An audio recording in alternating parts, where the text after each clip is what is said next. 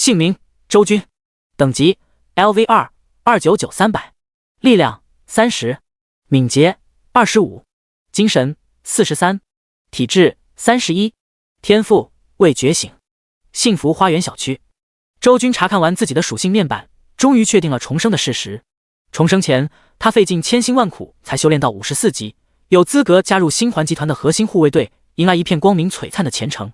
然而却因为一时大意，在北境超困难副本中被同族兄弟周望从背后捅了刀子，隐恨在了那茫茫雪山内，尸骨无存。他永远都无法忘记死亡前一刻，周望手握染血的剔骨刀，一刀一刀刺向他的狰狞画面，那种钻心刺骨的疼痛，哪怕让重生归来的他也依旧感到一阵阵寒意。周望，你们明明已经夺走了我的一切，却为何还要对我赶尽杀绝？往事涌上心头，周军不由双目赤红，牙关紧咬。他本是地球华夏学子，因癌症不幸去世后，转世投胎到了这个与地球似是而非的世界。在这个世界里，人人皆可通过升级与觉醒，成为强大的伐天者，获得超然的实力与地位。而他这一世投胎的身份显贵无比，乃是人类联邦大夏国凌渊城第一豪族周家的嫡系子弟。周家是真正绵延了数百年的豪门望族，雄踞一域，威名显赫。周军的父亲周显荣更是周家老族长的嫡长子，且自身拥有罕见的 SS 级天赋，可以说是周家的第一继承人。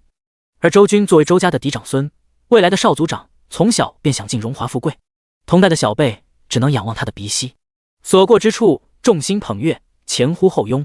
不出意外，长大后的周军必然可以成长为周家新一代的麒麟子，接替族长之位，挑起周家的大梁。然而天有不测风云，就在周军刚过完15岁生日，即将踏入修炼之路时，一则噩耗居然传入周家。周军永远也忘不了那一天。那一天，属于联邦的顶级执法机构白虎殿悍然闯入周家，当众宣判了周家长子周显荣与其妻澹台烬在星空战场上背叛人族，投靠黑暗生物的罪名。此消息一出，哗然四起。因为在这个世界里，掌控着超凡力量的人类和名为黑暗生物的种族是不死不休的仇敌。黑暗生物，他们自宇宙深处而来，以吞噬星域为生，数千年来一直对蓝星虎视眈眈。而所谓的星空战场，指的便是人类与黑暗生物对抗的第一阵线。根据联邦规定，凡是100级以上的伐天者，只要愿意踏入星空战场抵御外敌，联邦都会对其家族或者个人进行重赏，同时还会赐予诸多功勋荣誉。周家之所以能一路崛起，雄踞凌渊，跟历代派遣族人前往星空战场征战黑暗生物密不可分。这一次便是周显荣夫妇代表周家出战。老族长很看重这次出征，因为周显荣是周家数百年来天赋最好的子弟。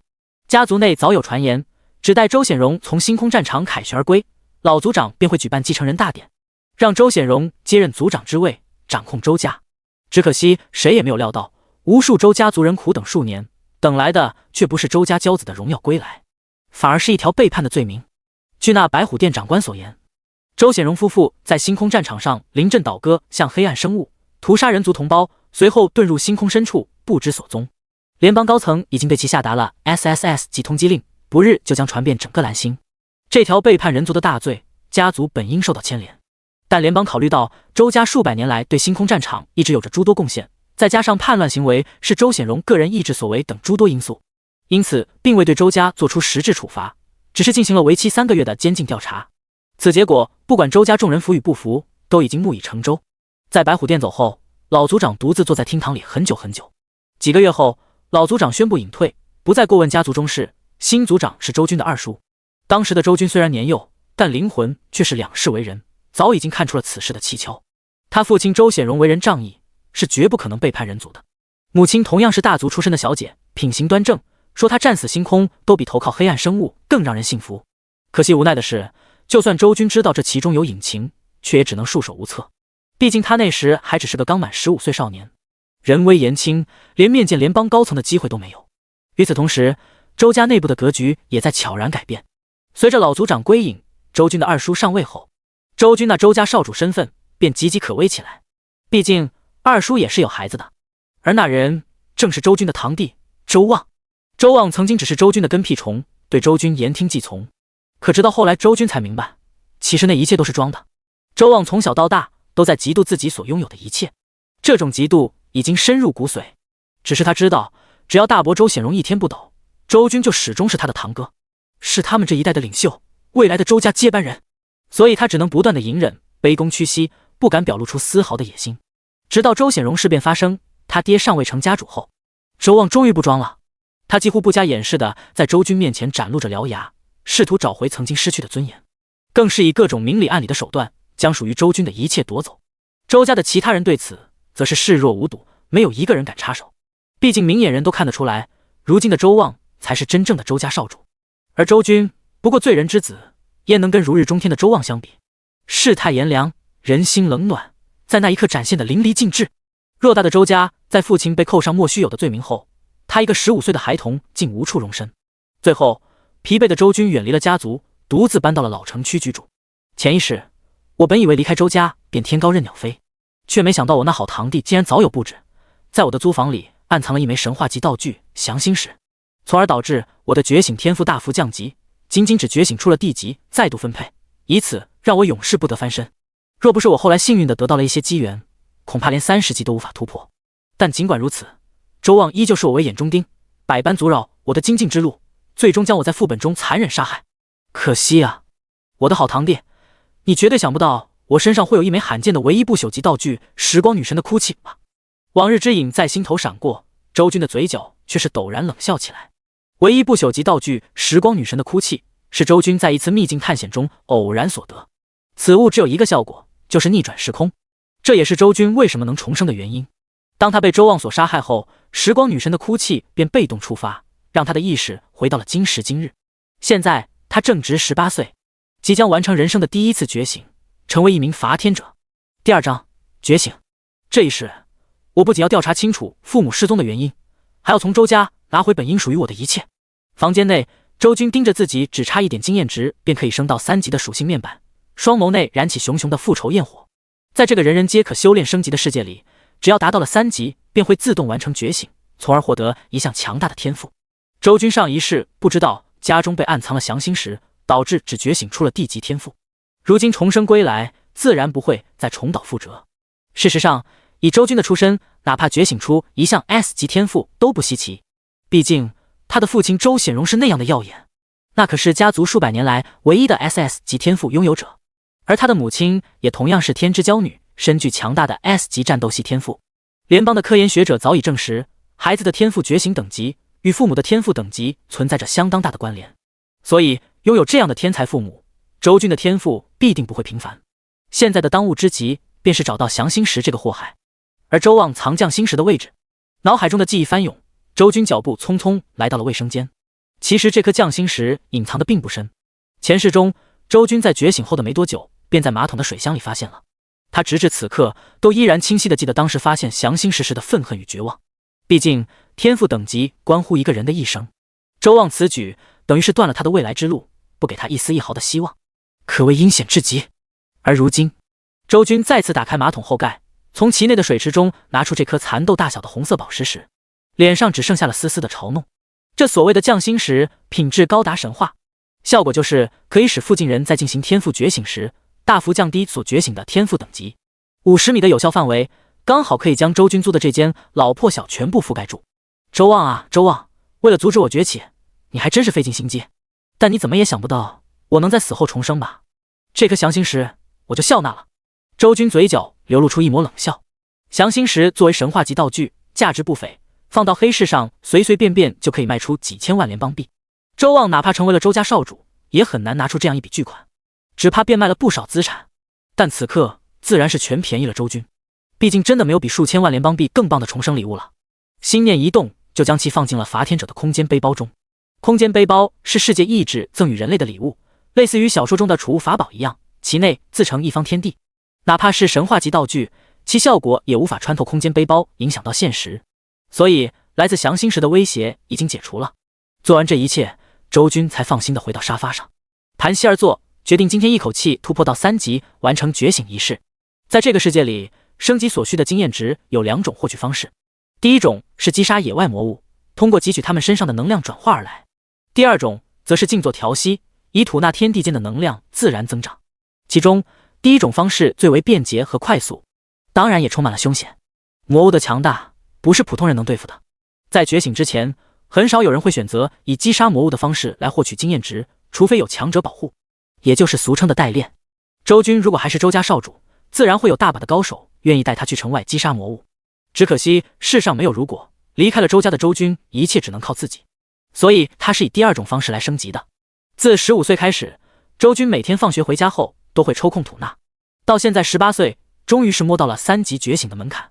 这不是周军不努力，而是相比于击杀魔物，吐纳获得的经验值本就微乎其微。没有强者代练的普通人都是这样一点点积攒过来的。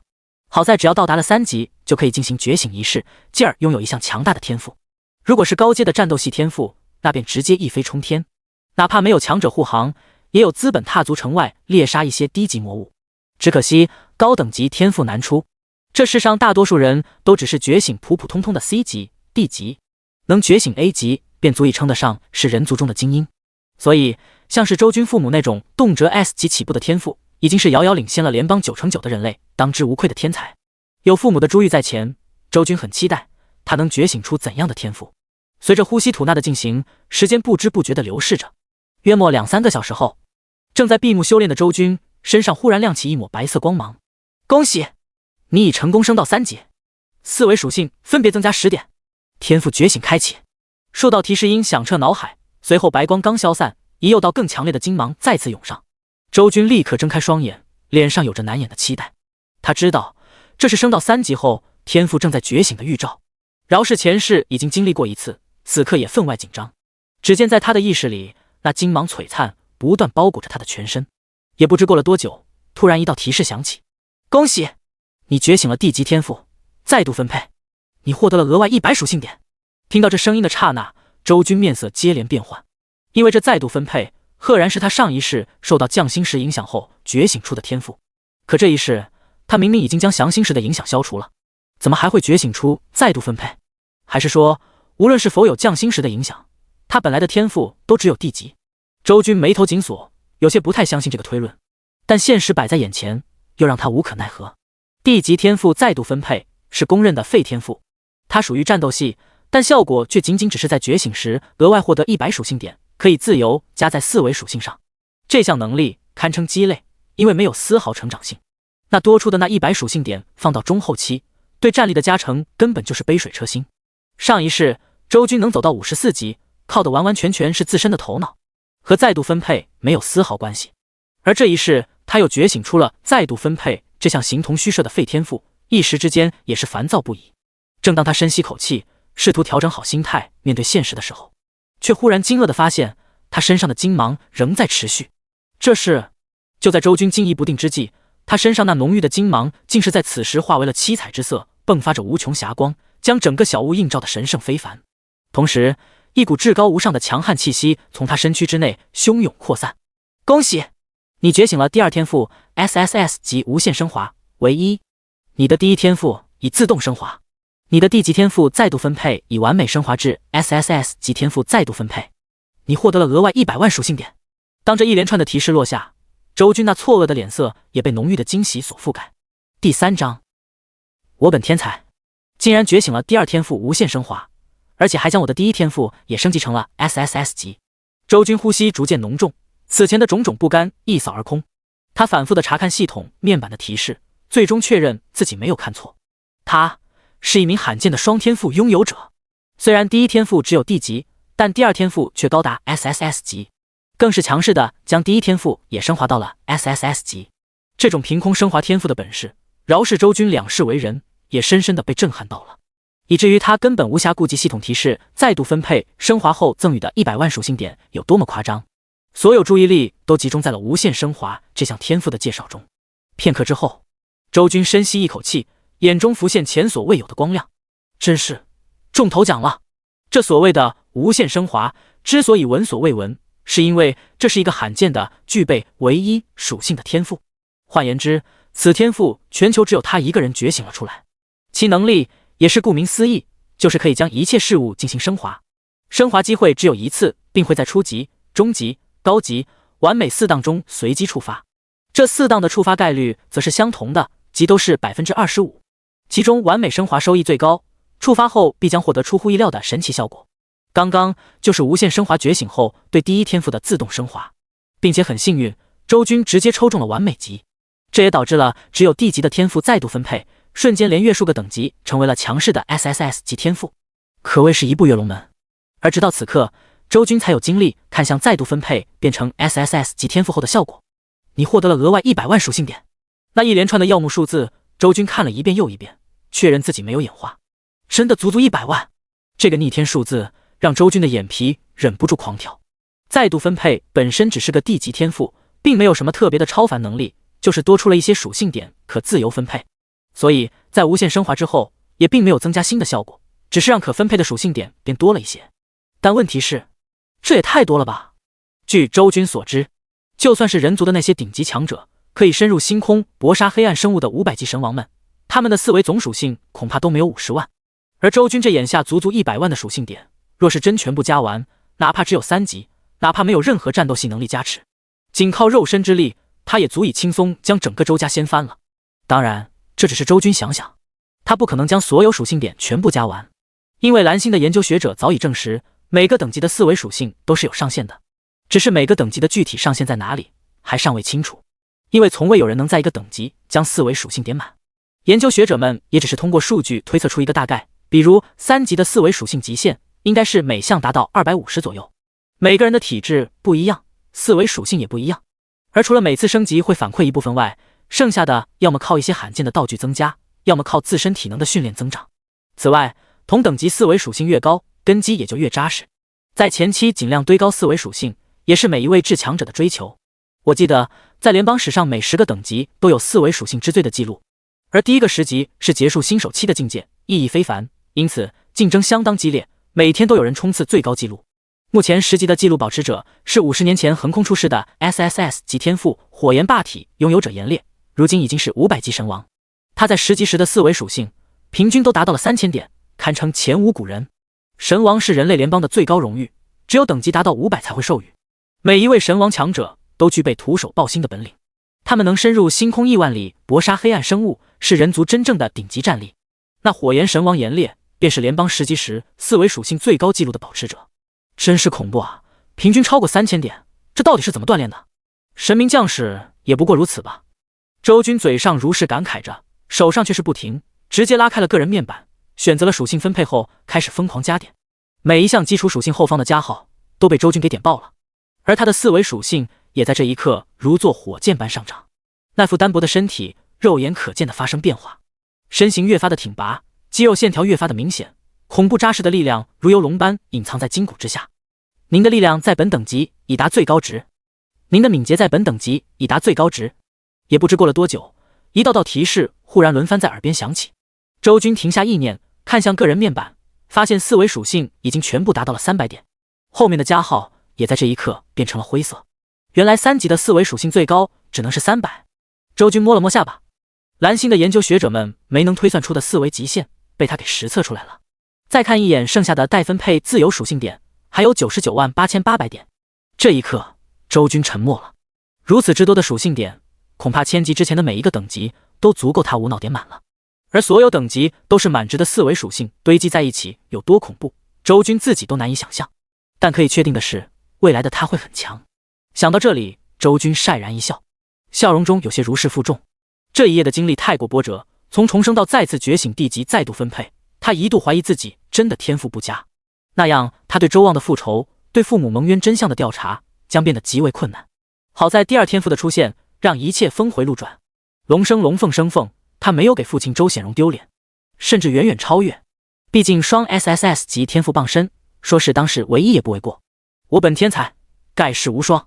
周军站起身来，心中没由来的冒出这样一个念头，而随着这个念头的升起，一股前所未有的气势升腾而出，那是一种强大的自信，目中的神采便是当年身为周家少主时也远远不及。第4章史诗级装备。清早，老城区的居民们都陆续起床了，幸福小区内也渐渐有了活力，到处可见老年人晨练的身影。周军正沿着青石板路慢跑，适应自己4维属性暴涨后的身体，直到路过一家早餐店的时候才停住身影，点了2屉大肉包子，1碗咸豆腐脑，随后找了个靠角落的桌子坐下，手里把玩着一枚不起眼的红色石头，正是匠心石。他正在犹豫是否要将此物出手，毕竟作为神话级道具，降心石如果卖给商铺，1-2千万联邦币是有的，卖到拍卖行只会更贵。如此庞大的财力支持，对于周军前期的升级之路，毫无疑问是个巨大的助力。可周军在觉醒了第二天赋后，又有了其他的念头。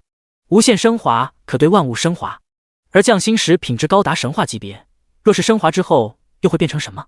有没有可能进阶为强大的史诗装备，甚至是传说中的不朽级圣物？怀着这个想法，周军的心里直痒痒。不朽级乃是此方世界所有装备道具品质的终点，所有不朽级存在都是有价无市，甚至能轻易引动2个顶级强者为之争斗。比如待他重生归来的唯一不朽级道具时光女神的哭泣，若是曝光出去，恐怕全天下的神王们都要疯狂。当然，像时光女神的哭泣这种哪怕在不朽圣物中都属于顶级的存在，绝对是可遇不可求的。所以周军也不奢求能将匠心石升华为不朽级那么耀眼，只要能进阶成史诗级，他就心满意足了。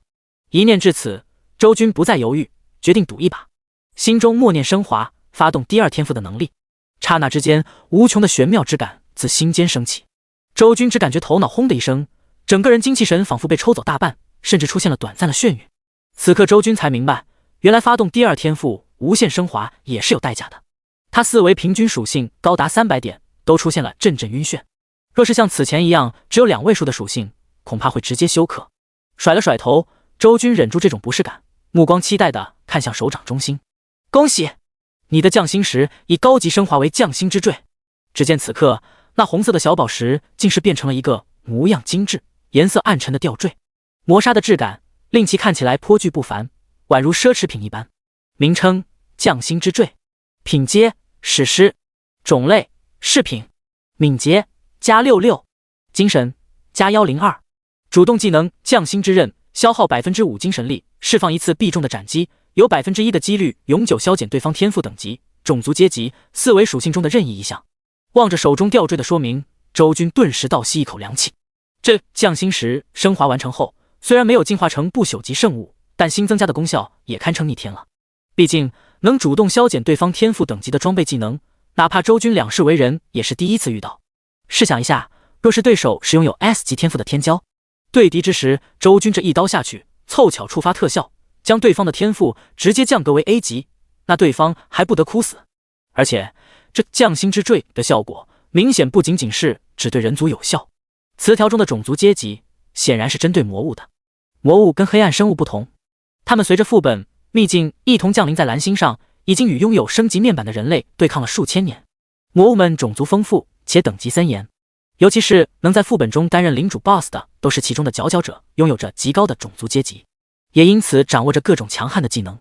而匠心之坠的效果可以说是天克所有领主级魔物，一旦触发，直接将其种族阶级下降一个等级。亡灵暴君直接变成骷髅大头兵，哥布林王者瞬间降级杂兵地精。如此恐怖的效果，试问哪个魔物能承受得住？简直比杀了他们还难受。真赌对了，匠心之坠如果拿去拍卖，恐怕2-3亿都轻而易举。周军将匠心之坠装备上，心中默默感慨着。他当然不会做拍卖换钱这种本末倒置的事情，因为这匠心之坠不仅对他下副本有巨大帮助，更是他对付周望的一柄利器。前一世，周望用降心石残忍降低了他的觉醒天赋，这一世就让他用升华后的降级之坠一刀一刀的将周望的天赋砍掉。他如果没记错，周望的天赋可是罕见的 S 级，而天赋分级中的最低等是1级，从 S 级到1级足足间隔了5个等级，足够让周军砍很多次了。想必那时候周望的表情一定会相当精彩吧。周军畅想了一番，有些期待那一天的到来。当然，这一切的前提是他自身也要先强大起来，才能有跟周望对垒的资本。半个小时后，吃饱喝足的周军出现在了凌渊城第5高中门口。重生归来，正值18岁的他还是一名高3学生，抬头望着学校的鎏金牌匾，一时感慨无限。凌渊城共有6所高中，每所学校的含金量就是简单的按照命名顺序排列的，1中最强，6中最次。周军所在的5中自然也属于吊尾车，不过他曾经却是1中的学子。1中作为凌渊城底蕴最深厚的学府，其内的学生要么是平民天骄，要么是城中权贵子弟。周军乃是周家嫡系，一开始便是在1中念书，只是后来随着周望得势，他才失去了在1中继续读书的资格，于高2那年被迫转学到了第5高中。前世他还因此是愤愤不平的很久，但如今重新来过，他却也对1中看得不是那么重要了。高中终究只是高中，真正决定伐天者未来前程的是大学。前世周军所考取的大学平平无奇，而这一世他的目标只有一个，就是号称联邦最强的顶级学府昆仑大学。昆仑大学坐落在大夏国昆仑山上，创立至今已有1000载岁月，不仅具备全蓝星最顶尖的师资力量，更是为人族培养出了数十位500级神王。此前提到的 SSS 及火焰霸体炎烈便是毕业于此。只有进了昆大，才算是踏入了伐天者真正的修炼殿堂，也有了杀回周家的资本。周军双眸闪动金芒，周家再强也只是临渊城的地方势力，跟昆仑大学这种傲然全球的顶级学府根本没法比。他若是考进了昆大，便是一步登天，到时候再回周家，无论想怎么做都可以放手施为，因为他的背后永远有昆大为他撑腰。第5章，班任楚秀颜。军哥。就在周军思索有关昆仑大学事情的时候，旁边忽然响起一个喜悦的声音，转过头去便是看见一个高大威猛的男人正快步向他跑来。那足足1.98米的个头，300多斤体重的壮硕身影，在校门口甚是瞩目。叶长山。周军一眼就认出了他的身份，因为在前世，叶长山是自己为数不多的知心朋友，他们是在武中时期结交下的深厚友谊。在得知他只觉醒出了地级天赋后，叶长山也未曾对他有半点疏远，甚至直至在北境超困难副本中死亡的前一刻，叶长山也陪在他的身边。多大个人了，还跑跑跳跳，像什么样子？待叶长山来到跟前，周军轻笑着捶了一下他的肩膀。铁塔一般的汉子竟在此时露出了憨憨的傻笑。军哥，我这不是高兴吗？你昨天觉醒成功了？没错，而且觉醒出了 A 级天赋。我勒个亲娘！军哥，你怎么啥都知道？被周军2次打断想说的话，叶长山顿时露出目瞪口呆的表情。周军笑笑不语。作为重生者，他不但知道叶长山在昨天觉醒出了 A 级天赋，还知道那天赋的名字叫怒目佛罗，哪怕在 A 级天赋中都是最顶级的存在。前一世周军能一路成长到54级，少不了叶长山的帮衬，否则的话，只凭他那地级的废天赋，前期根本连怪都刷不动。见周军故作神秘，叶长山也没继续刨根问底，只当是猜得准，脸上则是依然难掩兴奋地说道：军哥，我记得你也快要觉醒了吧？咱们到时候一起参加高考。在这个以伐天者为主流的世界里，高考模式自然也跟曾经的地球有所区别。除了文化比试外，还有占比最重的5道考核。这5道考核说白了就是对伐天者们的自身等级、觉醒天赋、综合实力进行评估。最低的报考门槛则是3级完成觉醒仪式，如果在高考之前没能觉醒，那就只能留级了。所以对于蓝星上的学子们来说，学生时代的时间很是宝贵。除了白天的文化课，晚上还要争分夺秒的修炼升级，否则连高考都没资格报名，可就丢人丢带了。而现在距离这一届的高考还剩下半个月的时间，所有人都在争分夺秒的向着3级冲刺着，也难怪叶长山会对他说这样的话，这是旁敲侧击的提醒他抓紧升级呢。不过周军昨天已经完成了觉醒仪式，此刻只是笑了笑，亮出了自己的等级面板。姓名周军，等级 LV3 1400，只展示了前2条信息，后面的4维属性没有轻易暴露，毕竟单项属性300点实在是有些太过骇人听闻了。重活一世，周军深知留有底牌的重要性，而且4维属性属于个人隐私，很多人都会选择隐藏，所以周军这么做也并无不妥。恭喜啊，军哥，原来你也觉醒了。对了，军哥，你是什么天赋啊？叶长山见周军也达到了3级，由衷的感到高兴，更对周军的天赋感到好奇。作为知心好友，他自是知道周军的过往，那位周显荣伯父是否背叛了人族暂且不论，只单提天赋，那可是实打实的绝世天骄，曾经傲视整座凌渊城。有这样一位父亲，叶长山一直坚信周军不会泯然众人，哪怕被赶出了周家，也只是一时的风霜罢了。神龙岂会困于浅滩，终有一日腾云石。我的天赋很强，等下登记测试你就知道了。周军卖了个关子，笑了笑，向着校园内迈步走去。想要参加高考，自然是要经过官方检测是否达到觉醒标准的，也顺便将觉醒的公民信息登记在案。这是联邦千百年来的规矩，谁也不能更改。在5中内就有专门为参加高考的学子们登记的地方，每天中午开放。叶长山听闻后，满脸的期待，跟在周军身后一起进了班级。周军文化成绩还不错，所在的高3、8班是重点班，不过也仅仅是5中的重点班，若是放在1中，那便不值一提了。好在蓝星上的高考5考才是重头戏，文化考核只要说得过去就行。来到班级时，屋内已经有了不少学生，大部分都已经完成了觉醒。毕竟是重点班级，大家的修炼还是很刻苦的，当然也不乏一些富少，直接花钱雇佣高手代练。相比之下，周军和叶长山算是觉醒较晚的了。见到周军和叶长山一同来到班级，同学们并未有过多的关注，只是在最后一排的角落里，有2个男生玩味地看了过来。随后其中一个染着红毛、流里流气的高个男生忽然大喊道：哟，这不是军少吗？一个周末没见，不会还没觉醒成功呢吧？要不这样，你跪下叫我一声爷，我就带你去野外练级怎么样？他话音落下，立刻吸引了全班的目光。而另外一个同样头发染色的精壮男也是接过话茬，阴阳怪气道：彭宇，你过分了啊，人家怎么说也是周家少主，哪用得着我们这些低等贱民带队啊？哦，我差点忘了，现在的周家少主是周望少爷，他只是条丧家之犬。哈哈哈！两人肆无忌惮地大笑着，挑衅的目光不加掩饰。班内众人都不由皱起眉头，有些厌恶地看向两人，但却不敢出声。这两人一个叫彭宇，一个叫王通，在五中内都是出了名的校霸。据说两人都是从二中转过来的，具体原因也不太清楚。但毫无疑问，出身权贵家族的他们不是五中的普通学生能惹得起的。所以对于两人的校园霸凌，班内众人只能敢怒不敢言。除了叶长山，听到彭宇和王通敢对周军出言不逊，叶长山直接就挽起了袖子，怒目圆瞪：小兔崽子，敢不敢跟爷爷出去练练？死不赖你的嘴，我跟你姓。拥有近2米的身高，宛如铁塔般的叶长山在视觉上相当具有压迫力。此刻一张嘴，彭宇和王通都寂静了一瞬，但两人却也没完全被叶长山威吓到，因为他们俩都是早就完成觉醒仪式，如今更是升到了5级的伐天者。真动起手来，叶长山就算亮出觉醒后的实力，恐怕也会吃不小的亏。所以彭宇冷笑连连：叶长山，我今天就让你好好看看真正的伐天者和普通人的差距。气氛一时之间有些剑拔弩张，班内的众多同学们更是噤若寒蝉，而身为当事人的周军表现却是十分风轻云淡。诚然，在前世中，彭宇和王通二人没少在高中时期给他添麻烦，当时他还不懂为什么这两人如此针对他，毕竟双方平时并无交集，更无利益冲突。后来他才明白，其实这一切都是周望在暗中指使。所谓五中校霸的彭宇和王通，实际不过是周望手下的马仔而已。他们被周望施展手段从二中调到5中，目的只有一个，就是恶心周军。他要让周军的高中生涯是从这种烦不胜烦的嘲讽谩骂中度过，而这种小手段在如今重生归来的周军眼里自然是不值一提。身具2大 SSS 级天赋，4维属性全部达到满值300点。如果周军真要出手对付这二人，别看他们觉醒的早，甚至提前升到了5级，但也绝不是周军的对手。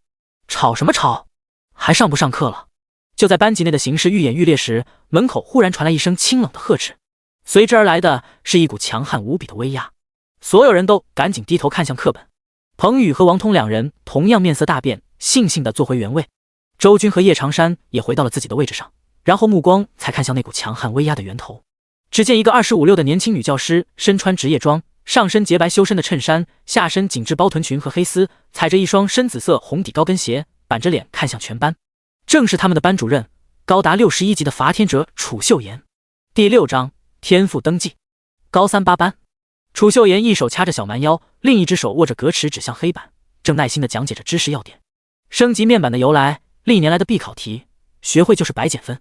小雅，你来阐述一遍。讲台下的第一排，一个小个子女生闻言站起，一本正经地说道：千年前，蓝星7大女神意志复苏，大地女神用神力将蓝星的面积扩大1000倍，造化女神赠予了全人类升级面板，锻造女神制作了数不清的神物，唯独堕落女神离经叛道，她创造了副本和裂缝，并召唤了无数魔物，企图蚕食掉整个蓝星和其他6大女神。人类为了生存，愤然向魔物们发起反击，至此打响了人类和魔物间1000年的争斗。楚秀妍点点头，称赞道：不错，再讲解一下伐天者和黑暗生物的关系。好的。黑暗生物是纯粹的宇宙蝗虫，没人知道它们从何而来，只知道以吞噬星域为生。人类第一次发现时，他们已经来到了银河系边缘，速度奇快，不日就将抵达太阳系。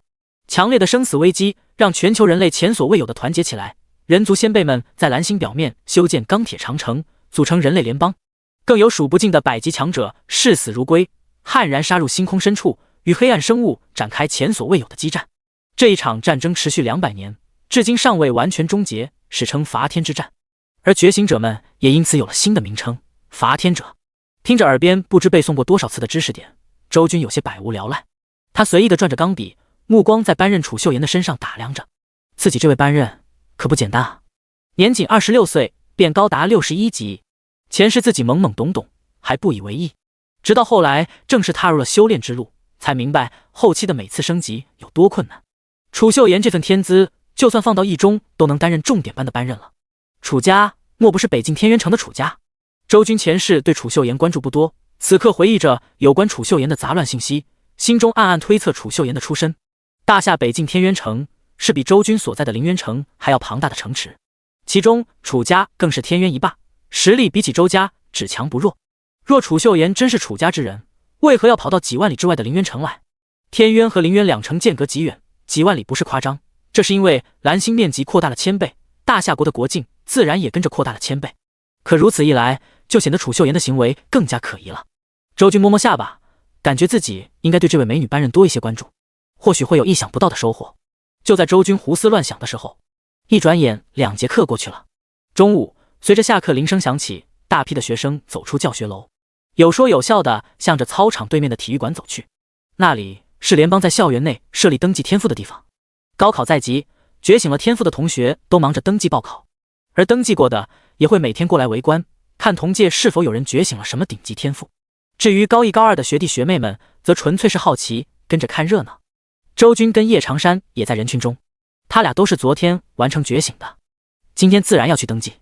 远远的便看到场馆内的中心处搭建着一座巨大的黑色高台，高台中央一颗白色光球缓缓漂浮在半空中，名称通神珠，品质神话，种类鉴定类道具，被动技能与伐天者接触后可以自动鉴定天赋等级，并与记录在案的天赋匹配。通神珠闪耀着圣洁的光辉，而在他的旁边，一位西装革履的中年男人正负手站立，引导每一位前来登记的高3学子。当周军赶到现场的时候，一个隔壁班的男生正在检测。只见他将手掌放在通神珠上，而后者闪烁着紫色的光芒，几个呼吸之后，在半空中凝聚出一行文字。中年男人瞥了一眼，面无表情地宣布道：高3 7班刘小天，等级3，觉醒天赋 C 级战吼，符合参加高考标准。刘小天闻言不由激动地挥了挥拳，努力了无数个日日夜夜，终于得到了这份高考资格。尽管只有 C 级天赋，无缘一流学府，但努力2、3流还是有希望的。至于台下众多围观的学生，听到刘小天的天赋等级后便失去了兴趣，毕竟 C 级天赋实在是太普通了，尽管他们大多也都是这个等级的天赋。不知道咱们5中今年会不会出现1、2个 S 级的天才？你当这里是1中呢？还 S 级，能出几个 A 级都算是走大运了。是啊，截止到今天，本届5中登记在册最有天赋的是高3 2班的梁雨学姐，她也才仅仅 B 级天赋。唉，高等级天赋实在是太难觉醒了。围观的学生们七嘴八舌地讨论着，周军和叶长山也把这些话听了进去。便是见到叶长山的嘴角明显的上扬了起来，眼中有着浓浓的得意。军哥，听见了没？本届天赋最好的梁雨也才 B 级，我可是 A 级，等下上场测试绝对能震爆他们的眼球。叶长山连说带比划，美滋滋的。好啊，等你的觉醒结果公布出来，我带头给你捧场。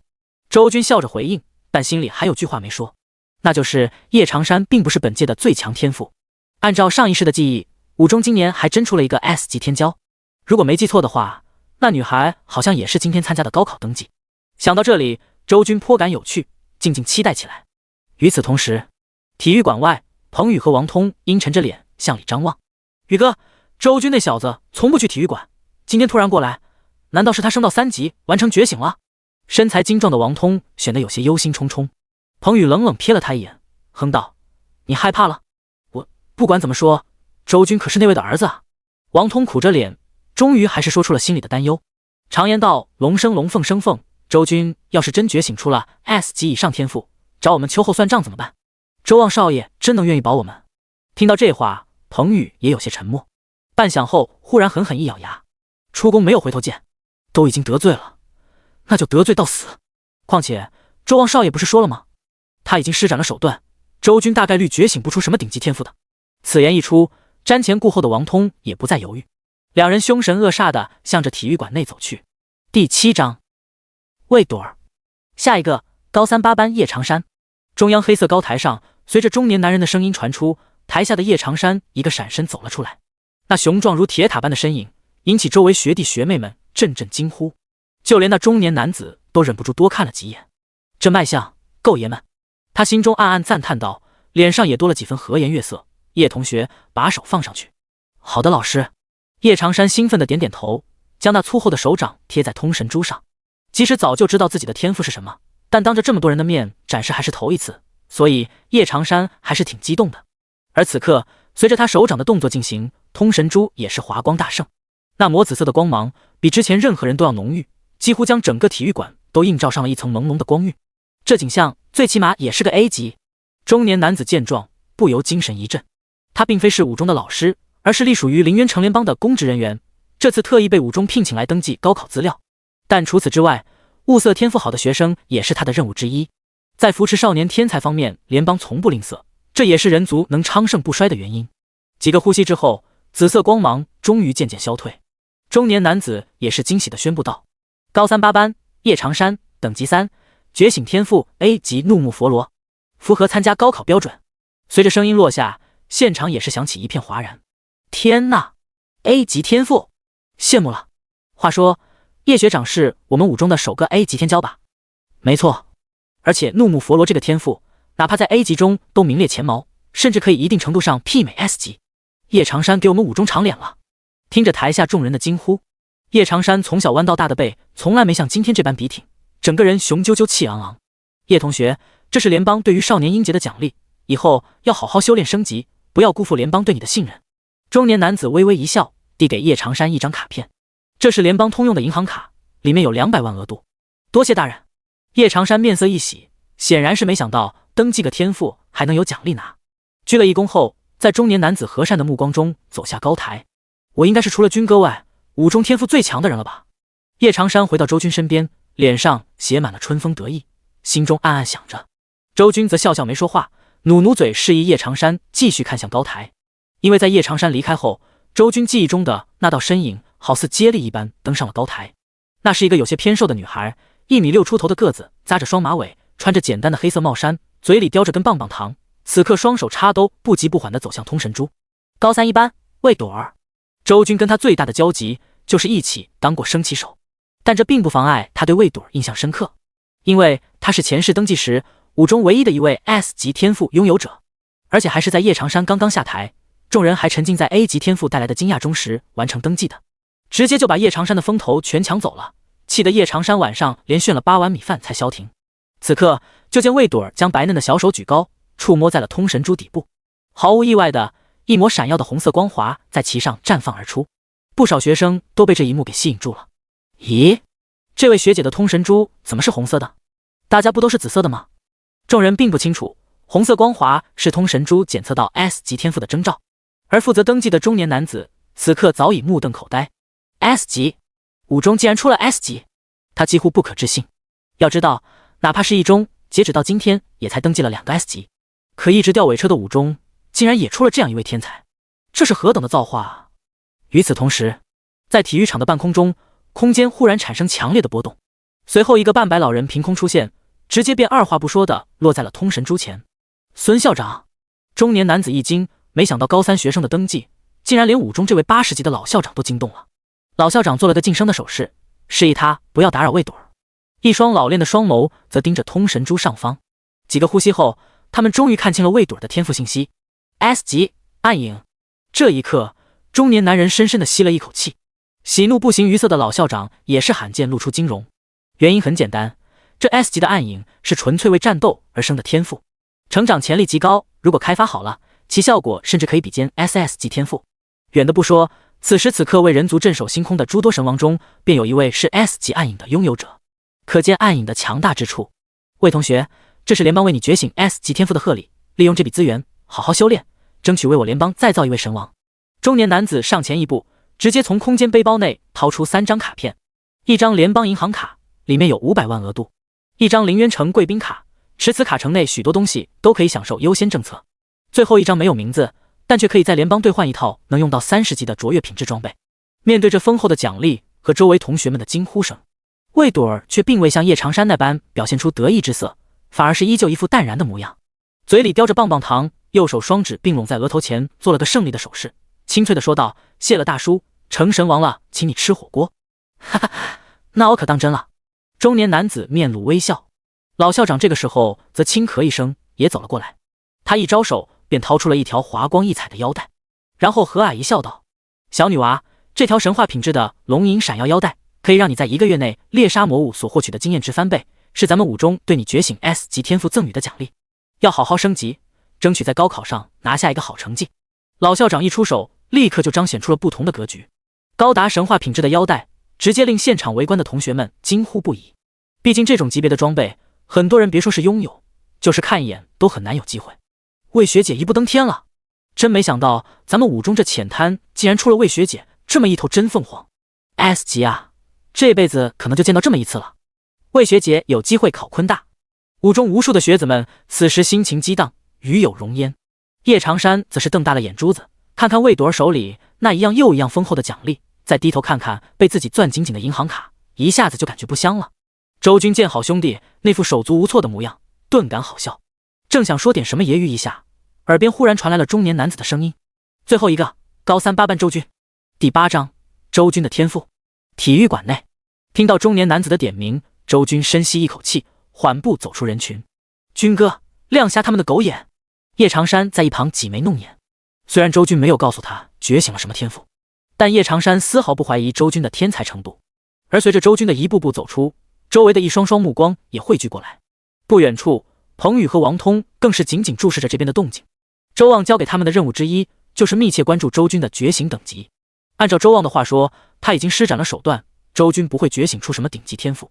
可话虽如此，彭宇和王通在没有亲眼见到周军的天赋等级之前，也不敢完全放心。这就是周显荣的儿子。见周军一步步迎面走来，老校长浑浊的双目也是亮起炯炯神光。毕竟周显荣这个名头实在是太响亮了，那可是横绝一个时代的天骄，其惊艳程度莫说是在凌渊城，便是放眼整个人类联邦，也称得上数一数二。而周军身为周显荣之子，他的天赋等级毫无疑问让所有人备受期待。或许这才是我武中这一届真正的最强学子。老校长注视着周军闲庭信步般的走到通神珠前，心中不由暗暗的想到：小周兄弟，将手放上去吧。中年男子显然也是对周军的事情有所耳闻，一想到眼前这位少年很有可能会觉醒出超过 S 级的天赋，态度出奇的亲切。周军没有回应，只是高高的伸出了手掌。在接触到通神珠的瞬间，一股玄之又玄的能量便冲入他的身体，在他的体内游走。与此同时，通神珠的表面也是华光大盛，一股远超于之前任何人觉醒时的光辉迸发出来，并且不是紫色，也不是红色，而是绚丽的七彩。七彩神光宛如银河从天而降，裹挟着浩瀚无垠的至高气息，在这一刻席卷了八方。台下无数围观的学子何时见过这等场面，一个个惊得目瞪口呆。叶长山满脸激动，在原地振奋地挥拳喝彩，而高抬一脚，双手插兜静静矗立的魏朵儿，漫不经心的脸上第一次出现了凝重。他望着被无穷光华包裹的周军，脚下竟是不动声色地退后了2步。如果有人细细看去，则会发现他裸露在外的皮肤上细小的汗毛正在根根立起，就像是遇到了危险而产生本能警戒反应的猫咪一样。妈的，周少不是说施展了手段，这小子觉醒不出顶级天赋的吗？魏朵儿古怪的反应没人注意到，但人群中的王通却是直接骂娘了。彭宇也是额头滚落汗珠，一言不发，紧紧地注视着舞台。七彩神光，这绝对是 SSS 级天赋。一向镇定自若的老校长在此时更是面露震撼，堂堂80级的伐天者竟是激动到颤抖。中年男子更不用说，已经彻底惊呆了。他自担任这个职位后，10几年来辗转不知多少高校，登记过的天才数不胜数，但 S 级已是天花板， SS 级也只见过1位。可此刻竟然要在他的手中登记一位 SSS 级了，这如何能让他保持淡定？ SSS 级的盖世天骄啊，未来一定会达到500级的存在。中年男子吞咽了下口水，脸上不禁闪过震撼、窃喜、得意等多种情绪，因为他的身份不仅仅是登记员这么简单，同时还肩负为联邦物色天才的职责。像是 S 级以上的天才，如果是在他手中被发现，不仅可以近水楼台先得月，提前结交，更可以在年终业绩总结时拿到一笔额外的奖励。至于 SSS 级这种世所罕见的天赋就更夸张了，光是登记提成就有几百万联邦币。因此中年男子很是兴奋，迫切的想要知道周军到底是觉醒 SSS 级中的哪项天赋。不光他如此，老校长，乃至周边所有围观者都是一样的动作。周军到底觉醒了什么天赋？每一个人都好奇到了极点。而此刻，映照的场馆内，好似仙境般的无穷霞光终于散去，归于平静的通神珠上渐渐凝聚出一行文字。当看清那行文字的刹那，在场有一个算一个，全部都懵了。只见其上赫然写着地级再度分配。这通神珠出错了？那么大的阵仗，你告诉我是地级天赋？短暂的安静后，场馆内哗然四起，所有的围观者都在疯狂议论。高台上的中年男子同样傻眼了，浑身的热情仿佛被一盆冷水浇灭。孙校长，要不我申请向联邦换一颗通神珠？似乎是不死心，中年男子向老校长询问道。而此刻的老校长同样由期待转为错愕。良久后，他叹了口气：“不用了，通神珠是否会出错，你我心知肚明。”中年男子见状，有些不甘地咬咬牙。的确，像是通神珠这种高达神话品质的道具，根本不会出错，因为这种神物就不是人类能制作出来的，它出产于副本或者秘境中。若是真出现了损坏，在属性栏上便会显示。看来，这名为周军的少年，真的只是觉醒了地级天赋，还是地级天赋中较为无用的再度分配。想到这里，中年男子眼中的热切散去，看向周军的目光也恢复了冰冷。高3、8班，周军觉醒地级再度分配，符合参加高考标准。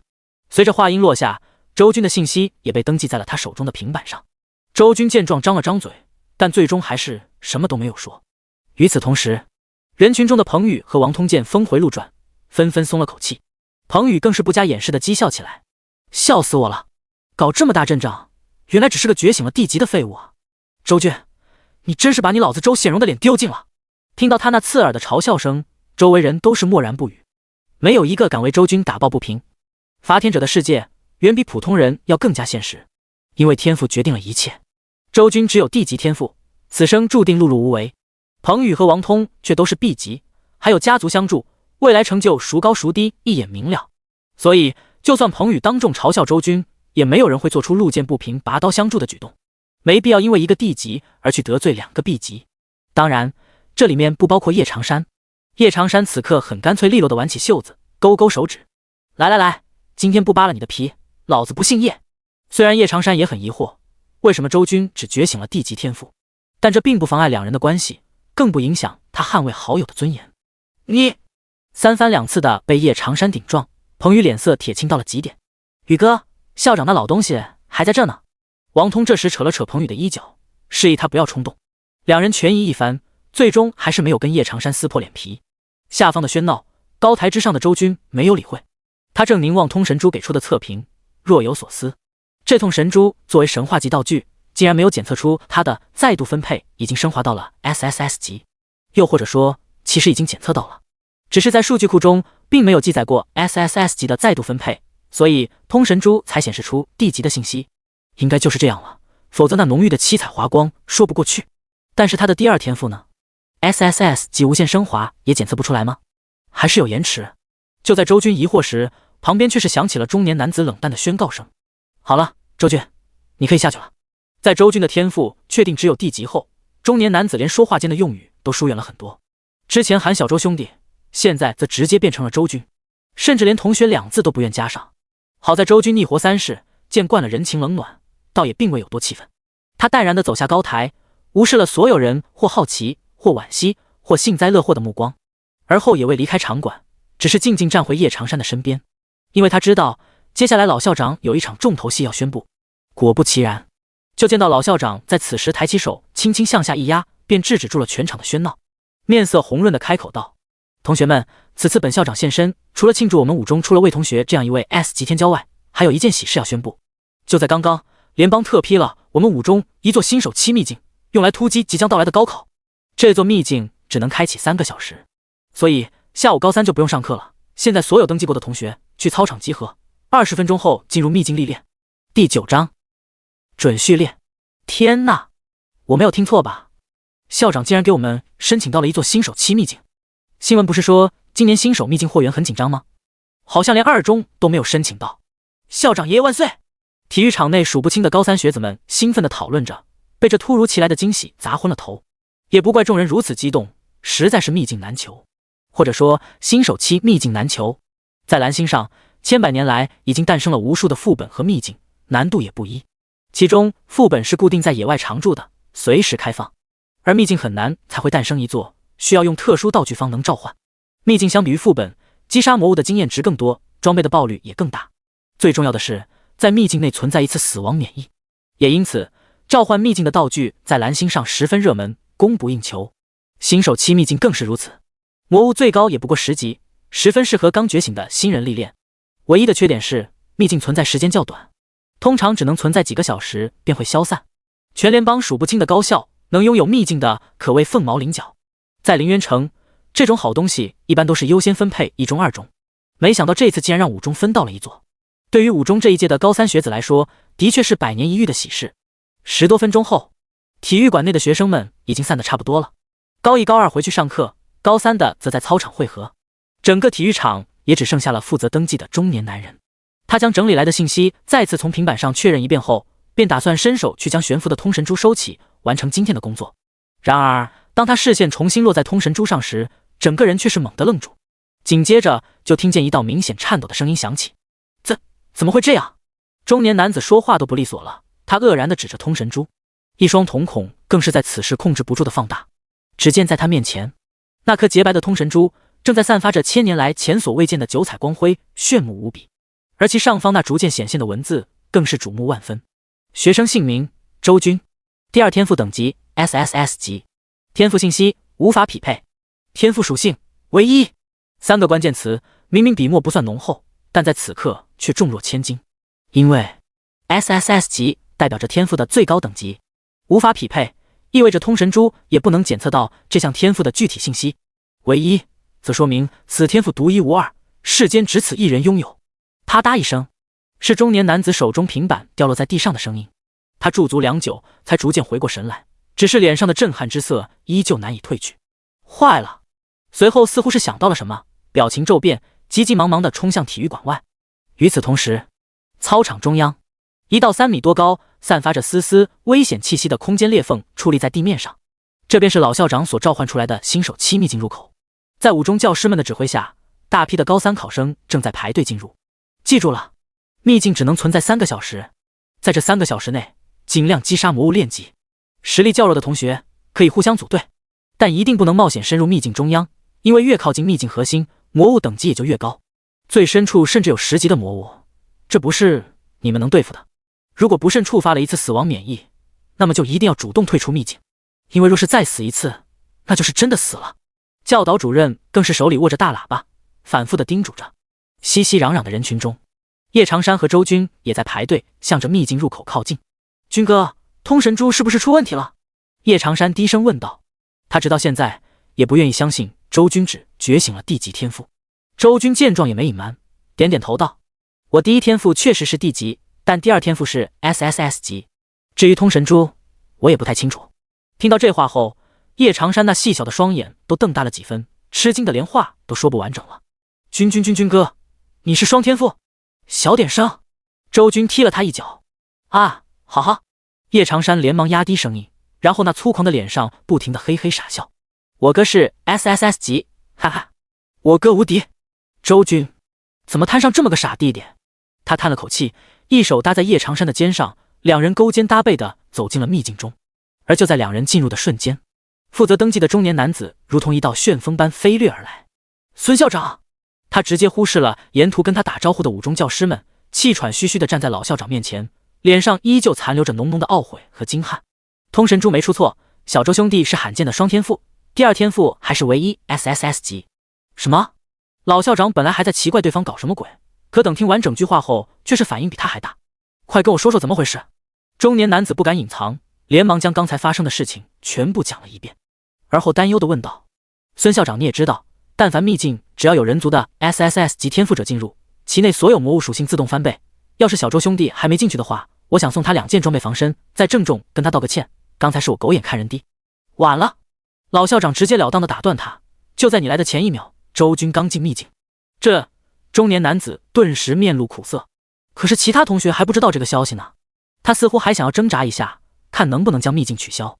然而老校长却是冷哼一声，没什么怕的，就当是提前磨练一下这些娃娃，反正还有一次死亡免疫。言语间，显然并未将秘境内的魔物属性翻倍太过放在心上。他真正的关注点还是周军的双天赋，脸上的笑容止都止不住了。具备唯一属性的 SSS 级啊！真没想到我武中有朝一日还能出现这样的天才。我就说周显荣的血脉不可能这么窝囊。哼，一中那帮老犊子还瞧不起我们武中，就他们那三瓜两枣的 S 级，给我们小周同学提鞋都不配。老校长一脸神气，仿佛这么些年的愤愤不平都在这一刻都释放了出来。对了，小周同学的第二天赋你登记上了吗？笑过之后，老校长又抚须询问道。给高三考生登记觉醒信息出了岔子，这已经算是比较严重的事故了。最重要的是，很有可能对周军的声誉造成影响。老校长可不想因为这点小事而降低了武中在周军心中的印象，所以在反应过来后，立马密切关注起来。中年男子一听到老校长提起这茬，面色竟是极度复杂，更有几分不可置信。实不相瞒，关于小周兄弟的事情，我在赶来的路上就已经向联邦高层汇报了，刚刚也收到了回复，上头的意思是，小周兄弟的天赋如果属实，可以直接列入联邦准序列备选名单，个人档案加密为青龙级。另外，基于此次乌龙事件，联邦也做出了补偿，将和觉醒 SSS 级的奖励一起发放。看领导的意思，好像除了各种常规的资源卡以外，还给周军同学额外准备了一套神话级新手通用套装。听着中年男子的话，老校长仿佛被定住了一样，惊愣的久久未动。联邦准序列，普通人或许不知道这是什么，但是作为武中校长，在教育界深耕了几十年的老人，老校长深深明白这5个字的含金量有多重。序列是联邦高层在100年前提出的一个概念，它代表着踏足顶尖强者领域的门票。每20年，联邦只会选出一位序列，并给予这位序列至高无上的权力、无穷无尽的资源，助其成长为人族至尊。序列之争历来残酷，每一届都有数不尽的天骄倒在这条路上，但他们仍旧前仆后继，只为搏出一条通天大道。然而，莫说序列，便是想要成为准序列的门槛都高到了天际，寻常天才根本没有资格接触，只有真正凌驾亿万人之上的盖世天骄方可一争。这并不是夸张，联邦5000亿人类，每一届的准序列不会超过50人，这是何等可怕的比例，真是一中无一。远的不提，就说凌渊城，此城在大夏南境也算是一座规模不小的城池了，但近500年也只出过一位准序列，他就是周家神龙周显荣。如今周家再出奇才，周显荣之子周军直接被列入准序列备选名单，这是何等的令人惊叹，也不怪老校长如此反应。况且联邦除了给出身份外，还额外赠予了一套神话级新手套装，这件事也值得细品。要知道，寻常 SSS 级天骄觉醒，联邦虽会有奖励，但可远远没有这么丰厚。神话级装备什么概念，自是不用多提。难得可贵的是套装2字，装备这种东西，散件和套装完全是2种概念。套装难凑，可一旦成型，便会具备额外的属性，这对战力的加成绝非一丁半点可以形容。顶级的套装，便是在神王主导的星空战场上都有着巨大的作用。联邦这次直接掏出了一整套新手期适用的神话级套装，可谓是相当大的手笔了，已经完全出乎了老校长的预料，也让他对具备唯一属性的 SSS 天赋含金量有了全新的认识。第10章幽暗密林。砰！沉闷的泉声在阴暗的密林中响彻，与之伴随的是魔物的哀嚎。只见一头2米多高、精壮如同小山般的野猪型魔物，气息断绝，重重的倒在地上，在四周扬起一片灰尘。击杀4级魔物蛮横凶猪，经验值加26。2道提示框在眼前飘过，周军随意的拍拍手，淡定自若的迈过魔物尸体向前走去。这已经是他进入秘境后击杀的第3只魔物了，其中2头3级，1头4级。或许是因为周军的4维属性实在太高了，这一路过来倒是没什么难度。高达300点的速度，还没等这些低级魔物反应过来，重若千斤的拳头便已经落下。而且周军还专挑魔物们的弱点下手，如果运气好触发暴击，根本都不需要出第2拳。经验之丰富跟其他进入秘境的学生们相比，完全就是2个维度。毕竟不管怎么说，周军前世也是修炼到54级的老手了，对付这些低级魔物自然是手到擒来。也不知道老叶传哪去了，需不需要帮忙？双手插在裤兜里，周军边走边四处张望。进入秘境的时候，所有人都会随机降临在外围的某一地点，所以周军并没有跟叶长山在一起。不过他也不急，这座秘境范围不算大，外围区域面积更是有限，只要向着核心的方向走去，迟早会遇见。可惜我没有掌握什么技能，只能靠着4维属性印刷，不然就算遇到5、6级的精英魔物，也能一招秒杀。再用2拳将一头想要偷袭他的 LV 4级斑斓魔虎击杀后，周军不禁摇了摇头。这个世界里，伐天者们对付魔物的手段，自然不是只有靠着觉醒能力这一种方式。就如同网游一样，在击杀魔物时，除了经验值外，也会掉落战利品，像各种品质的装备、道具、秘药乃至技能书，都有可能会爆出，只是几率比较低而已。LV 5级以下的低级魔物，则是注定不会爆战利品的，除非是精英级，才会有一丝可能。幸运的是，周军所进入的这座新手期秘境是存在精英级魔物的。这座秘境的名字叫做幽暗密林，在新手期秘境中属于比较常见的，所以关于秘境内的情报早就被人摸透了。幽暗密林的外围十分安全，所生活的都是5级以下的低等魔物，而离开外围后，越往核心深入，魔物的等级也会随之提升。精英级魔物诞生的最低标准就是等级超过5级，故而只要深入秘境核心，便有很大几率遇见精英级魔物。以周军的实力，自然不可能只在外围晃荡，他的目的很明确，直入核心，越级杀怪，既能拿丰厚的经验值，又有机会得到战利品，一举两得。就在周军向着核心处深入时，幽暗密林外围的某一处，彭宇浑身泛着幽蓝色的火光，随手甩出一颗火球，将面前的 LV 3级魔物击杀后，转过头看向王通，怎么样，发现那小子的踪迹没？他的面前，王通手持着一柄深紫色长弓，双瞳散发红色光芒，视线仿佛穿透了幽暗的森林，看向了遥远的另一端。半晌后摇摇头道，还没找到，不过只要他还在这秘境之内，哪怕跑到核心深处，我也迟早能发现。彭宇闻言点了点头，脸庞上闪过一抹贪婪。周少已经吩咐过了，只要我们能把周军永远的留在这座秘境，出去后一人奖励1件白银级武器。你我2人都是 B 级天赋，还早早升到了5级，周军不过 D 级废物，就算身边有叶长山那个 A 级护着，今天也别想活着出去。彭宇和王通都是凌渊城2流家族出身，比其他人觉醒的都早，等级也高。其中彭宇的天赋是 B 级幽蓝鬼火，效果是每次使用火焰攻击时恢复自身一定状态。而王通则是同样 B 级天赋的灵瞳，开启后视力宛如鹰隼，并且具备类型 X 光般的效果，可以穿透障碍物。因为灵瞳是偏向辅助系能力，所以王通还想尽办法给自己搞了一把青铜级弓箭来弥补战力。以2人的实力，连起手来在这秘境外围就是横着走，哪怕是偏核心一点的位置，也有信心闯一闯。至于周望之所以知道武中开启了新手秘境，自然也是2人通风报信的结果。事实上，在周军登记显示D级天赋后，机灵的彭宇便第一时间选择向周望进行了汇报。当时哪怕隔着手机，他们也能清晰地感受到周望的狂喜与激动。而直到那一刻，他们才明白，原来周望那所谓影响周军觉醒天赋的手段，其实是用了降心石。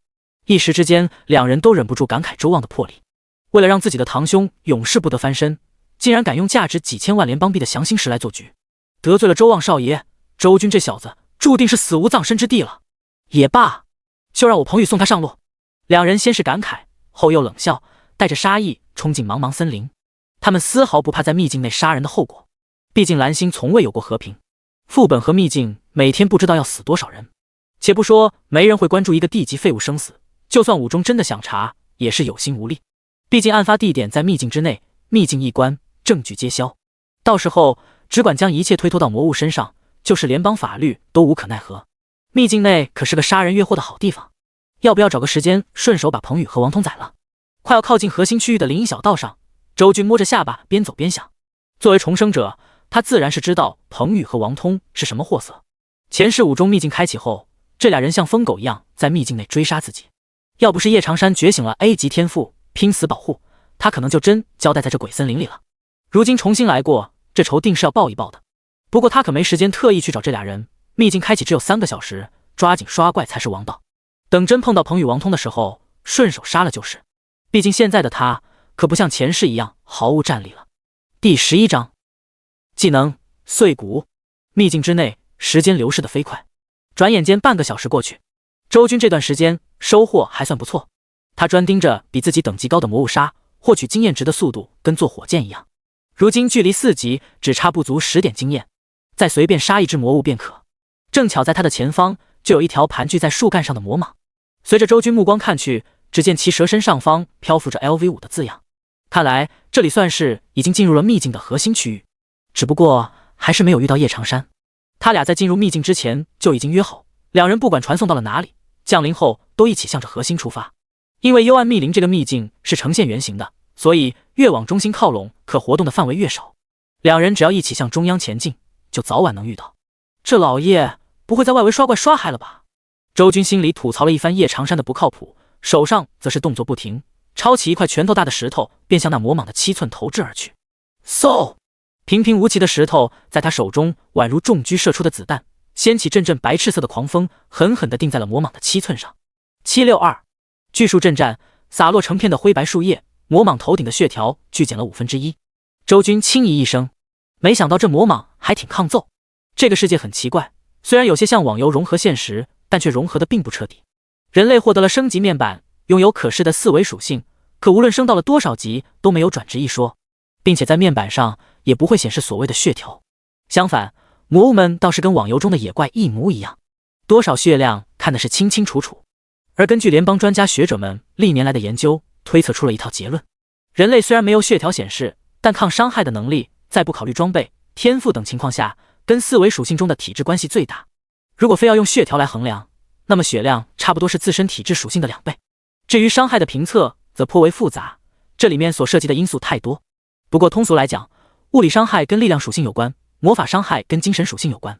当然，具体伤害高低的计算并不只是靠着单纯的4维属性高低，个人所掌握的天赋、武器品质乃至技能都对魔物所造成的伤害有着巨大影响。而且魔物们本身也具备各种不同的抗性、防御、免疫等等机制。周军虽然是双 SSS 级天赋，但无限升华并非战斗系能力，再度分配也仅仅是沾了个战斗系的边儿。再加上他没有掌握任何技能，所以现在的周军全是靠着惊人的4维属性，以肉身之力横推。LV 5级以下的魔物他都能轻松秒杀，可一旦碰到 LV 5级以上的，就要费些手脚了。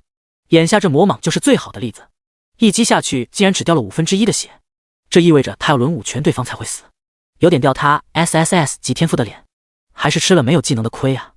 周军轻叹，越发的想要爆出一本技能书了。随后他右脚在地面猛地向前一踢，身前的碎石块便凌空爆射，将刚刚想要飞袭过来魔蟒击退落地。下一秒，速度属性高达300的周军好似一道电光，眨眼就一道肘击落在魔蟒的头顶，清空了对方的血条。击杀 LV 5精英魔物幽暗魔蟒，掉落战利品 X1， 经验值加58。恭喜你已成功升到4级，4维属性分别增加20点。眼前一连串的提示框闪过，同时身上亮起一道浓郁的光芒。周军只感觉浑身的疲惫都消除了，他简单活动了一下筋骨，随后目光落在了魔蟒尸体边的一团白光上。战利品，这头魔蟒原来是精英级魔物，怪不得这般抗揍，而且还给他爆出了战利品，虽然只有一个，但也相当不错了。周军有些期待地向着那团白光抓去。魔物掉落的战利品在拾取之前是不会知道里面是什么的，到底是爆出了装备、秘药还是技能书，统统看运气，有点类似开盲盒一样。也因此，捡战利品堪称是全蓝星所有伐田者们最喜欢的环节，主打一个刺激。随着周军将手放进去，包裹战利品那独特的光团散去，一本薄薄的破烂书本在他面前呈现，竟然是技能书。周军面色一喜，当真是想要什么来什么，只要是战斗系的技能书，不管是什么技能都无所谓。因为以周军一身夸张的4维属性，就算是再拉胯的技能都会爆发出无与伦比的效果。毕竟他随便丢丢石头，威力都和同等级伐田者的觉醒技相当了。此刻技能书的真容在他面前展现，名称强踢，品阶青铜，种类肉搏系技能书，效果凝聚力量向敌人发动强威力的下段踢，造成自身力量属性的2倍伤害。冷却 300S。 简简单单的技能说明却是让周军眼前一亮，竟然是没有任何武器使用要求的肉搏系技能。虽然品阶只有青铜，但要知道那头幽暗魔蟒也才 LV 5级而已，这种新手期魔物能爆出战利品都已经相当不易，哪里还指望高品阶？况且青铜级也并非很弱，在新手期大部分人可是连技能书长什么样都没见过。君不见现在秘境外围区域还有大把的人正合力组队刷怪呢，所以这个阶段能掌握一门青铜级技能已经超过了大多数人。当然这里面不包括周军，青铜级不弱归不弱，可却满足不了他的胃口。无限升华可以对万物进行升华，在觉醒出这项天赋的那一刻，就注定了周军身上永远不可能出现最低等的装备和道具。技能书也是一样，周军没有丝毫犹豫，直接就对强踢发动了升华之力，好像腰子被掏空的感觉再度袭来，眼前的技能书也发生了惊人变化。书本不再破旧，而是变得崭新起来。周军的目光期待看去，名称：碎骨，品阶：黄金，种类：肉搏系技能书，效果：凝聚力量向敌人发动强威力的下段踢，有一定几率使敌人进入破防状态，攻击成功可以击退敌人并引发冲击波，使前方多个敌人受到伤害。冷却 120S， 一次升华结束，青铜直接变黄金，连跨2个等级。而这本技能书的价值也直接翻倍的增长。如果说之前的强踢放到市场上可以卖到几万联邦币，那么现在的碎骨就算叫价100-200万都有的是人抢。这就是黄金级技能书的稀缺程度。周军脸上露出满意，这次终于选择了学习。只见阵阵华光在身上闪动，而后他的脑海内竟是多出了大量的武道学识，一双结实有力的长腿更是仿佛练习了多年踢技一样灵活。已习得技能碎骨 LV1， 眼前浮现系统提示，周军眼中闪动喜悦，这回他也是有技能傍身的人了。对了，还有属性点没有分配。学完技能，周军也是想起自己刚刚升到了 LV4级，属性上限又增加了不少，于是二话不说，直接拉开个人面板，将每项属性后面的加号再度点爆。片刻之后，一道极其豪华的个人面板展现在眼前。姓名：周军，等级 LV4 48500，力量700，敏捷700加66，精神700加102，体质700，技能碎骨 LV1， 装备降星之坠，史诗，天赋 SSS 级再度分配， SSS 级无限升华为1，升级之后每项4维属性的上限又增加了400点，实现属性点自由的周军财大气粗，自然是全部加满。其中敏捷和精神因为有史诗级装备降星之坠的加持，还要更多一些。这份面板数据如果展示出去，估计全联邦的人都要震动。毕竟仅仅 LV4 级4维总属性却高达近3000点，不敢说后无来者，但也绝对是前无古人了。第12章在于魏朵儿。随着踏入幽暗密林的核心区域，危险的气息越发浓郁起来。LV5 级的魔物随处可见，周军一路过来已经斩杀了不少，经验值也上涨了200多，堪称坐火箭一般。这放在前世，他可是想都不敢想的。再一次使用技能碎骨将一头雄狮模样的魔物斩杀后，周军的眼前出现了一座幽暗的寒潭，这是首领级魔物嗜血狂鳄的领地。有着丰富经验的周军一眼就认出了眼前所处的地方，因为幽暗密林属于比较热门的新手秘境，周军前世又有很长一段时间混迹在新手期，所以对于这其内的环境和魔物信息都十分了解。嗜血狂鳄是 LV8 级魔物，并且是首领级，皮糙肉厚，各项属性值很高。在魔物之中，品阶间的划分为普通、精英、首领、领主、王者、至尊、魔神7个等级，品阶越高，魔物的实力也就越强。而在幽暗密林这座秘境中，最高等级的魔物便是位于核心中央处栖息的领主级 BOSS 多眼魔蜥蜴，嗜血狂鳄则是除多眼魔蜥蜴之外的唯一一头首领级魔物。相对于大多数新人来说， LV5 的精英魔物就已经很难对付了，贸然来寻找首领级的嗜血狂鳄，纯粹跟送死没区别。因为嗜血狂鳄除了自身强悍外，在他栖息的寒潭内还存在着许多比他等级低的魔物供他驱使，这也就意味着想要拿下嗜血狂鳄，就要做好对付一群魔物的准备。五中这一次开启秘境，进入其中的都是刚刚完成觉醒没几天的高3学生，他们在外围刷怪都要组队，更别提来到这核心区域了。所以秘境开启了快1个小时，这寒潭四周还是一片寂静，根本没有人来。周军原地活动了一下筋骨，想着要不要挑战一把极限，单人把这处寒潭拿下。以他的强悍属性，纵使没有任何装备加持，也有信心与这 LV8 的首领级魔物一战。只是一战过后，他的状态也会下降不少，不利于继续探索核心中央。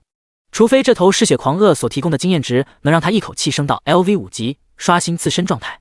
而就在周军思考要不要莽一把的时候，整个人忽然像是感应到了什么，一个闪身出去5-6米远，同时目光死死地盯着自己刚刚站过的地方。只见那里，一个扎着乌黑双马尾，上身套黑色帽衫，下身穿过犀牛仔短裤，嘴里叼着根棒棒糖的小女孩不知何时出现，正双手插兜，用一双死鱼眼平静地看着他。魏朵儿。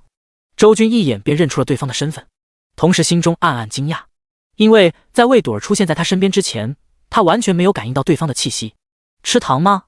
魏朵儿语气平淡，从兜里抓出一串棒棒糖就丢了过来。周军有些错愕地接过，然后迟疑中缓慢地往嘴里塞了一颗。呸！草莓味的，真难吃。周军撇了撇嘴，正想问问对方什么意思，便听到魏朵儿抢先开口：“你我组队，把韩谈刷了。经验值你拿大头，如果爆出战利品，也你先选。同意点个头，姐们直接跟你冲了。”魏朵儿嗦着棒棒糖，平静地述说着，反倒是直接把周军整不会了。他迟疑了一下，问道：“我只是地级天赋，你确定跟我组队？”此言一出，却见魏朵儿嗤笑一声：“地级天赋会走到这里？你最少也是 SS 级天赋，甚至很有可能是 SSS 级。别跟姐们玩心眼子，姐们机智的一逼。”说话间，魏朵儿扬起了白皙的下巴，小眼神睥睨，仿佛在骄傲地展示自己的机智。但遗憾的是，只有1.6米的魏朵儿，就像只小土豆，哪怕把头仰到了天上，也看不见周军的头顶。另外，魏朵儿之所以能如此肯定周军天赋不俗，跟他所谓的机智没啥关系，主要靠的是他的觉醒天赋暗影中有一条被动能力——危险感知。危险感知可以察觉到比自身更强大的目标气息。早在体育馆内登记的时候，魏朵儿就隐隐感受到了人群中有一股如同洪水猛兽般的凶悍之气。而随着周军上台后，那股令人心悸气息的源头也终于让魏朵儿确定了。他当时看着通神珠上显示只有地级天赋的字样时，心里是10000个不相信。都是刚刚觉醒的高3学生，他可是 S 级暗影天赋，遥遥领先所有人。但哪怕强势如他，在面对周军时，都会无法抑制地触发危险感知。很显然，对方的天赋只会更高，所以才有了眼下这一幕。周军没说话，目光有些怪异地望向眼前这位双马尾少女，静静地思考这个提议。片刻后，在对方期待的神情中点了点头：“好，我答应跟你组队。”魏朵儿实力不低，确实是个好帮手。前世周军虽然跟魏朵儿交集不深，但也隐约听过他的名头，好像在高考之后去了一所非常了不得的大学。此外，周军愿意跟魏朵儿还有另一层原因，他想把这座秘境给通关了。众所周知，任何副本和秘境中，奖励最丰厚的永远都是最后的通关奖励。而像幽暗密林这种现实秘境，若是在规定的3小时内不能通关，所有人就会随着秘境关闭自动被踢出去。这在周军看来简直是暴殄天物，白白浪费了一次秘境开启机会。所以周军从一开始进入秘境时就抱着通关的想法，不然也不会跟叶长山做出会合的约定。至于周军为什么不单刷，那是因为以周军目前的实力，单刷风险太大，有一定翻车的可能。别看周军一身满级属性，把肉体映衬得如同超人，但他身上可是一点装备都没有，魔抗更是几乎为零。这在魔物横行的副本秘境中是极其致命的。另外，那只有 LV4 的等级，也是一大硬伤。幽暗密林的最终 BOSS 多眼魔蜥蜴，可是高达 LV10级的领主级魔物，手下更是不知道有多少9、10级的普通魔物可供驱使，综合实力相差太大。就算双 SSS 级天赋可以一定程度上的弥补之间的差距，但也依旧具有风险。前世在各大副本中摸爬滚打多年的周军，深深明白一个道理，那就是在副本中任何事情都有可能发生。在实力不能做到完全碾压之前，唯有小心再小心，才能顺利的活下去。不要等到死亡降临的那一刻，再去明白自负的代价有多么沉重。那时候不管怎么后悔也来不及了。第13章，好用的朵儿。幽暗密林的核心区域，寒潭附近100米左右的草丛中，周军和魏朵儿隐匿在其中，4只眼睛瞪得像是铜铃，不断的在前方寒潭扫视。1、2、3、4，嘴里叼着那不离口的棒棒糖，魏朵儿掰着手指头查数，好半晌后惊叹道：“足足16只5级魔蟒，这嗜血狂鳄好手段，收拢了这么多精英级魔物给他打工。16只，那全杀了，岂不是经验值直接够升到 LV5 了？”周军听到后，关注点却是完全跑偏了。魏朵儿闻言都愣了愣，随后好看的眉毛深深皱起：“喂，你想把所有魔蟒都杀了？真的假的？我们直接去打嗜血狂鳄就好了，等领头的一死，这些魔蟒自会散去，根本没必要跟他们拼命。”说话间，魏朵儿的眼神就仿佛看智障一样。这家伙没玩过游戏吗？哪有下副本先打小怪的呀？想要速通，肯定是先杀领主啊！魏朵儿不理解，他甚至踮起脚来，想把周军的天灵盖掀开，看看里面的脑回路到底是怎么长的。哪有这么贪经验的？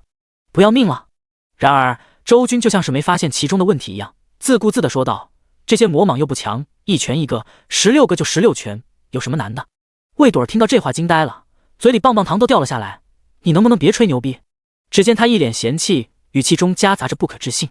就算你是 SSS 级天赋，要是秘境内魔物属性没翻倍，我也就信了。可现在这些鬼魔物血量一个个跟打了补丁一样，你跟我说一拳一个？这虽然是魏朵儿第一次下秘境，但之前在文化课上也学到过，知道每一种魔物的血量该是多少。可今天一进来，他就发现不对劲了。不管是3级还是4级，但凡遇到的魔物，血量都翻了1倍，其他的属性也都是一样，什么攻击力、抗性，一个个跟打了鸡血似的，高的离谱。要不是他的暗影天赋足够强大，恐怕这秘境核心区域他都进不来。可此刻，眼前这个男人竟然说一拳一个，我俩进的是同一个秘境。魏朵儿内心相信不了一点，但他不知道周军此时的内心比他还凌乱。魔物属性翻倍，我怎么不知道？周军捡起脚下的一块碎石，偷偷向着离他最近的魔蟒轻轻弹射，后者受到攻击，立刻露出了血条。周军这才发现，本该只有1700多滴血的精英级魔蟒，如今确实是3400血。魔物的属性还真翻倍了，这么重要的情报，他竟然现在才知道。不过这也不能怪他，毕竟此前遇到的所有魔物，在周军手中都是一招秒。看血条，血条直接原地消失，好吧。想到这里，周军一时不知该哭还是该笑。魔物全属性翻倍，那不是意味着最终 BOSS 要比想象中更强了？有点难搞啊，得赶紧找到老叶了。叶长山别看只有 A 级天赋，但那项能力却是极其强大，以至于很多人都说怒目佛罗是蒙尘的 S 级。尤其是在下副本秘境方面，那项能力更是团队中必不可少的存在。就在周军心里盘算这些事情的时候，魏朵儿却是按耐不住了。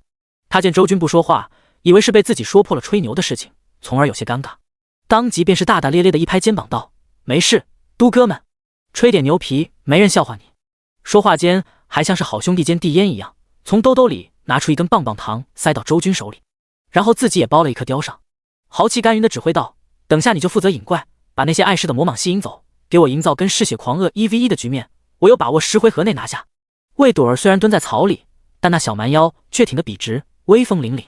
可周军却是干脆了当的摇摇头：“不，等下你负责引怪，把所有魔蟒吸引到我面前，我一个飞踢全秒了后，咱俩一起去斩首嗜血狂鳄。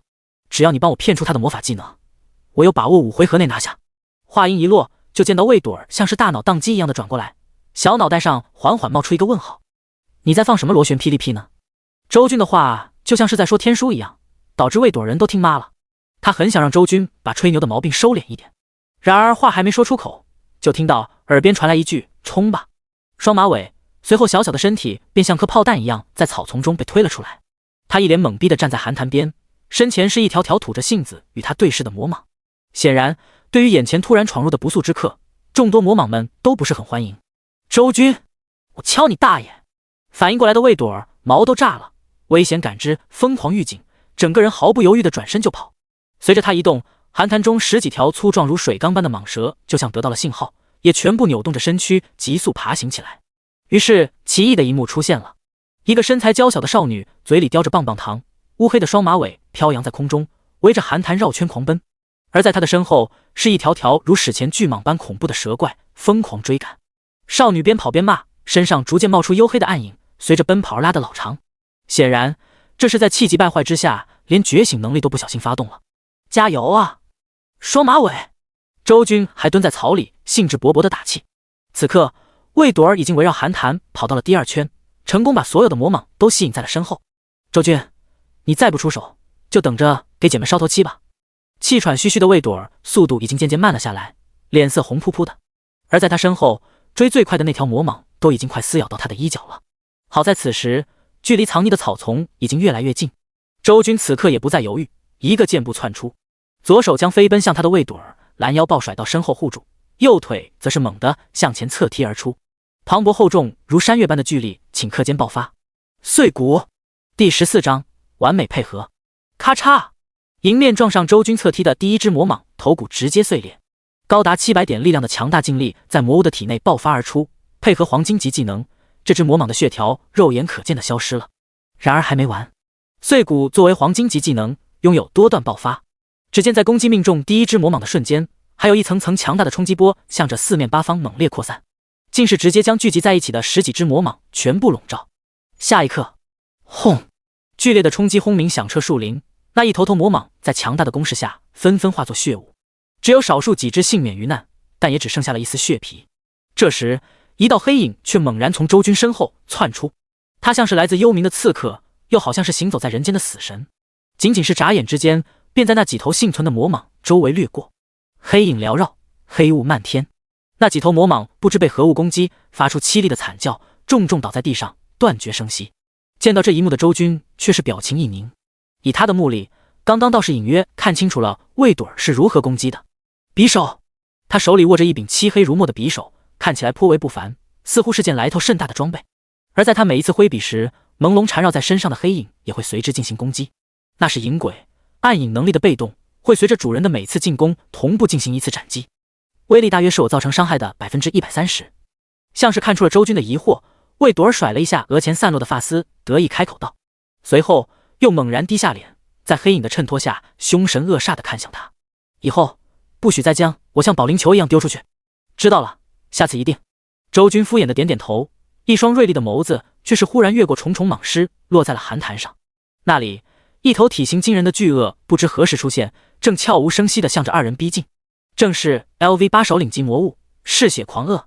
不用周军提醒，拥有危险感知的魏朵儿早已发现了对方的存在，身上的黑影越发浓郁，手中的匕首也紧紧握起。两人都是 LV4 的伐天者，尽管刚刚一口气斩杀了10几头魔蟒，可海量的经验值在两人分摊之后，依旧差了一丝升到5级。周军最为可惜，虽然按照协议，杀怪的经验值他拿大头，可到头来还是差了那么3点。否则升到 LV5 的周军对付这头嗜血狂鳄将会极为轻松。现在碎骨进入冷却，只能靠着魏朵儿拉扯一下了。而魏朵儿也没废话，将口中的棒棒糖咔哧咔哧咬碎咽进肚里，糖杆一扔，整个人的眼神瞬间变得犀利无匹，黑影缠绕周身，宛如一道闪电，眨眼便来到了嗜血狂鳄面前。瞬影乱天杀，没有丝毫犹豫，魏朵儿直接发动了暗影能力的觉醒技。顷刻之间，数不清的影分身在他周围出现，齐齐向着巨鳄进行攻击。刷刷刷，一道道刀芒闪耀，宛如杀神降世。吼！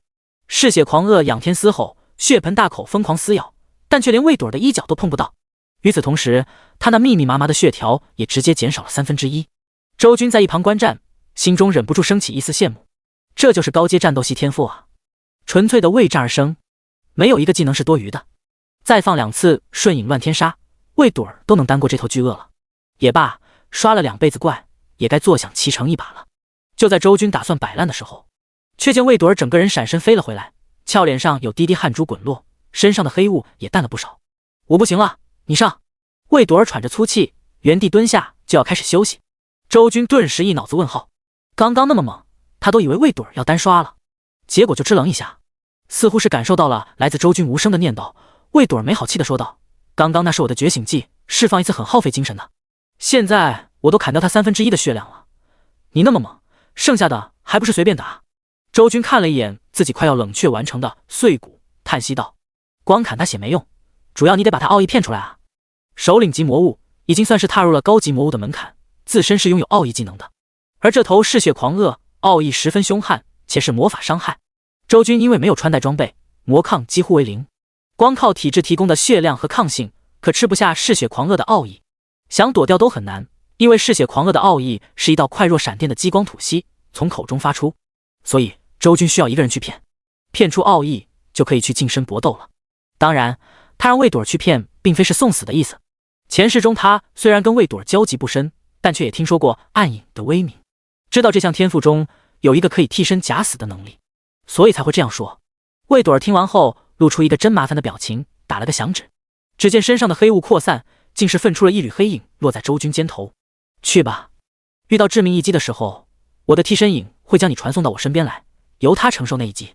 周军见状，心里不由惊讶，这暗影的替身假死技能竟然还可以让别人使用，当真方便。旋即也不再犹豫，整个人如同脱弦的利剑与那凶悍的巨鳄激战在一起。巨鳄的攻击无非就是撕咬，但他块头太大，根本跟不上周军的速度，而周军凭借强悍的力量与敏捷，每一拳都带着震天动地的威势，硬是在短短2回合之内就将嗜血狂鳄的血量压制到了1/3。好！一声凄厉的怒吼，这头狂鳄终于承受不住攻势，自身进入狂化状态，同时一张嘴，那如同激光炮般的吐息就爆发出来。周军只感觉眼前一亮，还没等回过神，下一刻就出现在了魏朵儿的身边。而寒潭之上，激光炮的威势散去，魏朵儿给他的替身黑影在其中湮灭，一个醒目的伤害浮现。2700，周军心中一凛，他700的体质，如果按照联邦学者们给出的算法，也不过才1400的血量，在没有穿戴抗性装备的情况下，是绝对扛不住这一击的。果然，魔物种族一旦上升到首领阶级，都是质变。心中这样感慨着，周军身上的动作却是不慢，直接一脚踢击凌空而至。碎骨黄金级技能发动，没有了奥义的嗜血狂鳄就是待宰的羔羊，顷刻间便发出痛苦的哀嚎。在其头顶之上，更是浮现一个碎裂的盾牌标志，这正是碎骨的特殊效果——破防。进入了破防状态的嗜血狂鳄都不用周军再出手，就被四散的冲击波给清空了血条。魏朵儿在后方美眸亮起，这家伙还真有两把刷子，一个技能的伤害竟然跟我的觉醒技一般高。心中正感慨时，击杀首领级魔物的奖励却到账了。只见白色的光芒接连在两人身上闪动，显然是双双升到了 LV5。第15章，惊人的战利品，击杀 LV8 首领级魔物嗜血狂鳄，掉落战利品 X2， 经验值加219。恭喜，你已成功升到5级。四维属性分别增加30点。一连串的提示在两人面前浮现。只见周军浑身涌动白芒，各项状态因为等级提升而恢复到了巅峰。霎时间，他神采奕奕，看向脚下的魔物尸体，那璀璨的战利品光团甚是夺目。身后，魏朵儿哼着小曲儿，也一蹦一跳的来到跟前。虽然在两人组队后，他按照约定只能分到一小部分经验值，但身上却有老校长赠送的神话级装备龙吟闪耀腰带。双倍获取经验的特性，反而让他在等级方面并没有落后周军多少。再加上此前还击杀了10几头魔蟒，海量经验值的堆积下，竟使两人一起升级，双双踏入 LV5。双马尾，你运气怎么样？周军对魏朵儿升级并没有感到意外，他此刻盯着战利品光团，头也不回地问道。却见少女轻甩乌黑的秀发，给自己嘴里缓缓塞进一颗巧克力味的棒棒糖，肉嘟嘟的小脸上满是傲然之色。自然是好的爆批，这么跟你形容吧，姐们买刮刮乐10刮9中。真的假的？周军有些狐疑，但身体还是乖乖的让开，冲着那团泛着白光的战利品努努嘴。你来摸，摸不出好东西，我笑话你一辈子。切！魏朵儿一脸不以为然，坦率地走到战利品光团前，我摸就我摸。说着便将白皙的小手掌伸了进去。霎时间，那耀目的白光消退，两件散发着冷冽寒光的装备出现在眼前。周军目光一凝，连忙看去。名称：幽暗圣者短靴，品阶：白银，种类：皮甲、鞋，限制 LV5、LV20，敏捷加32，力量加27，物理防御力加329。说明：征服嗜血狂鳄的战利品，代表着你已经踏足幽暗密林核心区域，装备后觉醒技伤害增幅 1%。第一样战利品是一件皮甲防具。在这个世界里，所有护甲装备分为3种，即重甲、皮甲、轻甲。3种装备的区别，最直观的体验就是在属性的分配上。比如重甲，它在各方面属性的加持上比例是最高的，但缺点也很明显，就是极为沉重，穿上后会产生明显的负重感，十分影响身法，一般是由体质属性较高的猛男装配。皮甲则对负重没有任何影响，但防御力也相应的差了重甲不少，不过对敏捷和力量的加成却相当可观，适合想走高伤爆发的伐田者穿戴。至于最后的轻甲，则是介于两者中间，取一个微妙的平衡值，既无明显的缺点，也无瞩目的优点。魏朵儿在看见这靴子的属性后，便挪不开眼睛了，哈喇子都快淌到了地上。如果按照网游说法来形容的话，拥有暗影天赋的魏朵儿，确实比较像是走高爆发路线的刺客。周军则是对这靴子没什么兴趣，他全属性值每一级都无脑点满，未来必是肉身成圣般的发展路线。如果非要选择装备类别，那肯定是重甲，毕竟重甲只看属性加成的话，属于3种防具中最优秀的。至于那负重的缺点，对于普通人或许极为头痛，可在全属性满值的周军面前，却是可有可无了。收集防具的事情对于周军来说还是太过遥远，他现在的注意力正在被第2件装备所吸引着。那是一柄漆黑的横刀，名称：精致鳄牙横刀，品阶：白银，种类：刀系武器，限制 LV5、LV20，敏捷加31，力量加47，物理攻击力加211。说明：由首领级魔物嗜血狂鳄的牙齿所炼制的横刀，削铁如泥，每次攻击有 5% 几率造成一次连锁闪电，最多麻痹3个单位，并造成一定伤害。望着那看似平平无奇的属性介绍，周军双眸内却是闪动着难以掩饰的兴奋。这把精致鳄牙横刀可是真正的好东西。在前世新手期时，他不止一次听人讨论过这柄武器。倒不是说这柄武器伤害有多高，而是它的特性连锁闪电的麻痹效果十分霸道，属于强控制。一旦触发，至少能硬控3秒。这对于前期攻击和保命手段都极度匮乏的新手们来说，堪称有如神助。在黑市上，价格更是一度炒到了30万联邦币。就这还有价无市。周军上一世曾在新手期徘徊了很久，当时也十分渴望能拥有这样一件武器，只可惜这柄横刀的爆率是出了名的低，有强者怒刷了100遍寒潭才勉强爆出一件。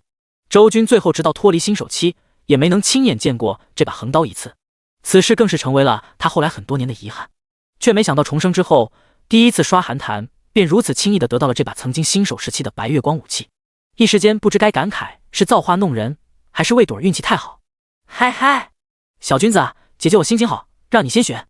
正当周军凝视漆黑的横刀时，耳边却传来了魏朵儿那故作大气的声音。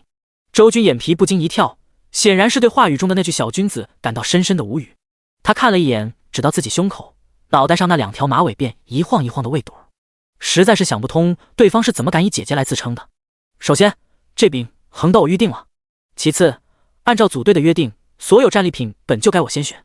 周军淡淡开口，顺便指出了对方那拙劣的卖人情举动。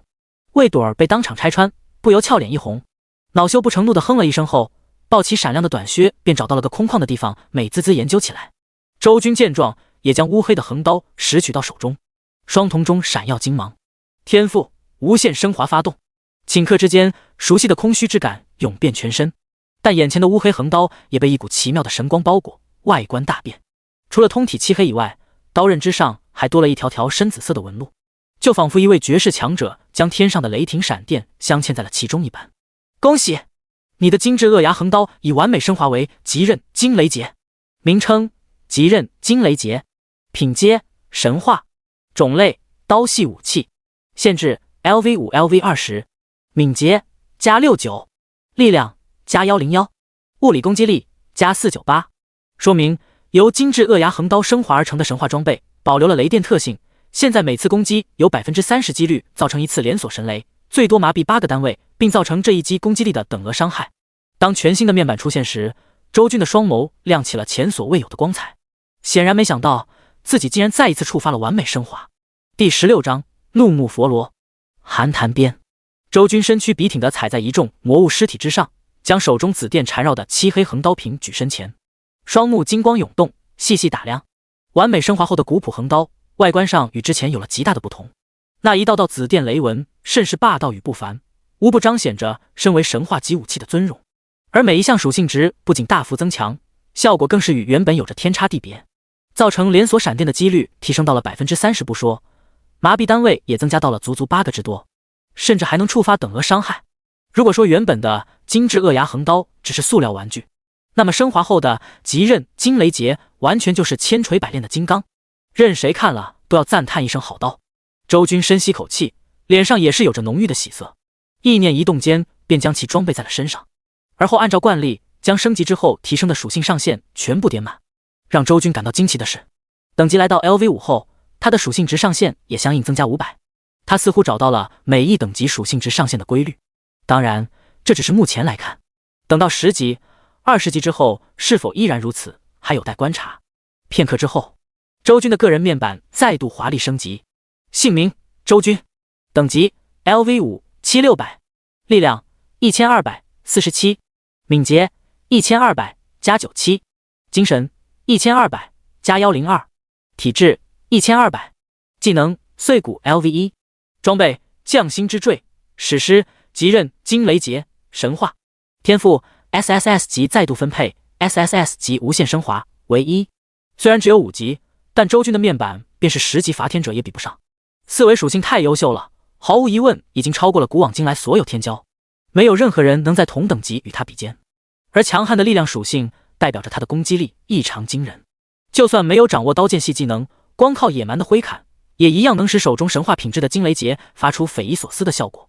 这一刻的周军算是真正有了与秘境核心中央最终 BOSS 一战的把握，就算那 BOSS 全属性翻倍也完全不惧，可以说万事俱备，只差马骑人手开团了。说马尾。想到这里，周军将惊雷劫收进背包，扭头冲着正研究自己新鞋的魏朵儿喊道：有没有兴趣把秘境通关了？洪亮的声音带着难以形容的自信传进少女的耳中，后者微微一怔，然后抬起圆滚滚的小脑袋，表情有些惊讶，小君子玩这么大，怎么堂堂 S 级的暗影，难道连区新手期秘境 BOSS 都不敢攻略？周军表情故作蔑视的看向他。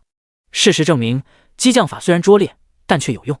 魏朵俏脸立刻涨得通红，掐着蛮腰反驳道：“谁说姐们不敢的？先说好，姐们不是害怕，只是觉得单凭我们两个有些拖大而已。我辈伐天者，行事还是要稳重一些。”听着魏朵那故作老成的语气，周军嘴角忍不住扯了扯。放心，我还约了叶长山，他觉醒是 A 级天赋，你应该知道的吧？叶长山，魏朵微微一怔，脑海中不由浮现了那个宛如铁塔般高大的汉子。他虽然跟叶长山没有过丝毫交集，但登记天赋之时，叶长山就在他前面，又是全武中唯一的 A 级觉醒者，自然是印象深刻。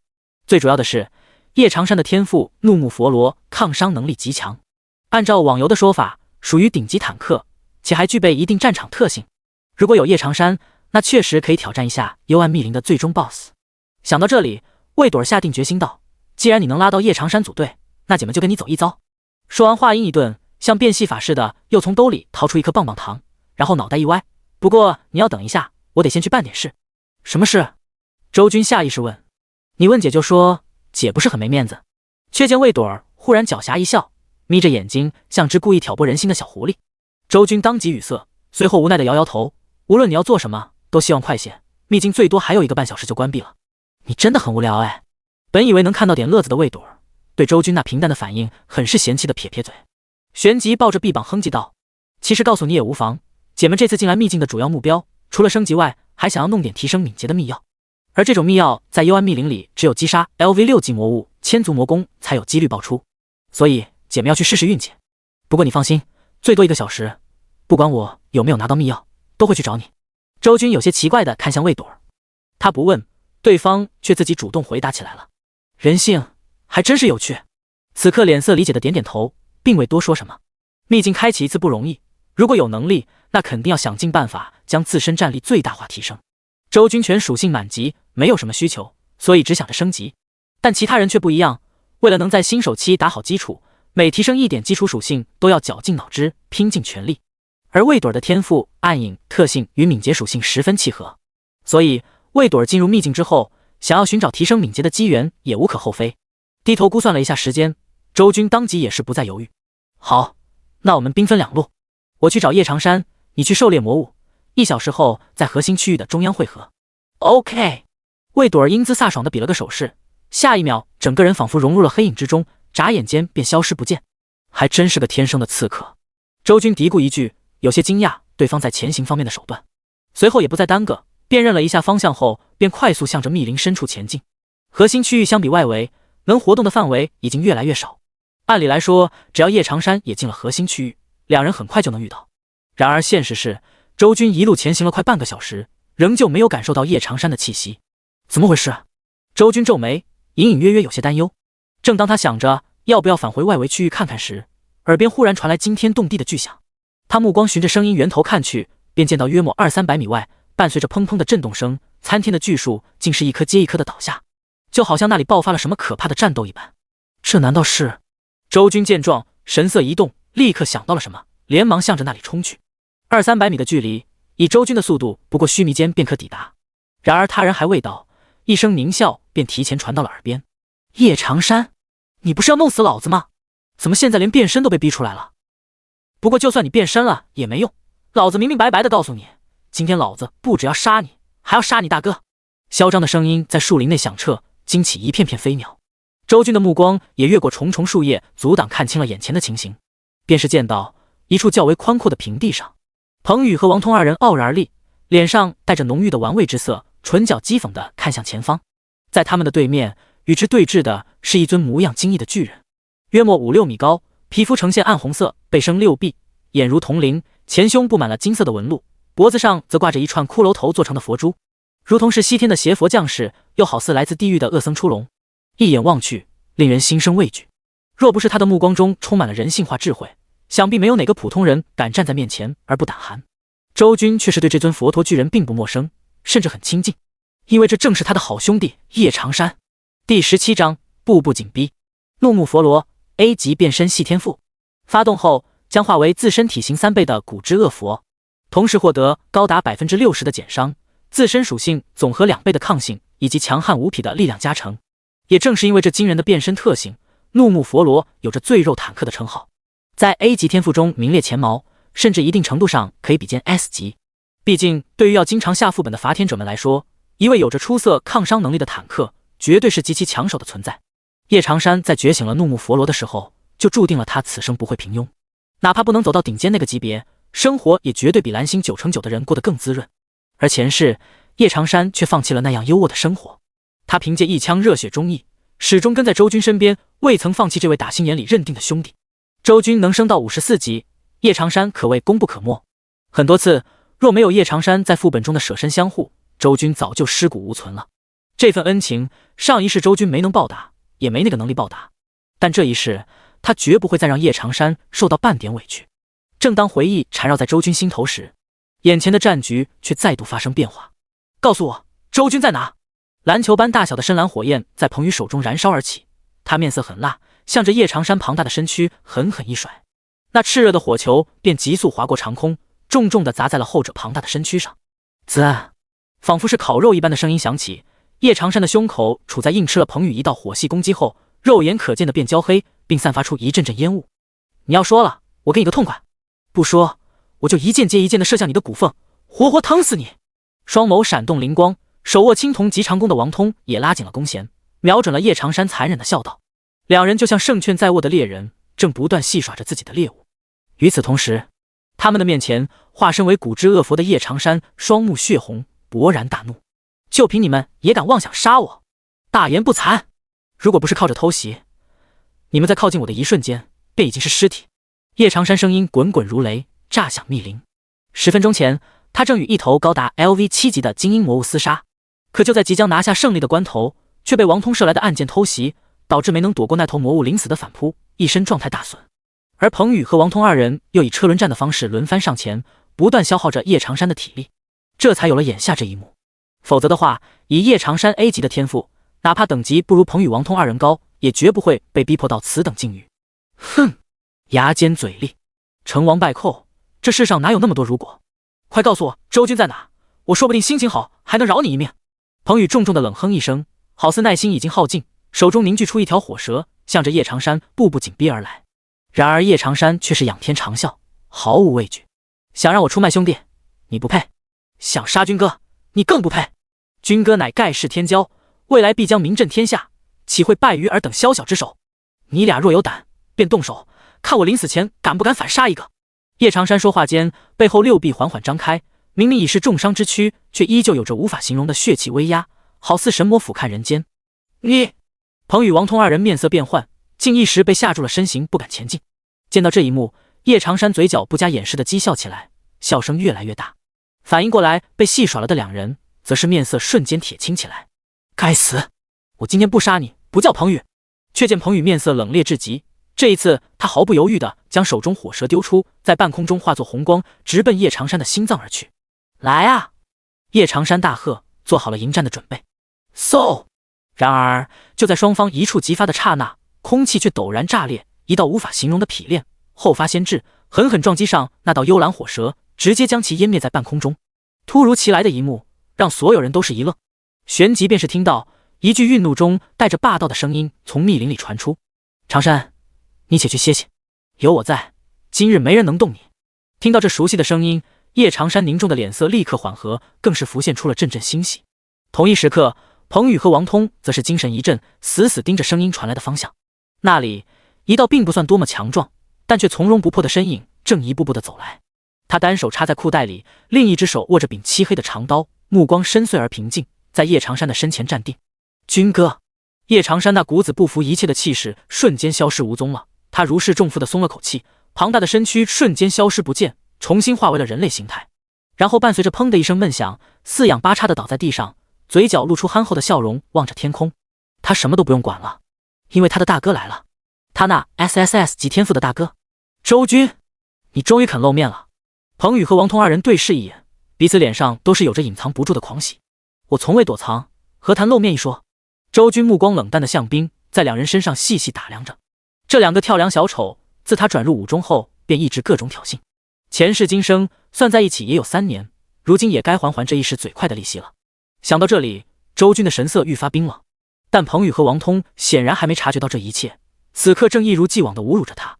你一个地级天赋，还他妈装起来了！我本来还想给你一个痛快，但现在我改变主意了，我要一刀一刀将你切成肉块去喂魔物。彭宇目露阴狠，手中一抖，便又凝聚出一道火蛇，准备给周军一个教训。王通更是在一旁掏出了手机，点开录制模式，津津有味地拍着视频。这并非是他的什么恶趣味，而是给周望的一个交代。否则的话，空口无凭，就算他2人跟了周望多年，对方也很有可能会不认账。毕竟拿2件白银级装备作为报酬，可不是小数目。各怀心思的2人已经在畅想着，等杀了周军后，从周望那里得到许诺的装备会是何等威风，却浑然忘记刚刚是谁以一道劈链便击溃了那凶悍的火蛇。只有躺在地上的叶长山在此时露出了快意的笑容。第18章，斩你如斩狗。既然你这么想让我死，那就来试试吧。密林中，周军淡然立在场地中央，眉眼低垂，完全无视了彭宇和王通这2位 B 级天赋的高手。在他对面，彭宇凝聚的火蛇在手腕上蜿蜒盘旋，灼热之气令四周的空气都产生阵阵波动。他目光阴冷，正死死地盯着周军。小子，我真是不知道你哪来的底气。若你还是周家少主，我掉头便走。但你如今不过是罪人之后，一条丧家之犬，就连天赋都只是地级，凭什么敢跟我2人争锋？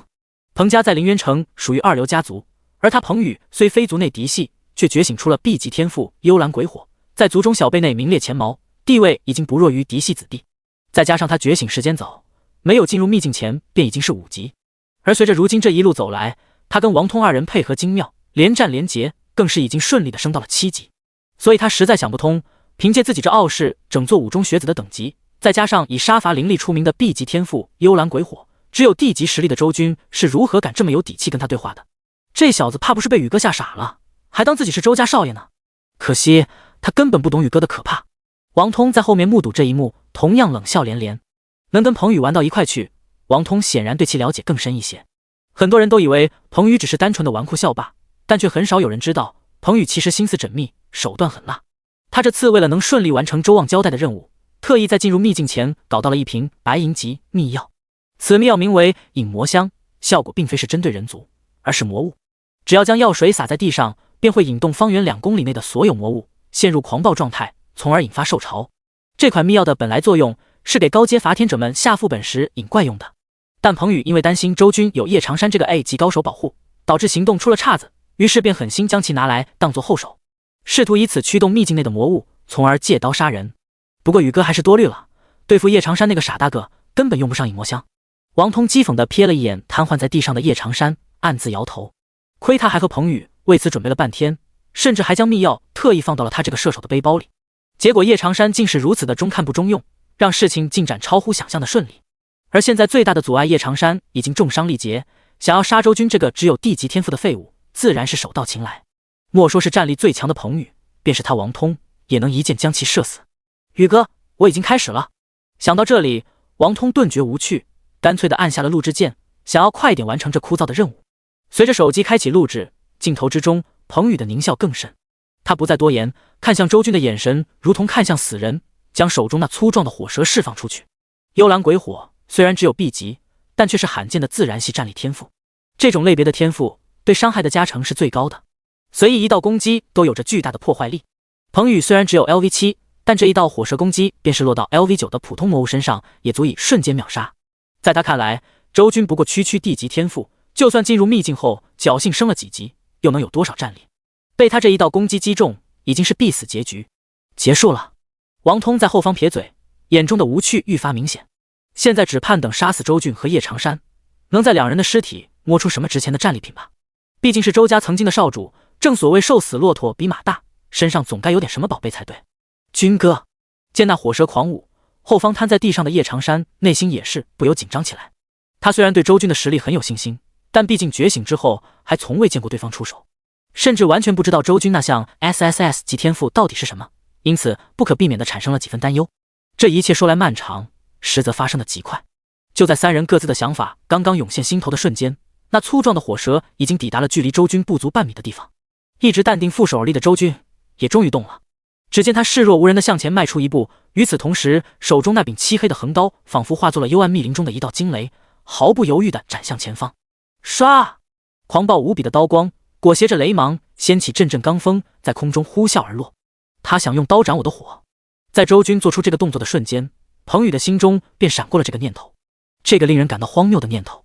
以刀斩火，这怎么可能做到？若火真被斩灭了，那得需要多强的力量，多快的速度？就算是那些500级神王们的少年时期，也很难做出这种级别的攻击吧。而周军，一个地级天赋的周家弃子，他凭什么敢以刀斩火？彭宇刚想开口嘲笑一番周军的不自量力，可下一刻他的嘴角却再也上扬不起来了，因为他看到了永生难忘的一幕。只见自己那无往不利的幽蓝鬼火，在与平平无奇的黑色横刀交错而过后，粗壮如蛇的火焰竟是宛如被人一口气吹灭的蜡烛般，在半空中直接湮灭。他真的做到了以刀斩火？这不可能！你怎么可能这么强？反应过来的彭宇蹭蹭蹭的倒退数步，脸色极度骇然，煞白一片。刚刚那一击虽然依旧是火蛇形态，但他却已经动用了真格的，算是最强攻势。他释放过后，精神力都所剩无几，但却被周军闲庭信步的随手斩灭，甚至脸色依旧如常，没有丝毫变化，仿佛刚刚那令人惊艳一刀不过就是他手中平平无奇的挥砍而已。没有什么不可能。周军无喜无悲，一步步向他走来，不算精壮的身躯却惊得彭宇连连后退，最后跌坐在地。而大后方原本还觉得无趣的王通已经彻底呆滞，开启录制的手机咣当一声掉在地上都没察觉。这真是那个只觉醒地级天赋的周军？王通无法置信，但现实又让他不得不信。现在谁要是敢跟他说周军是地级天赋，他只会一巴掌扇过去。出错了，一定是通神珠出错了。周军他根本就是 S 级以上的天赋。王通只感觉一股前所未有的无力感袭来，遍体生寒。更让他绝望的是，就在他前方数米之远，那个曾经被他们视若玩笑的周军已经手持长刀来到了彭宇面前，刀芒冷冽，令人生畏。彭宇则跌坐在地，死亡临近之下，他也反应过来了一切，整个人不由双眸赤红，咬紧牙关的大吼：你明明这么强，却始终隐忍不发，你简直比周望还可怕。现在你得意了，终于可以将2个不爽很久的强敌斩杀，但我告诉你，周望少爷会替我们报仇的。他不甘，他屈辱。然而面对彭宇的歇斯底里，周军却依旧面色平淡，只是轻轻摇了摇头。你想的太多，从始至终，你和王通2人在我眼里都只是跳梁小丑，唯一的作用就是给我平淡的生活增添几分乐趣。强敌，你还不配。我若真想斩你，和斩路边的野狗没有丝毫区别。平淡的话音落下，却是宛如一柄利剑，将彭宇自以为是的尊严狠狠穿透。他惨笑，望着那越来越近的刀光，直到视线天旋地转，意识彻底陷入黑暗。彭宇死。第19章，兽潮汹涌。彭宇死了。幽暗的密林中，彭宇尸首分家，那硕大的头颅顺势滚落到王通的脚边，一片血红的双目到死也没闭上，直勾勾地盯着前方。虽说在秘境内所有人拥有1次死亡免疫，但在巨大的实力差距面前，就算是10次也不管用。对于周军而言，无非就是多砍一刀的事。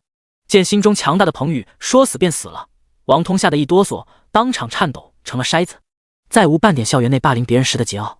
尤其是看见眼前那持刀宛如魔神一般的男人向他走来时，更是彻底崩溃。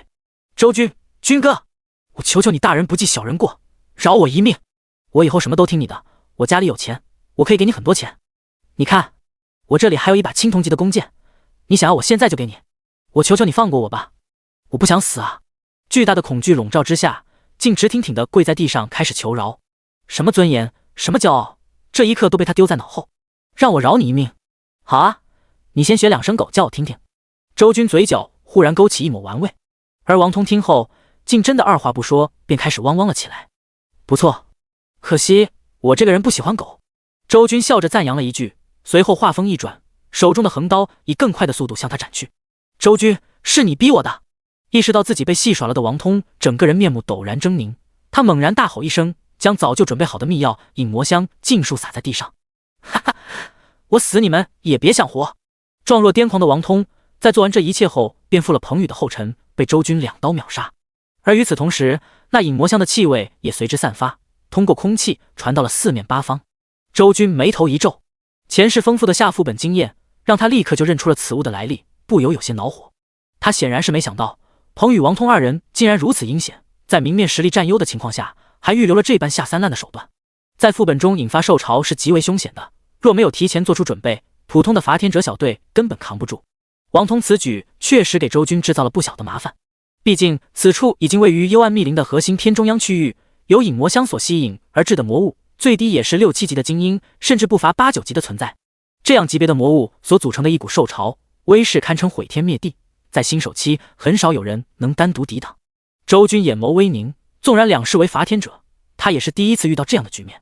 不过他并不惊慌，反而心中有些奇妙的激动感，整个人跃跃欲试。受潮虽是危机，但亦是机遇。秘境内魔物位置平日里较为分散，对于顶级强者来说，很多时候麻烦的不是猎杀魔物，而是如何寻找魔物。受潮能将方圆一定范围内的魔物强制聚集在一起，因此从某些角度来看，这又何尝不是一场难得的刷级盛宴？别人避之不及的受潮，在周军眼中却是行走的经验包。轰轰轰！就在周军翘首以盼时，脚下的大地开始抖动，细小的碎石不断被弹起。前方茂密的丛林里，巨树摇晃，无数飞禽被惊走，种种景象犹如灭世天灾到来的前兆。吼！伴随着可怕的景象，一声又一声的狂暴兽鸣也在四周响彻而起。紧接着，数不清的各类魔物们出现在周军所在的四面八方，齐齐向着这个方向狂奔。声势浩大，景象骇人，群兽暴动的画面足以将寻常人吓得两股颤颤，丧失一切行动能力。然而周军却面不改色，手中横刀惊雷劫缓缓高抬，目中露出强烈的战意。来得好！他一声大喝，身形不退反进，竟是孤身一人向着兽潮狂奔而去。同一时刻，瘫在地上的叶长山猛然坐起身来，他的眼前正浮现一条来自周军的组队邀请。军哥！叶长山喉咙沙哑的低喃，转瞬间就明白了周军的用意。他现在重伤之躯，体力耗尽，想要快速恢复状态，唯有升级。周军此时发来组队邀约，显然是想分他一部分经验，助他疗伤。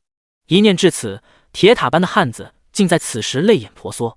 而前方，双方已然交战在一起。杀！随着一声震天怒吼，周军浑身气血狂涌，总属性超过5000点的肉身仿佛一台绞肉机，在兽潮左右搏杀。他一脚踢出，碎骨技能释放，便将眼前一头 LV8级的魔角犀牛踹得连连后退。附加的冲击波效果更是卷起周围一大片其他魔物，血条尽数掉落大半。周军却是不给这些残血魔物狂化的机会，立马欺身而上，手中横刀舞动，霎时间血肉纷飞。好！魔物悲惨的嘶鸣响彻昏暗的天空，那高达神话品质的惊雷劫根本不是他们能抗衡的，每一刀都是实实在在的降维打击。尤其是连锁神雷特效，平均每3刀就能触发一次，不仅伤害奇高，更有僵直效果。足高达8个的受击单位，更是让汹涌狂奔的兽潮都出现了诡异的停滞。击杀 LV5 精英魔物幽暗魔蟒，经验值加58；击杀 LV7 魔角犀牛，经验值加71；击杀 LV8 精英魔物毒蜂兽，经验值加99。掉落战利品 X1，数不清的提示面板在眼前跳动，直接刷屏了。叶长山坐在后方，目瞪口呆地望着这一切。在他的视角里，此刻的周军就仿佛一尊掌握雷霆之力的战神，孤身入兽潮，所向无敌。每一刀挥砍下去，都会在周围形成一片深蓝色的电网，没有一个魔物能扛得住。这就是军哥的实力吗？叶长山震撼到了极点，第一次对何谓天骄有了清晰的认识。此刻的周军确实是强得令人发指，只要首领级魔物不出，余下的魔物无论是 LV5 还是 LV10，在他眼里统统都是一刀的事儿。甚至就这么一会儿的功夫，战利品光团都在他脚下汇聚了不少。不过周军完全没有心思理会这些，眼里只有杀怪。恭喜，你已成功升到6级。忽然一道白芒自身上浮现，周军升级了，一身疲惫的状态消失无踪，同时属性点上限再度扩张。他没有犹豫，直接一心二用，边杀魔物边用意念召唤个人面板加点，每一项4维属性再度暴涨600点，达到了惊人的1800，总属性已经逼近7000。这导致周军越战越勇，彻底在兽潮中所向披靡了。而身后，在周军刚刚升级没多久，又是一道白芒亮起。显然叶长山也升级了，他一个鲤鱼打挺，庞大的身躯重重踩踏在地面上，全身状态已然恢复巅峰。通知叶长山已退出队伍。周军这边眼前浮现提示，他诧异地看了一眼后方，却见那铁塔般的汉子露出憨厚的笑容。军哥，你杀敌太快，我不能占你经验值的便宜，影响你升级速度。而且我现在已经恢复了状态，更想靠着自己去刷怪升级。听到这话，周军心中微微一暖。不管是前世今生，这个汉子永远都是那么傻，傻傻的以诚待人。他点了点头，没有多说，只是出手越发凶狠，每一次挥刀都要带走数条魔物的生命。小君子，魔物暴动了，我们快！就在周军大杀四方时，耳边忽然传来熟悉的声音。他眼角余光一瞥，便是看到不远处的密林中，一道如幽灵般的黑色鬼影急速掠来，最后露出魏朵的身形。只是对方在赶到现场，看清楚眼前的局势后，愣是将后面还没说完的半截话咽了回去。你怎么又变强了？他惊呼一声，无法置信。同一时刻，一道从天而落的红光吸引了他的注意力。他下意识看去，便是见到一尊5-6米高的巨佛凭空出现，六臂伸展，杀入兽巢之中。那是怒目佛罗。魏朵儿眨眨眼，看着周军和叶长山两人见到兽巢，不仅不跑，反而主动杀入其中，快意升级，一时间也是心头发痒，整个人的小脸都因为激动而红扑扑的。有坦开路，那姐还怕个锤子？他嘴角上扬，叼上一颗巧克力味棒棒糖，手掌一翻间，匕首出现，下一秒便化作幽影，也冲入兽巢之中。第20章，踏入10级。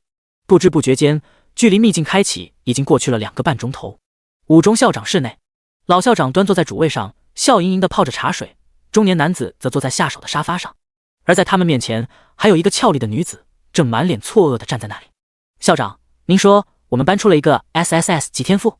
女子语气十分惊异，似是完全没想到五中这种小地方还能诞生此等天骄，而且还是在他的班级。老校长此刻笑了笑，竟主动地泡了一杯茶水，递给眼前的女教师。小楚啊，准确的说是双天赋拥有者，不过周军同学的第一天赋不是很好，忽略不计倒也可以。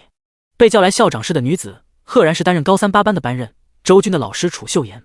她接过老校长亲自泡的茶水，眼中依旧有着浓郁的无法置信。周军觉醒 SSS 级天赋的是周军。楚秀妍低喃一句，心中更吃惊了。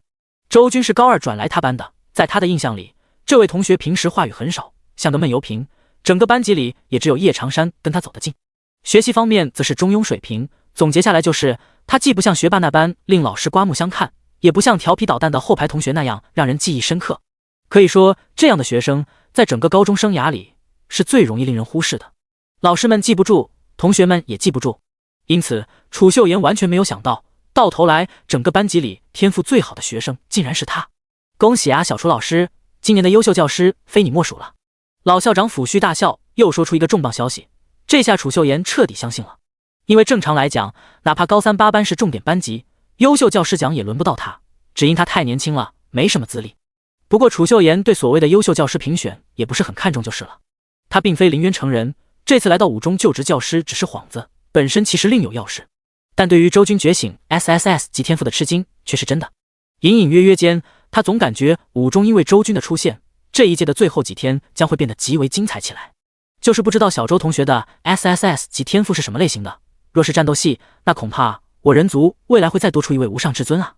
老校长抿了一口茶，忍不住感慨道。中年男子听闻也是目露艳羡，具备唯一属性的 SSS 级就没有弱的，小周兄弟哪怕不是战斗系能力，未来也必将闯出莫大名头。从这一次秘境开启，应该就可以看出一二。话音落下，屋内的3人都是陷入沉思。这次的幽暗密林秘境算是周军的首秀了，而周军的能力究竟如何，从秘境结束后的等级高低就可以看出端倪。毕竟天赋再高，也要看拥有者的胆识、手段、心性。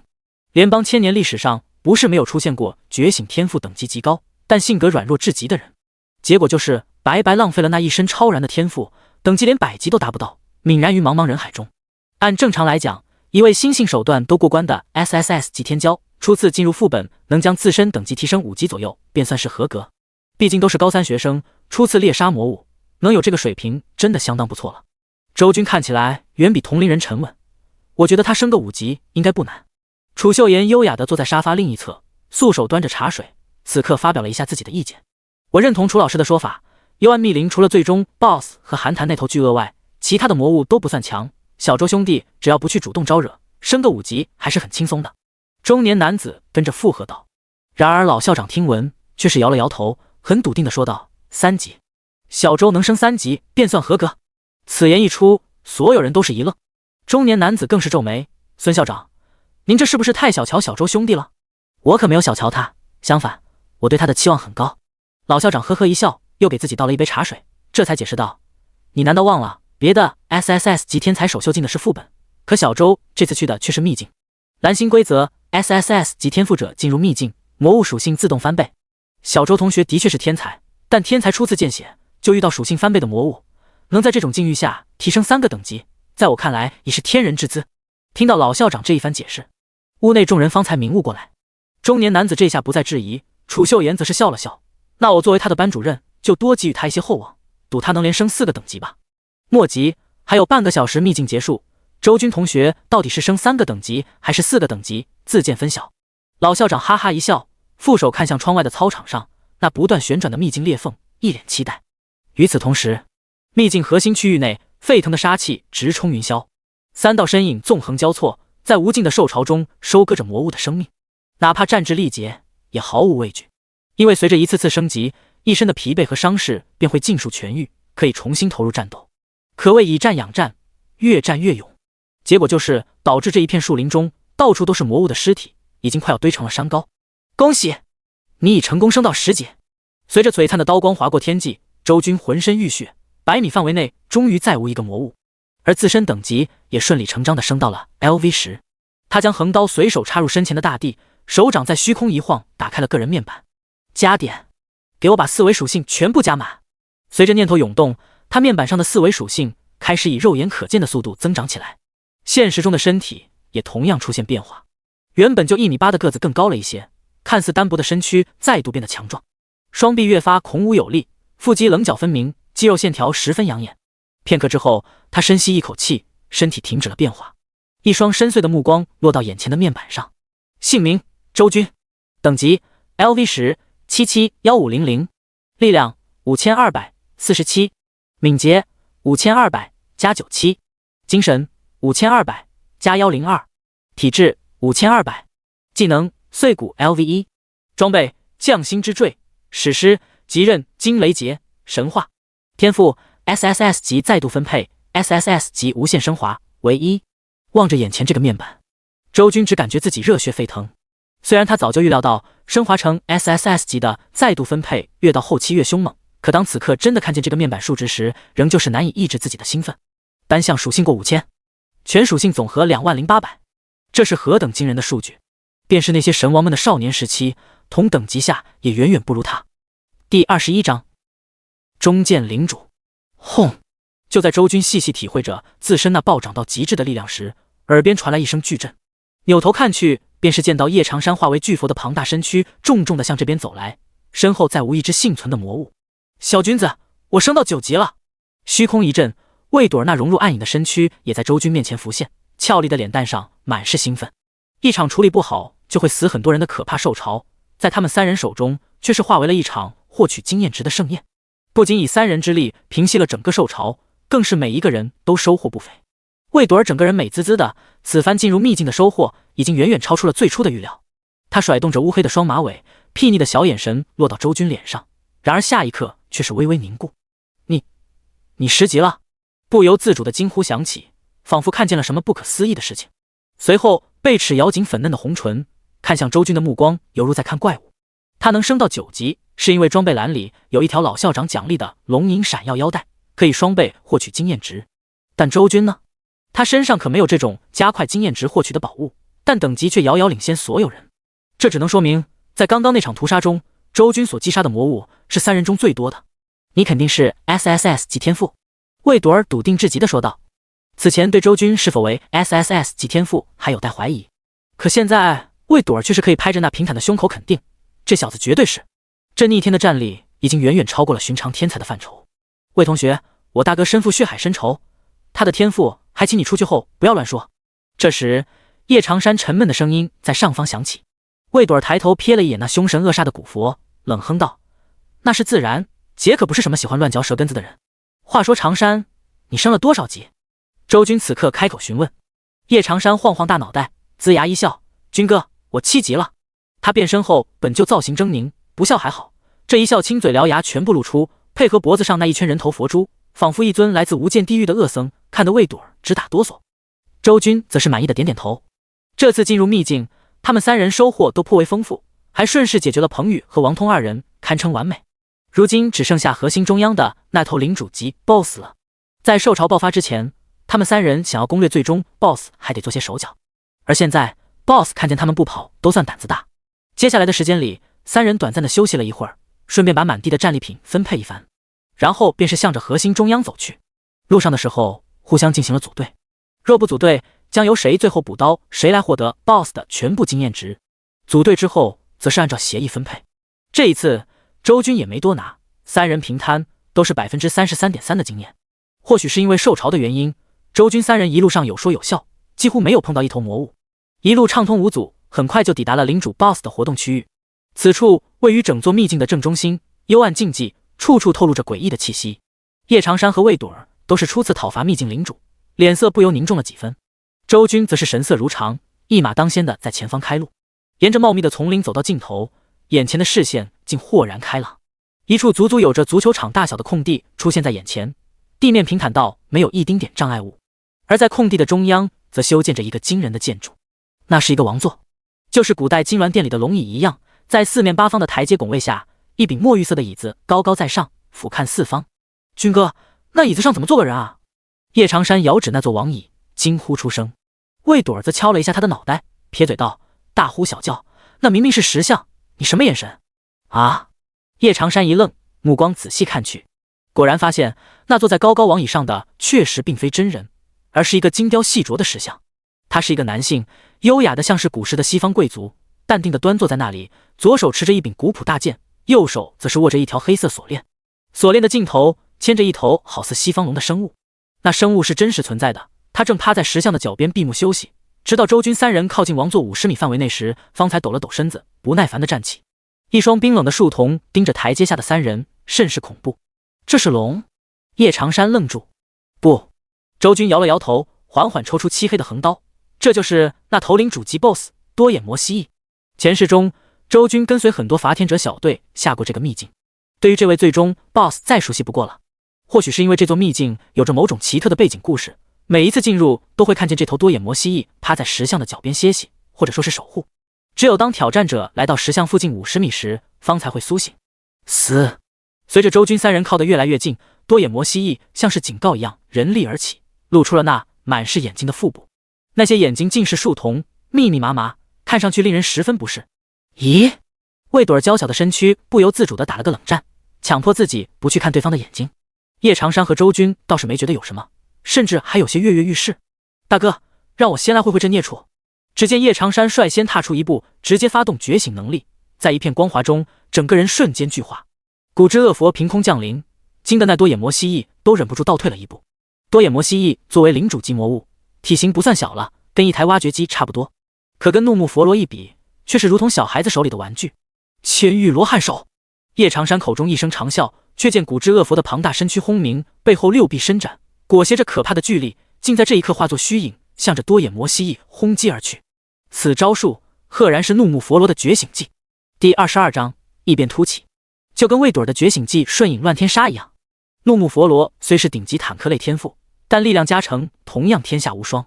其觉醒技千玉罗汉手更是将古之巨佛的力量优势发挥到极致，是出了名的一力破万法类技能。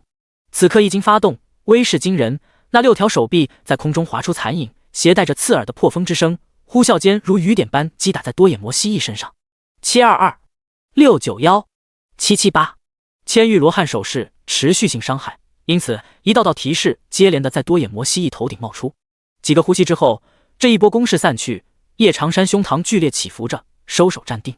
而在他庞大身躯的跟前，烟尘散尽，露出多眼魔蜥蜴的本体正在发出痛苦的嘶嚎，高达2万的总血量直接掉了1/4。大块头可以啊！魏朵儿眼前一亮，也不害怕多眼魔蜥蜴身上那密密麻麻的树瞳了，脸上露出兴奋的神情，从卫衣口袋里掏出一枚巧克力味棒棒糖，便要塞进嘴里。周军见状有些奇怪，你怎么每次吃的棒棒糖口味都不一样？这还有什么含义吗？魏朵儿听闻动作一顿，随后俏脸上扬，嘚瑟地说道：那当然了。只看他像是变戏法似的，从兜兜里拽出一连串不同颜色的棒棒糖，单手掐着蛮腰介绍道：心情好吃草莓味，心情坏吃葡萄味，无聊就吃柠檬味，至于巧克力味嘛，这代表着姐们正热血沸腾，准备进入战斗模式。望着魏朵儿一脸骄傲的表情，还有那枚正打算放进嘴里的巧克力味棒棒糖，周军默然无语。如果吃糖有等级，那魏朵儿一定是满级，而现在也正如他所说的那般，当巧克力为棒棒糖放进嘴里的那一刻，整个人的眼神都坚定了起来。身后更有熊熊的黑雾翻滚，银轨飘荡在其中。这一刻的魏朵儿就像是个冷酷的死神，收起了嘻嘻哈哈的模样，手中握紧匕首，化身残影，向着多眼魔蜥蜴急冲而去。瞬影乱天杀，出手就是觉醒技，没有丝毫的试探，漫天的黑影环绕在多眼魔蜥蜴身上，每一道攻击都直奔弱点。5600，一个飘红的醒目数字浮现，暗影不愧是为战而生的天赋，瞬间爆发的伤害高的离谱。多眼魔蜥蜴的血量也直接被压低到了1/2。可以说，作为 LV 时的领主级魔物，他从来没这么憋屈过，仅仅2回合就掉了1万多血。此刻那对冰冷的树瞳一转，大约也是看出了眼前这伙伐天者小队战力惊人，当即便是仰天嘶吼，进入狂化状态，决定奋力一搏。只见多眼魔蜥蜴人力而起，腹部所有的眼睛愤恨地盯向三人，密密麻麻，令人感觉极为不适。这 BOSS 要放奥义了。有着丰富经验的周军一眼便看出了多眼魔蜥蜴的意图，当即便是将惊雷刀抽出，身化残影当空一斩。虽然他们三人等级很高，战力非凡，但若因此就小觑领主级 BOSS 的狂化奥义，绝对会付出代价。要知道，区区韩谈的 LV8首领级魔物嗜血狂鳄，奥义都能打出2400伤害，更遑论这无论是等级还是种族阶级都更高一筹的多眼魔蜥蜴。他的奥义千眼魔光，在新手期魔物中可是出了名的难对付，不仅范围大，伤害高，释放速度还快。若真是让他放出来，在场众人都够吃一壶的。所以最好的办法就是预判对方要放奥义的瞬间出手，此时要么靠着高爆发伤害瞬秒，要么用强控制手段打断。周军虽然一身属性惊人，但攻击手段依然薄弱，唯一的技能碎骨只是黄金级，用来清小怪还行，想要对付领主级 BOSS 却是有些不够用了。所以周军只能靠着第二种破局方式，以强控制打断多眼魔蜥蜴的施法。惊雷劫高达 30% 的麻痹效果不是开玩笑的，再配合上周军5200敏捷带来的攻速，足够短瞬间内砍出3刀了。枪！一刀斩在多眼魔蜥蜴的腹部，发出沉闷的声响，犹如砍在了厚重的铁甲上一般。但与此同时，一阵阵带着煌煌天威的雷芒也在刀刃上涌动而出，显然是幸运地触发了连锁神雷。多眼魔蜥蜴咆哮的身躯顿时僵在原地，无穷的电光笼罩了他的全身每一寸。麻痹生效了，周军眼前一亮，手上则是毫不犹豫地斩出第二刀。趁你病，要你命！这一刀下去，在高达5200点的力量属性加持下，一道巨大的豁口直接在多眼魔蜥蜴的腹部出现，鲜红的血液如喷泉般涌出。6100，恐怖的伤害数据在魔物头顶浮现。身后的魏朵儿见状，气呼呼地磨起了牙齿。向来以高伤害闻名的暗影天赋觉醒技，在周军面前却是连他随手一记普通攻击都比不过。这说出去谁能相信？ SSS 级天赋当真就如此霸道？倔强的魏朵儿十分不服，心里想着总有一天要追上周军的脚步。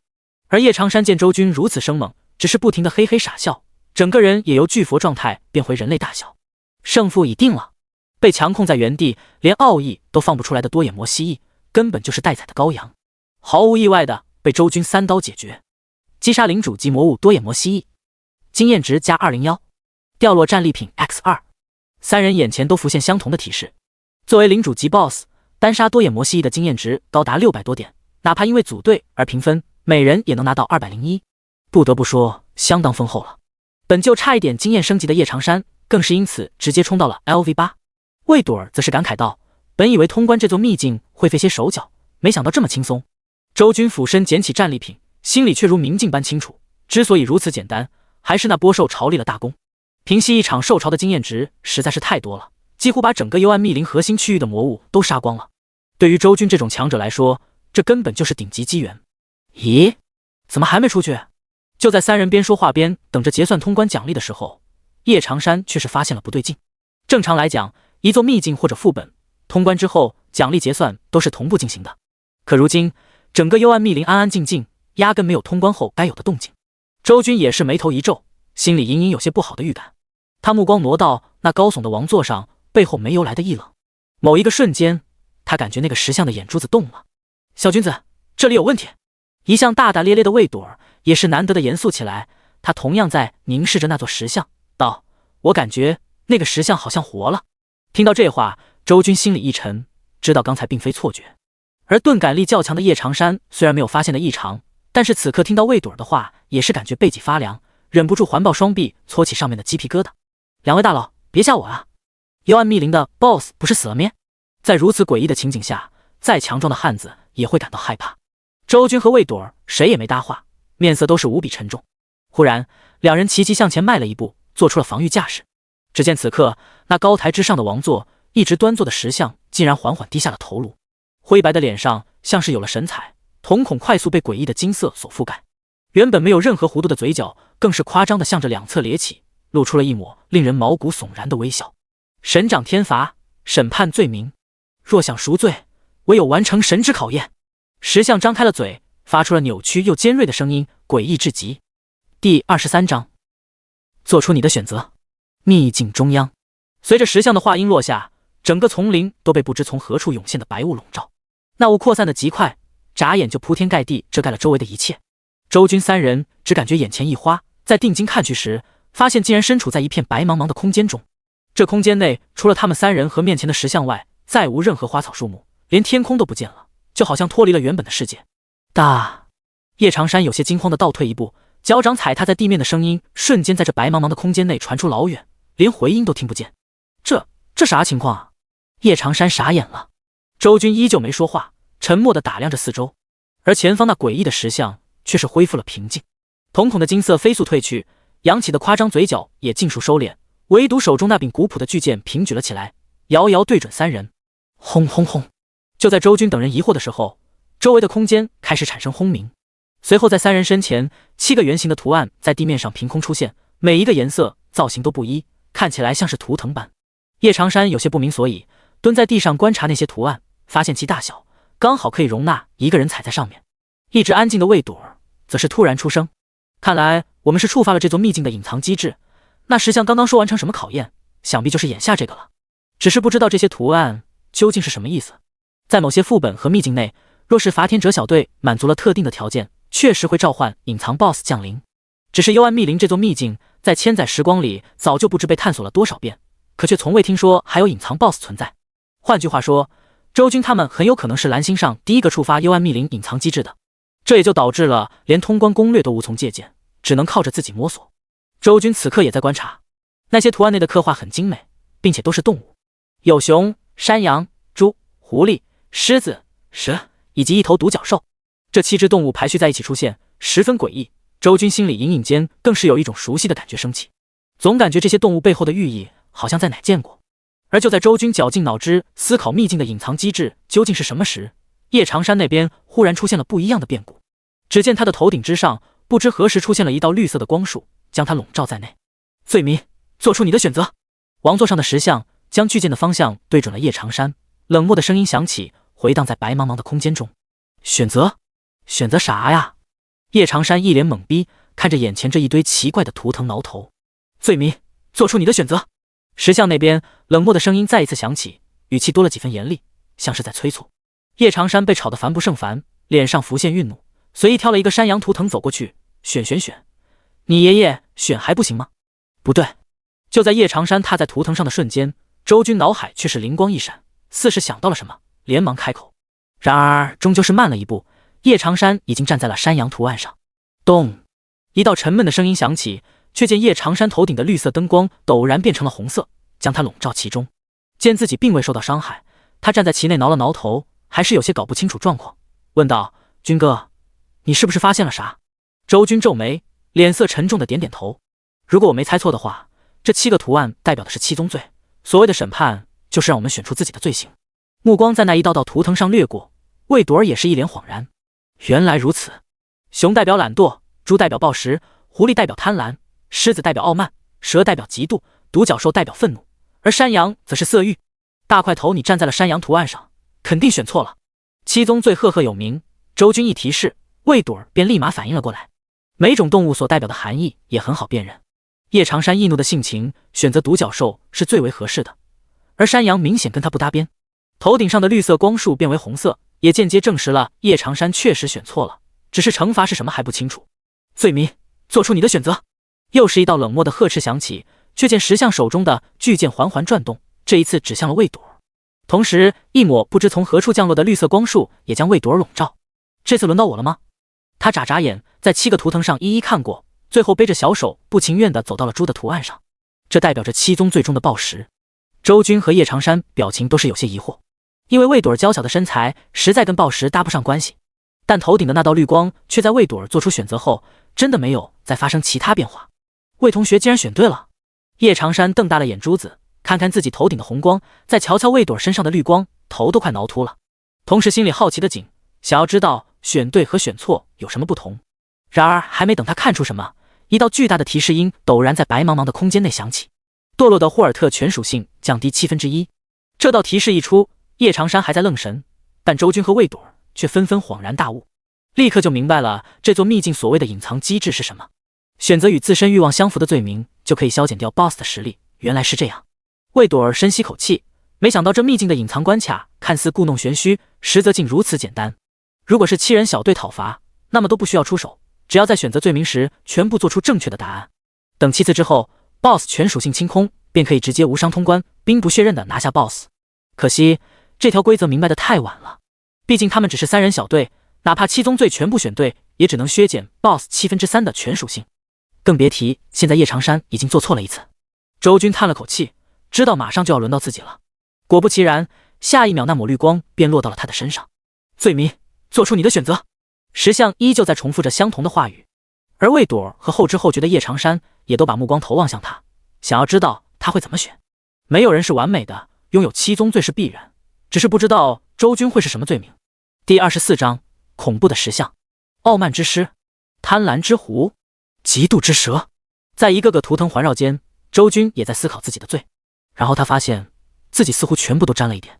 周军从来都不认为自己是圣人，相反，人性所有的劣根性他都具备。他贪婪，否则也不会冒险冲杀兽潮。他傲慢，看似平凡的外表下，却从未将所有同龄人放在眼里，目空一切，自认无敌。他嫉妒，前世不止一次埋怨老天没有给他强大的天赋。他易怒，当得知父母莫须有的罪名时，恨不得将所有诬陷他父母的人都杀一遍。他的罪太多太多了。那么当一个人将7宗罪全部占据时，又该怎么选？周军束手而立，大脑光速运转。罪民，做出你的选择。上方的石像再次传来相同的声音，催促之意明显。周军却如同没听见一般，就站在7个藤图之外，淡然自立。罪民，快做出你的选择。这一次石像更急了，连台词都出现了变化。军哥，你怎么不选啊？叶长山在一旁也焦急万分。魏朵儿瞥了一眼，做了个噤声的手势，示意他不要多嘴。时间就这样缓缓流逝着，10秒，20秒，石像的语气越来越急，越来越严厉。罪民，快做出你的选择。罪民，快做出你的选择。周军对这一切充耳不闻，而石像在数次重复无果之后，声音忽然消失，整个白色空间陷入前所未有的平静。台下，周军的嘴角微微翘起，因为笼罩他身上的绿光并未变成红色。看来他赌对了，当一个人7罪全部占据的时候，什么都不选，就等于什么都选了。堕落的霍尔特全属性降低2/7。一条新的提示不出意外的浮现。要开打了吗？叶长山扭头看了看，因为他们的小队只有3个人，所以这隐藏考验哪怕全部完成一遍，周围的图腾上依旧有5个空位。想要轻松通关，是无论如何也不可能的了。就是不知道这隐藏 BOSS 实力如何。周军听闻叶长山的话，心中一动，目光看向石阶上的王座，旋即便是见到那尊高大的石像，此刻如同活过来了一般，再一次有了新的表情。那金色的瞳孔就像是某种激活的信号，随着逐渐亮起，石像的嘴角也再度张开，露出一个惊悚恐怖的诡异微笑。神行世间，审判众生，堕落者该当死罪，邪恶之人迎接圣剑的审判吧。极具正义感的台词在石像口中传出，若是只听声音，还真会让人误以为天使降临人间。可惜在场的众人视力都不差，石像那张处处透着诡异的笑脸，怎么看也不像是正面角色。而随着话音传出，他整个人也缓缓从王座上站起，近2米高的巨剑拖在地上，一步步向着众人走来。什么狗屁隐藏机制，最后的结果还不都是要打上一场？见石像动身，被笼罩在红光里的叶长山第一时间坐不住了，他撇撇嘴，一边发着牢骚，一边催动觉醒能力。下一秒，古之巨佛凭空降临，凶神恶煞地盯着那头石像。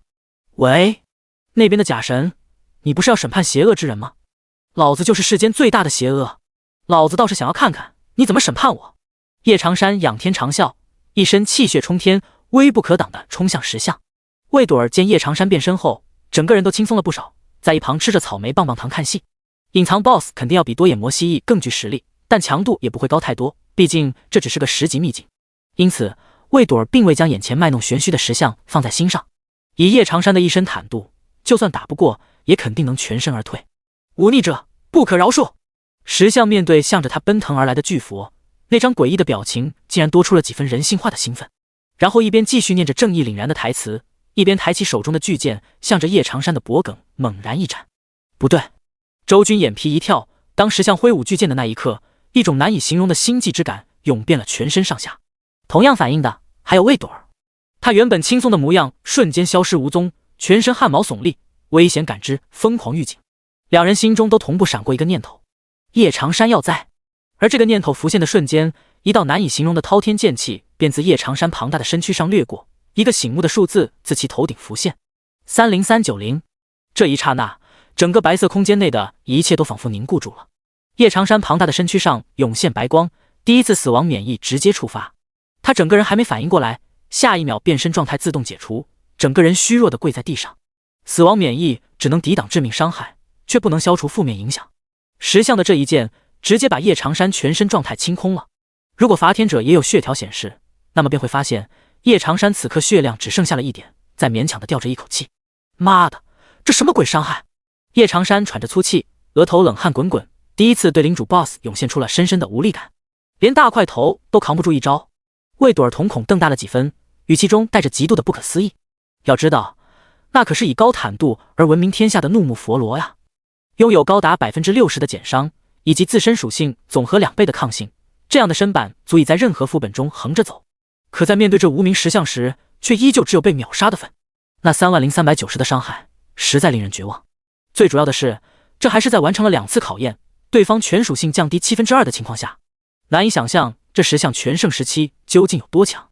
小君子，看来这次我们要栽了。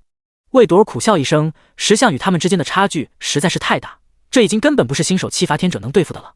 周军闻言默然不语，但心中却同样被浓浓的不甘所填满。会死在这里吗？可他才刚刚重生，无敌的天骄之路刚刚起步，还没有重返周家亲手拿回失去的一切，父母失踪的真相也尚未调查。他不甘心，他真的好不甘心。强烈的情绪充斥在心间，周军只感觉身上好像有什么枷锁，在此时隐隐松动了。第25章，绝境之间，白茫茫的空间中，绝望的氛围笼罩着每一个人。明明上一刻还轻松自在，未将这石像当回事，结果转眼之间，对方就展现出了绝对碾压的实力。这已经完全超出了新手七魔物的范畴，多眼魔蜥蜴与这石像一比，根本就是天与地的差距。军哥，看来我们运气不好啊，只能来世。叶长山苦笑，壮硕的身躯蜷缩在地上，极度的虚弱，说话间也是气若游离。周军皱眉，斥责道：“说什么胡话！我会带你们走出去的，我保证。”少年语气斩钉截铁，手中金雷劫出现，一双锐利的眸光对上石像的金色瞳孔。尽管双方实力差距极大，尽管他可能一招都撑不住，但他仍要试试，否则他不甘心，死都不瞑目。让我先来吧。忽然间，一对乌黑的双马尾出现在他的视野中，却是魏朵站了出来。你把大块头转移到安全地带，我还有一次死亡免疫没用，应该能挡一阵。魏朵转头冲他一笑，背齿红唇，露出2个酒窝。周军从来没发现这丫头也能笑得这么美。他怔了怔，道：“你不用为了我们搭上性命的。”打住！魏朵一抬手，翻白眼道：“别说的好像你们都死了，我自己就能活一样。”一边说着，一边从兜兜里掏出巧克力棒棒糖，脸上露出止不住的悲伤。哎，这可能是姐们这辈子吃的最后一根糖了。现在只能赌，像那样的攻击，这该死的石像只能使出2次。如此一来，你作为我们之中最强的存在，应该还有机会拿下他。魏朵说话间，将棒棒糖小心翼翼地含进嘴里，然后不再做无谓的伤感，洒脱地冲了出去。转瞬间，黑影缭绕，黑雾漫天。穿着黑色帽衫的双马尾少女，在这一刻好似扑火的飞蛾，手中的匕首义无反顾地向着石像斩去。瞬影乱天杀！一声英姿飒爽的清脆娇喝传遍白茫茫的空间。魏朵儿已然化身无数暗影，围绕着石像展开攻击。周军见状不再多想，脚下一动，来到叶长山身前，一把将其扛在背上，反复3个后跳脱离战场，来到了相对安全的后方。叶长山已经没有死亡免疫了，以他目前的状态，哪怕沾到一点战场余波，都可能会导致永久的死亡。所以当务之急是先保证其个人安全。至于这石像，他不信区区一个新手期秘境真能把他们都困死。越身处绝境之中，周军的头脑便越是清晰，并且已经隐隐有了一点思路。砰！前方魏朵儿已经展开了激烈的冲锋，他依仗着暗影天赋的速度优势，围绕着石像展开快若闪电的连击。而后者虽然伤害惊人，但似乎因为手持巨剑的原因，在速度方面反而并不是很快，一直在被动挨打。此刻被连击几次之后，一串串的伤害数字在头顶冒出，同时血条和基本属性也浮现在众人眼前。名称：堕落的霍尔特，血量124000，等级阶级。那面板一出现，魏朵和周军都是瞳孔一缩，高达12万的血量，无法探查的等级与阶级，这哪里还是新手期魔物，就算放到20级以上的副本中，也最少是个领主级存在。可问题是，幽暗密林只是一座魔物上限为10级的秘境啊！一时间，现场的气氛更加凝重，充满了无力与绝望。尤其是当魏朵儿发现自己的连击每一刀只能砍出1000多出头的伤害时，一颗心当即沉到了谷底。这石像的抗性高得离谱，除了速度慢点外，几乎没有缺点了。呼，难道唯一的攻略方法就是靠着速度磨死吗？一个闪身后，魏朵儿出现在相对安全的位置，帽衫的领口都被汗液打湿了。显然像刚刚那样连续释放觉醒技对他来说也是不小的负担。暴食者应被烈火焚烧。石像毫无感情的声音再度传来，他高举巨剑，剑尖处竟有火焰凝聚，灼热的温度直接将空气都烧出阵阵涟漪，仿佛灭世般的气息在上面扩散开来。他还会魔法技能？魏朵儿惊呼出声，本以为可以靠着速度优势将 BOSS 磨死，结果对方竟然不止一种攻击方式。该死！不远处，周军见到对方的火焰大剑，也顾不得刚刚魏朵儿的叮嘱，身如疾风般掠来，意念一动，一道湛蓝色的斩击便从胸口的吊坠中飞射而出。赫然是降星之坠的主动技能，消耗 5% 精神力，释放一次必中的斩击，有 1% 的几率永久削减对方种族阶级。周军自拥有降星之坠以来，还从来没有释放过他的主动技能，主要是没什么必要，所遇到的对手都可以轻松攻略，犯不着浪费精神力去赌那 1% 的概率。但这一次情况显然不同了，石像强的超乎预料，在这生死关头，周军只能用尽所有手段去对抗。103，蓝色的斩击精准落到石像身上，伤害并不高，但却成功的阻止了对方施法动作。他那双金色的瞳孔转移到周军身上，眸光中有些愤怒，似乎是没想到眼前的伐天者小队还具备远程攻击手段。而周军对于第一次释放降星之刃没能成功削减对方等级没有丝毫意外，毕竟才 1% 的概率，若是直接成功，那得需要多强的运气。他当即二话不说，再度催动精神力，这次直接一连串的降星之刃丢掷而出。恭喜，降星之刃触发成功，目标堕落的霍尔特种族阶级降低1级。周军运气不错，在精力快要消耗一空前，成功触发了特效。而石像的属性面板也瞬间发生变动，名称：堕落的霍尔特，血量88000，等级21，阶级王者。所有的数据都显示出来了。然而周军的心底却再次一惊，被削减了一次等级，这石像的种族阶级却还是王者，那岂不是说在没削减之前，这石像是至尊级魔物？怪不得强大到如此令人窒息。魔神级不出，至尊级魔物已然是站在了副本的巅峰，同等级内无敌手，就算是 SS 级人族天骄来了，也得被按在地上摩擦。魏朵儿和叶长山也是在看清楚石像的面板后，心里拔凉拔凉的。王者级的字眼让他们心如死灰，这一次更加绝望的气氛在蔓延。而眼前的石像在察觉到自身的阶级突然掉了一层时，脸上竟然出现了极其人性化的愤怒。七罪俱全者无可饶恕，其罪当诛。他高举巨剑，深橙色的火光在其上汇聚，旋即猛然平斩。这一次的释放又快又准，根本来不及再次打断，显然是进入了狂化模式。不好！周军脸色大变，石像这一击绝对是奥义级别，王者级魔物的奥义怎么挡？只见随着石像手中剑刃的挥舞，一道赤焰从其上浮现，席卷着毁天灭地般的威势，飞速地向着四面八方扩散。周军来不及多想，一个闪身飞扑向叶长山，试图用肉身挡下这一击。只要不是穿透性伤害，他都可以保住叶长山。轰！下一秒，赤焰已离地1米的高度，横扫而过整片白茫茫的空间。98701，周军和魏朵儿身上相继闪过白光，死亡免疫直接被触发了。而叶长山因为周军挡在身前，倒是并未被横扫而过的赤焰所伤到，只是那粗狂的脸庞此刻却是被泪痕所填满。因为周军虽未死，但赤焰攻击的伤害却深深留在了后背上，皮肤都焦黑了。魏朵儿也是一样，帽衫被毁了大半，露出了平坦光滑的小腹。他正以匕首撑着地面，半跪在地上，不停地喘着粗气。王者级的奥义，还是等级高达21的王者级，当真不是他们这些新手能承受住的。若不是还有一次死亡免疫，已经必死无疑。怎么办？魏朵儿望着进入狂化，一步步走来的石像 BOSS， 满脸绝望。在这生死危机之间，他的目光忽然下意识地瞥向了周军，内心竟荒谬地升起一股期待感，期待这个男人是否还有什么未出的底牌。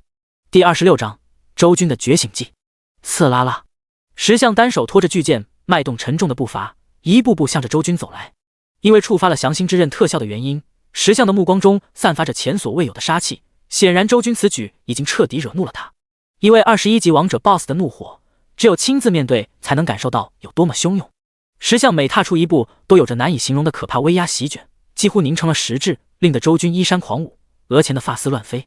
但周军毫无畏惧，他一把将身上本就破碎的校服撕扯掉，露出肌肉线条分明的上身，双目炯炯有神地盯着迎面来的石像，手中的横刀惊雷结握得越来越紧。诚然，绝望的气氛已经无法抑制在蔓延，但周军依然不想放弃反抗，这是身为绝代天骄的尊严与骨气，纵使面对强敌，也一往无前。况且周军也并未到山穷水尽的地步。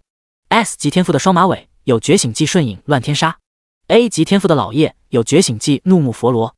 我一直在想，那我的觉醒技呢？ SSS 级天赋的觉醒技又是什么？周军低声呢喃，明明声音不大，但在这空旷的白色空间内却清晰可闻。魏朵儿和叶长山都愣住了，周军的觉醒技好像是第一次意识到这个问题，他们两个都没反应过来。觉醒技不同于从魔物身上爆出的技能书，那是在唤醒天赋时随着灵魂深处而带来的能力，是每一位伐天者的最强底牌。觉醒技有强有弱，根据天赋等级有关。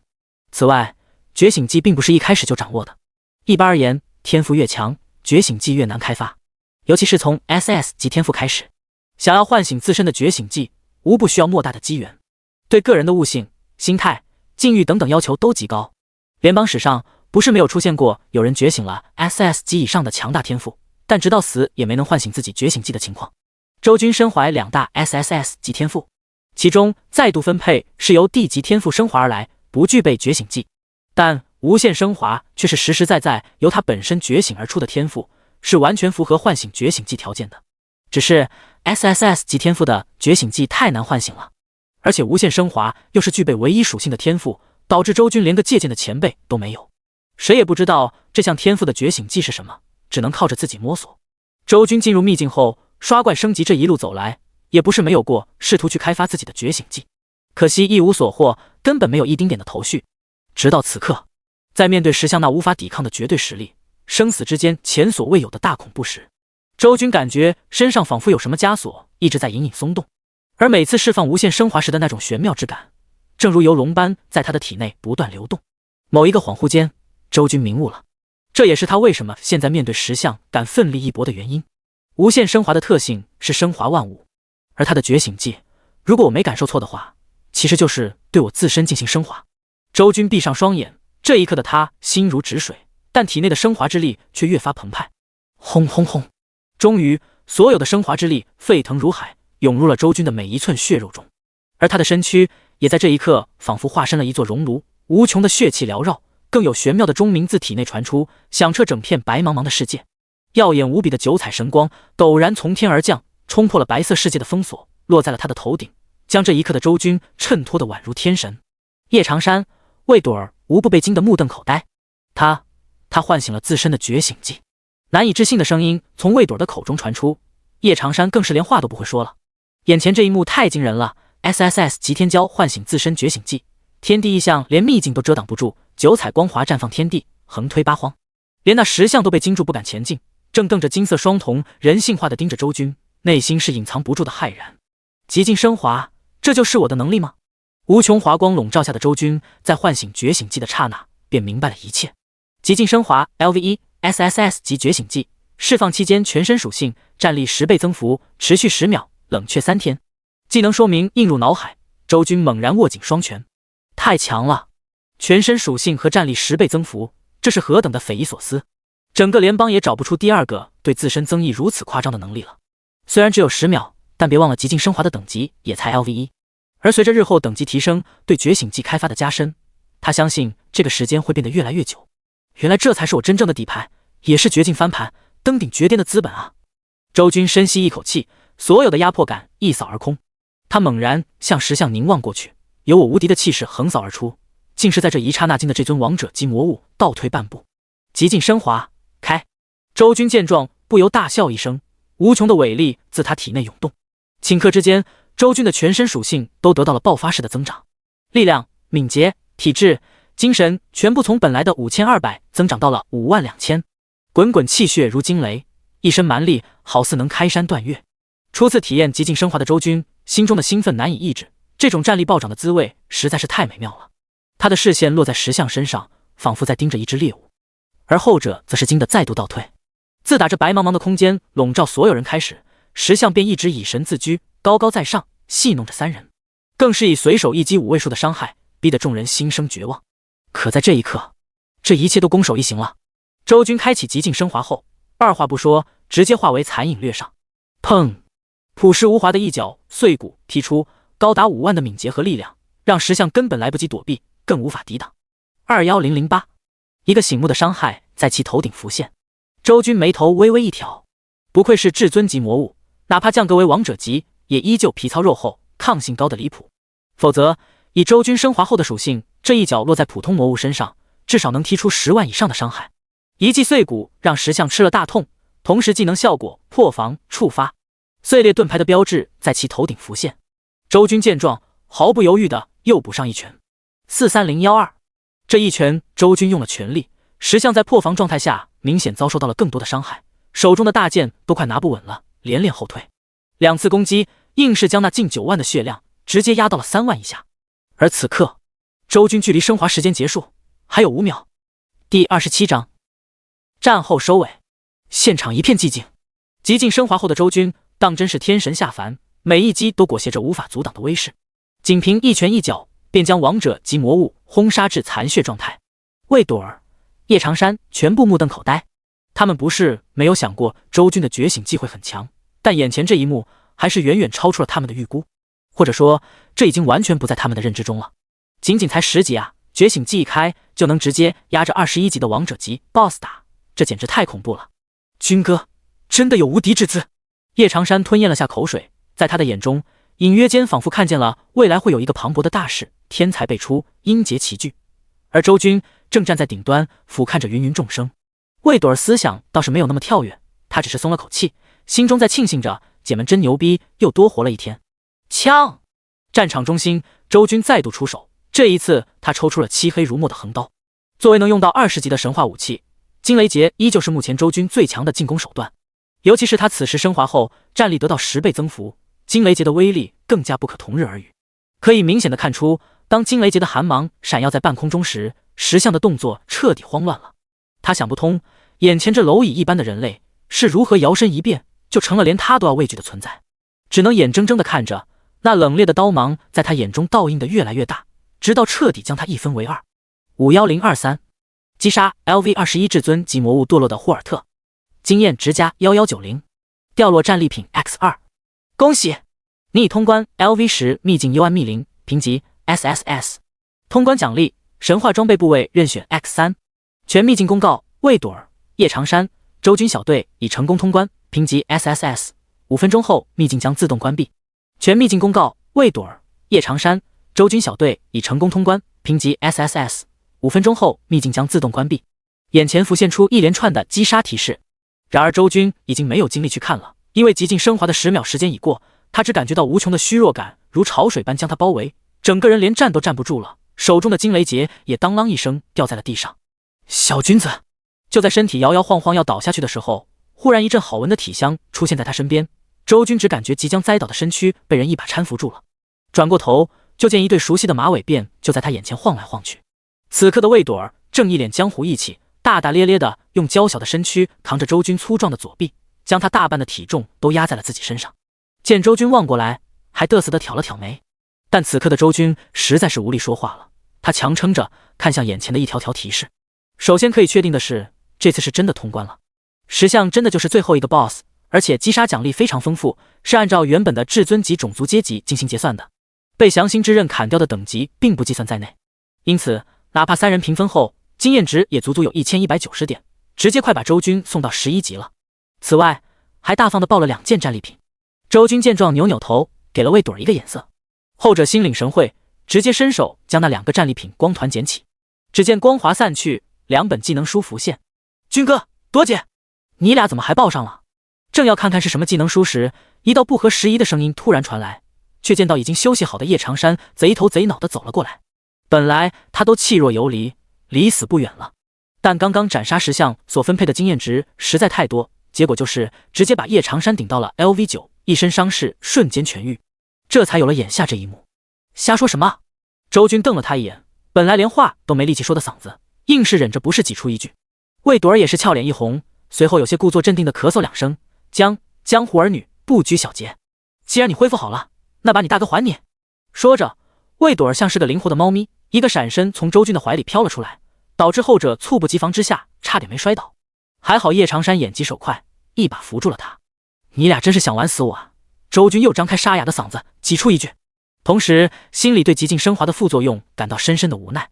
平时给道具装备升华的时候，他就够难受的了，这次给自己升华，几乎是把这种难受放大了10倍，从内到外都透着浓浓的虚弱，好像腰子被人炸了10天10夜一样，根本不是人能受得了的。周军现在很羡慕叶长山能够吃足经验直接升级，状态一刷新，什么不适感都没了。还有看魏朵儿那满脸轻松的样子，估计刚刚也升了1级。只有周军受伤的世界达成了，默默叹了口气。周军招呼2人一起检查一下战利品。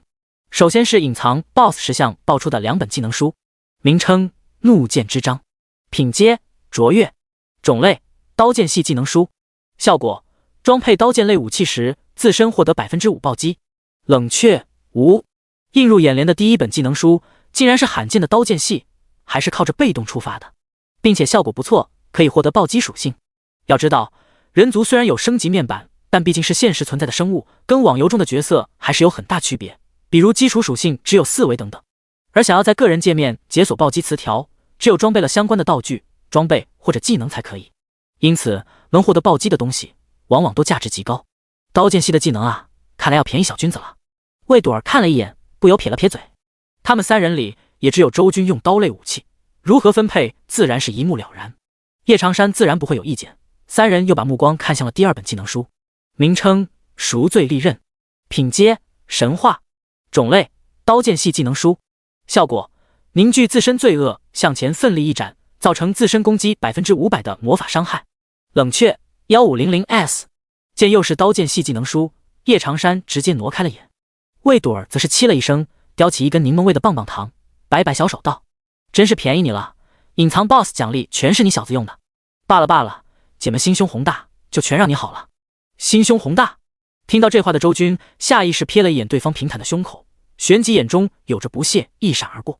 魏朵儿并没有察觉到这一幕，否则定是要掏出匕首跟周军讲讲何谓朵儿姐的江湖规矩了。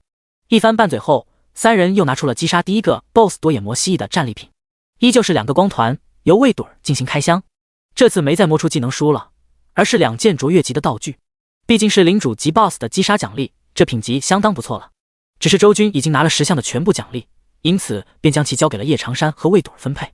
然后是之前击杀兽潮时偶然爆出的战利品，也在此时做了清点，足足有12件，每人按照需要各分4件。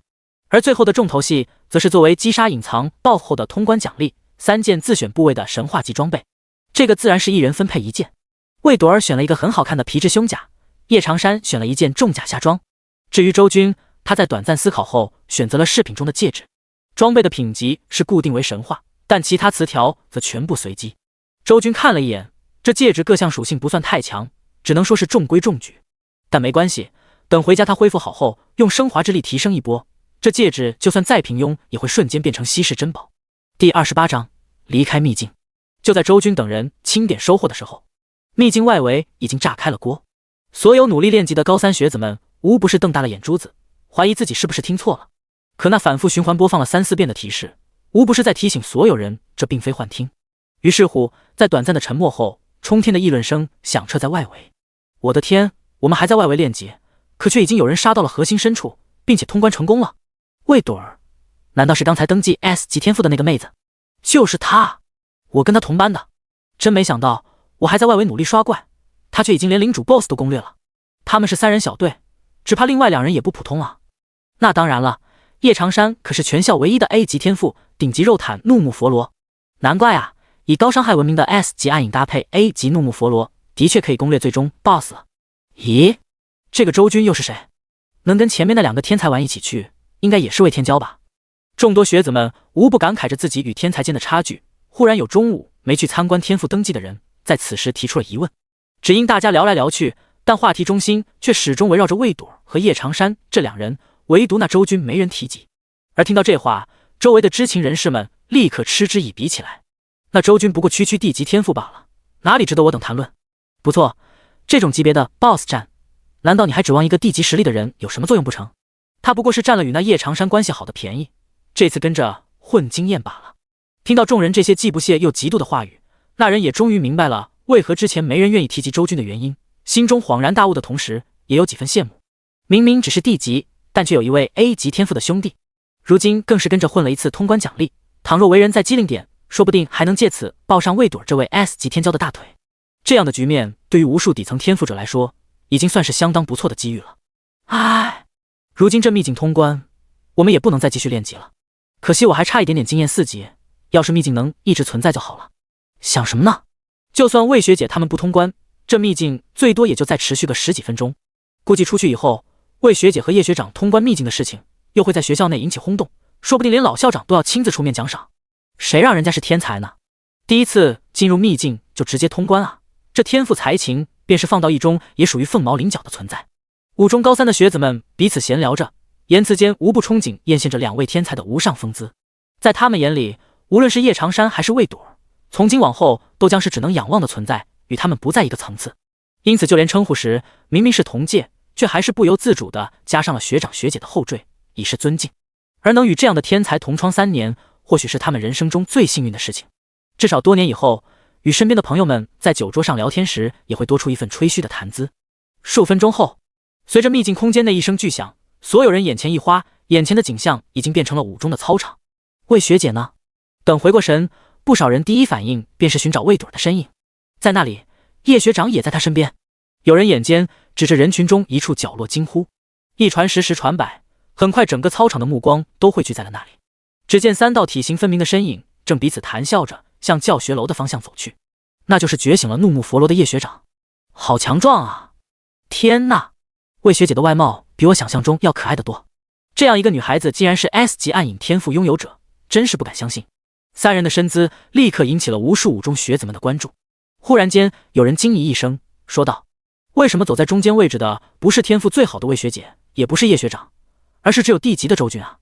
众人一愣，等反应过来后，发现果真如此。中间那意义不凡的位置正被周军占据着，而身旁魏朵和叶长山有说有笑，似乎谁都没觉得有问题。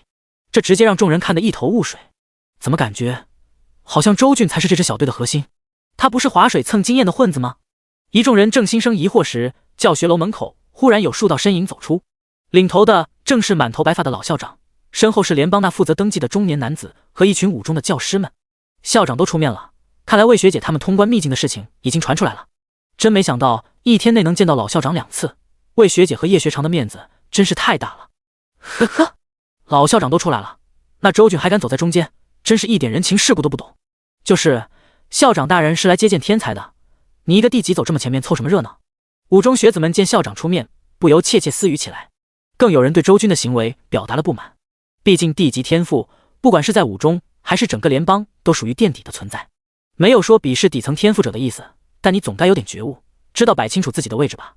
这种冒冒失失的举动实在是惹人不喜，其中不少人当即冷笑连连，已经打算看热闹了。老校长虽然看似和蔼，但毕竟是80级强者，区地级天赋却敢在这种场合如此跳脱，少不了要承受一番问责。一道道幸灾乐祸目光的注视下，老校长背负双手，龙行虎步，终于是走到了3人小队的面前。然而接下来发生的一幕却是让所有人双目圆瞪，呆立当场。只见老校长没有丝毫想象中的生气，反而是一脸和蔼的笑容，主动伸出了手掌。而他握手寒暄的对象赫然是周军，几乎是完全无视了旁边的叶长山和魏朵，眼中只有周军一人。那副关怀的模样，仿佛周军才是真正的天才。这啥情况啊？周军这个拖油瓶敢占小队 C 位也就算了，怎么连校长也对他刮目相看？谁能告诉我到底发生了什么？所有人都懵了，怔怔地看着眼下这一幕，脑瓜子一片混乱。那些本打算看周军笑话的，此时也是被震撼的目瞪口呆，一句话也说不出。第29章，震撼的老校长。直到老校长领着周军小队离开操场，进入教学楼，围观的学生们都未缓过神来，他们面面相觑，无法理解眼前这一幕。但毫无例外，周军在他们眼中的形象一下子就不再那么渺小了，反而多了一层神秘的面纱，令人不敢小觑。与此同时，宽敞的校长室内，此刻只有周军、老校长、中年男子和班主任楚秀妍4人。叶长山和魏朵儿仅仅只是在进入教学楼后被老校长口头表扬了几句，连校长室的门都没能进来。在 SSS 级天才面前，就算平时再优秀的学生也沦为了背景板。而见到前后差距如此之大的区别对待，周军就算再怎么迟钝，此刻也回过味来了。他心里如明镜一般，知道肯定是老校长已经得知了自己第二天赋的事情。因此，周军进入了校长室后，神态自若，心安理得地接受着老校长亲自为其泡茶。这份心性，不愧是少年天骄，周家少主啊！殊不知，周军随意的表现落在老校长和中年男子的眼中，又变成了另一副模样。他们看到的是一位少年英才，在面对不管多大的人物时都波澜不惊，处之泰然的自信。那份从容与气魄，已经超过太多同龄人。周同学，你第二天赋的事情，我已知晓。老校长此时和蔼地笑了笑，见周军将自己给泡的碧螺春一饮而尽，立马又添上一杯，讨好的模样哪里还有半点校长该具备的威严？这就是天才的特权，在 SSS 级天赋面前，任你是一校之主，也要低下头颅。是通神珠的反应出现了延迟，不过武中不会让任何一位 SSS 级天骄蒙尘。你的事情，徐元已经上报给了联邦高层。老校长斟酌一番语言，说道。徐元便是旁边的中年男子，他此时脸上有些羞愧，向着周军低下了头，诚恳道：小周兄弟，登记的事情全责在我，联邦高层得知后，已经第一时间对此做出了补偿。此外，这是我个人的名片和一些心意，我在凌渊城还算小有薄面，若不嫌弃，遇到困难可以找我，还请你万万不要拒绝。中年男子说话间，手掌一晃，便有一堆价值不菲的密钥和一张名片从背包中取出，然后恭恭敬敬地送到周军面前，态度谦卑至极，与此前在体育馆为周军进行登记时的冷漠模样简直判若两人。周军淡然地瞥了一眼他，没理会。他不说话，校长室内的众人面面相觑，也不知该如何开口。数十秒后，待中年男子额头逐渐冷汗淋漓时，方才看也不看一眼，随意地将那些东西收起。这次是看在老校长的面子上。周军脸色如常，声音平静地开口。中年男子却如蒙大赦，感谢连连。毕竟要是真被一位 SSS 级的天骄记恨上，实在是睡觉都惶惶不安。老校长见状也是露出笑容，打着圆场，哈哈，老徐，我早就说周同学不是那种小气的人。他一边说着，一边又给周军添了杯茶，然后方才慢条斯理的从口袋里掏出一枚古朴的青铜钥匙。周同学，你觉醒出 SSS 级天赋，乃是我联邦之幸，武中之光，我们校方自然也不能寒了天才的心。这枚 LV20的秘境钥匙，算是老头子我的个人奖励，还望周同学不忘初心，砥砺前行，扬我人族之威名。随着老校长话语的传出，周军始终淡然的表情也第一次有了惊讶之色。他显然没想到武中对他的奖赏竟然会是一枚秘境钥匙。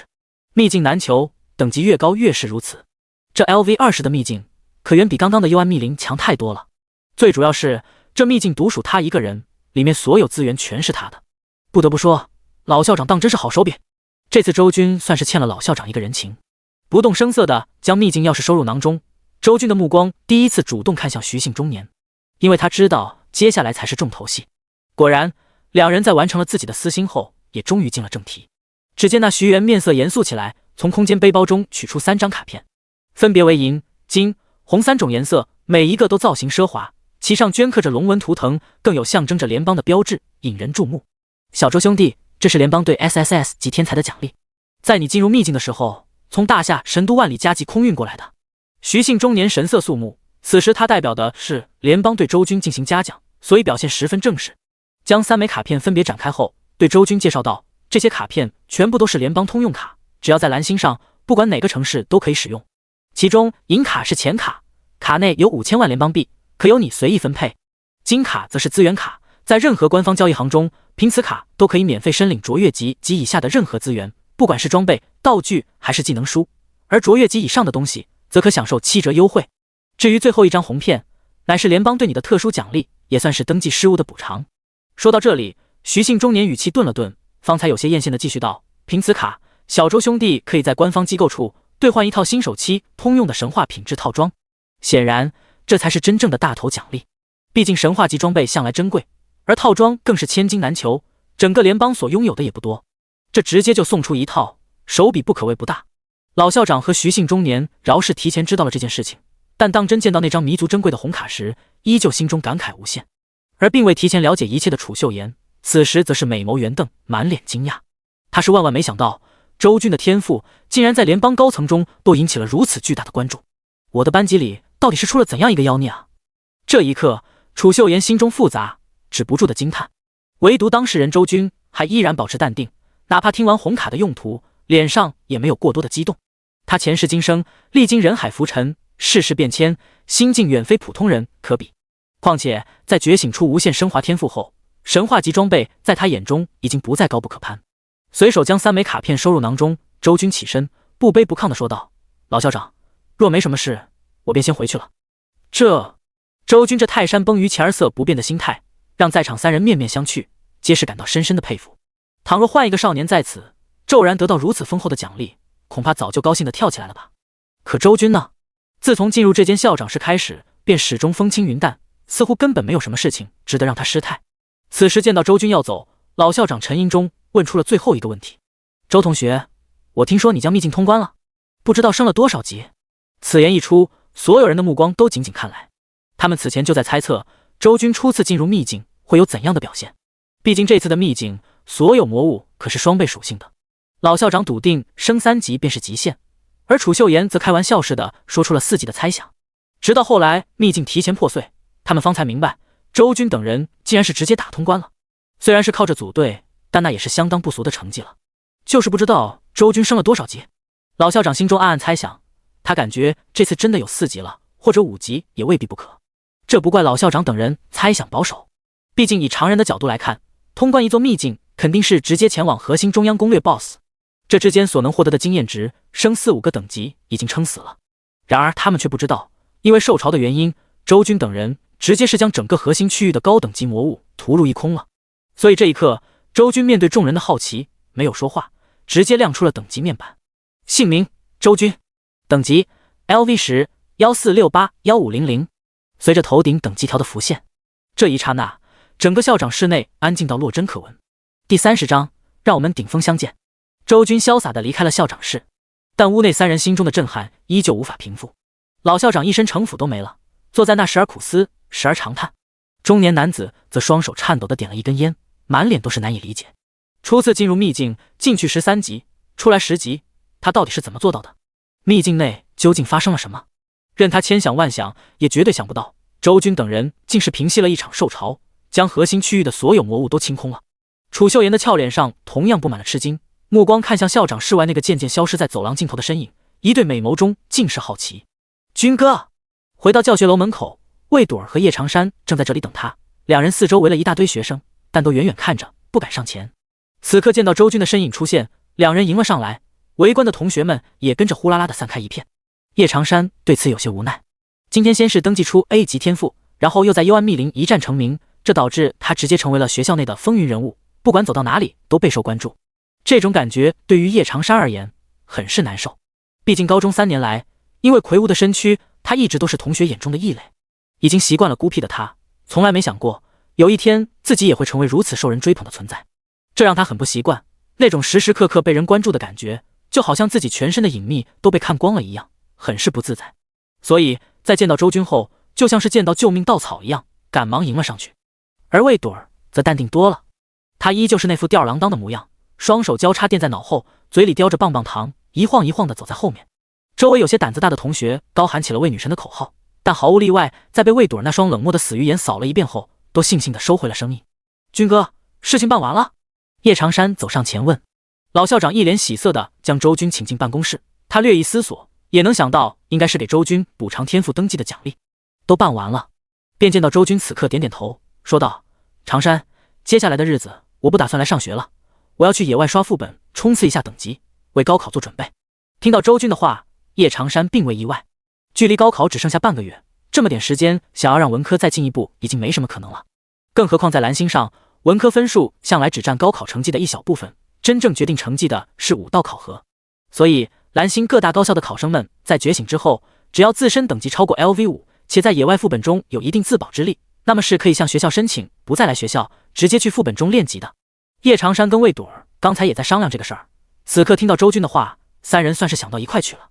毕竟以他们3个的实力和等级，寻常的新手7副本完全可以横着走了。军哥，我也不打算来学校了。我爹的伐天者小队明天要去探索一个30级秘境，他想带上我去历练一番，兴许等高考的时候，我的等级就追上你了。叶长山此刻咧嘴一笑，信心满满的说道。周军听闻，则是一脸期待的冲他点点头，打趣道：那你加油，等真有那一天，我喊你哥。嘿嘿，我可不敢。叶长山挠头一笑，在他眼里，周军一天是他大哥，就一辈子是他大哥，哪怕有一天实力不如他了，也要尊重。周军见状一笑，两兄弟又闲聊了一会儿后，叶长山便率先离开了学校，回家为明天下秘境做准备。此刻已夕阳西下，高1高2的学生都放学了，走廊、操场上人流涌动，三人组只剩下了周军跟魏朵儿，两人对视一眼后，皆心照不宣的慢悠悠向校门口方向走去。路过操场跑道的时候，魏朵儿将嘴里的棒棒糖咬碎，转过亮晶晶的眸子看向周军。小君子，高考过后，要不要跟我来同一所大学？他嘟起嘴巴，向着眼前这个认识很久，但今天才真正了解的男孩发出真诚炽烈的邀请。我已经有心仪的大学了。周军脚步顿住，因对方闪亮的眸光而有些失神，只是片刻后还是摇了摇头。魏朵儿好看的眉毛顿时拧在一起。你还没问我要去哪所大学呢，万一我们想去的是同一所呢？没可能。怎么没可能？你想去的是瑶池大学，而我的目标从始至终只有昆大。周军脸上露出一个灿烂的笑容，轻快地说着。而这次换成魏朵儿愣住了，他再度眨眨好看的大眼睛，满是好奇。小君子，你怎么知道我想考瑶池大学？周军轻笑不语，他当然是在上一世听说的。那一天五中放榜，周围的人都在议论魏朵儿这位五中第一天才的去处，所以周军印象深刻。毕竟瑶池大学那可不是一般的地方，在广袤的蓝星上，高校无数，但只有4所学府敢号称顶尖。巧合的是，这4所学府全部出自大夏国，他们分别是昆仑大学、瑶池大学、南天门学院、太初学府。这4所高校傲视蓝星，为人族培养出无数人杰，其中只有昆大毫无悬念排行第一，余下3所则不相上下。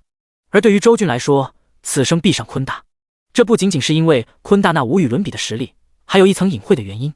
他曾听周家族老说过，他父亲周显荣当年也是昆大的学子。周显荣当年失踪，疑点重重，周军想要走一遍父亲走过的路，在父亲遗留的道路上寻找真相，因此周军是无论如何也要去昆大的。魏朵儿见周军不语，在观他的神情，心中已然得到了答案，于是也是陷入了沉默。夕阳的余晖洒落，将少年少女的身影拖得老长。沿着绿荫地一路慢行，等到校门口的时候，魏朵儿往嘴里丢了一根草莓味棒棒糖，仰头说道：小君子，既然你有自己的目标，就努力去实现吧。未来还长，像我们这等人终究是要踏足星空战场的，所以说到这里，魏朵儿抬手指了指天空，展颜一笑：让我们顶峰相见。第31章，第一个不朽级技能。傍晚，天气微凉，回到家的周军在厨房简单炒了个菜。这些年独自生活，让他练就了一手好厨艺，平日里想吃什么都是自己做。比如今天做的蒜香魔蟹腿，不仅味道鲜美，还营养十足，能很大程度的满足新手伐天者对营养的需求。2条大蟹腿下肚，周军立刻感觉因为使用觉醒技耗尽的体力恢复了不少，整个人也没那么虚弱了。他略微活动一下身体后，便盘膝坐在沙发上，将隐藏 BOSS 掉落的2本技能书取出。这2本刀剑系技能书品阶都很高，尤其是那本神话级的赎罪利刃，如果使用能力升华后达到史诗级，是板上钉钉。甚至即便是那传说中的不朽级技能书，也未尝没有可能。单车能不能变摩托，就看这一搏了。周军深吸口气，在2本技能书上反复衡量后，还是决定把悬念留在后面。先升华那本卓越品质的技能书，名称怒剑之章，品阶卓越，种类刀剑系技能书，效果装配刀剑类武器时自身获得 5% 暴击，冷却无。作为一个能加暴击的被动技能，周军还挺喜欢的。他很期待升华后会变成什么样子。此刻随着意念指令的下达，熟悉的玄妙之力自体内涌现，凝聚在怒剑之章上。下一刹那，原本就崭新的书籍外观变得更加华丽尊贵，而翻开之后，平凡的纸张竟是在这一刻成为了柔软的羊皮。恭喜！陆剑之章高级升华为执剑新名，名称执剑新名，品阶史诗，种类刀剑系技能书，效果装配刀剑类武器时自身获得 30% 暴击 10% 暴伤。冷却无。周军手握这本奢华的羊皮书，但阅读完后，脸上不由被浓郁的喜色所覆盖，连身上那阵阵虚弱感都忽视了。他没想到今晚第一次升华，运气就如此之好，直接得到了一本史诗级技能书。执剑新名跟前身怒剑之章一样，都是被动类技能，但效果却天差地别。怒剑之章只提供 5% 的暴击，执剑新名不仅有着 30% 暴击，甚至还有 10% 的暴伤。这两种属性本就罕见，加成还如此之高。毫不夸张地说，若是将此技能书放到黑市上，能随随便便就炒到2-3千万联邦币，可想其价值之高。周军脸上的笑容都快要遮掩不住了。才升华一本卓越级技能书，收益就如此丰厚，这让他对接下来升华神话品质的赎罪利刃有了极大的期待。正当要继续升华的时候，强烈的虚弱感却猛然涌上心头，连带着精神都跟着恍惚了一下。周军这才发现身体有些扛不住了。这该死的副作用！周军叹了口气，今天升华太多次，一身精力都被透支完了。对了，我好像还有些秘药在身上。而正当周军发愁之际，忽然像是想到了什么，手掌一翻间，身前便多了一堆瓶瓶罐罐，这些都是那徐姓中年为了赔礼送给他的秘药。周军想要看看其中是否有恢复类的，毕竟秘药这种东西就跟网游中的血瓶差不多，大多数都可以恢复自身状态，只有少数才有着特殊功效。在寻找一番后，周军果然找到了几瓶血药，名为净血凝液，白银品质，服用后可恢复自身 20% 状态。周军二话没说，一连炫了5瓶，整个人顿时神采奕奕，一身的疲惫都消失无踪了。好东西，看来以后要常备一些恢复类秘药。周军脸色一喜，感觉自己找到了对抗无限升华副作用的方法。随后他放心地拿出赎罪利刃，开始了升华。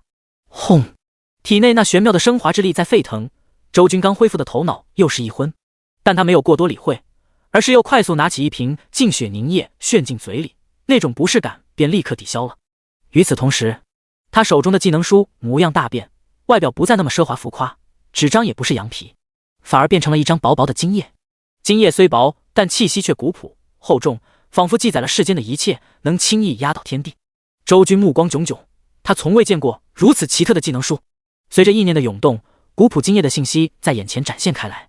名称断罪狂想曲，品阶不朽，种类刀剑系技能书，效果1，由神话级技能蜕变而来，以名为义理之刃，斩断世间一切罪恶。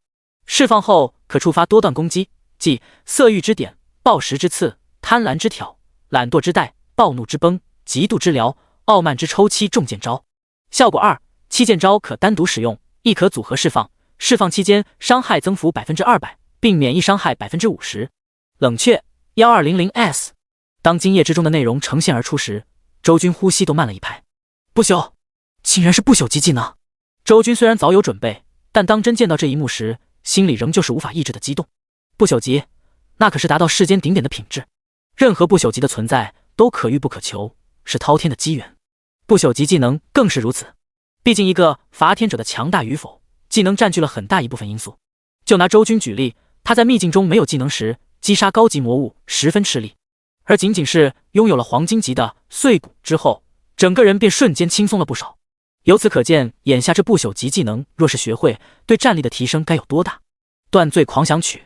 冷静下来后，周军细细地看着技能说明，片刻后倒吸口气，被其技能机制深深惊艳到了。这段罪狂想曲共有7式，或许是因为其原身赎罪利刃是从石像身上产出的，所以这7式全部融合了七宗罪的特性，并以其命名。而点、刺、挑、带、崩、撩、抽都是传统的剑招，组合在一起后便形成了独特的小技能。这些小技能在剑术的施展中有着各种不同的作用，可谓攻守兼备，并且很明显，小技能不需要冷却，只靠着肉身之力便可以施展，而组合在一起后便会成为真正的不朽级技能，发挥出不可想象的威势。200%的伤害增幅暂且不提，光是那 50% 的伤害免疫，若是掌握好使用时机，关键时刻可以保命。周军低声喃喃，显然真正吸引他的还是写着伤害免疫的那部分词条，毕竟一半的伤免实在是太逆天了。这在很多高难副本中都可以发挥出奇效，甚至起到决定性的作用，逆转战局。小技能多，大技能强，还可攻可守，伤害不俗，当真不愧是不朽级剑术啊！周军感慨，这张金叶的价值当真是无法估量。没有犹豫，直接将手里的2张技能书全部选择了学习，一个史诗级被动，一个不朽级主动。此刻先后学习，导致周军的脑子一时间有些胀痛，无穷的剑道意境灌输在他的体内，不过才短短10几分钟，却仿佛在剑术领域沉浸了一生的时光。等周军再次睁开眼时，瞳孔之中竟有剑光凝聚，整个人的气质攀升到了极点，犹如一柄冲天神剑。第32章刀剑真意，以习得技能断罪狂想曲 LV1。你领悟了刀剑真意，刀剑武器熟练度达到 LV1。2道提示在眼前出现，周军微微一愣，随后脸上再度浮现出了惊喜。在这个世界中，任何武器的修炼达到某种高度时，都会感悟意境之力，从而解锁熟练度系统。不要小觑了这熟练度，它在人族强者的实力构成中占比很大。简单来说，熟练度等级越高，所能发挥出的战斗力就越强。2个同等级伐天者，在不考虑自身觉醒天赋的情况下，高武器熟练度碰上低武器熟练度就是降维打击。而想要领悟真意，解锁熟练度，一靠机遇，2靠技能书堆叠。前者可遇不可求，后者则需要大量的财力，毕竟没有足够的金钱支撑，也无法得到足够多的技能书。这之中又以高品质技能书所提供的帮助最大。总而言之，武器熟练度系统就不是普通人能觊觎的，寻常人一辈子也解锁不了一种武器的熟练度。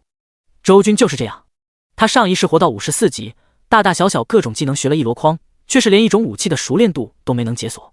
而今重生归来，刚刚第2天，他就领悟了传说中最难触摸的刀剑真意，并一口气解锁了刀剑熟练度。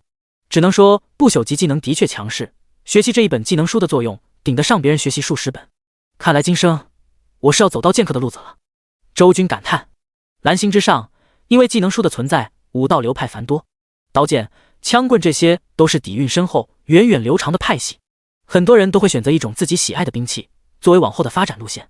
如今星空之上便有一位枪棍熟练度满级的神王，使一杆黑龙枪独自镇守火星营地。在他烈天的枪意下，多年来没有一头黑暗生物能突破火星防线，由此可见武器熟练度满级的恐怖。周军以前也想过未来要走哪种武器流派，最终还是觉得随缘就好。毕竟击杀魔物能爆出什么类型的技能书，不是他能决定的。像现在领悟刀剑意境也不错，刀剑熟练度增长较难，但大成后威力不弱于枪棍，在所有武器中都属于名列前茅的存在。一剑镇邪，一刀诛恶，倒也不错。周军仰头畅想一番，片刻后又从背包里掏出5件装备。这5件装备都是从秘境内得到的收获，其中4件是荡平受潮时评分的奖励，1件是通关后自选的神话级戒指。周军目光在一件件装备上掠过，最终停留在了戒指上。前面那些普通魔物爆出的装备，品质最高也才白银，哪怕被升华之后，顶多也就是黄金、卓越之流。而周军有联邦奖励的神话级通用套装，哪里还能看得上这些？给他们升华都嫌浪费自己的精力，所以现在也只有同样神话级的戒指可以让周军略微提起点兴趣了。这枚戒指的基本属性很一般，周军也不知道升华过后会是什么样。此刻抱着试一试的心态，一边饮用恢复类秘药，一边使用天赋能力。唰！汹涌的升华之力奔腾而出，古朴的戒指在这一刻光华大盛。数息之后，一切平静，一枚墨黑色的水晶戒指出现在周军手中。恭喜！海妖指环高级升华为生生不息之戒，名称生生不息之戒，品阶史诗，种类饰品，限制 LV10、LV25，体质+236，敏捷+161。说明由海妖指环升华而成的史诗装备，具备生生不息的特性，佩戴者每分钟恢复1%全属性状态，进入战斗状态后效果提升至3%。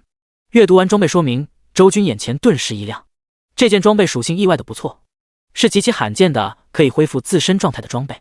它本身基础4维属性就很高，进入战斗状态后，哪怕恢复比例只有3%，但实际效果也相当不菲了。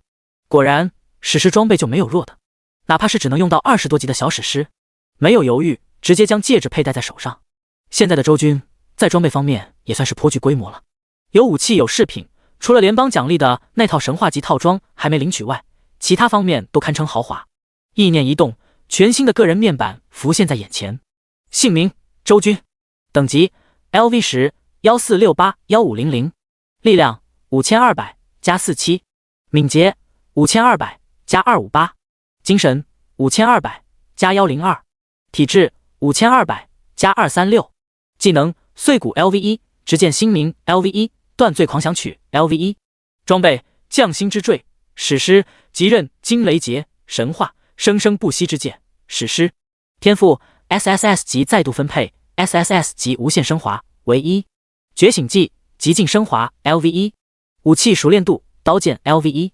望着自己这份初具天骄气势的面板，周军满意的点了点头。在昨天，他还是重生归来，刚刚觉醒的无名之辈，而今日他的名声已经在联邦高层中隐隐相传，等级更是只差一步踏入 LV11。此间种种不得不让周军感慨万分。明天去做一个联邦属性10级之最的记录，再把红卡里的奖励领了，然后就可以去城外副本猎杀魔物了。当晚睡觉之前，周军闭眼做了一下第二天的规划，便沉沉的陷入了梦乡。翌日，尽管不用去学校，周军依旧起得很早。他按照习惯下楼慢跑了几圈，顺便在早餐店解决早饭问题，之后便动身来到了林渊城的主街道。只因联邦登记属性之最的飞龙楼修建在这里，飞龙楼在各个城市都有设立，是专门用来处理伐天者正事上的机构，其重要性不言而喻。传闻每一位飞龙楼的楼主都是百级强者，能踏空而行，手撕虚空，有镇守一城之力。而坐镇林渊城的那位飞龙楼楼主为人很孤傲，并且十分神秘，寻常人根本见不到他一面。就算是城内那些豪门家主、一等权贵，想要见面也得预约。不过这些事情与周军干系不大，他此次前来只是为了登记10级属性之最，拿走奖励而已。第33章偶遇故人。林渊城在蓝星不算什么超级大城，但也拥有着7000万常住民。这样恐怖的人口基数下，觉醒成为伐天者的人有多少可想而知。而作为处理伐天者一切政务的飞龙楼，在林渊城却只有一座，这也就导致了这栋建筑几乎没有空闲的时候。哪怕现在是清晨，1楼大厅内也依旧人来人往，各个柜台都挤满了人，有些时候想要办点业务，甚至要提前1天排队。每当这个时候，这些辛苦排队的人总会将目光羡慕地看向1楼最里侧，那里有一排空闲着的柜台，可在柜台前办理业务的人却寥寥无几，因为那里是贵宾区，唯有对林渊城做出卓越贡献的豪门子弟方能踏足。换句话说，那里是属于权贵们的专用通道。而此刻，就在不少人羡慕的注视下，宽敞的贵宾区内正有2个年轻人淡然地坐着聊天。他们是一男一女，其中男子暂且不说，那女子却是极为引人注目。她穿着一身白色连衣裙，身段窈窕犹如模特，长相更是秀丽至极，只是神色间充斥着生人勿近的高冷，以及贵族大小姐才具备的傲气。看向任何人的目光中都带着淡淡的轻蔑，唯独在身旁那位气质同样不俗的男伴身上扫过时，方才会多出几分平视。慕容小姐，我跟这里的萧主管是老熟人了，你放心，今天的事情肯定能办成。这时，气质不俗的男子面带笑容的出声说道，语气轻柔，带些讨好之意。那就多谢周少了。清冷女子唇角微笑，向着那年轻男人点了点头。而年轻男子听闻后却是摇头一笑，慕容小姐不要折杀我了，我周彤在周家只是一个小角色，周家真正能担得起周少2字的只有旺哥。年轻男子也就是周彤，他虽然嘴上这样说着，但神色一点也不谦卑，只因他的身份乃是周家嫡系，虽然没有身为少主的周旺那般尊贵，可与城内这千千万万的其他权贵子弟比起来，却依旧是龙头人物，在林渊城的2代圈子中可谓呼风唤雨。今天便是受邀出面，为眼前这慕容家2小姐来飞龙楼解决一件拖了许久的公事。周旺他最近怎么样了？听到对方提及周旺，清冷女孩眼眸亮了几分，有些关注地问道。见到这一幕，周彤本来热切的心里莫名有些悲凉，但最终还是如实回答道，旺哥他已经18级了，今天跟族长去了天象城，可能要在高考前才会回来。清冷女孩哦了一声，表情有些沉默。周彤见对方这副心不在焉的模样，便话锋一转道，不过昨天晚上的时候，旺哥告诉了我一件很有趣的事情，想必你也会感兴趣。清冷女孩闻言挑了挑好看的眉毛，示意他说下去。就见周彤嘿嘿一笑，你知道吗？我周家那位离家出走的气少，周军大少爷，昨天在武中登记了觉醒信息，竟然只有D级。你说可笑不可笑？看来当年少主把他赶出周家的决定是对的，这样废物继续留在周家，只会成为我周家在凌渊城的耻辱。说到后面，周彤的脸色已经布满了嘲讽，冷笑连连。而在他的对面，听闻这些话的清冷少女却是整个人怔住，随后精致的脸庞变得极度复杂起来。军哥，不，周军。他终究还是成为了失败者。看来我当时选择离开他的决定是对的。慕容雪抓紧了衣角，眉宇间尘封的往事浮上心头。在早些年的时候，周家和慕容家走得很近，两家的小辈经常互相玩耍。周君早慧又有父亲周显荣这个绝世天才的光环笼罩，所以年纪轻轻就已经是两家孩子中的领袖。他所过之处众星捧月，就连周望都只是他的跟屁虫，对这位堂哥的话唯命是从。而周君身上的少年义气，毫无意外地吸引了两家一大批孩童崇拜追随。慕容雪就是其中之一。他当时觉得周君就是这个世界上最闪耀的人，那个时候做梦都是等长大了好嫁给周君哥哥。直到周显荣事变发生，周君在周家寸步难行后，这些小孩才发现，原来耀眼夺目的周君在失去了诸多光环时，也只是平平无奇的普通人。慕容雪更是在得知周君被赶出周家的消息后，不知道该如何面对，于是选择了避而不见。一晃这么多年过去，再次得知周君的消息，却是对方只觉醒出了地级天赋的丑闻。要知道，在这个天赋决定了前程的世界里，地级天赋根本没有丝毫的出路可言。这也代表着周君将彻底失去重回周家的资格。慕容雪的心却不知为何松了口气，那是如释重负的一口气，仿佛这些年刻意远离周君的愧疚都一扫而尽了。因为他跟周君已经彻底是两个世界的人了。想到这里，慕容雪的面容又恢复了往日的清冷。咦，那个人好像周君，还真是说曹操，曹操到啊！就在慕容雪觉得自己释然时，周彤却忽然指着飞龙楼的门口处，脸色惊奇地叫了起来。这句话立刻牵动了慕容雪的注意力，她下意识地抬头看去，果然便是见到在飞龙楼的门口，一个熟悉的少年正迈步走进大厅。慕容雪愣愣地看着，眼中却有着失望一闪而过，因为眼前的周君看起来沉默寡言，身上只穿了一件普普通通的白色运动服，眼中也没有一丁点权贵子弟该有的傲气与锋芒，平平无奇到仿佛丢进大街上就再也找不到了一样，哪里还有曾经身为周家少主的半点义气？或许是亲眼见到了周君的落魄，慕容雪的表情逐渐归于平淡，彻底释然了，眼底重新恢复清冷的模样。然而周君接下来的动作却是再次吸引了他的注意力。只见对方竟然是路线笔直地向着贵宾区走来，这是做什么？他难道不知道贵宾区不接待平民吗？这小子真是不知天高地厚，连贵宾区都敢乱闯，还当自己是周家大少爷呢。周彤更是毫不掩饰的冷笑出声，一脸看戏的姿态。与此同时，周君已经走到了贵宾区。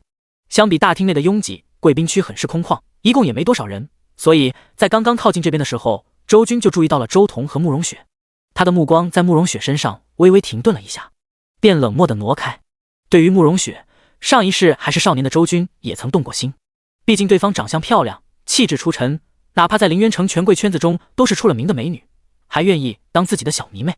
有几个少年能在这种情形下不暗生情愫？他当时曾傻傻地以为，未来的某一天，两人也会顺理成章地走到一起。可直到数年之后，随着他的失势，慕容雪的刻意疏远，周君方才醒悟过来，原来这个只在他面前甜美乖巧的少女，其实喜欢的从来不是他这个人，而是周家少主的身份，否则也不会在高考后的没多久就传出了与周望双宿双飞的消息。当时的周君为此还黯然神伤了很久，而如今重生归来，再见到慕容雪，周君只剩下了对往事如过眼烟云的平淡。他这一世眼中的目标只有不断变强，一步步成为人族至尊，其他皆是虚妄。莫说什么慕容雪，就是周家乃至整个凌渊城，在他的眼中也不值一提，星空之上才是他的目标。所以在见到慕容雪、周彤二人时，周君的心态古井不波，甚至都不想与之纠缠，只想一心办好自己的事情。甚至他踏入贵宾区，也只是为了加快办事的效率。诚然，周君已经不再是贵族子弟，但别忘了，他身上还有一枚联邦奖励，用来兑换神话级装备的红卡。这红卡的含金量可远比什么一成权贵的身份要尊贵得多。先生止步，这里是贵宾专用区域，请出示身份证明。就在周君踏入贵宾区时，一名工作人员上前拦住了他的脚步。而不远处看到这一幕的周彤，脸上的嘲弄越发浓厚。他曾经也是周君屁股后的跟班之一，但现在却成为了周望的最大拥簇者。周望对周君有多大的敌意，他再清楚不过了，所以此刻遇到周君吃瘪，自然是喜闻乐见，甚至觉得冷笑两声还不过瘾，竟是起身走到了近前。慕容雪见状暗叹一声，也跟着走了过来。怎么回事？周彤一靠近便摆出了大少的风范，明知故问道。那工作人员一看到是周彤，立马低头，神色谦卑地回答道：童少，这个人要进入贵宾区，我再检查他的证件。哼，那你可得好好检查检查，这个人叫周俊，曾经是我周家子弟，不过现在只是个被逐出家族的弃子，早已没有了贵族身份。如今出现在这里，让我不得不怀疑他是否有想假冒贵族弟子招摇撞骗的嫌疑。周彤将早就准备好的说辞讲出，脸上则满是玩味，嘴角嘲弄地看向周军。那工作人员听闻后，表情立刻严肃起来，向着周军的眼神也不由多了几分冷漠和警惕。这位先生，还请出示你的贵族身份证明，否则我就要叫警卫了。此言一出，场面的气氛一下子便僵了起来，就连大厅那边都有不少人好奇地向这边张望。而本来都打算掏出红卡的周军，见到这一幕也不由得眉头一皱，一双目光冷冷地看向周彤这位始作俑者。显然是没想到他不去搭理周彤，可周彤却敢反过来主动找他的麻烦。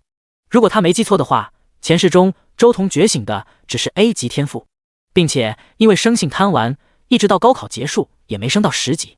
换句话说，以现在周军的实力，想要拍死周彤简直易如反掌。若不是林渊城内禁止武斗，周彤现在怕是要趴在地上跟他说话了。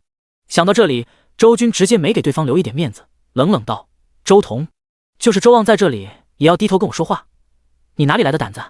忘了小时候我怎么揍你的？这话周军没夸大，他以前是孩子王，林渊城不管是谁家的权贵子弟，只要看不顺眼，直接上手就揍。莫说周彤，便是周望，也没少挨周军的巴掌抽。而此刻听到这话，往事不可抑制地浮上心头，令得周彤整个人都恼羞成怒了，大喝出声：放肆！周俊，你还当自己是周家大少吗？现在的你说好听点是弃子，难听点根本就是一条败犬，还敢在这里编排我等权贵子弟？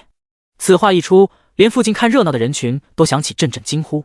那工作人员也是脸色阴沉了下来，再次出声：先生，请你不要胡搅蛮缠，飞龙楼不是你能撒野的地方。言语之中明显多了几分威胁之意。可先挑起事端的人明明是那周彤，但他却对周彤的做法不闻不问，显然两者根本就是一丘之貉。周军想通这一切，眼神也是彻底冷漠下来。他知道此刻多说无益，于是直接开口道：我有没有资格站在这里，让你们管事的过来便一清二楚？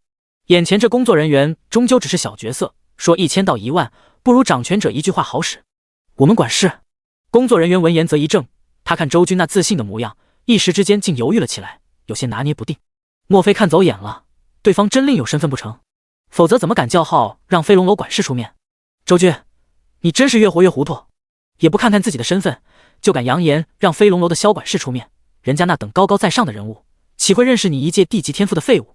然而还不待他想清楚，旁边的周彤却是抢先大笑起来，言语间极尽嘲讽。甚至一直作弊上官的慕容雪，此时脸上也是有着浓浓的失望闪过。在他的眼里，现在的周军就跟那些明明已经失败了，却依旧只会嘴硬，不肯接受现实的无赖没什么区别。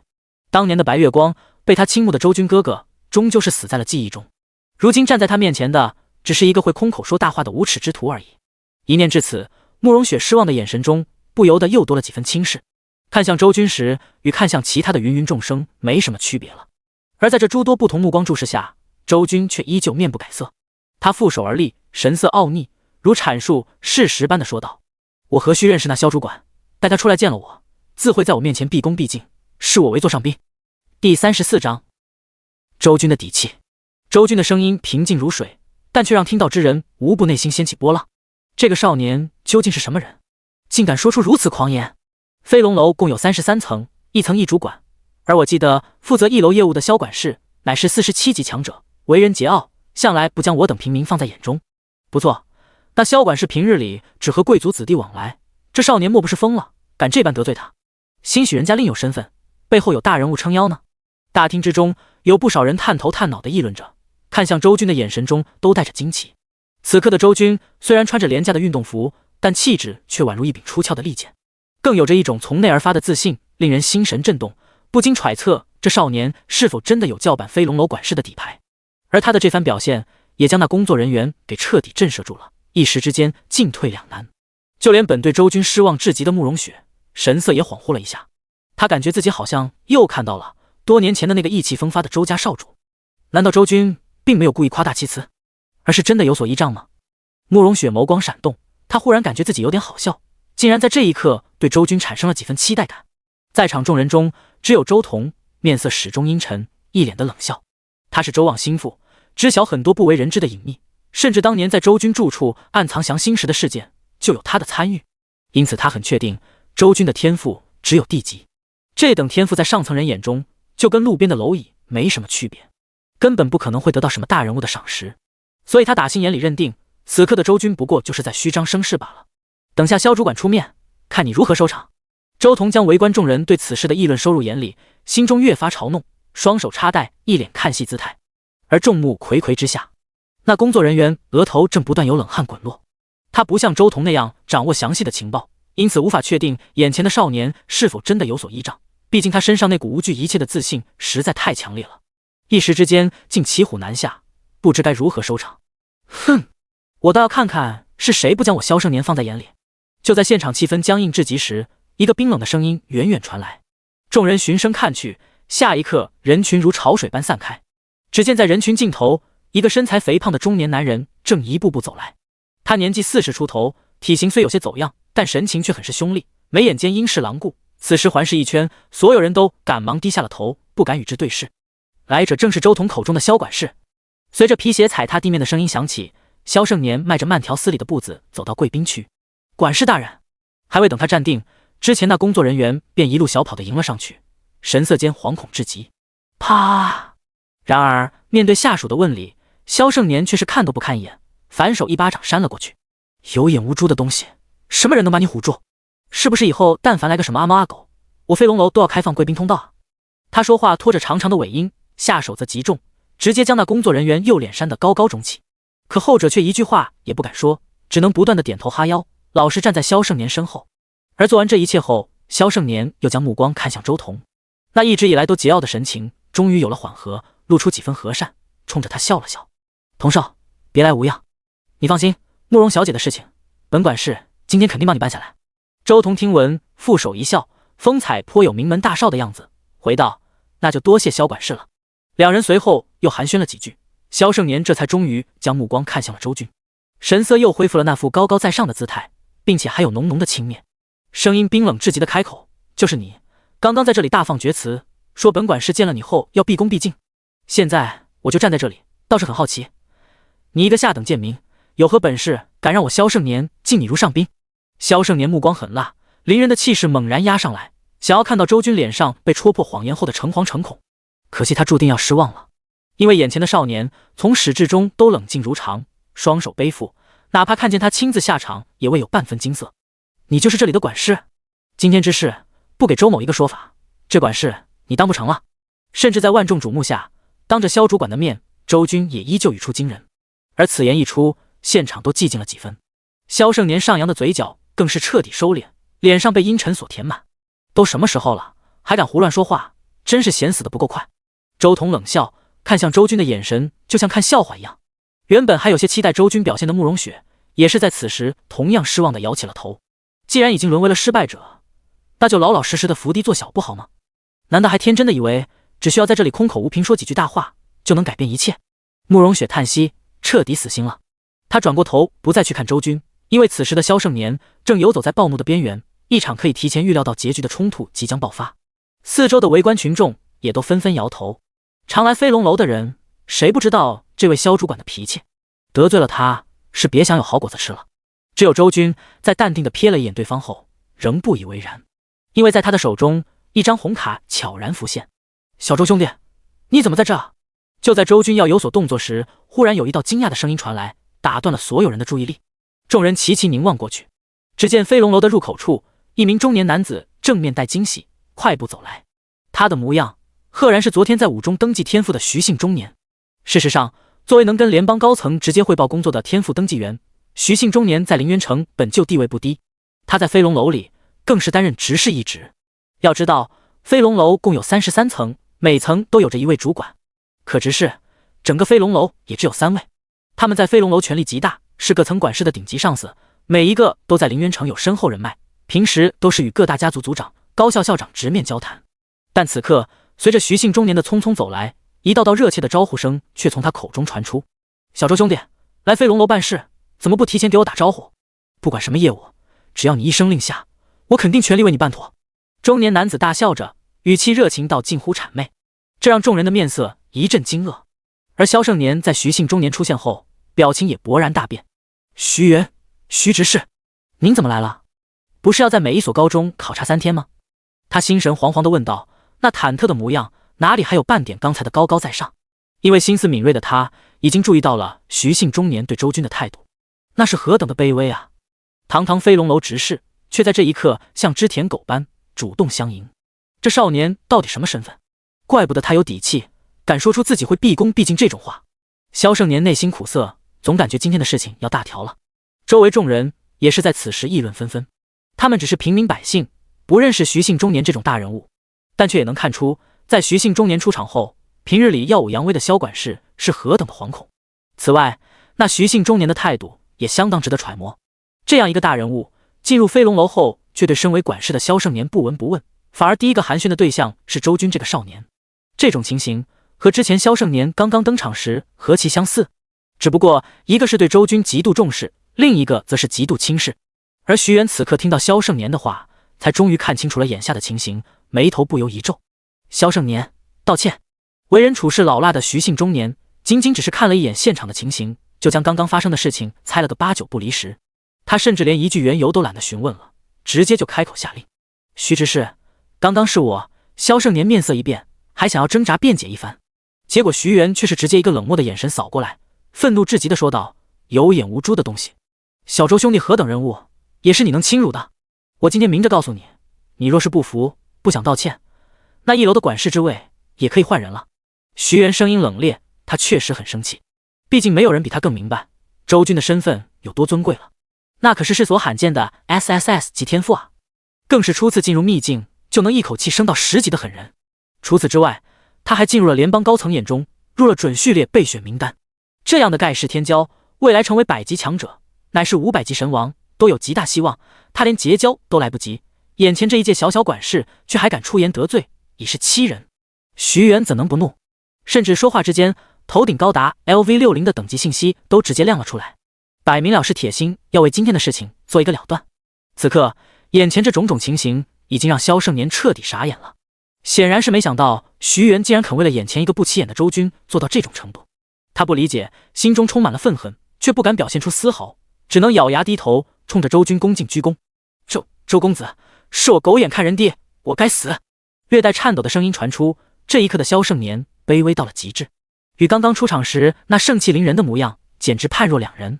而此时的周军正负手看着这一切，他确实没想到在飞龙楼还能遇到熟人，更没想到这名为徐元的中年人昨日在校长室并未吹嘘，他的确在凌渊城拥有一定的能量，还愿意为他出头。虽然他心里也清楚对方会出手帮他，并非是什么路见不平拔刀相助，只是单纯看中他的天赋罢了。当然这并非有什么不妥，毕竟在伐天者的世界里，天才就应该享受特权。小周兄弟，你看这结果如何？徐元转头看向他，笑问道。周军听闻只是淡淡的应了一声谢，而目光则从始至终都未在给他鞠躬的萧管事身上停留。在他看来，不管是周彤也好，还是突然冒出来的萧管事也罢，在他眼里都无足轻重。他依然是只想做好自己的事情，抓紧把该办的业务都办了，然后去城外练级。似乎是注意到了周军的反应，徐元心领神会，当即说道：小周兄弟，倘若不嫌弃的话，你今天的业务就由我亲自办理，保证绝对不会再出现眼下这种情况。那就麻烦你了。周军淡然点头，旋即与徐元两人离开了纷争现场，向着贵宾区深处走去。而等到两人走远后，现场不可抑制地爆发出轰鸣。天哪，竟然真有人能把萧管事压低头！那后来的大人物只是3、2句话就能让萧管事屈膝道歉，可他在面对那少年时却也成了讨好之人，岂不是说那少年的地位远在他们之上？这太惊人了，他明明看起来跟我们一样穿着廉价的地摊货，没想到本事如此之大。这少年到底什么身份？今天可真是来值了，竟然能看到萧管事吃瘪。人群骚动，望向周军那淡然抽身离去的背影，无不充满敬畏。只有周彤脸色阴沉似水。周军，他怎么会认识飞龙楼执事？他咬着牙，没有看见周军吃瘪，很是不爽，同时还有很大的震惊。毕竟飞龙楼执事位高权重，哪怕以他周家嫡系子弟的地位，也不可能让一位执事不惜亮出自身等级，也要为他出头。周军不过一介弃子，到底凭什么？双拳紧紧握起，周彤的眼里满是嫉妒。与此同时，始终观看整场闹剧的慕容雪同样紧咬红唇，心中有着一种苦涩在弥漫。他3番5次地认为周军是只会空口说大话的无赖，可结果现实却给他了重重一耳光。少年当时那自信飞扬的话语犹在耳边回荡。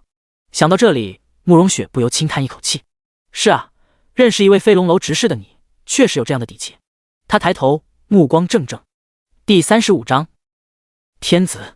慕容雪永远不会知道，其实周军一直以来的底气都并非是什么所谓的人脉，而是自身坚毅的心境、超绝的天赋和有我无敌的信念。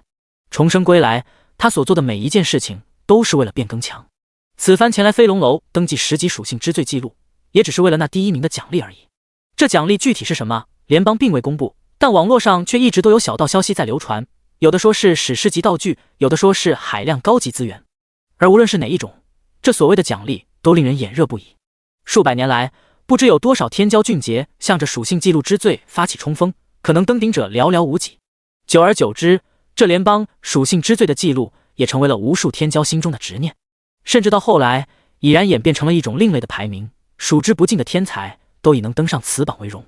最初那令无数人趋之若鹜的丰厚奖励，反倒成了彩头，而记载这一切荣誉的榜单则被称之为神榜，意味着但凡能登上此榜的人，未来必定会成为人族神王。神榜的出现促进了人族武道的繁华，联邦为了鼓励人们挑战神榜，更是不惜在全球每一座城市的飞龙楼内都专门设立了榜单展示处，并欢迎全球任何城市的天骄们前来挑战。林渊城的飞龙楼自然也有这份榜单，就设立在3楼。此刻周军和徐元的身影已经出现在了这里。3楼并不像1楼那般人潮汹涌，因为这一层楼是专门用来检测自身属性数值的，平日里鲜有人来。周军登上3楼的时候，偌大的楼层一眼扫过去，竟是空旷到能将一切尽收眼底。除了几个零星的路人外，便只有在中心处悬浮着一块极具科技感的屏幕，上面显示着一行行文字：小周兄弟，那就是神榜。似乎是察觉到了周军的目光，徐元微微一笑，领着他走了过去。来到近期，才发现这块悬浮屏幕极大，光高度就有4-5米，上面的字体龙飞凤舞，闪耀着金色的光华，很是具有压迫感。周军抬眼望去，便是见到其上记录着一个个如雷贯耳的名字：联邦 LV 10级属性之最记录神榜 NO1 炎烈总属性点13912 NO2 拳打小怪兽总属性点11292 NO3 昊天总属性点10104 NO4 一杆黑龙枪总属性点10008 NO5 独霸天下总属性点9999 NO6 赵雅仙总属性点9923 NO7 榜单只展示到前10名，便不再继续显示。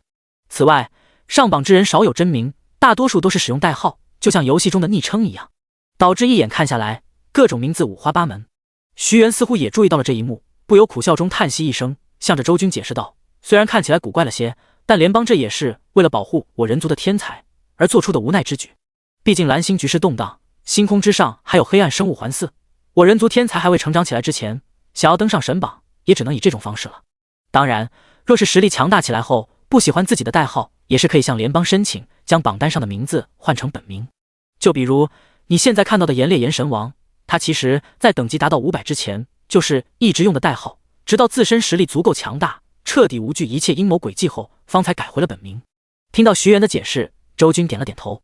联邦神榜声名赫赫，甚至一度被称作人族未来神王的预定名单，而如此高调，自然会引起各种心怀鬼胎的势力注意。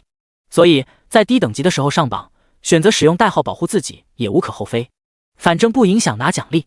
小周兄弟，你既然想要挑战神榜，最好也起一个代号吧。徐元此时出言提醒道。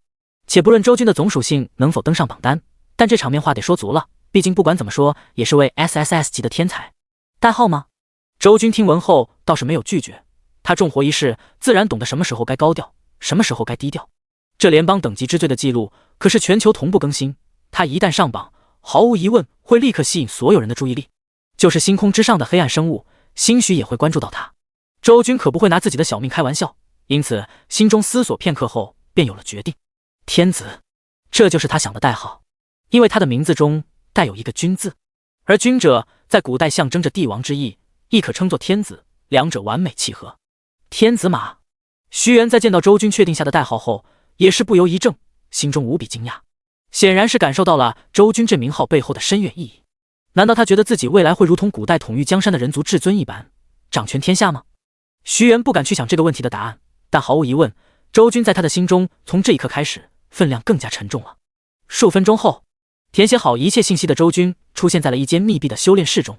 想要挑战联邦属性之最记录，不单单是要亮出面板那么简单，因为面板上的数据可以通过某些特殊道具临时修改，从而出现造假的可能。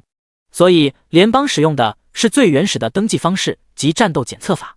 在修炼室中会有一个神话级道具召唤出的特制傀儡，登记者只要与其战斗，便会将全身的属性自动记录，数值可以精确到与自身面板同步，非常神异。此举可以有效防止作弊的可能。当然，既然是检测自身属性值，任何装备所带来的属性加成也是不允许的。周军进到修炼室的时候，一身的装备就已经摘了下去。小周兄弟，你要是准备好了，我这边就开始了。修炼室屋顶的广播里传来徐元的声音。他作为飞龙楼的工作人员，是不能进入修炼室的，负责在外面启动傀儡。开始吧。周军此刻深吸口气，将一身状态催动到巅峰，然后冲着头顶摄像头比划了个准备好了的手势。第36章，全镇飞龙楼。静谧的修炼室内，平整的场地中央，周军摆出架势，调整着呼吸节奏，一身汹涌澎湃的力量随着一吐一纳间填充在四肢百骸中，做好了随时发力的准备。而在他的面前，被催动的试炼傀儡也于此时缓缓启动。傀儡没有面目，通体由金刚所制，其上覆盖着繁复的阵纹。如果仔细去看他的头顶，还能看到品阶信息。名称：通用属性检测傀儡，等级 LV10，品阶：神话，种类：召唤类道具。说明：不具备足以伤人的攻击力，但抗打击能力极强，且具有多种攻击模式，可以有效地检测敌人的综合属性数值。平平无奇的说明，没什么有太值得注意的地方。此时似乎是感应到了周军的存在，试炼傀儡抬起两条手臂，随着咔哧咔哧的声响，胳膊上竟凭空多出了两根口径粗大的枪管。周军见状，不由眉头一挑，颇感有趣地看着这一幕。在他的注视下，那粗大的枪口里正有一个绿色的球体即将喷射而出。砰！终于，随着一声清脆的枪鸣，那绿球飞出了枪口，径直射向周军的要害。而脱离了枪管的遮盖后，飞在空中的绿球也露出了全貌。这竟然是一枚类似棒球的实心橡胶球。这种橡球打在人身上可能会有点疼，但确实没有什么实质性的伤害。这是要考验我的敏捷。周军一个闪身轻易的躲过后，心中已经大约猜出了试炼傀儡的意图。果不其然，在这一击之后，那傀儡人似乎被彻底激活了般，开始不断的向着周军各路要害喷射橡胶球，速度越来越快，频率也越来越高，直到组成了一面近乎密不透风的攻击网。砰砰砰砰砰，枪口喷射的声音在寂静的修炼室内不断回荡。周军此刻也逐渐进入了状态，身影闪转腾挪间，完美展示了一波什么叫做极致走位。毕竟属性点全部拉满的他，可是有着足足5200的敏捷。眼前这只有 L10的试炼傀儡，就是枪管子射爆了，也不可能碰到周军一根汗毛。快点，再快点！周军似乎还觉得不过瘾，竟是在闪躲中抽出空来，向着傀儡喊话。而这嚣张的一幕也彻底激怒了试炼傀儡，对方由宝石做成的瞳孔微微一转，胸前的钢板竟然展开，而后就见到又有两个黑漆漆的枪管从中延伸出来，足足4个枪口了。所喷射出的橡胶球数量直接翻了1倍，同时速度也变得更快，一波接一波的扫射向周军，留给他发挥身法的空间越来越小，现在稍有不留神就可能会中招。周军的脸色也是罕见的专注起来，拿出了前所未有的精力，身形仿佛在这一刻化作了一条游龙，急速的闪转腾挪着。与此同时，就在与修炼室仅1墙之隔的观察房里，徐元正目瞪口呆地观看着监控画面，嘴巴张得老大，满脸都写着不可置信。4挺枪，速度全部拉满，还一击未中，这怎么可能？好像当年的炎烈测试时表现也不过如此吧。周军的敏捷属性到底有多高？监控里那展现在眼前的一幕幕画面让徐元彻底懵了。如今的联邦10级属性之最保持者炎烈是在50年前横空出世的。徐元是飞龙楼的老人，曾有幸看过当年炎烈测试时留下的资料，而此时周军的表现与传说中的炎烈相比，竟是极为的相似。要知道炎烈是何等人物，说是联邦近100年来最强的那一批天才也不为过。他在10级时的全身属性高达13000，光是敏捷一项就有3000，这根本不是常人能做到的。要知道，一个从不训练的普通人，在没有任何机缘帮助的情况下，只靠升级赠予的属性点，10级时4维平均不会超过200。而炎烈是绝世天才，又家境显赫，他不仅在10级前就吃满了各种加属性点的秘药，更是从小锻炼，每日在深山中与猛兽博弈，甚至尚未觉醒时就敢独自猎杀魔物，靠着日日夜夜不停的苦修，这才换来了在10级时一举登顶，傲视全球的机会。可周军呢？他一个正常上学放学的高中生，敏捷属性的表现却与严烈不相上下，这是何等匪夷所思！不对，他这表现已经超过严烈了。就在徐元思虑这些时，又好像忽然想起了什么，瞳孔猛然放大。严烈当年的测试表现虽然也逼出了试炼傀儡4挺枪口满速攻击，但他却并没有全部躲过，而是在10场5分钟的测试里，前前后后一共中了7次攻击。可眼前的周军呢？他现在距离敏捷测试开始已经过去4分钟了，面色却依旧淡然无比，没有一个橡胶球能蹭到他的衣角。无论试炼傀儡发出的攻击怎样刁钻，都能被周军以敏捷的身法躲过。发现这一点的徐元大感惊奇和震撼，莫非他想要无伤通过敏捷测试？徐元脑海中忽然蹦出这个想法，而后便一发不可收拾地滋生着。说实话，在得知周军今天来飞龙楼是要挑战神榜的时候，徐元并未在意。周军虽然是 SSS 级天赋拥有者，可这在神榜面前并不够看。要知道，神榜可是设立在500年前，范围更是面向全球。500年的时光里，整个蓝星不知出了多少精彩绝艳的天骄，他们争相上榜，尽管彼此隔着时光的长河，却依旧斗得不可开交，最终才形成了现在的局面。可以说，在这份榜单面前， SSS 天赋成了最不值得炫耀的东西，因为人人都具备。也因此，当徐元得知周军要挑战神榜时，嘴上虽然奉承着，但心里却没当回事，只是当做了对方年少心傲，根本不了解神榜的含金量，心血来潮罢了。在他眼里，周军别说登顶这么遥远，就是能进神榜前1000名，便已经足够优秀，称得上一声不是奇才。可谁想到，测试才刚刚开始，周军便已经展现出了远超常人的实力，在敏捷方面的表现，甚至还要压当年的严烈一头。太可怕了，他的敏捷绝对超过了4000，光靠这一项的属性点就足以排进神榜前500。可笑的是，我还揣测他连1000都进不去。徐元失神地摇了摇头，这一刻的他终于察觉到自己究竟结识了一位怎样恐怖的妖孽。老徐，是谁在修炼室里？就在徐元紧张盯着监控画面的时候，身后的房门忽然被推开，随后就见到一个身穿火红长裙的女子匆匆走了进来，目光有些兴奋。陈执事。徐元见到火红长裙的女子后一愣，因为眼前这女人跟他一样，同为飞龙楼的执事，手中掌握着莫大权力。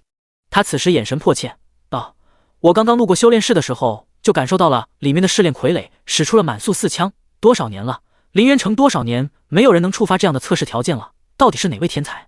王家的小儿子，慕容家的大公子，还是周家的新少主？正所谓武道通神，在这个世界里也是一样，当个人等级达到一定高度时，便会极大程度的提高五感，哪怕隔着很远，也能隐约感受到一定的画面。传闻星空之上的顶级强者，五感超群，一念间可穿透一方星域，了解另一边正在发生的事情。陈执事等级比徐元还要高上一线，已经隐隐开启了一丁点这种能力，故此只是路过修炼室，便感受到了里面试炼傀儡的动作，这才有了眼下这一幕。徐元听闻之后，苦笑着让出身形，展示出后方的监视器画面，是周家的小辈。周家？周望吗？陈执事一怔，似乎对这个结果有些惊讶。林渊城的少年天才一共就那几位，他都有所耳闻，甚至周望也见过几次，但只感觉出了这少年为人似乎有些虚伪，倒并未察觉他还有如此过人的四维属性。然而面对这番询问，徐元却是摇了摇头，不是一个已经被驱逐出周家的小辈，他叫周军，他的父亲是周显荣。平淡的话语传出，却如惊雷炸响夜空。陈执事瞳孔都瞪大了几分，急急忙忙地冲向监控器前观看，当看清楚其内的身影确实不是周望时，整个人都惊讶到了极点。这就是周显荣的儿子，这一身敏捷属性值得超过4000了吧？何止啊！徐元则是此时一叹道，他至今为止还一次受击都没有过呢。此外，他还是罕见的双天赋，第二天赋高达 SSS 级，我亲自登记的。什么？此言一出，陈执事再度震撼，连妙曼的身段都摇晃起来，站不稳了。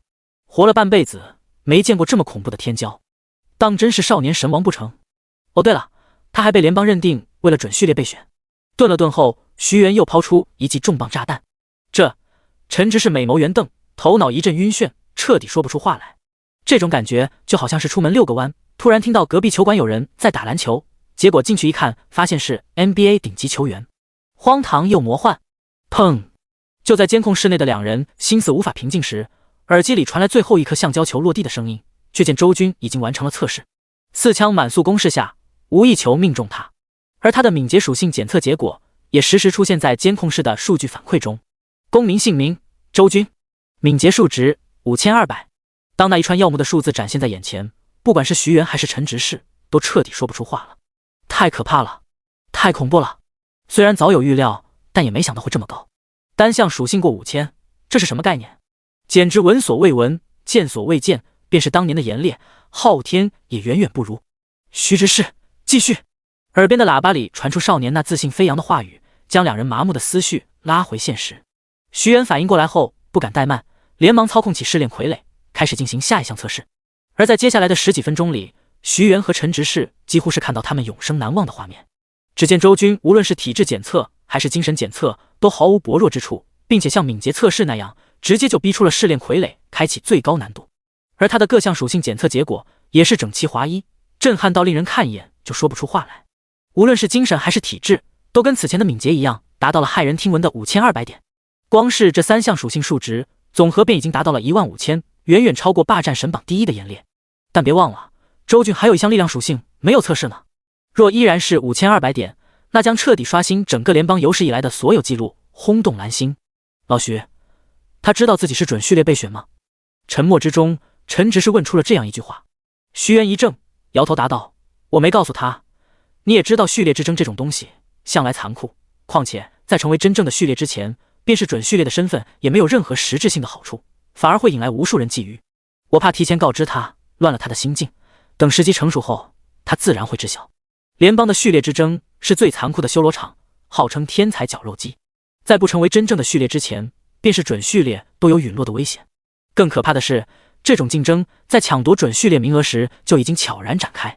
有些人年少心傲，被联邦赐予准序列备选的身份后，便以为自己有着天大的本领，从而洋洋得意，骄傲自大，无形中破坏了进取向上道心，导致在日后真正与其他人竞争准序列时落得一败涂地。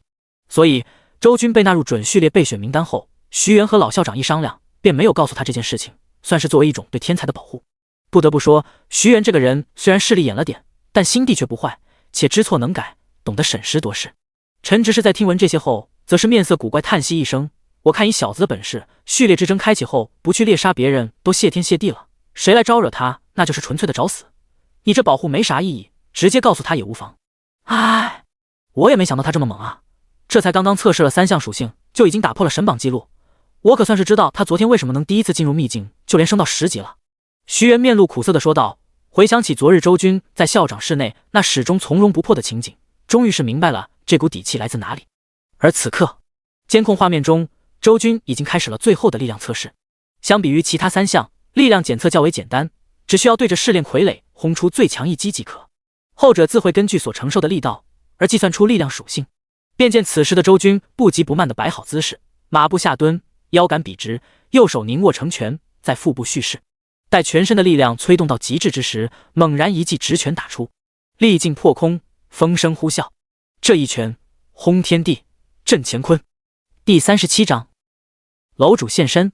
就在周军测试自身属性数值的时候，飞龙楼第33层，一间装修典雅的茶室中，有一位年龄约莫27、8岁，却长着满头白发的男子正盘膝静坐。在他身前的茶桌上，一碗刚刚泡好的绿茶徐徐冒着热气。若是有识货的人在此，见到这一幕后定会勃然大惊，因为男子泡制的茶叶并非凡间之茶，而是有着神话品质，只能从百级困难副本中采集到的圣茶。这种圣茶1两便价值100万联邦币，长期饮用可以增加全身各项属性，并且缓慢地提升经验值。但此刻却被眼前这白发青年不以为然地品尝着，甚至在一口下肚后，只因对口感有些不满，便将剩下的半碗直接倾倒在了茶桌上。这般挥霍浪费的行为，恐怕被任何人看到都会直呼败家。可偏偏放在白发青年身上，却又出奇的合理，因为他的名字叫做楚天歌，乃是这飞龙楼的楼主，一位真正站在凌渊城权势巅峰的人物。而楚天歌本身也是一个不折不扣的传奇，他年仅28岁便修炼到了194级，之后被联邦空降到凌渊城，担任飞龙楼楼主一职，掌握着寻常人无法想象的权力。便是那些世家家主、豪门族老们见了也得礼敬3分，丝毫不敢小觑。毕竟能在这个年纪就做到飞龙楼楼主位置的人，未来的前程必将是极其广阔的。甚至城内早就有传言，认为楚天歌的飞龙楼主职位不过是下放历练，用不了几年就会高升，进入联邦高层，甚至是核心枢纽中。也正是因此，很多人都不想错过与楚天歌结交的机会，每日都有数不尽的权贵想要拜访。然而面对这一切，楚天歌却是一律拒绝。久而久之，也就有了飞龙楼楼主神秘高傲的传言。而此刻，这位在别人口中传得神乎其神的楚大楼主，正打算将剩余的茶水残渣全部倒掉，整个人却忽然一愣。只见他双耳微不可察的移动，口中忽然轻咦一声，好轻盈的身法，竟然能在试炼傀儡的4枪满速下做到片叶不沾身，这是谁家的天骄？随着惊诧的语气响起，就见楚天歌低着头，一双眼睛饶有兴趣地看着茶桌，可那茶桌上明明什么都没有，然而他依旧直勾勾地看着，就仿佛他的视线能穿透物体，并在此刻越过了重重阻隔，看到了3楼发生的事情一样。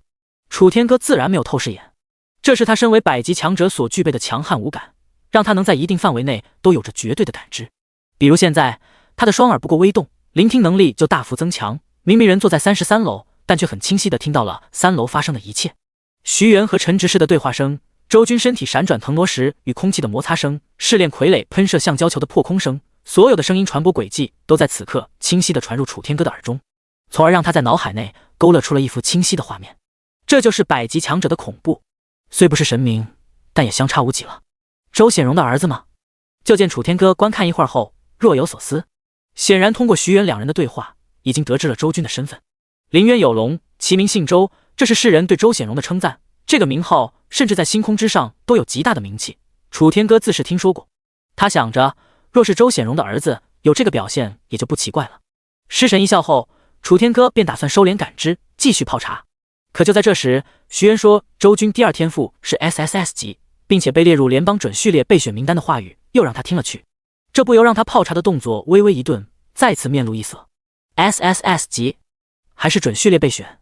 楚天歌惊奇，不再泡茶了，他凝神感知，一对目光仿佛在此时穿透了层层阻碍，落到了周军身上。无比强悍的天赋以及极高的敏捷属性，各方面都算是上乘之姿。他在想着要不要出面结交一番，毕竟那准序列备选的身份实在太值得关注了。虽然序列之争残酷异常，每一届都有无数天骄陨落在这条路上，可只要有人倒下，那就一定有人站着。若是能提前压对宝，与一位实力强大的准序列结下深厚友谊，待日后人家踏入神王至尊之境时，这份友谊将变得千金难换。所以楚天歌动了心思，此刻心中犹豫着，摇摆不定。虽说周军是 SSS 级天赋，但楚天歌自身也不差，他出身显赫，不满30岁就已经是百级强者，还位高权重，坐镇一方。这样的人生成就，说上一声天之骄子也不过分。天骄都有自己的脾气，又怎会轻易拉下身段折服于他人？所以哪怕是得知周军的天赋和极高的敏捷属性后，也依旧只是观望犹豫。直到接下来，当楚天歌感知到周军在测试精神和体质2项属性时，脸色方才彻底变化。尤其是等到周军进行力量测试，挥舞出了那极尽华丽的一拳后，更是腾的一下站了起来，脸上再也无法保持平静，一刻也坐不住了。只见他徒手在身前的虚空一撕，竟然是凭空拉扯出一条空间甬道来，而后白衣若雪的身影一步踏入其中，便消失不见。3楼修炼室里，伴随着惊天动地的巨震，周军收拳而立，在他的面前，试炼傀儡那金刚所制的胸膛上有着一个明显的拳印，同时在头顶悬挂的一块液晶屏幕上，也将周军的4维属性检测结果全部展示了出来，每一项都是5200，跟周军的个人面板一模一样，这让周军很是惊异。正当他暗自好奇试炼傀儡的运转原理是什么，为什么检测结果会如此精准时，身旁的虚空忽然一震，下一秒凭空撕裂，一个满头白发的人影凭空走出。这一幕直接是惊得周军眼皮狂跳，忍不住后退2步。而眼前这突然出现的白发男子，不是楚天歌还能有谁？此刻的楚天歌正在暗暗地打量着周军，白发垂肩的脸庞看似平淡如水，但实则心中早已泛起滔天大浪。因为亲临现场的他，对周军那副满属性的强悍肉身感受更加明显，而且他看到了修炼室顶部展示的检测结果，4维全部都是5200，总属性20800。就算心里早有预期，可当真正见到这个结果时，心中的震撼依旧难言。要知道，就算是霸占神榜第50年的演烈，全属性总和也才13912啊，周军却是对方的近乎2倍之高，这哪里还是人类？传说中的上古凶兽幼崽也不过如此。前辈是？周军此时已经恢复了镇定，看向眼前的白发男子，有些疑惑，迟疑中拱手问道。就见面前的白发男子眼神复杂至极，有着震撼、惊叹、感慨、佩服等多种情绪流转。良久后，他将所有的情绪收敛，然后轻笑说道：我名楚天歌，是这飞龙楼的楼主，阿弟若是不介意，从现在开始，你在飞龙楼的一切业务由我来负责，如何？话音落下，周军愣住，而在隔壁监控室里正暗中窥视的某2位执事，更是啪叽一声惊坐在了地上。第38章登顶神榜第一。当看到楚天歌出现在修炼室的时候，监控器后方的徐元眼珠子都快瞪掉了。小周兄弟竟然把楼主惊动了，这……徐元说话结结巴巴，似乎眼前这一幕是什么难以理解的事情。陈执事同样红唇微张，美眸圆瞪，妙曼的身形如同被雷击了一样呆立在原地。不是他们表现夸张，实在是眼前这一幕太过匪夷所思。毕竟作为飞龙楼执事的他们，太了解自家这位楼主的性格了。那可是不将凌渊城各大豪门家主放在眼里的狠人，一身脾气秉性傲到了天上，平日里只是坐镇在33楼喝茶练练字，就算那些想要求见他的权贵们拎着礼物在门外排队，他都不看一眼。甚至连他们这些执事1年内能见到楚天歌的面都是有数的。然而就是这样一个恃才自傲的绝代天骄，此刻却因为一个高3少年主动现身，更是连亲自为其服务的话语都说了出来，这如何不让人震惊？直到这一刻，徐元等人才明白，在绝对的天才面前，便是如楚天歌这般神龙一样的人物，也会主动放下自身的傲骨。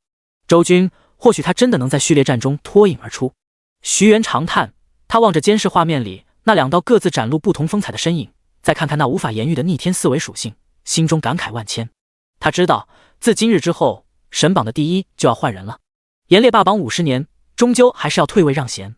恍惚之间，徐元感觉自己好像见证了一个时代的起落，也成为了这即将名留史册事件的参与者。修炼室内，2道英姿勃发的身影相对而立，都在观察对方。说实话，对于楚天歌的出现，周军有些意外，但不多。毕竟他的4维属性实在太恐怖了，远远超过了神榜上的所有人，因此他在检测的时候心中便清楚，事后一定会引起轰动。只是没想到，竟然会是把飞龙楼这位神秘的楼主给炸了出来。而楚天歌见到周军这么快就恢复了镇定，不由为对方那处变不惊的心态所震撼，心底再次多了几分赞赏。他微微一笑道：“阿弟当真人中龙凤，能在10级时拥有此等深厚的4维属性，真是给为兄开了眼。若不嫌弃，等下将阿弟属性数据登记到联邦智脑这一载入史册的操作，可否让为兄来完成？也算是沾沾光。”楚天歌语气轻缓，姿态放得很低，并没有因为周军现在年龄小，等级低就摆出理所应当的姿态。他甚至将全身的傲气都收敛了起来，没有展现出一分一毫。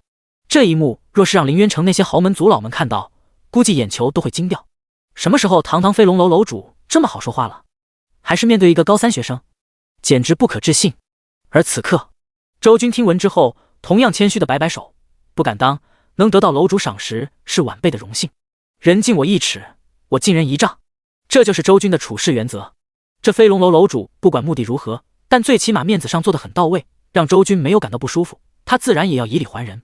言语间主动将自己的地位降了下去。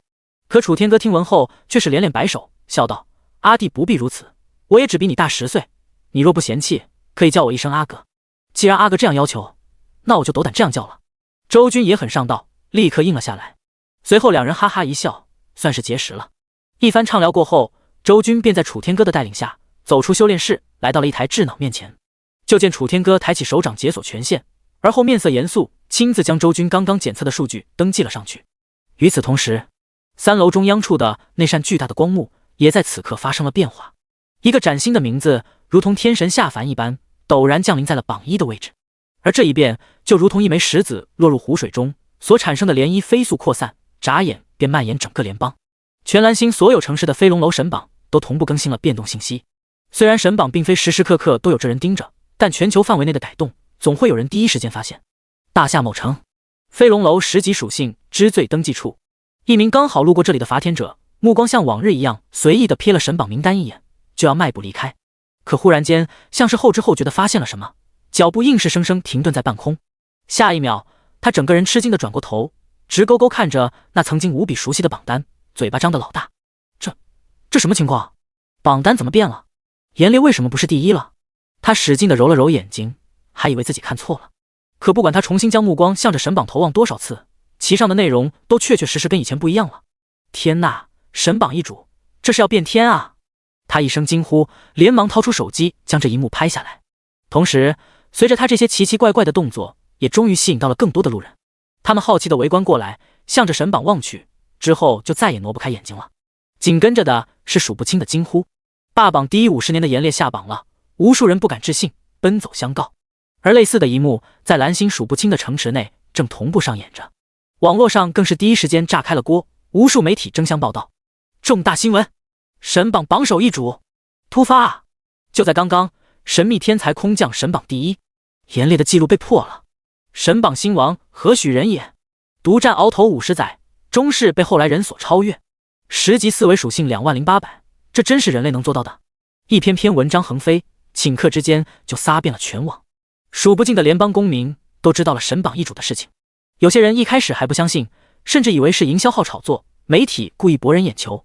直到发现身边所有人都在议论这件事情之后，才终于确信神榜真的易主了。一个神秘的天才以绝对的优势刷新了严烈创下的记录。严烈当年凭借13912的4维总属性霸榜第一50年，而新王却拥有着高达20800的总属性，他又将统治神榜多少年？一想到这一点，无数人震惊不已，更有很多百级强者暗中关注这一幕。他们知道，一个绝代的天骄在今天横空出世了。或许在不久的未来，这位天骄就会强势登上星空，成为新的神王。而他横行天下的名号是天子。第39章，天子之名响彻全球，银瓶炸破水浆迸，铁骑突出刀枪鸣。天子登临神榜第一的消息，如同一颗洪水炸弹，顷刻间就炸响整个联邦。这一日，无数听到消息之人惊骇万分，震撼莫名。神秘的天子也一跃成为了当下最热议的话题。以天子做名号，脚踩严烈上位，这人真是好胆魄！2万点的总属性啊，这让后来者如何能超越？在神榜10级这个领域，他怕是要独断万古了。近年来，整个联邦不断涌现各种天才，莫非真是大势将至，我人族大兴的预兆？何止啊！如果天子能继续保持这个势头，在接下来的几个神榜里也拿下第一，星空之上可能会再多出一位无敌至尊，那太难了。古往今来，又有几人能一直独占鳌头？便是严烈，也仅仅只是拿了个10级的神榜第一。无数人激烈的探讨着，更有人兴奋的预测，天子是否会在接下来的几个神榜里也持续登顶。联邦在100级前的每10个等级都设置了属性之最的榜单，共有总计10个榜，但并非所有的都受人关注。真正能被冠以神榜之称的，其实只有3个，分别是第一个10级，以及第50级和最终的100级。这3个等级代表着100级前的3个重要阶段，分量极重。而这3个阶段的属性之最记录，也是古往今来令无数天骄所冲刺的目标。只要能登上其中任意一个，都足以傲视天下。至于3榜其上者，少之又少。就算是严烈，他也只是在第一个10级霸榜，等到50级时，他的属性总和只能排到第3。可见想要拿下3座神榜第一的难度有多高。天子今日名扬天下，以20800的属性碾压式拿下第一，也很少有人愿意相信，在50级和100级时，他还能如今天这般占据榜首。当然，这并不影响天子的横空出世在联邦引起的热潮。他给人的印象依旧是神秘且强大，不光是普通人，就连很多老牌强者、超然势力也都在关注。大夏昆仑山，在巍峨延绵的山脉之上，有着一座极具科幻感钢铁城市，十分反常识的建在上面。这座城市的内部极度发达，绚丽的如同科幻电影般，但放眼望去却看不见任何一个普通人，因为这是联邦第一学府昆仑大学的所在地。换句话说，眼前这一整座钢铁城市都是昆仑大学的领地。此刻，昆大校区最高的那栋办公楼内，校长室中，一个人影跌跌撞撞地闯入，面色惊惧，扬着手里的平板电脑喊道：“校长，大事不好了！”慌慌张张，成何体统？在他的面前，一个头发花白但却有着一股不怒自威气势的老人正不悦地斥责道。显然，这位老人便是联邦赫赫有名的第一学府昆仑大学的掌舵人。近100岁高龄，却依旧气血充盈，红润的脸庞看起来比很多年轻人还要有精神。一对老辣的双目更是仿佛能看破人心一般，极其的摄人，睥睨之间有神光闪烁，根本不像是一位教书育人的校长，更像是从战场上荣誉归来的老将。眼前的助手被训斥后，也是立刻缩了缩脖子，硬是将心境平复下去，然后方才走到办公桌前轻声说道：“校长，联邦10级属性之最记录刚刚被破了，一个叫天子的神秘人以20800点的总属性取代了严烈。”什么？然而助手的话音刚落下，眼前这位刚刚还训斥他慌慌张张的老校长，却是自己先腾的一下站了起来，然后直接一把抢过来平板，上面的内容正是有关神榜易主的新闻报道。校长您，助手目瞪口呆地望着这一幕，总感觉老校长威严的人设好像一下崩没了。毕竟陪伴了眼前的老人这么多年，还是第一次见到对方如此失态。尤其是看见老人那前后不一的反应，一时间竟有些想笑，却又不敢，脸色憋得通红。而许久后，老校长终于看完了全部新闻，放下了平板，有些没好气的看了一眼自己的助手后，方才单手抚了抚花白的胡子，道：“这是好事啊！我人族正是因为有不断打破纪录的天才涌现，才能保持长久的不衰，抵抗星空上的黑暗生物。只是可惜，我跟吴老鬼那老小子的赌局，终究还是让他给赢了。”说到这里，老校长极为不悦地哼了一声。吴老鬼是太初学府的校长，两位老人曾在50年前根据严烈的登榜而进行了一场赌约，所赌的内容便是严烈的记录保持多久才会被人打破。老校长赌的是起码要50年以上，吴老鬼则笃定是50年以内。今年刚好是第50年，很显然胜者是吴老鬼，而老校长只差一步就能赢了这场赌约。这也是为何助手一进来就喊大事不妙的原因。一想到吴老鬼那张贱兮兮的老脸，到时候要在他面前嘚瑟一番，老校长就气不打一处来。吹胡子瞪眼的自己生了回闷气后，方才说道：“这个天子的个人信息你去查一下，如果是今年的高考生，让他选择我们昆大；如果他不来呢？”助手一愣，问道，却见老校长此刻淡然地抿了一口保温杯里的热水，斩钉截铁地说道：“他不会拒绝的，因为我们是昆大。”言语之间透露着无比强大的自信，这就是属于联邦第一高校的底气。与此同时，除了昆仑大学外，其他3大顶尖学府内也都在上演着类似的一幕。瑶池大学、太初学府、南天门学院这些顶尖学校的高层都已经尽数得知了神榜易主的消息，其中昆仑老校长口中的那由吴老鬼所统领的太初学府更是快人一步，抢先从联邦核心枢纽中得到了周军的详细信息。在确定对方还真是一位高3考生后，吴老鬼当场就确定要给周军一个保送名额，拍板之果断，令得校内不少高层瞠目结舌。要知道，高考可还未开始呢，而堂堂蓝星4大高校就已经开始摩拳擦掌，甚至做好了抢人的准备。这在联邦数百年乃至1000年的历史上都是前所未见的。第40章，周家出神龙。联邦4大高校因周军的登顶而沸腾，其他一些超凡的势力也不平静。毕竟10级全身总属性超过2万，此举不光是打破了神榜记录，同样也打破了自人类拥有升级面板以来的记录，背后的意义和影响极为的深远。各大势力都在闻风而动着，有千亿财团的掌门人在网络上发布公告，称愿意拿出10%的股份作为报酬，只要天子愿意成为他们集团的代言人，此事登上热搜，引起轰动。亦有联邦知名的专家学者向着全网喊话，跪求天子告知每一等级的4维属性极限数据，称此举对这武道科研有着巨大意义，让围观者瞠目结舌。更有暗网杀手已经接到了某些邪恶组织发布的江湖追杀令，正在满世界的寻找天子本人。甚至这股风波已经蔓延到了联邦的核心中枢大夏神都，那座象征着联邦在东半球最高权力的议事塔中，一位又一位通天的大人物正在阅览着天子的详细资料。从周军出生开始，到小时候的早会表现，少年时期的家族经变，登记天赋时的种种表现，甚至是10分钟前和楚天歌的对话，全部都事无巨细地展现在眼前。双天赋、第2天赋还是唯一 SSS 级，有点意思。可我们并不清楚他的天赋能力到底是什么，肯定是与增加自身属性点有关的。没错，人类不管怎么训练，也不可能做到在10级时拥有2万点总属性。难道是走肉身成圣路线的天赋？天赋暂且不提，此子初次进入秘境就能升到10级，手段当真不错。的确有可点之处，唯独在家世上有些污点。他的父亲是背叛联邦的罪人。圆形的会议桌四周，一位又一位大人物彼此交谈着，而在提及周显荣时，都不约而同地沉默了一下。良久后，终于重新有了声音。关于周显荣夫妇背叛人族之事，联邦的定罪是否有些武断了？哪里武断？周显荣夫妇当年残杀同族，乃是姬神王亲眼所见，证据确凿。只有姬神王一位目击者，还不够吗？我觉得不够。林渊成周家一直以来都对联邦忠心耿耿，周显荣此人的过往，我等当年也调查过，不像是会背叛人族之人。哼，就算这其中有猫腻又如何？只要他的确对人族同胞举起了屠刀，这就够了。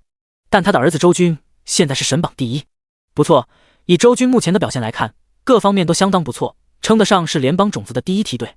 不能让天才和我们联邦之间出现隔阂，我提议先撤出通缉令，重启对周显荣夫妇一事的调查。我赞同，我也赞同。圆桌之上，众多大人物们各抒己见，三言两语间，竟是将周显荣夫妇的案情重新启动了调查。尽管也有人不服，但大多数却都是赞同票。按照少数服从多数的原则，此事就此拍下了定论。有明眼人心中暗叹，这么多年了，此案都一直无人提及。而现在随着周军的锋芒展露，一招得势，竟是直接让一个背叛人族的大罪有了翻身的可能。这才是真正的富平子贵啊！周家当真了不得，出了一条真正的神龙。尽管这条神龙目前还在幼年期，但却已经有了引动四方风云的本事。此时凌渊城外界的种种风波，周军并不清楚。他在完成登记后，便跟着楚天歌去了33楼喝茶。静谧的茶室中，品尝着楚天歌那100万1两的神话级茶叶，周军脸色惊奇，因为在他的个人面板上，一行行提示正在不断跳动。饮用 LV100神话级茶叶，经验值+1。饮用 LV100神话级茶叶，经验值+1。饮用 LV100神话级茶叶，经验值+1。尽管涨幅很微弱，但比起干巴巴的打坐吐纳，却是快上了不知多少倍。这么一会功夫，都快要将他推到11级了，让周军不由感叹，当真是100级强者指头缝里随便露出点的东西，都足够他们这些新手吃得满嘴流油了。一念至此，他对加快提升等级的想法更加坚定了很多。阿弟若是喜欢这茶叶，等下尽管拿走便是。楚天歌将周军的神色尽收眼底，在重新为两人沏了一壶新茶后，笑着提议道：“那就多谢阿哥了。”周军拱拱手，并未推脱，因为眼下这茶叶他真的很眼馋。或许对于楚天歌而言，这种只能增加1点经验值的茶叶可有可无，但对于有着无限升华能力的周军来说，其价值却是难以估量。此时能从楚天歌这位100级强者手中获得一些，绝对是大赚特赚。毕竟这种圣茶，除了楚天歌这种100级强者外，其他人也很难拥有了。哈哈，阿弟不必客气，你一举登临神榜第1，可是给为兄开了眼了。俗话说宝马赠英雄，我没有宝马，但圣茶还是有一些的。楚天歌仰天一笑，将剩余没用的2两茶叶直接丢给周军，模样洒脱无比。周军见状，也是被那股豪情所感染，两人很快便畅聊起来。谈古今未来，凭当世天骄，不知不觉间，一壶清茶便是饮尽。阿哥，我这次来飞龙楼，其实还有一些装备要兑换。见时机成熟，周军将最后一口茶喝完，便掏出那张红卡放到桌上，同时通体涌现白光，竟是不知不觉间升到了11级。楚天歌先是因为周军升级的光芒所惊讶，但马上目光就被那张红卡给吸引住了。这是联邦至尊卡。他惊呼一声，第一次在周军面前有了明显失态，而后苦笑摇头道：“我本以为阿弟的准序列备选身份就足够让人惊叹，没想到还是低估了联邦高层对你的重视，竟然连至尊卡都给了你。准序列。”周军一怔，有些不明所以。楚天歌见状，一拍脑袋：“我差点忘了，你还不知道这件事。”说完，便将序列之争的事情给周军讲了一遍。周军听完，整个人虽然惊讶，但却没有多说什么。毕竟他原本的目标就是要成为人族至尊，寻找父母失踪的真相。这本就是一条充满荆棘的道路，不知要与多少天骄为敌。他早就做好了与天下英雄相争的准备，所以那所谓的序列身份对他而言并不重要，顶多算锦上添花。阿弟，你红卡所能兑换的神话级通用装备，在我这飞龙楼里还真有一套。楚天歌讲完序列的事情，又将话题拉回到装备奖励上。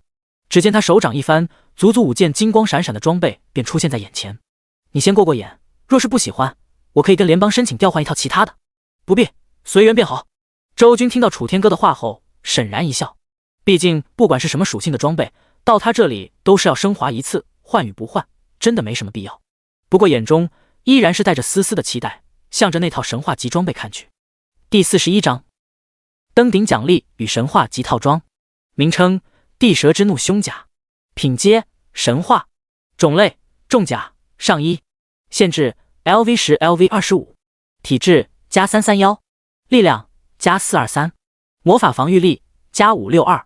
说明：从领主级魔物狂吸地蛇身上收集的材料炼制而成，装备后获得 2% 伤害免疫， 2% 伤害增幅， 2% 经验值额外获取。注：本装备为套装，收集其他部位可解锁额外属性。入眼的第一件装备是一件胸甲。周军随意的扫了一眼各项属性和说明后，目光在种类上微微停留了一下。重甲这个类别倒是比较符合周军一开始的想法，他肉身强横，血气充沛，不管是体质还是力量都远超常人，因此重甲是最适合他的装备，能直接吃到最高比例的属性加成。至于那所谓的负重，对于周军的肉身来说几乎是感觉不到。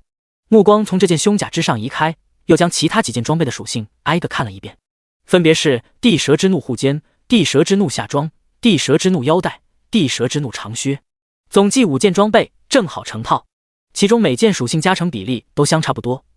而且所提供的装备效果也是一样的。也就是说，如果将5件装备全部穿戴上，正好会获得 10% 伤害免疫、10% 伤害增幅、10% 经验值额外获取。此外，还有额外的套装效果。地蛇之怒套装说明，装备者将获得地蛇之力，攻击时有 5% 的几率召唤地蛇之力进行一次同步攻击。阿弟运气不错，这件地蛇套在新手期中赫赫有名，各项属性加成十分出色，而且重甲的属性也与阿弟的肉身十分契合。许氏见周军神色满意，楚天歌笑着恭维一番，将地蛇之怒套装交到他手中。后者将那沉甸甸的装备拿在手中，心底也难得的出现了几分喜悦。以他前世摸爬滚打多年的见识，自然能看得出来，楚天歌对这件装备的评价并未夸大。无论每一个小部位的属性，还是综合起来的套装特效，都相当的强大，不辱神话装备之名。哪怕不用升华之力提升品阶，都足以让他有傲视各种新手期副本的资格。而等升华之后，提供的战力只会更强，到时候只怕越级下本也能做到全方位碾压。不动声色地将其收入空间背包中，周军又将目光看向楚天歌，心里揣摩着该如何跟这位刚认的阿哥开口，讨要一下关于登顶神榜的奖励。毕竟他之所以要打破神榜记录，可不是为了什么名扬天下，而是从一开始就奔着那传说中丰厚奖励来的。在这一点上，周军跟其他天骄相比起来，算是比较务实。而五感敏锐的楚天歌此时也感受到了周军饱含深意的目光，立刻明白了他的意思，不由讪讪一笑道：“阿弟莫急，登顶神榜第一的奖励事关重大，可不是我这只有成级权限的飞龙楼能决定的。这份奖励将由联邦中枢确定之后，从神都10万里加急空运过来。”说着，他捏着手指默默算了一下时间，道：“如果他们动作快的话，也差不多快要到了。”周军听完后倒是没有质疑，轻轻点了点头。这个世界虽然以伐天者为主流，但科技力量也不弱，尤其是在蓝星面积扩张了1000倍之后，人类学者的主要科研方向便放在了交通上，不管是陆地运输还是空中，都有着巨大突破。寻常客机的速度都达到了音速级别，而对这种重要物资的运输，更是一律使用高科技战机，速度奇快无比，哪怕环球一圈也用不了多久。楚阿哥，不知道这登临神榜第一，联邦给予的奖励会是什么？周军此刻眨眨眼睛，有些好奇地问道。这个，楚天歌闻言，向来自信的脸上竟是有些尴尬，说实在的，我也不太清楚，毕竟神榜第一在此之前已经50年没有换过人了，这之中的奖励究竟是什么，或许只有炎烈炎神王才清楚。炎烈霸榜50载，说明联邦也足足50年没有发放过神榜第一的奖励了。这之间的时光实在太过漫长，别说楚天歌一介地方飞龙楼的楼主，便是位居神都的联邦高层们，估计很多人也不清楚，恐怕只有一些入职50年以上的老人方才会听说过。而周军见楚天歌都不了解，心中的好奇一时间也是攀升到了极点。这传说中令无数人趋之若鹜的神榜奖励究竟是什么？装备、秘药、技能书，除此之外，估计也没什么能奖励的了吧。正当周军暗暗思索的时候，楚天歌忽然双耳一动，目露金芒，来了！只见他双手在空气中一抓，直接将虚空撕裂开一个口子，然后转头对周军说道：“阿弟，你且等我片刻。”下一秒便一步踏入其中，消失不见。而此时，一阵阵战机的轰鸣声方才在飞龙楼上空响起。周军愕然望着这一幕，旋即摇头一笑，慢悠悠地给自己倒了杯茶。联邦在贵重物品的手续交接上还是挺麻烦的，周军还不知道要等楚天歌多久，干脆一边饮茶，一边取出刚刚到手的地蛇套装，开始逐个进行升华。现在的他，因为有史诗装备生生不息之戒的效果加持，自身全属性状态的恢复大幅加强，倒是可以连续多次使用升华之力了。一番操作之后，他手中的所有装备都彻底变了模样。随意的拿起最开始查看的那件胸甲，此刻他不管是外表还是属性，都看不到一丁点原来的模样了。名称：狂龙冲天胸甲，品阶：史诗，种类：重甲上1，限制 LV10、LV30，体质+531，力量+427，魔法防御力+890。说明：由升华之力铸造的强大史诗级防具，装备后获得 5% 伤害免疫、5% 伤害增幅、5% 经验值额外获取。不出所料的，周军触发了高级升华，直接将其升华为了史诗装备，等级上限增多，属性加成增强，装备特效全面提升。史诗级跟神话级的强度完全不在一个层面。最可怕的是，其他4个部位也都一样触发了高级升华。换言之，现在的周军等于是拥有了一套完整的史诗级防具套装。他脸上洋溢着喜色，看向最关心的套装效果。狂龙冲天套装说明，穿戴者周身将被狂龙之力环绕，每次攻击时有 30% 几率触发龙之吐息，造成持续5秒的灼烧伤害。灼烧期间，对方治疗效果减半。在看见套装特效时，周军整个人的眼睛都亮了起来。这狂龙冲天套不愧是史诗级品质，套装特效相比此前的地蛇之怒套，完全就是天与地的差别。不仅在触发特效攻击的几率上大幅增加，还能附带灼烧效果。在前世混到54级的周军可是很清楚的知道灼烧伤害的恐怖，其最大的优势不单单是那可持续性的伤害，而是对治疗效果的阻断。可以说，任何有灼烧词条的技能装备都能在市场上卖出天价。同时，队伍中具备灼烧能力也是在闯荡顶级副本时必不可少的条件之一。第42章龙蛋，这次当真是赚大了。周军嘴角挂着微笑，心情大好，意念一动，便将这套神光闪闪的史诗级防具套装穿戴在了身上。而此时，他在装备领域方面终于算是富裕起来了，除了耳环、手镯等饰品外，基本上算是穿戴齐全，并且除了武器惊雷劫是神话品质外，其他的都是史诗级。这就导致了周军的全身属性极为豪华。他召唤出个人面板，上下打量一番，心中越发满意。忽然，他注意到了4维属性后方的加号全部在闪闪发光，这才想起刚刚升了1级，4维属性上限又增加了。当即也是微微一笑，趁着楚天哥还没回来，直接将所有的4维属性全部点满。片刻后，强横无比的力量在体内涌动。周军的个人面板再度更新，姓名周军，等级 LV11 32000，力量6300加1392，敏捷6300加958，精神6300加502，体质6300加1136，技能碎骨 LV1，执剑星明 LV1，断罪狂想曲 LV1，装备匠心之坠，史诗极刃惊雷劫，神话生生不息之戒，史诗狂龙冲天套装，史诗天赋 SSS 级再度分配 SSS 级无限升华为1，觉醒技极尽升华 LV1，武器熟练度刀剑 LV1。狂龙冲天套作为史诗级重甲防具，4维属性中除了精神之外，其他3种都提升相当之大。再配合上周军升到 LV11后的6300点个人属性，导致他的力量、体质、敏捷综合之下直接破了7000点。这是什么概念？意味着面对同级魔物，周军随意一击都能造成5位数的伤害。而若是开启觉醒技，使用技能后便是一刀斩出20-30万，也未尝不可。现在在玉石像那种级别的 BOSS， 周军完全可以做到瞬间秒杀。心脏砰砰跳动，周军却猛然喝下一碗圣茶，压制着自己想要去副本中屠杀魔物的冲动。因为在他的感知中，楚天哥已经回来了。果不其然，就在下一秒，33楼的窗户外，楚天哥罕见的没有撕裂虚空，而是小心翼翼地从阳台飞了进来。之所以这么做，是因为他的手里正抱着一颗巨蛋。阿弟！楚天哥一进入房间就急匆匆地向周军走来，脸上还残留着深深的震撼与无法置信。你不是想知道神榜第1的奖励吗？这便是了。声音有些颤抖，他将那枚巨蛋放到周军面前，表情极度的复杂，难以平复。这一幕幕也让周军彻底看愣了，目光向着眼前这枚有着蓝色纹路的白色巨蛋看去，下一秒同样浑身一震，却见巨蛋之上一条信息浮现，名称笑空龙蛋，品阶史诗，种类魔宠，成长方向龙，说明至尊级魔物的蛋只在 LV300级笑空龙专属副本中产出，爆率为 1%， 孵化成功后可获得笑空龙幼崽。介绍极为简短，但确定所有看见之人都挪不开眼睛。这竟然是一枚极为罕见的魔物蛋，还是血脉最为珍贵的龙属性魔物，种族阶级更是高达至尊，这简直太疯狂了，也难怪连楚天哥都久久无法平静。周军同样内心掀起波澜，对于联邦给予登顶神榜的奖励，他想过很多，技能书、装备、秘药等等，但唯独没有预料到竟然会是一个魔宠。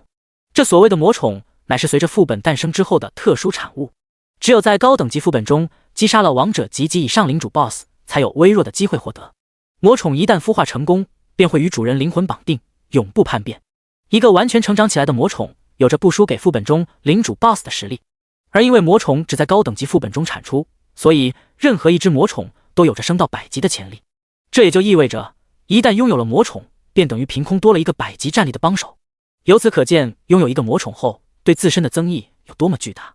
只可惜魔宠的获取难度实在太大，对于联邦9成9的人而言，所谓的魔宠只存在于传说之中，也唯有那些顶级强者方才有觊觎得到一只魔宠的资格，但也仅仅是资格而已。因为哪怕有着能讨伐王者及领主 BOSS 的实力，魔宠蛋也不会是100%掉落。就好比眼前的这枚笑空龙蛋，获取概率仅有1%，除了欧皇以外，想要得到最理想的结果，也是要通关笑空龙副本100次，这可能吗？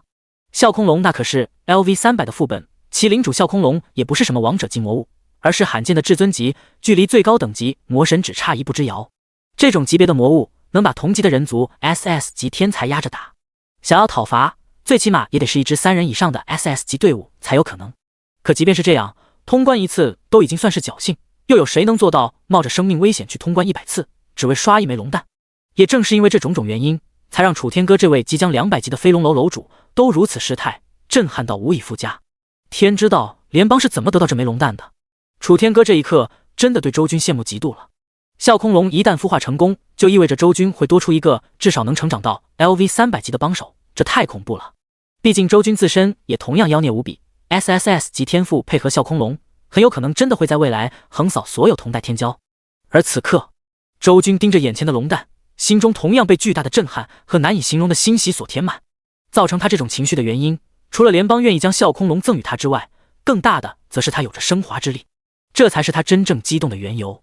笑空龙虽然强，但只能成长到300级，而周军未来是注定要超过这个等级的，500级的神王，甚至是1000级的至尊，这才是他的目标。因此，笑空龙或许前期对于周军来说有着巨大帮助，但后期绝对会渐渐乏力，直到可有可无。但如果将此时尚未孵化的笑空龙蛋升华一次，那就一切都不一样了。高达史诗品质的龙蛋升华之后必然是不朽级，这很有可能会导致孵化出一头魔神级的宠物。魔神级，所有魔物的顶点，便是星空之上的神王，也不敢小觑。毕竟蓝星之上，直到现在还有着很多 LV500的魔神级领主副本没有被攻略，所以若真是拥有一头魔神级宠物，其好处可想而知。这也是周军真正激动的原因。第43章，世界树与核心技能。我楚天歌自认也是人中龙凤，青年一代的领军人物，可跟眼前这周小兄弟一比，却方知人外有人。或许他真能在序列之战中脱颖而出，甚至有朝一日杀上星空，名留青史。楚天歌望着眼前正在抚摸巨蛋的少年，心中暗暗想到。他隐隐有预感，今日破格出面与周军结交，或许是这辈子做的最正确的决定。虽然这在外人眼里看来是不可思议的，毕竟他也曾是少年天才，如今担任一城之楼主，位高权重，应该只有别人巴结他的份才对。可事实只有楚天歌心里才明白，升级之路如逆水行舟，越是往上就越难。尤其是到了他这等地步，每升一级所需要的经验值都是巨量的，而副本中的魔物强度却是翻倍般的提升，装备道具所能弥补的差距越来越小。很多时候讨伐一次副本，别说提升等级，能活着走出来都已经是福泽深厚。如今的楚天歌已经深深的明白，光靠装备秘药等外力的帮助，在高等级的副本中是走不远的。想要继续一往无前，所依仗的唯有自身强悍无匹的天赋和强大的技能。因此在真正的绝顶天才面前，双方之间的等级差距绝不是结实的阻碍，反倒是一种机会。这也是为何楚天歌在逐渐了解周军的为人后，态度比以前更加和善的原因。而思路转到这里，楚天歌忽然心中一动，想到了什么。他望着刚刚将巨蛋收起的周军，沉吟一番后，忽然开口说道：阿弟，你知道所有人在达到18级后都会开辟一个核心技能栏吧？听到楚天歌的问话，周军诧异的抬起头，有些疑惑，可还是点头应道：当然，这都是高考必考题。在这世界里，人类虽然拥有升级面板，可以逆天成神，但却至始至终都没有所谓的转职一说。或许这是因为蓝星是现实世界，人类在升级之后是实打实的变强在肉体上，而非游戏中那样只是一串虚拟数据。不过尽管无法转职，却有着其他的类似于转职的道路可以走，那就是所有人在18级的时候，面板上都会多出一个核心技能栏。这个核心技能类似于玄幻小说中的本命功法，对日后的进阶之路有着非比寻常的帮助。一个强大的核心技能甚至可以让人逆天改命，哪怕是地级的废天赋也有可能博得一条出路。周军前世能升到54级，除了有叶长山的帮衬外，也跟他侥幸得到了一本黄金级核心技能书有关。否则的话，全靠着旁人的力量，他又怎可能真正在这世间立足呢？所以对伐天者而言，能否掌握一项强大的核心技能至关重要，甚至足以影响一生。但可惜，想要获得高品阶的核心技能书无比艰难，尤其是对于普通人来说，更如同痴人说梦。这之中的缘由并非是什么核心技能书爆率低，因为它根本就不在副本中产出。故老相传，在蓝星之上存在着一棵亘古屹立的世界树，此树极大，其枝叶遮天蔽日，生长在世界的尽头。而核心技能书便是世界树的产物。传闻在世界树的树叶内另有乾坤，而这些核心技能书便隐藏在其中。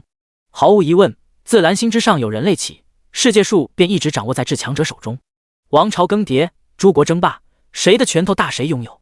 等到了近代，全世界组成联邦大军后，这世界树自然也就到了联邦的手中。现如今，联邦每年都会定期从世界树上清剪下来部分树叶，分散给各个城池的飞龙楼，再由飞龙楼分发给当地的伐天者。此外，这些蕴含了核心技能书的树叶也有很大不同。据说越是从世界树顶端采摘下来的树叶，里面的核心技能书品级就越高。然而像这样的树叶，就是世界树每年也不会产出太多，因此在整个蓝星范围内都属于稀缺货。很多实力较差的小城市根本没有资格分到。周军所在的凌渊城在蓝星诸多城市中属于上游水平，倒是每年都能申请到一枚这样的高级树叶。不过即便申请到了，也跟普通人没什么关系，毕竟一枚高级树叶中所蕴含的能量也是有限的。只有城内的豪门世家、大族天骄们方才有资格进入高级树叶中寻觅核心技能书。周军前世自然是没资格接触到高级树叶的，他就是跟凌渊城的千千万万普通人一样，先申请再排队，前后耗费了半个多月，方才勉强从普通树叶中寻找到了一本黄金级核心技能书。如今想起来倒是颇为心酸。而此刻听到楚天歌突然提及核心技能，一时不解他要做什么。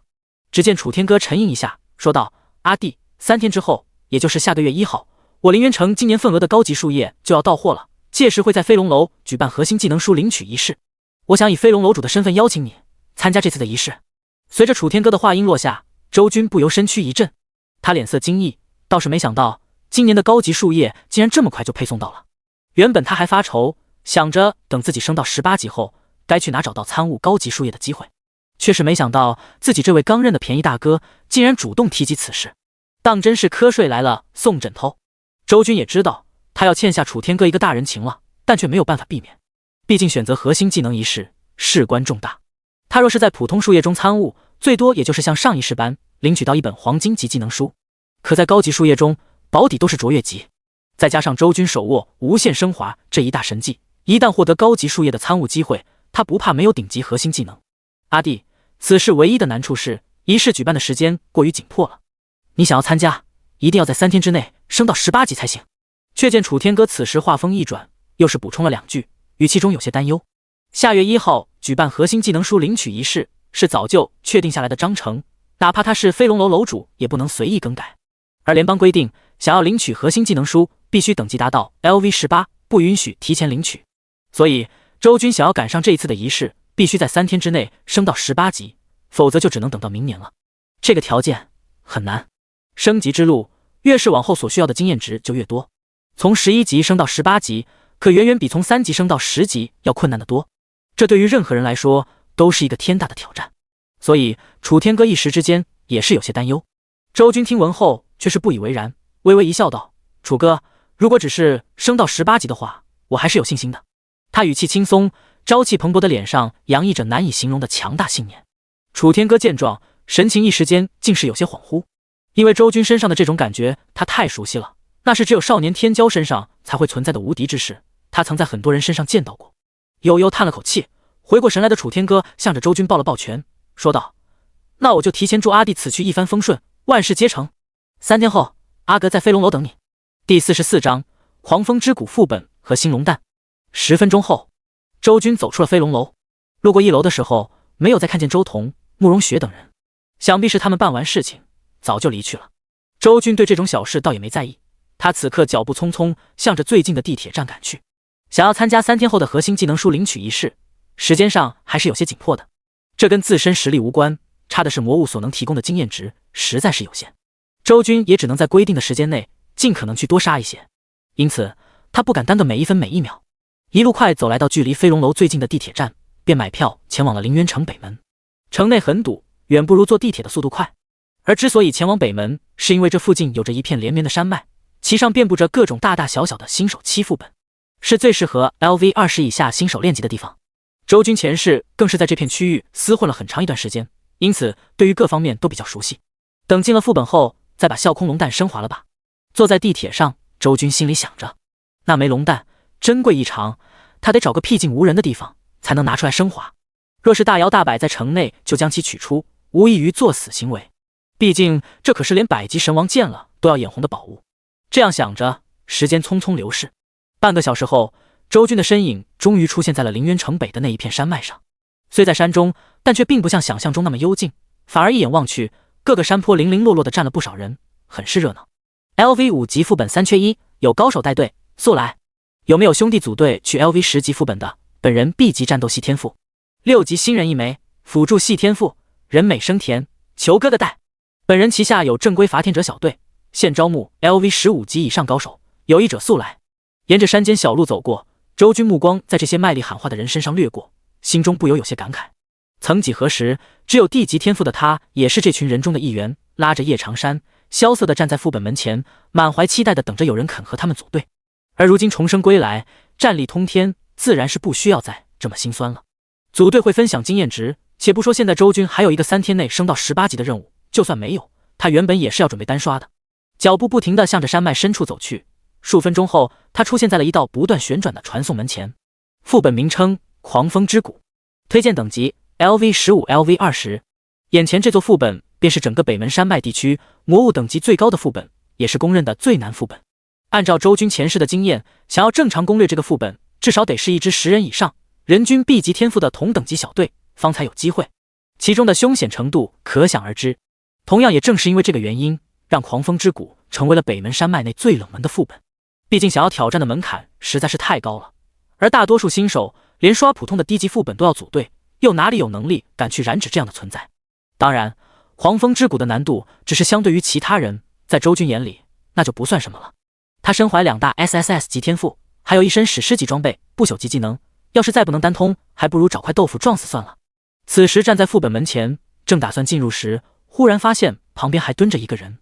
那人不停地抽烟，看见周军后，眼前不由一亮，将烟头丢在地上狠狠踩灭，冲着周军搓搓手掌道：“兄弟，我是一中的，觉醒了 A 级天赋，现在17级。我看你的样子，应该也是来刷狂风之谷的，不如组队如何？”这人一脸迫切的样子，他虽然不知道周军的等级天赋，但心底下意识觉得对方敢来狂风之谷门前晃悠，应该小有能耐，所以便提出了组队邀请。周军听闻，却连1秒钟的犹豫都没有，直接摇头道：“我才11级，可能帮不上你什么。”说完，还没等一中那人从错愕中反应过来，便已经一步迈进了那不断旋转的传送门中。警告！当前等级严重落后，副本推荐等级可能会增加死亡的风险，是否强行进入？进入！周军意念一动，身影直接消失不见，只留下那人目瞪口呆地站在原地，整个人都懵了。这大神是哪蹦出来的？上一秒还说自己只有11级，结果下一秒就直接单人进去狂风之谷了，连犹豫一下都没有。就算去投胎，也不至于这么着急啊！一中的学生人都傻了，不知道周军是什么路数。片刻后摇了摇头，惋惜道：“还以为等到了一个可以组队的高手，结果是个跑来自杀的疯子。”是的，在他眼里，周军的行为与自杀无异。这可是狂风之谷啊！别说11级，就算是20级的人来，也没几个敢说能独自通关的。毕竟在副本那种凶险的环境中，单人和多人完全就是2个概念。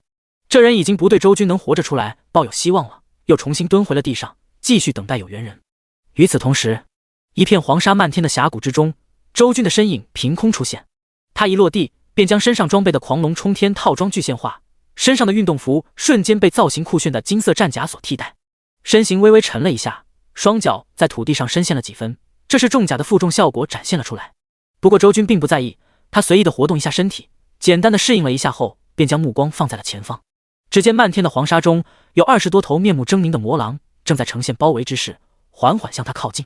领头的狼王更是散发着血腥暴虐的气息。名称：大漠血魔狼，血量44000，等级 LV19，阶级首领级，技能狂狼之私有，血天三变，狼王激光炮。望着对方的面板，周军不禁有些惊讶，没想到刚进副本就碰到了首领级魔物。要知道，这里可是外围区域啊，怪不得都说狂风之谷是北门区域最难的新手副本呢，还真名不虚传。不过面对这一切，周军的眼中可没有丝毫的畏惧，反而兴致勃勃。亮得像吧，小宝贝儿。他嘴角露出畅快的笑意，右手在虚空一掏，一柄漆黑的横刀便伴随着跳跃的雷弧电芒缓缓出现。下一刻，不等群狼袭来，周军已然化身残影，主动杀入其中。唰，刀光闪过，狼血纷飞。身怀7000多点力量属性的周军，仿佛人形暴龙，每一刀都势大力沉，但凡挥舞，必定有一头魔狼倒在血泊中。经验值加207，经验值加198，经验值加211，一道道的提示刷屏般的浮现在眼前。因为周军是越级杀怪，再加上狂龙套装所提供的 25% 额外经验值获取，导致击杀每一头普通魔狼的经验值都直接跟幽暗密林中的领主 BOSS 相当了，爽个牙撇！一波狼还没杀完，周军就升到12级。而此刻，那首领级狼王彻底惊惧了，他胆寒地望着眼前的人类，向来残忍无情的狼眸竟是生出了逃跑之意。可周军岂会给他机会，直接欺身而上，手中的惊雷结挽成一朵漂亮的刀花，由下至上从狼王身上掠过。贪婪之挑，这一刀赫然是来自不朽级技能断罪狂想曲中的7招之一。52109，一个醒目的伤害飘出，大漠血魔狼的血条瞬间清空，堂堂首领级魔物竟是连一击都没扛过，甚至连奥义都没有机会放出，便直接倒在了黄沙之中。击杀首领级魔物大漠血魔狼，经验值加531，获得战利品 X1。又是一连3道提示浮现，但周军看都没看一眼，而是继续冲入狼群，直到将剩余的魔狼屠杀一空。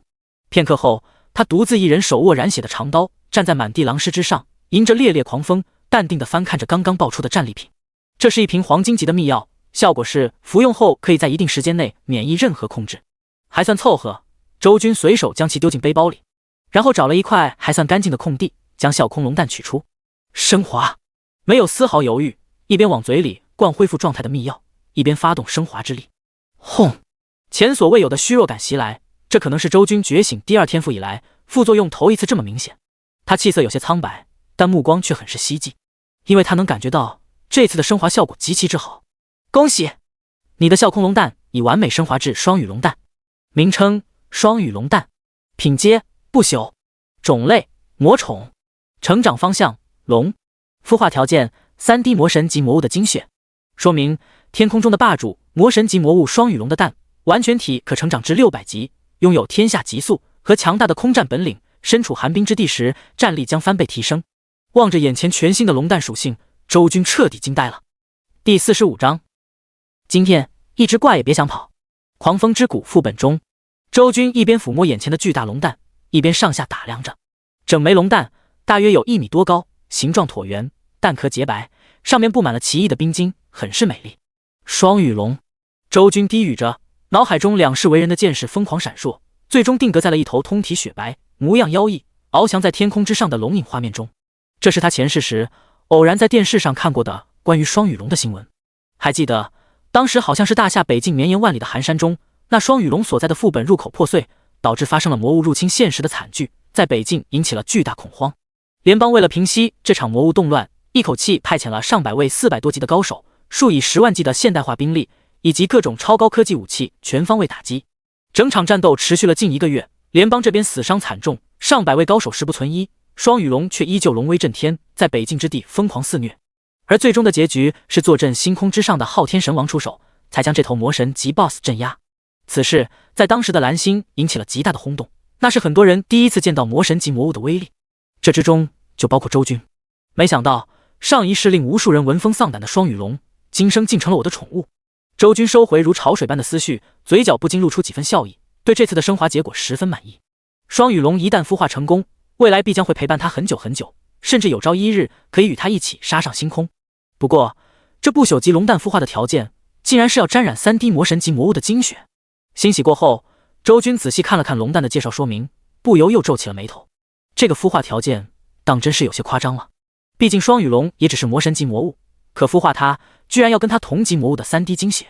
周军在实力上倒是不惧那所谓的魔神级，虽然他至今为止所击败过的最强魔物也不过是10项，还是被降星刀砍过后的10项，但他依然有自信，哪怕是遇到了远胜那10项的魔物，也依旧有斩杀之力。毕竟魔神虽然是魔物中的顶尖掠食者，可他双 SSS 级天赋也同样是人族中的佼佼者，双方在这一方面上是同级别的存在。而除此之外，周军还能靠着技能和装备来不断增幅战力，这是魔物所不具备的。人类和野兽最大的区别就是人类会使用工具，这一点自古以来从未变过。所以周军从来不担心自己的实力，他真正发愁的是魔神级 BOSS 要去哪找。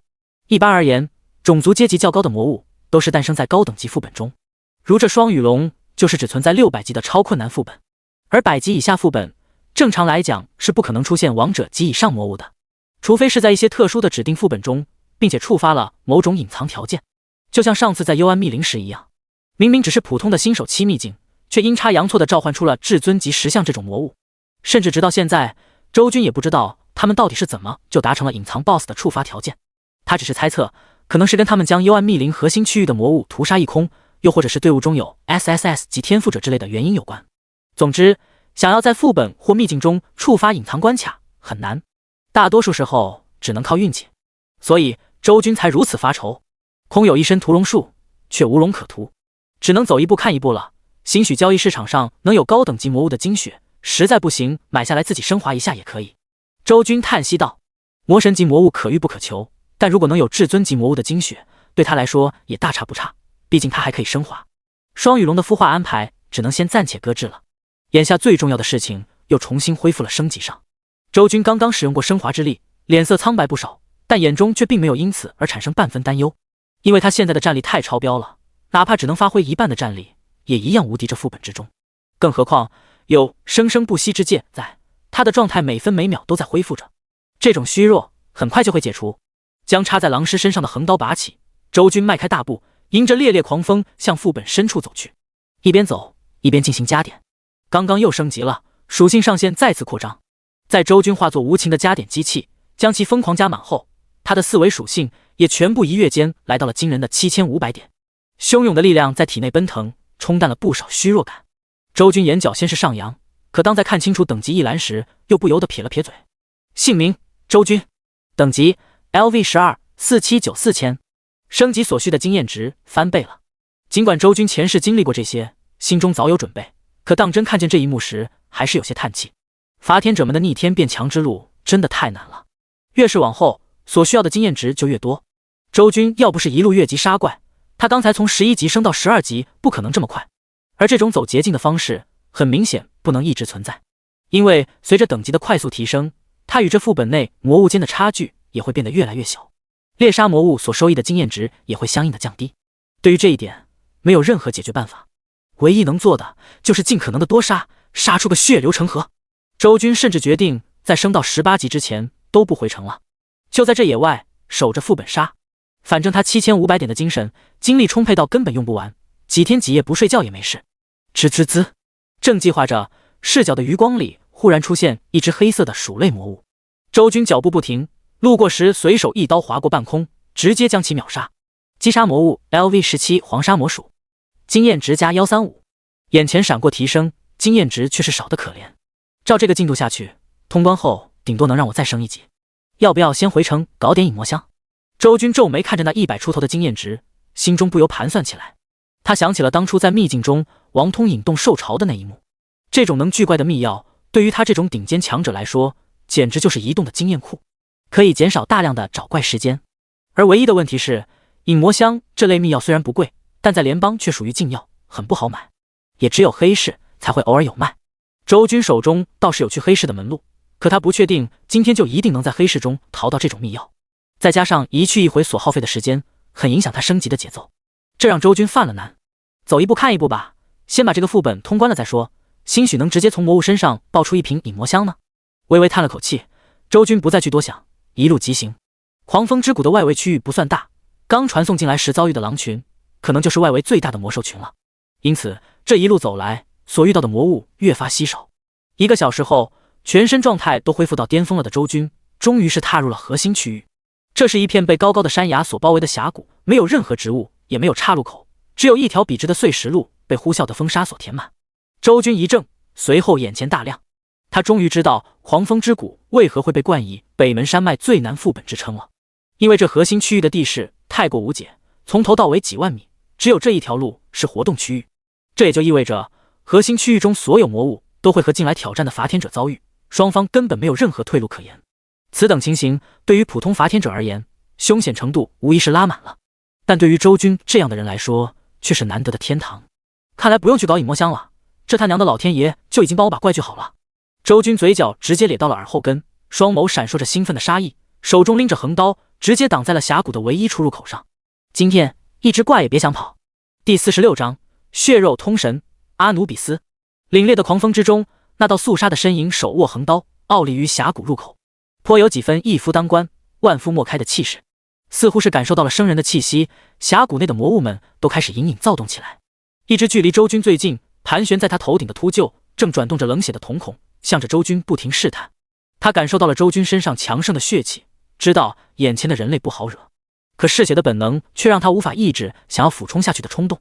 短暂的犹豫后，终究还是兽性战胜了理智。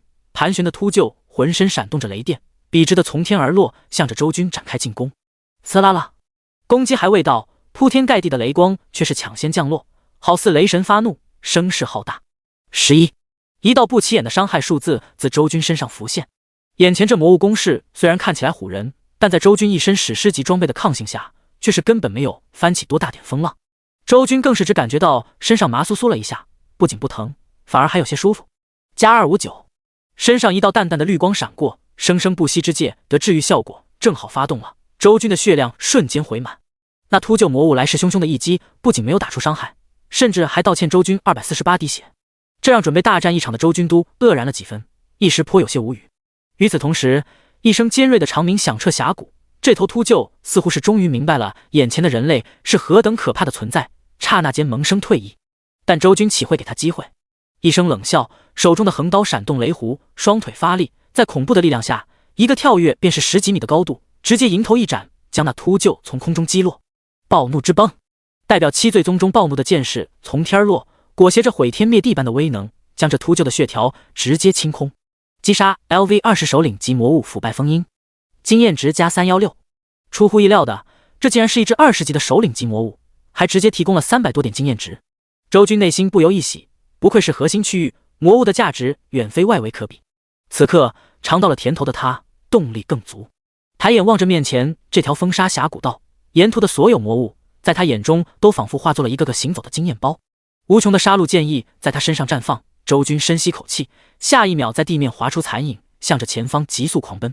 唰，一刀斩落，眼前一条粗壮的黄色巨蟒当场殒命，又是200多点经验值进账。周军却是看都不看那巨蟒的尸体一眼，反手间便快若奔雷的将一条想要偷袭他的犀牛魔物踹飞数十米，其庞大的身躯死死地嵌在一面墙壁上。碎骨，虽然周军已经掌握了不朽极刀剑系技能，但碎骨的破防效果依旧好用，再加上他全身属性高达3万，这一脚可谓势大力沉，哪怕碎骨只有黄金级，也依旧能发挥出无与伦比的效果。那犀牛魔物身躯嵌在石壁中，回光返照的挣扎了2下后，便直接断气。而此刻，随着周军连续秒杀2头凶悍的魔物，四周的其他魔物们也是惊惧不已，但他们却并未退缩，反而在鲜血的引动下，身体内的兽性被无限放大，越发的凶残，前仆后继的向着周军进攻而来。如果有人在天上，便会惊讶的发现，这条不算宽阔的峡谷中，正有数不清的魔物从深处向着周军的方向狂奔而来，声势之浩大，不比一场兽潮差多少。尤其是视线从后往前看，更是骇然。只见无穷的黄沙在弥漫，数不清的魔物影子在其中若隐若现，各种不同的兽吼驳杂的响彻在峡谷，地面的石子也因为群兽奔腾而不断跳动，宛如末日来临一般。这一幕幕，只怕换作任何一个新手期的伐天者，都会吓得两股颤颤，彻底失去反抗的欲望，只想逃命。然而，面对这恐怖的景象，周军伟岸的身躯却是纹丝不动。他悍刀而立，眉眼中只有对战斗的渴望和兴奋。那无穷的魔物在他眼里，仿佛跟纸片没有什么区别。杀！一声厉喝，周军迎刀而上，七宗罪中的色欲、暴食、贪婪、懒惰、暴怒、嫉妒、傲慢七重剑招相继展现，刀光所过之处，血肉纷飞，更有金龙虚影在身后环绕，不时张口吐出可怕的龙息，熊熊的烈火焚烧着眼前的一切。可以说，此刻的周军就仿佛一尊杀神，迎着向他奔腾而来的兽潮步步前行，所过之处万籁俱寂，没有一头魔物能挡住一刀。我有一身盖世力，可以斩尽世间魔。周军彻底杀疯了，所过之处血腥气漫天，魔尸遍地。数米万长的峡谷被周军以一己之力横推，他仿佛不知疲倦一般，不停地出刀收刀。不知过了多久，只知道天色昏暗，抬头间视线也彻底被黄沙所弥漫，分不清时间，看不清日月。而此时，周军已然站在了峡谷通道的最深处。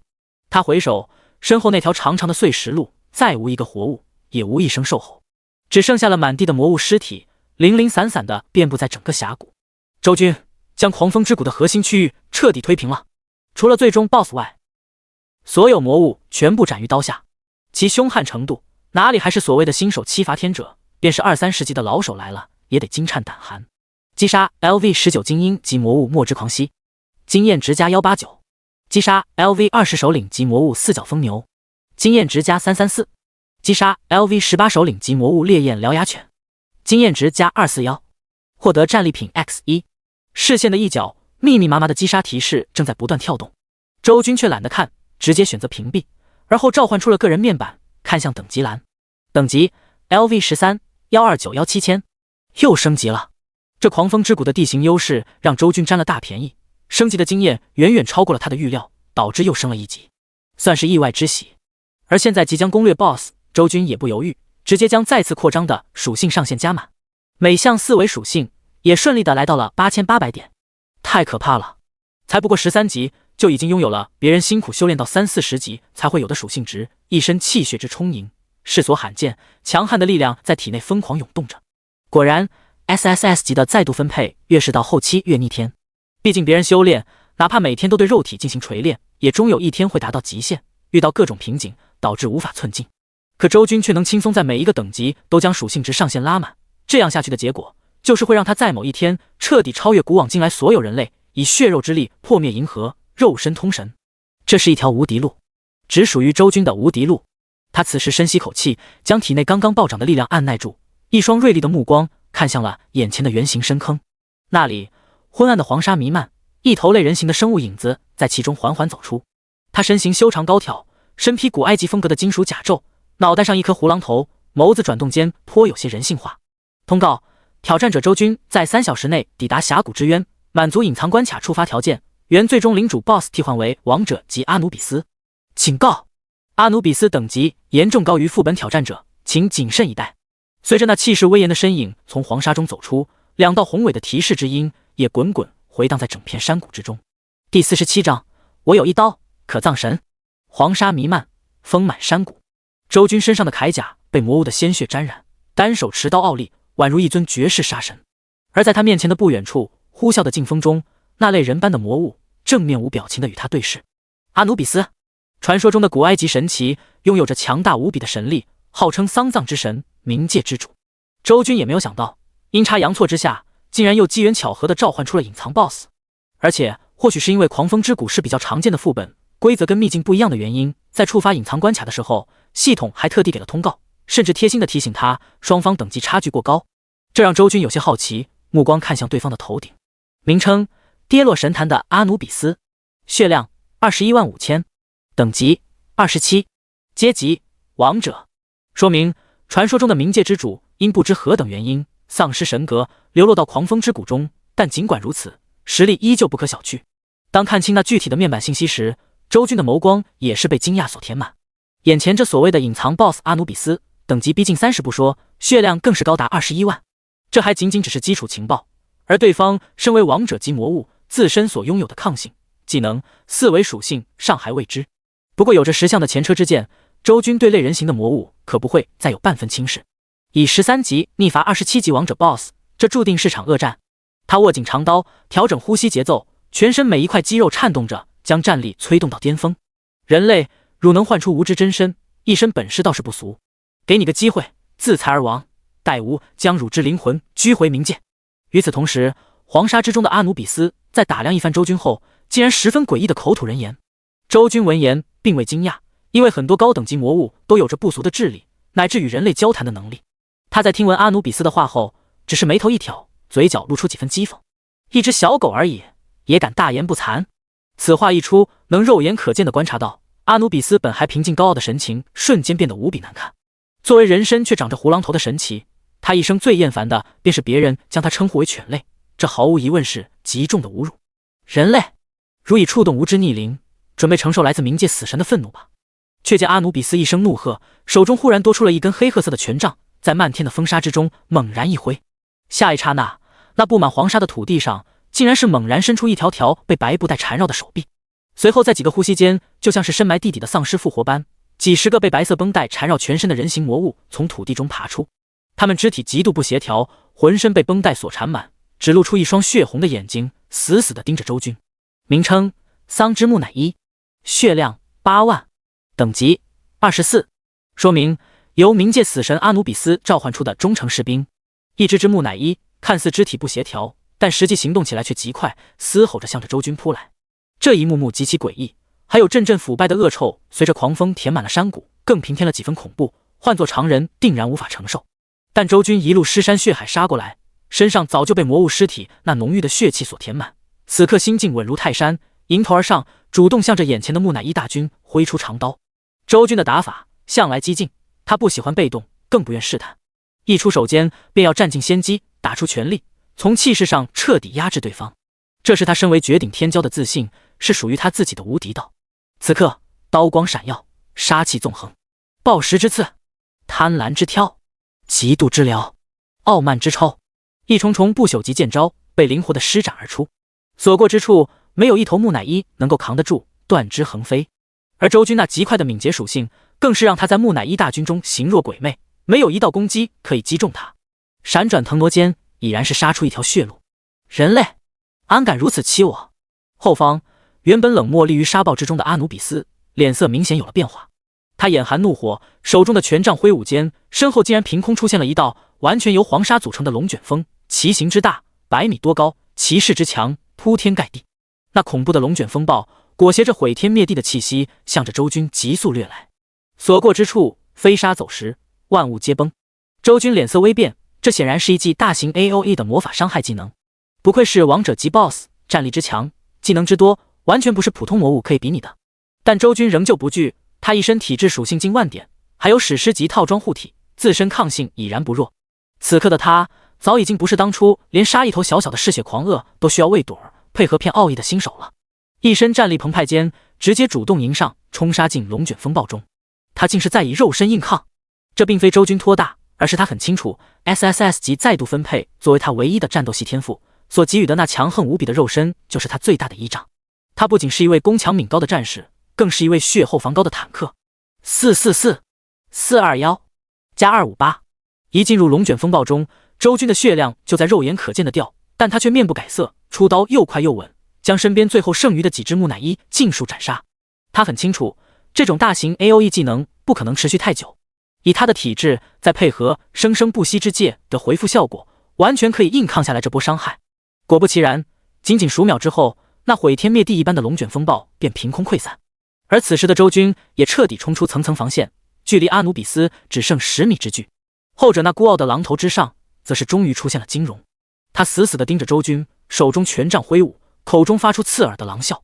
人类，吾可是掌管幽冥地狱的死神，汝焉敢冒犯我等神器？跪下，赎罪！阿努比斯发出暴喝，以双脚为中心，一层红色的光波猛然扩散，笼罩了整片山谷，更有无穷无尽的死亡气息混乱地充斥在其中。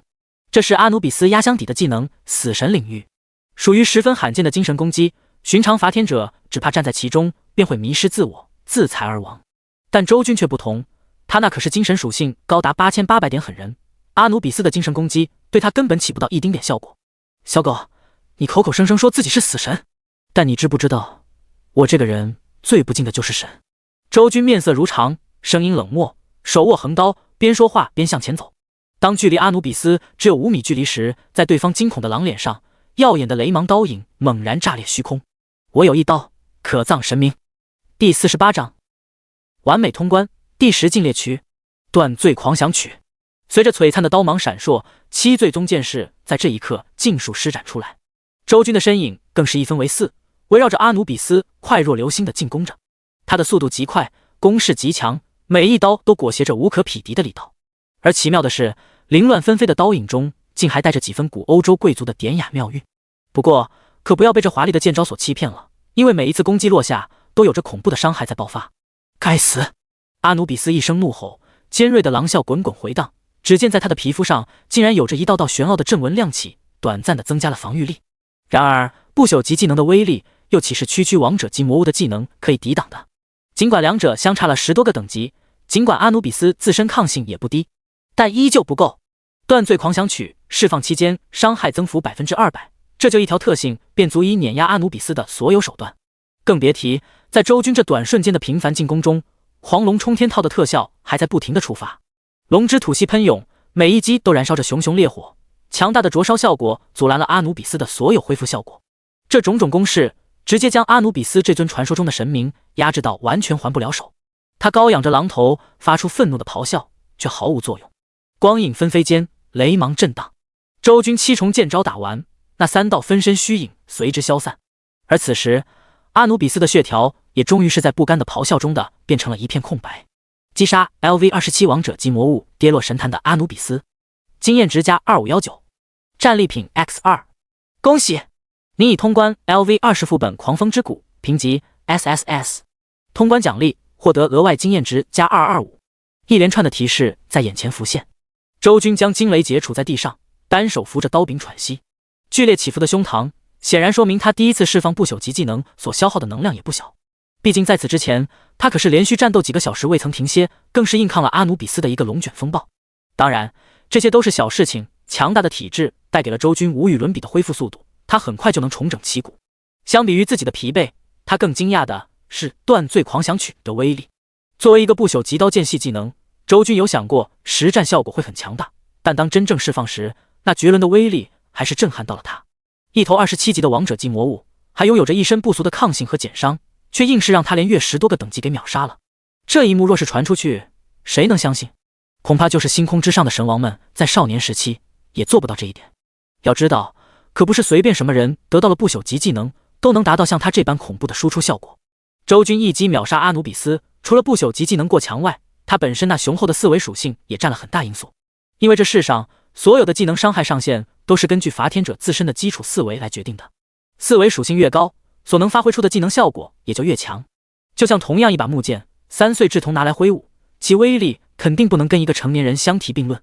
放到伐天者身上也是一样，4维属性是释放一切技能的基础，否则的话，那些顶级强者又怎会在新手期时想尽一切办法的去打磨根基，提升4维？所以说 SSS 级再度分配真的很强很强。此刻长吐一口气，周军不再思考这些，将目光看向等级。阿努比斯不愧是王者级 BOSS， 在经验值方面奖励极其阔绰，足足2519点，这让周军内心十分舒爽。而打通隐藏关卡的奖励稍微逊色些，却也有着1225点，两者相加导致周军的等级直接飙升到了50357千，距离升到14级也不遥远了。脸上浮现几分收获的喜悦，又将目光看向那份战利品光团。魏朵儿这个小福星不在，就只能靠自己来开箱了。只见他将手掌放进光团之中，轻轻一摸，便见一瓶秘药和一本技能书出现在手中。周军先是将目光看向前者，那是一瓶卓越级秘药，其效果是服用后可以让力量、精神、体质3种属性永久增加500点。说实话，这秘药的效果相当不错，因为在蓝星，任何能永久增加属性点的东西都是极其抢手的存在。但无奈的是，别人眼里珍贵无比的属性点，在周军这里却是用都用不完。这瓶秘药的唯一作用就是回城后丢到交易市场上卖点钱财。摇了摇头，周军随意的将其扔进了空间背包后，又满怀期待的看向了那本技能书。名称：明之领域，品阶：神话，种类：法术系技能书，效果：释放一圈以自身为中心的领域，并造成一道强烈的精神攻击。此外，身处领域中时，全属性提升 10%。冷却1000S。在看清技能书具体说明的瞬间，周军便是精神一振，终于给他出好货了。品质高达神话，且还是一本罕见的法术系技能书。而看过技能介绍的周军，下意识的就想到了阿努比斯临死前释放的红色光圈，想必这明之领域应该就是那个技能了。说实话，阿努比斯展开这个领域后，对周军没有造成一丁点的伤害，因为他的精神力太高，直接将影响给免疫了。但这并不妨碍明之领域是个强大的技能，大范围法术攻击，还具有一定的增益效果，不管放到哪里都是让人眼热的存在。周军也是二话不说，当场对其进行了升华。熟悉的虚弱感袭来，但并没有像之前升华龙蛋时那么严重。而在他的面前，一本羊皮所制的精致书本正静静悬浮着。名称：神境领域，品阶：史诗，种类：法术系技能书，效果：释放一圈以自身为中心的绝对领域，并造成连续2道强烈的精神攻击。此外，身处领域中时，全属性提升 30%。冷却 370S， 全新的效果展现在眼前，跟此前的明之领域效果类似，只是各项数值均有着巨大的提升，冷却也得到了缩减。周军满意的点点头，当即便选择了学习。很快，他的个人面板中就又多了一个全新的史诗级技能。伸了个懒腰，心满意足的周军终于选择了离开副本。而此刻，外界的天空已经昏暗下来，狂风之谷副本前却有着一道人影蹲在那里，嘴里叼着一根徐徐燃烧的香烟，脚下满是烟头。妈的，等一天了，真就没人来刷狂风之谷吗？那人吐出一口烟圈，嘴上骂骂咧咧。在看了一眼天空上高悬的明月后，终于决定不再等了。可就在下定决心离去时，身后的副本入口处却忽然产生了阵阵的能量波动。他被这景象所吸引，诧异地看过去，接着便是见到那幽暗神秘的漩涡中，一道浑身浴血的身影，浑身散发着血腥气，像是尊魔神般从其中走出。你！而男子在看清楚了人影的模样后，顿时惊呆在了原地，口中的香烟掉在了地上都没察觉，嘴巴张得老大，仿佛看到了此生最难以忘怀的画面。咦，你还没走啊？周军从副本中出来，迎面便撞上了这先前自称一中学生的男子，心中也是惊讶不已。都几点了，这人不回家吃饭吗？然而面对周军那平淡到像是谈家常一样的询问，一中的学生却是彻底无法冷静了。兄弟，不是，哥们，大神，你到底是怎么活着出来的？他眼眸瞪得溜圆，嘴唇哆嗦，说话都不利索了。通关了，自然就出来了。周军像看傻子一样的看着他，而这句话一出口，那一中的学生脑袋直接宕机了。他如果没记错的话，数个小时前，眼前这人好像是单独进的狂风之谷，结果现在你告诉我通关了，单人通关了北门山脉最难副本，这还是人吗？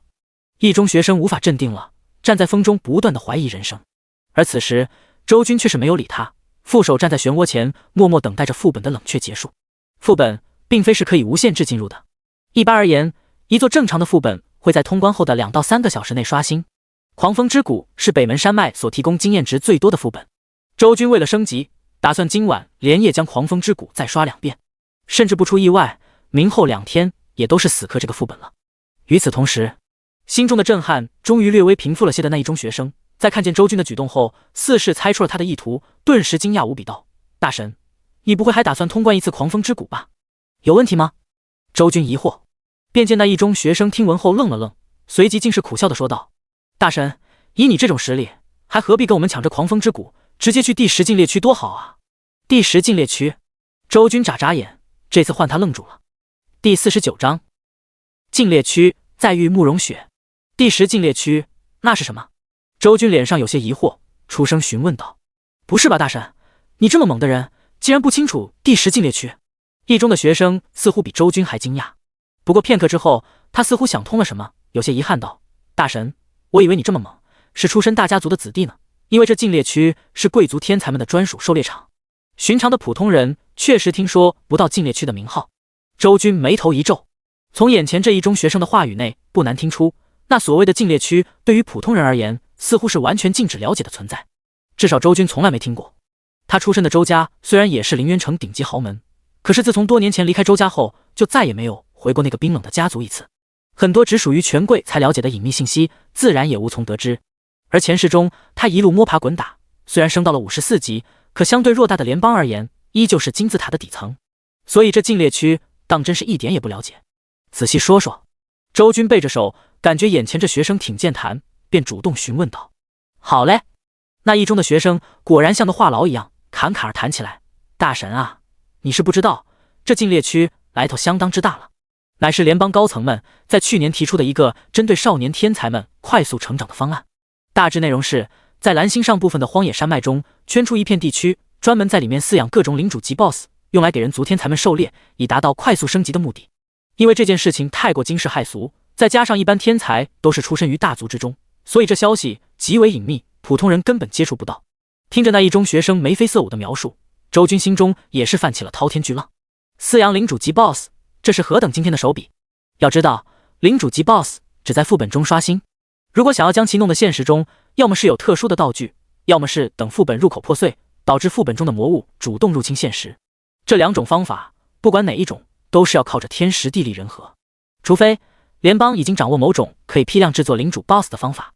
怪不得怪不得我在北门山脉没怎么看见那些凌渊城的权贵子弟们。周军摸摸下巴，心中已经对禁猎区已经有了一定的了解，可想了想后，又忽然惊疑一声：那这也应该叫狩猎区才对，怎么会叫禁猎区？听闻此话，那一中的学生却是苦笑一声：那是因为这禁猎区的禁字，禁的是我们普通人啊。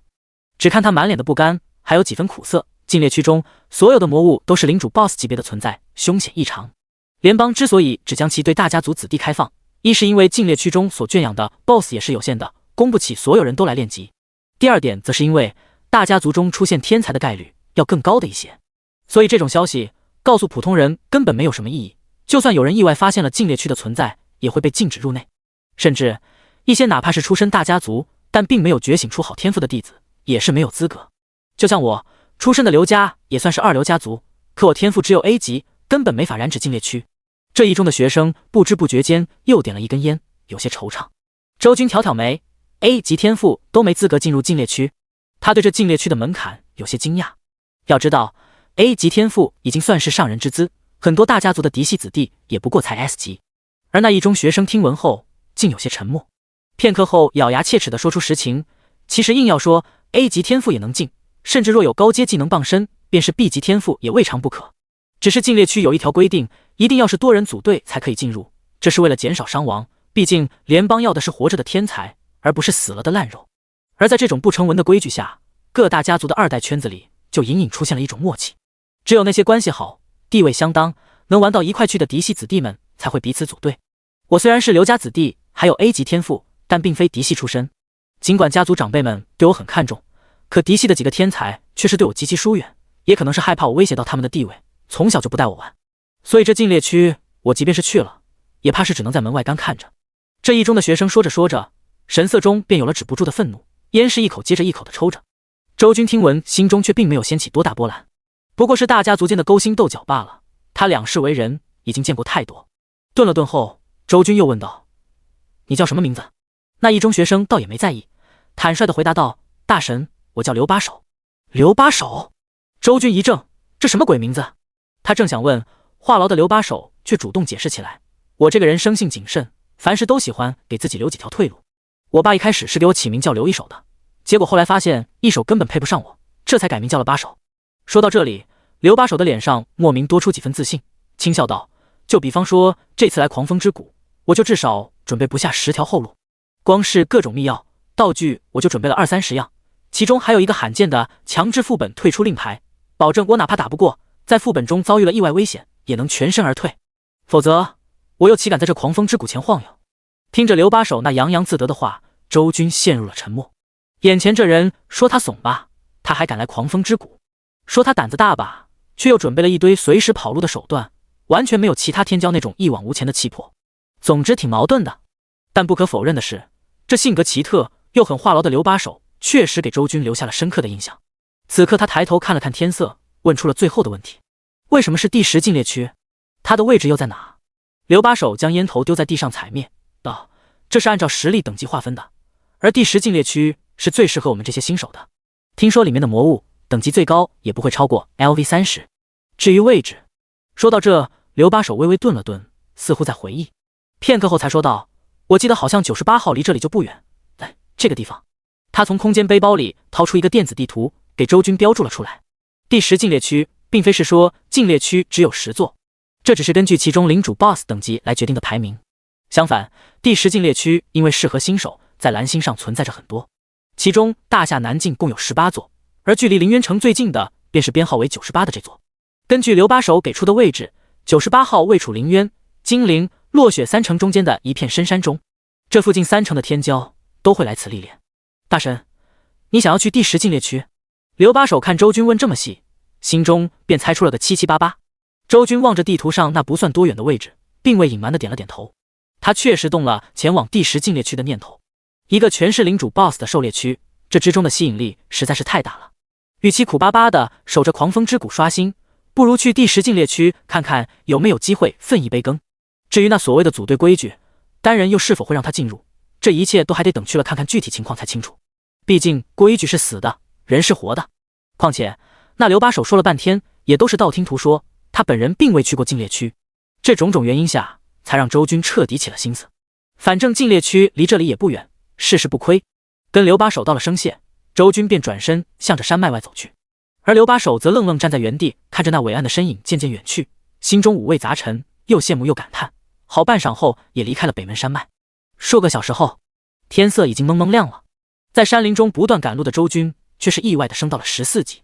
这是因为他在路途中时偶遇了几头20多级的魔物。是的，魔物不一定就在副本中。事实上，因为各种各样的原因，普通魔物入侵现实的情况在蓝星也屡见不鲜。不过，他们一般都是在深山老林中隐藏着，从来不会靠近人类的城池。除非是那种100级以上的超强 BOSS 级魔物，才会对人类领地有着明显的进攻意向。而周军在将升级后的属性上限填满后，每一项数据也来到了10200，四维终于破万了，全身总属性点更是高达4万以上。此刻的周军气息变得越发磅礴和深邃，甚至有些返璞归真。任谁也不会想到，这看起来普普通通的外表下，其实隐藏着无比可怕的力量。口中吐出一道长长的白色劈链，周军脚步顿住，因为在他眼前的这片山林十分不同，半山腰的地方围着一圈高高的电网，而顺着这些电网看去，在某一个宽阔的地带，更是出现了2座架着高科技武器的堡垒，和是一扇厚重的钢铁之门。再往前看，则是一列列全副武装的联邦士兵正在交替巡逻。第10禁猎区，周军目光一亮，知道自己找对了地方，当下也是迈步向着那门户走近。而随着的他靠近，才惊讶地发现，这第10禁猎区的入口前，除了他以外，竟然还有几个看起来学生模样的人，都是女孩，身上穿着看起来昂贵不菲的装备，脸蛋上的妆容也是十分精致，看起来贵气逼人。更意外的是，众多女孩子里的其中一位，竟然还是他的老熟人穆家慕容雪。第50章，世人错看我。周军。人群中的慕容雪也注意到了山坡下缓步而来的少年，俏脸微正，说出了这么多年来两人间的第一句话。而他这句话一出口，也将身旁其他2位女孩的注意力吸引了过来，纷纷转动美眸看向周军。哟，这哪里来的小帅哥呀？竟然还认识我们家雪儿。其中一个身形高挑，留着大波浪，眉眼间有着丝丝娇媚气息的女人，笑盈盈的开口询问。周军虽然看着普通，但那是指穿着打扮，至于样貌其实不差，五官都很立体。而随着那高挑女人的调笑，已经走到大门前的周军，也是将目光在3个女孩身上一一扫过。除了慕容雪外，这身形高挑的女人他也认识。在前世中，2人曾因某些机缘巧合的原因，在一个副本中短暂的组过队。周军也因此大致对这女人有些了解。她是凌渊城天际大酒店的独生女，名叫冷潇潇，掌控天际大酒店的冷家，资产数十亿，是标准的豪门商贾。而冷潇潇作为独生女，在凌渊城的2代圈子里向来很受追捧，拥有很高的人气。在这3个女孩里，显然也是属于大姐大的存在。此时听到冷潇潇的调侃，慕容雪脸色有些不自然，道：潇潇姐，她是周家的周军。周军？冷潇潇一怔，随后看向周军的目光有些惊奇起来。这就是雪儿喜欢过的那个男孩。作为和慕容雪一个圈子里的姐妹，她自然是知道自己这位闺蜜在年少时期曾经有过一个暗恋的白月光，他就是周家那位曾几何时风光无限的少主周军。只是后来听说周家出了变故，导致周军从神坛跌落，渐渐没了消息。没想到今天在这里竟然会巧遇到，原来你就是周家的上任少主啊，看起来也不怎么样嘛。就在冷潇潇心中暗自打量周军的时候，3人中最后一个女孩却是直言不讳的说出了心里话。她个子不算高，但长相很精致，身上则是没有具现化防具装备，反倒是穿着一套高奢定制款的白色连衣裙，身上的首饰也都是能闻名全球的大牌子，一看便是富贵人家的公主。而且从那娇蛮任性的说话语气，也不难猜出她平时在家里应该很受宠。周家可能是真不行了，周旺那家伙我就瞧不上，你更不行。只见他摇了摇头，看向周军的目光中有着不加掩饰的轻蔑。他本以为能让慕容雪曾经心心念念过的人，必定会有什么过人之处，结果今天一见之后，发现周军穿着普通一身的地摊货不说，眉宇间也没有那些天骄该有的气势，仿佛丢进人群中都掀不起一朵浪花。这与他从小到大所见所闻的任何少年天才相比，都相差甚远，心中不由大失所望。再加上他作为顶级豪门王家的掌上明珠，自身更是拥有着 SS 级罕见至极的天赋，从小在赞扬与追捧中长大，养成了极度自负的性格，就更加不把周军这种平民放在眼里。而如此态度，却让一旁的冷潇潇有些尴尬。作为商人家庭走出来的孩子，冷潇潇从小便学会了察言观色，不说做事八面玲珑，但最起码的场面话还是会说的。当即便是悄悄扯了扯娇蛮女孩的衣角，小声道：你呀你，少说2句。切！王曼婷撇撇嘴，有些不以为然，但终究还是给了冷潇潇面子，没再继续言语，一双眸光看向别处，不再理会这边的动静。不好意思了，曼婷她就是这个性子。冷潇潇冲着周军歉意一笑，没事。周军随意的应了一声，他心中倒是并未在意，30为人了，心态哪里会如毛头小子一般浮躁。不要说王曼婷，就是那故作成熟的冷潇潇，在他眼里也是个小孩。而此刻，他也终于将目光看向了慕容雪。好久不见，轻轻点了点头，算是打过招呼。哪怕再见少女那俏丽的脸蛋，心间依旧没什么情绪波动。前世的过往如浮云，曾经年少时期的好感，早就在岁月中消磨殆尽了。而今生他抱负远大，注定要踏上星空。相比之下，这慕容雪在他眼里更加无足轻重了。不过周军的心态是轻松了，慕容雪却不这么想。面对几年前还真心倾慕过的人，如今再次对话，他的心中五味杂陈，脑海中不由又想起了前2日周军在飞龙楼时自信强大的模样。虽然事后也反应过来，那不过是靠着人脉所带来的外力，与自身实力无关，但心中依旧多了几分恻隐之心。他此时咬着牙，沉默许久后道：你不应该来这里。我不知道你是从哪得到第10禁猎区的消息，但这里太过凶险，根本不是你一个地级天赋可以闯的。你的依仗不过就是飞龙楼的徐执事罢了，可这里是禁猎区，徐执事又该怎么帮你呢？慕容雪此刻眸光认真，看着周军振振有声地说道：禁猎区那是联邦为了培养少年天才而设下的大局，每一等级的禁猎区只允许相应等级的人进入，想要靠着家族长辈的外力帮助是绝对不可能的。毕竟练级，重点在于一个练字。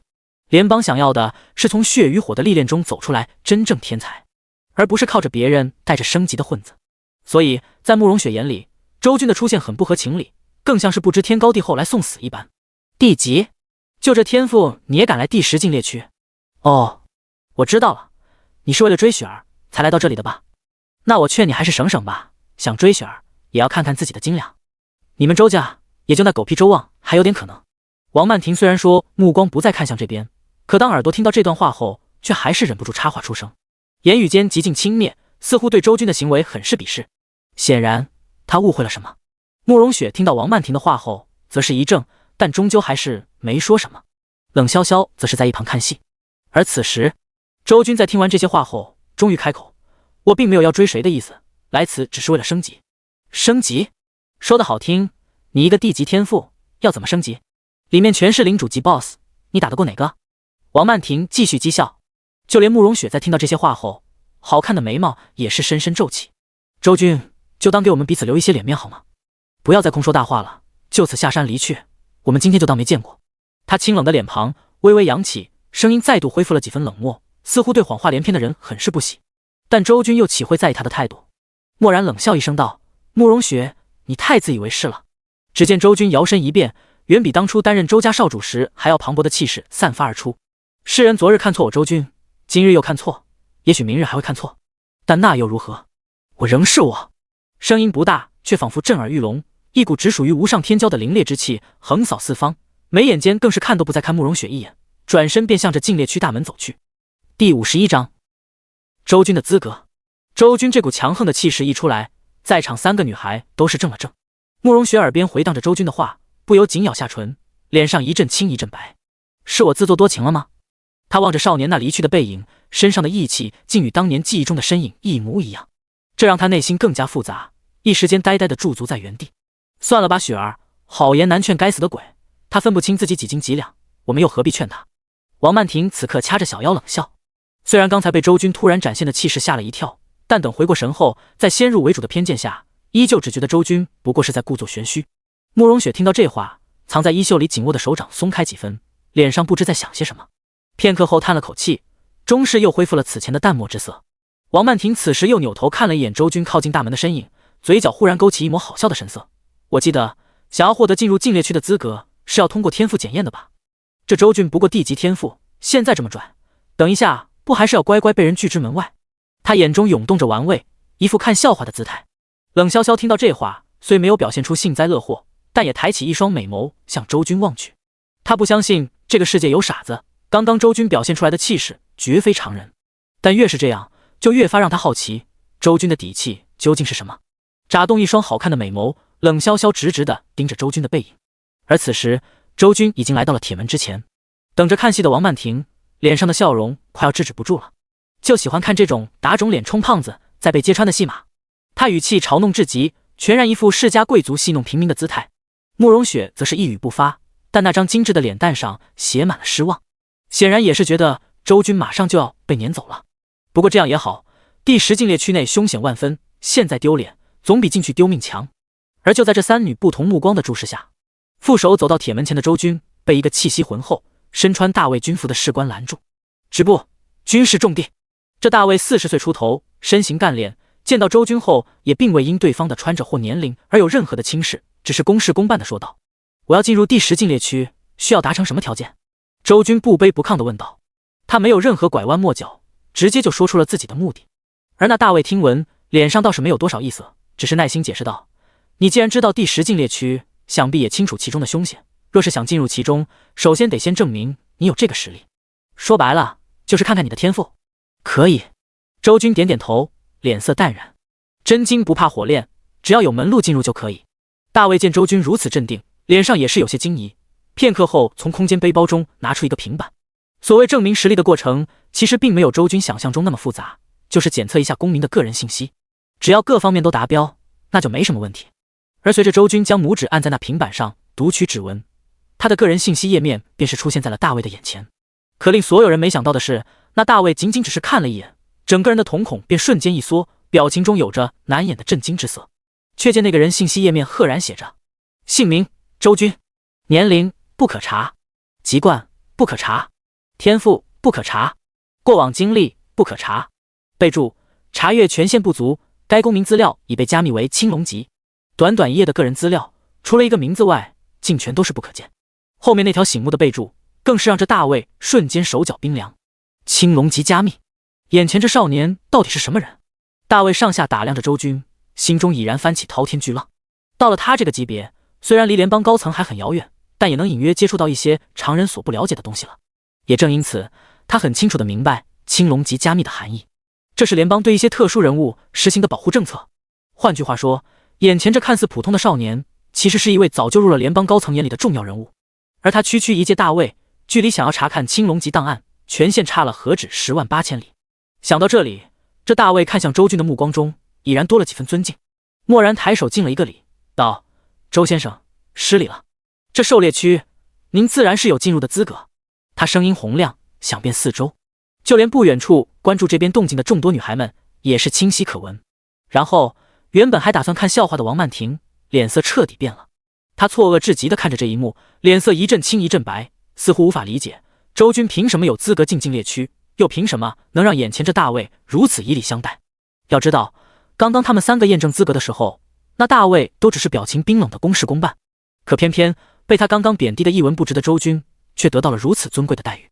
这岂不是说他堂堂王家2小姐，在这大卫的眼中还比不上周军一个弃子？心高气傲，从小便自负至极的王曼婷哪里能接受这一点，整个人站在那里都快要气炸了。而始终安静的冷潇潇，妖媚的眼眸中则是流动着几分异彩。这家伙果然不是普通人。作为经商世家走出来的嫡女，冷潇潇显然要比王曼婷成熟了不止一丁半点，更是从父亲那里将识人能力学了七七八八，心中越发断定周军不像表面上那般简单。至于3女中的慕容雪，此刻更是惊愣在原地，冷傲的脸上尽是错愕。怎么会？他同样不理解，也想不通。在他眼里，周军的倚仗不过是飞龙楼的执事罢了，但飞龙楼权力再大，也插手不了禁猎区的事情。那军官又凭什么会对周军这般尊敬？雪儿，这小子真是地级天赋，你不会情报有误吧？王曼婷此刻咬着银牙，向着慕容雪询问道。这慕容雪一时之间竟是有些无法肯定，毕竟他也只是从周彤的口中听说的。但周同人虽然玩世不恭，可在这种事情上没必要开玩笑。而且慕容雪事后也隐晦地打听过，周军在武中登记时确确实实只是地级天赋，好几千双眼睛看着不会有假。或许他另有机缘，身上有了不得的技能傍身呢。就在这时，冷潇潇的声音忽然响起，余下2女都是一怔，随后纷纷觉得有些道理。衡量一个人实力的标准，虽然天赋占据比例最大，可若是掌握着一门强悍无比的技能，也能加分不少。尤其是在新手时期，大家都没成长起来，进攻手段较少，身怀强大的技能将会发挥出更大的优势。哼，我当是什么了不起的底牌呢？若真是靠技能混到禁猎区的资格，那也不算什么本事。王曼婷仿佛试图要找回面子一样，再度冷笑一声。作为豪门世家出身的贵女，她自认身上所拥有的技能比起同辈只好不差。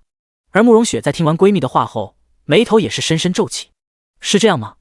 她有些不确定事实是否如此，但不管如何，眼前的周军都确实在实力考核上过关了。唯一的问题是，周军单人匹马的来到这里，又有谁会愿意跟他组队？实力过关，仅仅是得到了禁猎区的资格，若是没有队伍，依旧无法进入其中。而此刻，周军也正在被这个问题所困扰。你的意思是，没有队伍就一定无法进入禁猎区？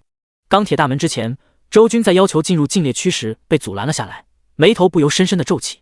那大卫听闻，则是耐心解释道：“周先生，联邦的规定确实如此。禁猎区内十分凶险，单人伤亡率极高。虽说禁猎区本意就是为了历练大家，但还是要有个度的。而且能来到禁猎区的都是少年天骄，彼此间互相组队，一来可以锻炼团队配合能力，二来也能通过一场场战斗，迅速的熟悉起来，结下深厚的友谊。”大卫如实的讲述着。没办法，上头就是这样下达的命令，军令如山，他可不敢随意违背。再加上周军身份特殊，有着青龙级加密，他就更加不敢把周军一个人放进去了。毕竟他可不清楚眼前这名为周军的少年究竟有几分本事，万一要是单独放进去后，真在里面出了点什么变故，从而导致一位被联邦高层看中的天才陨落在了禁猎区，这其中的后果可远远不是他一个大卫能够承受的。而周军在听闻这些解释后，则不由摇了摇头。联邦的高层在某些方面实在是过于理想化了，既想让天才们得到历练，又不想出现伤亡，这怎么可能？一个天才想要崛起，不去亲身经历生死间的大恐怖，是不可能完成蜕变的。只靠着团队配合猎杀魔物，对自身的成长限制太大了。周军，要不你跟我们一起组队吧？正当周军站在禁猎区前有些犯难时，耳边一个意料之外的声音响起。他诧异的看去，却见冷潇潇冲他眨了眨眼。一旁的王曼婷则是不愿意了，叫道：“潇潇姐，你在干嘛呀？我们可是约了赵太他们的。”慕容雪也是惊讶的看向冷潇潇，似乎对他突然向周军做出邀请很诧异。这有什么？周军不管怎么说也是周家子弟，跟我们曾经也是一个圈子的，而且他说不定真的很有实力呢。冷潇潇娇艳一笑，在他那张冷艳的脸上别有一番风趣。你认真的？王曼婷真的有些吃惊了，她上下打量一番冷潇潇，忽然说道：“潇潇姐，你该不会是看上这小子了吧？”此言一出，冷潇潇和慕容雪都是一愣。嘿，你讨打是不？旋即便见冷潇潇扬起小拳头，一副发怒的姿态。而慕容雪听到王曼婷的话后，不知为何心里忽然有些不舒服。与此同时，不远处的周军没有说话，心里却在盘算着，如果第10禁猎区只能靠着组队进入的话，那跟冷潇潇组队倒也是个不错的选择。而且他并不担心杀怪时经验值会被分走。在蓝星上，现实与副本的组队有很大区别。副本中组队是实实在在通过系统发出的邀请，以契约般的形式完成，从而使得猎杀魔物的经验值按照组队时的分配协议进行评分。但在现实中是没有组队这一系统选项的，也就是说，他们进入禁猎区后，所谓的组队仅仅只是口头上的协议，在经验值的分配方面，依旧是由谁击杀谁获得。所以周军丝毫不担心跟他们组队后会对自己的升级造成影响。第52章，赵太的心思。想到这里，周军心中有了决定。在他看来，此刻跟慕容雪等人组队，更像是为了满足联邦定下的规矩。等到了里面，他大可找个机会离开队伍。正所谓上有政策，下有对策，便是如此了。这样想着，周军便打算答应冷潇潇的邀请。可就在他刚要张口时，山坡下方却忽然响起一个声音：“不好意思，我来晚了。”众人回头看去，便是见到一个衣着光鲜亮丽的少年走了上来。他气势非凡，嘴角始终挂着浅笑，外表给人一种随和的感觉，但若仔细看去，便会发现在其眉宇环顾间，时不时会闪过几分阴厉，令人明白他绝非表面上那般简单。赵太，你再不来，潇潇姐可要让人追走了。王曼婷似乎跟这少年很熟，一见他出现，便站在一旁像告状一样，声音带着几分阴阳怪气的说道，一双视线更是有意的在周军身上晃动，颇有点祸水东引的味道。曼婷，你这丫头老是乱说些什么？冷潇潇瞪了一眼王曼婷，神色嗔怒。慕容雪再次听见这些话，抿着嘴低头不知在想些什么。那迎面走来的少年在听到王曼婷的话后，视线也是自然而然地落在了周军身上。他先是有些诧异，似乎是没有想到今天在三女的身边还会出现第二个男人，随后眉头便是有些警惕的微微皱起。作为赵氏集团的大公子，声名赫赫的 S 级天才10亿财团的继承人，林渊城的二代圈子里，谁不知道他一直在追求冷潇潇？虽然冷潇潇一直都没有给他回应，但这并不妨碍在他的心里早已将对方当成了自己的痉挛。这次他委托自己的发小王曼婷，费了好大劲，才终于得到了跟冷潇潇一起组队去禁猎区的机会。本想着凭借此行，好好的在禁猎区中大展拳脚，博得美人芳心，结果没想到刚一过来，就从王曼婷口中听到了这样一个消息。且不说周军和冷潇潇是否有关系，但光是这里有第二个男人，就已经让他很不爽了。潇潇，这是你的朋友吗？种种心思飞速的脑海内闪过，但赵太的脸上却看不出什么，依旧装得很淡然随和，向着冷潇潇露出一个自认为绅士的笑容。是或不是，跟你有什么关系？冷潇潇神情漠然地回答道，言语之间不难看出对赵太的追求并不是很感冒。而赵太听到这话，显然脸上也是挂不住了，闪过几分尴尬。我来说吧，他叫周俊，以前是周家的。王曼婷见到这一幕，急忙站出来替发小解围，先是介绍了一番周军的来历，然后又说了说冷潇潇刚刚邀请周军组队的事情。当然在言语中难免夹杂了一些个人的偏见在内。而赵太听闻之后，表情却是陡然轻松起来，再次看向周军的时候，眼神深处没了警惕，反而多了几分轻视。他本以为这个突然出现的小子能被冷潇潇主动邀请，会是什么颇有来头的大人物，结果没想到竟然只是一个被家族踢出来的弃子，还仅仅只觉醒出了地级天赋。这样的人物连给他赵大公子提鞋都不配，所以赵太一下子就轻松了很多。在他看来，自己是无论如何也不可能被这样一个小角色给比下去的。要是周家的周望来当我的情敌，我可能还会有些压力，但你周军吗？顶多给我当个垫脚石。赵太心中暗暗想着，看向周军的时候，眼中只剩下了浓浓的不屑。自古美人爱英雄，一个地级天赋的废物罢了，一起组队又如何？等进了禁猎区，看见了那些领主级 BOSS， 说不定都会吓尿裤子。而相比较之下，他赵太只需要略微展现出实力，与这周军形成鲜明对比，到时候拿下冷潇潇还不是轻而易举。赵太眼珠转动间，竟是连对策都想好了，当即便主动站出来对周军开口，兄弟，相逢即是缘，既然潇潇愿意邀请你，那我也会尊重潇潇的意见。不过等下进了禁猎区，你可不要太拖后腿，否则我怕我照顾不到你。他落落大方地说道，看起来似乎很具有世家子弟的风范，但实则每一句话都暗藏刀剑，以踩落周军的方式无形中抬高自己的地位。周军此时则是负手而立，并没有搭理赵太，因为从这赵太出场开始对他的敌意，再到后面得知他天赋背景时陡然的放松和轻视，以及刚刚那话里藏刀的搭话，他洞若观火，全部都看在眼里。30为人，这赵太打的是什么算盘，他又怎会不清楚？想通过拉踩的方式提高自己在女孩心中的地位，真是无聊的手段。周军对这一切根本就懒得搭理，只想快点进入狩猎区升级。而此时赵太见到周军竟然完全不鸟他后，眼角也是忍不住阴沉了几分。行，还挺能装，我看你到了禁猎区碰见那些 BOSS 后还能不能装得住？赵太心中不悦地想着，但面上则依旧是强装儒雅地笑了笑。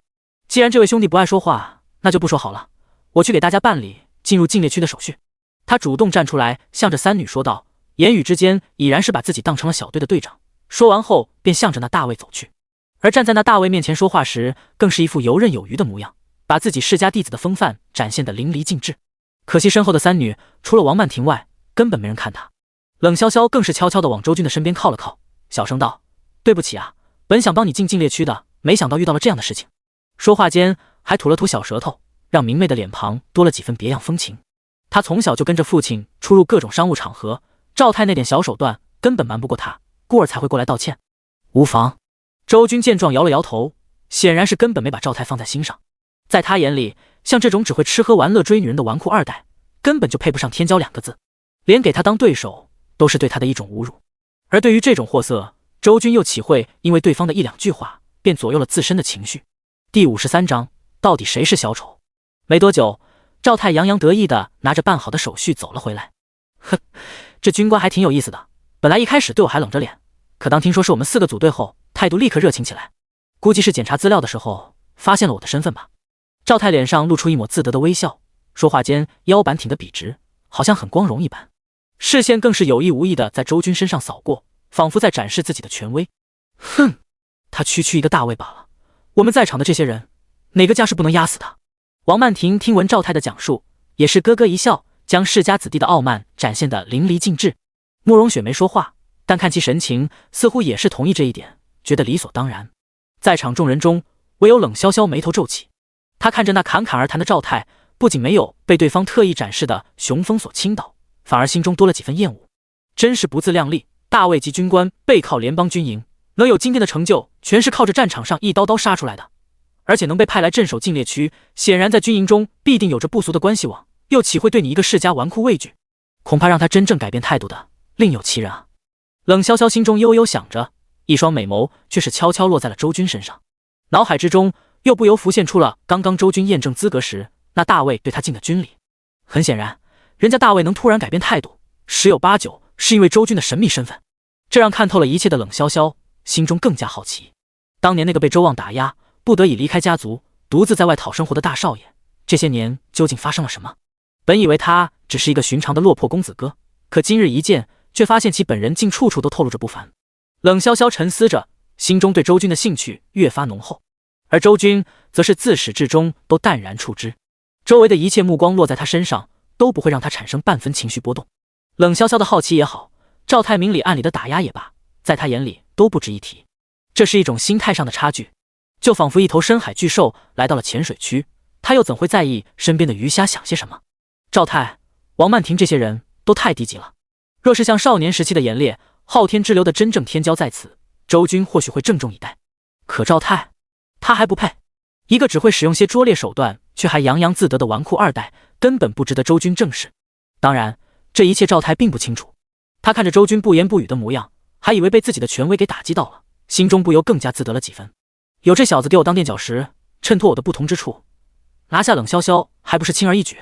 赵太暗暗笑着，觉得自己可聪明了。殊不知，冷潇潇情商智商都不知比他高了几个档次，一双冷眼的美眸更是将那拙劣的拉踩手段看得一清二楚，心里早就对其打上了负分的标签。轰隆隆！就在众人心思各不相同时，眼前的巨大铁门却是向着两侧缓缓打开，第10禁猎区的入口终于展现在了他们面前。3位美女，进去后可要跟紧我，领主级 BOSS 可不是闹着玩的。赵太一马当先的站在众人身前，彻底是将自己当成小队的队长，更是露出了一个自以为绅士的笑容，向着冷潇潇等女孩们说道。随后目光又悠悠地看向周军，不忘补上一句：周兄弟，本少能力有限，只能先保护女孩子了，你可别怪我啊。他这番话虽然说的冠冕堂皇，乍听起来没什么毛病，但实则却又是拉踩一波，隐晦之中把周军贬低的一无是处，又抬高了自己的形象，仿佛他很有实力一般。然而面对赵太那假惺惺的话，周军却依旧看都不看一眼，单手插袋，自顾自地向禁猎区大门走去。这一幕显然是让赵太的脸色再度挂不住了，看向周军的目光深处冷意又多了几分。妈的，3番5次无视我，你一个弃子废物狂什么？等下进了禁猎区，看我怎么玩死你！他强压着恼火，但脸上又重新挤出一个颇有风度的笑容，领着王曼婷等众女追上了周军的脚步，一起踏入了禁猎区。而随着禁猎区的大门缓缓关闭，一片茂密的如同原始森林般的山区也出现在了众人眼前。第10禁猎区很大，并没有像想象中般一进来就是满地魔物，甚至这一眼望去，连一点活物的影子都没看见。众人都很疑惑，包括冷潇潇也是如此。赵太这时候则是又站了出来，侃侃而谈道：呵呵，这禁猎区里领主级 BOSS 虽然多，但分布却并不规则，有些地方多，有些地方少，而我们如今所处的只是外围边缘，是没有魔物的。王曼婷听闻后立马皱起了眉头，那也太看运气了吧，禁猎区这么大，我们万一一整天也遇不到几只 BOSS， 岂不是白来一趟？他这话一出口，冷潇潇、慕容雪甚至是周军都是心里一沉，他们千里迢迢来此，都是为了禁猎区里那满地领主 BOSS 的噱头来的，结果进来后却被告知领主 BOSS 的分布并不规则，能猎杀多少全看运气。这个消息让即便是心态沉稳如周军都有些坐不住了，计划不如变化罢了，既然都已经进来了，就去碰碰运气吧。周军心里暗暗想着，便打算动身脱离这个小队，去单独寻找 BOSS 猎杀。可就在此时，那赵太却忽然又说道：哼，几位美女莫急，我既然知道这禁猎区魔物分布不规则，又岂会没有准备？禁猎区这个项目纵然是联邦布置下的绝密，但我赵家的能量也非同小可。在我来之前，我父亲就已经给我了一份高阶领主 BOSS 聚集的坐标。他神色傲然，说话间得意到了极点，极尽地展示着自己的与众不同，妄图得到众女的欣赏与侧目。而此言一出，众人也确实都倍感意外。王曼婷更是笑嘻嘻地捧起场来：可以啊，赵太，连禁猎区魔物分布图都搞到手了。本来都打算离开的周军，同样轻疑一声后收回了脚步。他没想到赵太这酒囊饭袋的纨绔，还真做出了一件好事。这份禁猎区魔物的规划图，当真是一份意外之喜了。第54章，抵达坐标：精灵娘家。第10禁猎区，一片茂密的树林中，周军一行5人走在小路上。此时距离他们进入禁猎区中已经有1个小时了。这1个小时内，当真是一头 BOSS 也没看见，但却发现了2只野兔。王曼婷就像是来郊游的一样，见了野兔后兴奋的不得了，用一道低阶法术系技能秒杀，美其名曰练手，行为举止真是活脱脱的富家小姐下乡游玩，完全没有一点历练的紧迫感。这让周军不禁暗暗摇头，完全就是一个不知天高地厚的小屁孩，从小在锦衣玉食的环境下成长，养成了骄纵傲慢的性格，看似是什么了不得的人物，实则就是个眼高手低、彻头彻尾的废物。如果将他单独扔到这禁猎区中，怕是连3天都活不过。就这种心性，给你 SS 级天赋也是白搭。周军心中默然的想着，前世如履薄冰的爬到54级，虽然不是什么很高的等级，但却让他深深的明白一个道理，那就是判断一个强者的标准，天赋其实只占一半，更多的还是要看个人的手段、心性和胆识。远的不说，只从星空上的那些神王的过往经历就可以看出来了，他们哪一个不是一路从尸山血海中杀出来的？而且这其中可是有不少神王都并非是 SSS 级天赋，就比如那位暗影神王，他的天赋跟魏朵儿的一样，只有 S 级，但如今却为人族镇守一方星域，受无数人类敬仰。很少有人知道，在他崛起的那个年代，其实同辈中也不乏有 SSS 级的天才出世，可论心性手段，终究是差了一筹。最终真正走上星空，笑傲天地的胜者是他这个并不被人看好的 S 级。这种种例子无不说明，一个人天赋或许可以不佳，但心性一定要达标。眼前这王曼婷就是妥妥的反面教材，她的天赋比魏朵儿还要好上一筹，但两者表现完全就是天与地的差别。周军十分笃定，100级之后2人之间的成就将会如云泥一般巨大，除非有高人指点，让王曼婷早些醒悟做出改变，还会有一丝拯救的机会。当然周军是不可能做这个高人的。且不说2人非亲非故，就算他热心肠的指出王曼婷的不足，对方也不会听，估计还会对他一阵冷嘲热讽。所以选择尊重他人命运，让他继续无知的傲慢下去，最终慢慢落后于所有人，也挺好的。周军心里这样想着，人则是慢悠悠的跟在后面，像个隐形人一样看着前方几个人玩闹。那赵太在前面一马当先的开路，嘴上说个不停，不管遇到什么都能点评上2句，似乎只有这样才可以展现出他的博学多才。然而除了王曼婷会笑嘻嘻的捧场，以及慕容雪偶尔侧目倾听外，冷潇潇根本是理都不理，完全一副神游天外的模样，这让周军感觉有些好笑。他好似一个旁观者，正在观看一场别开生面的小丑喜剧。众人就这样又继续前行了半个多小时，终于是遇到了第一头魔物，一只 LV15 的领主级 BOSS。 在见到这 BOSS 的瞬间，赵太的脸上便涌现出了浓郁的喜色。各位，看来我们已经脱离了外围区域，从现在开始，我们所遇到领主级 BOSS 将会越来越多，而我父亲给我的坐标处更是有着海量的高阶 BOSS 气息，最低的都是25级，咱们距离那里已经不远了。他一脸笑意，同时手中搓出一个蓝色冰锥，向着那领主 BOSS 砸去。轰的一声巨响，那魔物的血量瞬间降低了1/4，庞大的身躯也受到了异常的冰冻效果，僵硬在原地。赵太见自己一击奏效，脸上立刻多出了几分得意，很是骄傲地说道：各位美女们放心，这头魔物绝对不会伤害到你们半点，我一个人就能单独斩杀。就见赵太说话间，又是一连串的攻击打出，耗费了大约半分钟左右，才将这头 LV15 领主级 BOSS 击杀。潇潇姐，看见没？要找男朋友就找赵太这种 LV15 的 BOSS， 说杀就杀了，可不像某些人只会给队伍拖后腿当混子。王曼婷此时抱起臂膀，力挺起自己的发小来，都是一个圈子从小长大的，她显然是支持赵太追求冷潇潇，并且在当僚机的时候还不忘踩一脚周军。毕竟队伍里只有2个男生，而想要突出强者的与众不同，那得需要弱者的对比才行。冷潇潇听闻后，一对好看的眉毛则是蹙起。他并不喜欢王曼婷对自己和赵太的撮合，但是客观来讲，赵太单杀这头 BOSS 的表现也确实可圈可点，所以让他一时不太好说什么。呵呵，我只是一时侥幸罢了，论实力，说不定这位周兄弟要远高于我呢。曼婷你还是不要乱说为好。赵太对王曼婷的及时助攻很是受用，此刻示威一样看向周军，阴阳怪气道：得了吧，他一个地级的天赋，一个技能下去，领主级 BOSS 能不能破防都是个问题。王曼婷也瞥了一眼周军，嘴角讥讽，而目睹这一切的周军眸光淡漠，心中满是不屑。就这种级别的魔物，他一刀一个，完全可以做到真正意义上的秒杀。这赵太却用了一堆技能，耗费半分钟才打死，真不知道是哪来的自信炫耀。赵太，你有完没完？周军是我邀请来的，你到底是对他不满，还是对我不满？如果你对我不满，我可以带着周军离开队伍，单独组队。就在周军想要张口说些什么的时候，冷潇潇却是抢先一步爆发。她本就是那种冷艳妖媚的御姐型美女，此刻一发怒，气场极强，令得王曼婷一句话都不敢说了。而赵太也是怔了一下，旋即脸上一阵青一阵白，也不知道尴尬还是恼羞成怒。几度变换之后，终还是挤出了一个笑脸，赔罪道：潇潇你别生气，我对周小兄弟不是那个意思，咱们继续走，等到了我父亲给出的那个坐标地点，肯定能让你连升好几级。是啊，潇潇，大家都是朋友，赵太什么性格你还不清楚吗？慕容雪此刻也是站出来打圆场，同时心里有些不是滋味。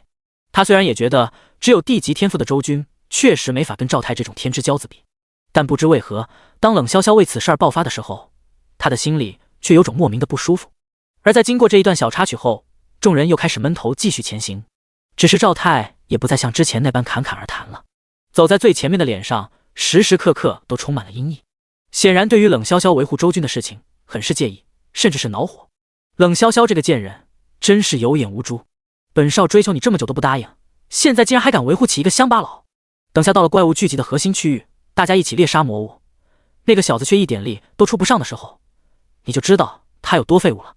赵太咬着牙，心里恶狠狠地想着，脚下带路的步伐也不由更快了一些。他已经迫不及待地想要看周军出丑了。众人一路疾行，半个小时后，身边的树木逐渐稀少，道路豁然开朗起来。一片巨大的平坦草原出现在眼前，一眼望去，其上竟是栖息着各种各样的领主级 BOSS， 这让众人的眼神都是有些火热。终于是找到了这片怪物聚集的核心区域，赵太更是松了口气，随后再度露出一个风度翩翩的笑容。潇潇，你看，我爸给的坐标就是这里了，没骗你吧？他像是邀功一样，久违地展现出了自己世家大少的权威。而冷潇潇轻哼一声，脸上的寒意却减少了几分。看吧，潇潇，赵太绝对是靠谱的。寻常人哪怕是来到了禁猎区，谁手里又会有这种情报？王曼婷见冷潇潇的气头似乎下去了，又重新的活跃起来。此刻赵太的内心也十分欣喜和得意，他哈哈一笑，领着众人便向那片草原走去。然而还没等他完全走出这片树林，一颗细小的石子却忽然飞射过来，砸在他的身上。旋即便是见到在小路的另外一头竟然也出现了一伙人，他们同样是少年少女，身上穿着价值不菲的装备，脸上写满了桀骜。尤其为首之人更是不得了，他身材高壮，气息雄厚，眉眼间英势狼顾，一看便不是好相与之辈。他仅仅是在赵太身上瞥了一眼，便不耐烦地挥挥手，像赶苍蝇一样，极度霸道地喊道：这里我们金陵城杨家看上了，你们几个给我有多远滚多远。第55章，霸道的杨天虎。金陵杨家，赵太吃了一惊。在大夏南境有大大小小上千座城池，但大部分都是在蓝星面积扩张1000倍后新修建的。而金陵不一样，在蓝星异变之前，它便是大夏江南一域的老牌强城，实力雄厚无比。如今更是在南境这1000座城市中名列前茅，隐隐有些魁首之意，是名副其实的超级大都市。综合实力跟凌渊城比起来，强了何止数倍。因此当对方领头之人率先报出名号之时，赵太心中便咯噔一声。杨家？难道是掌控昆羽拍卖行的杨家？冷潇潇此时也是眉头一皱，脑海中立刻浮现出了一个在金陵那边声名赫赫的杨姓势力。他家族世代经商，尤其是在凌渊、金陵、落雪这3城内都有生意网，因此对金陵的各方势力都有所了解。赵太听闻冷潇潇的猜测，心中的忐忑又加剧了几分。显然这金陵杨家的名头他也是听说过的，那可是正儿八经的世家大族，在金陵极具影响力，几百年前麾下产业就横跨能源、珠宝、建造等多方领域。后来随着伐天者时代的到来，便渐渐做起了装备倒卖的生意。手中开创的昆羽拍卖行不仅在金陵一家独大，便是放眼半个南境也都极具影响力。赵太所在的赵家虽然是凌渊的豪门，旗下掌控着市值10亿的集团，可这点体量跟杨家一比，却是小巫见大巫了。杨家的昆羽拍卖行每年的流水几百亿，光是抽成就能赚到数亿的纯利润，在规模上完全碾压赵家。更别提杨家除了资产雄厚外，家族中也是人才辈出，有多位百级强者坐镇。该死，怎么会这样巧，偏偏遇到杨家的人也来禁猎区？赵太眉毛拧在一起，感觉问题有些棘手了。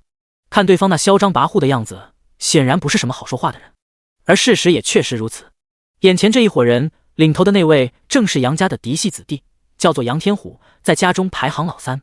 杨天虎跟只会吃喝玩乐的纨绔二代不同，他一年中有大半时间不在学校，而是在副本中磨练，实战经验和胆魄都远非同龄人可比，并且他自身觉醒的 S 级天赋茹毛饮血也是罕见的成长型战斗系天赋，可以通过猎杀魔物后吞噬魔物的血肉，从而源源不断的强化自身立体双属性。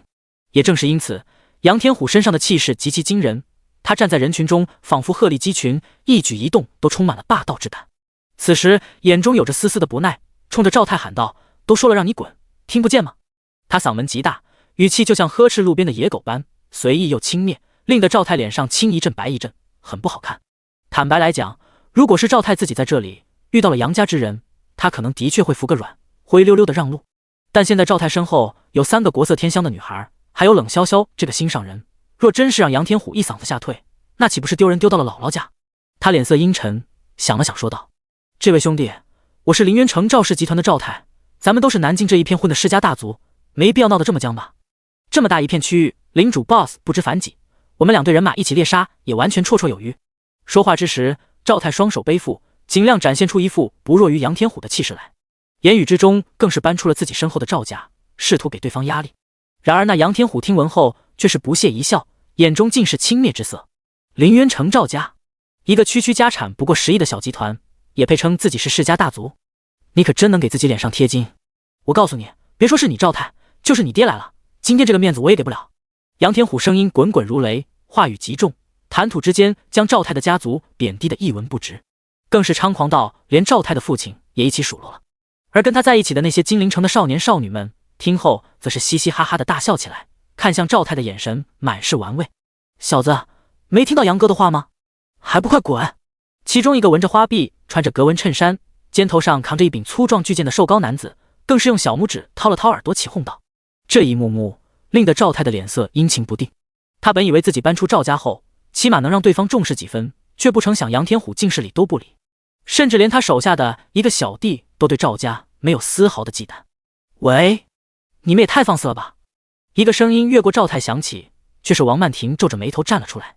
她是王家贵女，平时出行所过之处前呼后拥，被无数人哄着让着，什么时候受过这种委屈？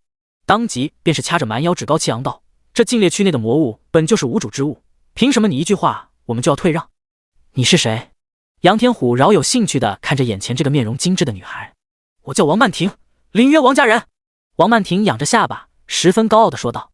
坦白来讲，王家的势力比起赵太所在的赵家还要强盛几分，算是林渊城除了周家以外最有实力的几个世家之一了。因此出身王家一直以来都是王曼婷引以为傲之处。王家？那杨天虎听闻后摸了摸下巴问道：“你哥是王成？”不错。王曼婷暴毙，脸色骄傲无比。林渊城王家这一代的家主共有3个孩子，分别是2儿1女，其中大儿子年过30，已经开始接管家族中的事务，而小儿子王成刚上大2，身怀 SS 级天赋，被誉为王家麒麟子，如今在南天门学院进修，据说等级在去年便已经达到了80级。毫无疑问，拥有这样一位天骄哥哥，一直以来都是王曼婷引以为傲的地方，也是他一直以来对各路少年天才看不上眼的原因。这一次，他本以为亮出了王家的名号，对方还得知王成，那必然会退步，卖他们王家一个面子。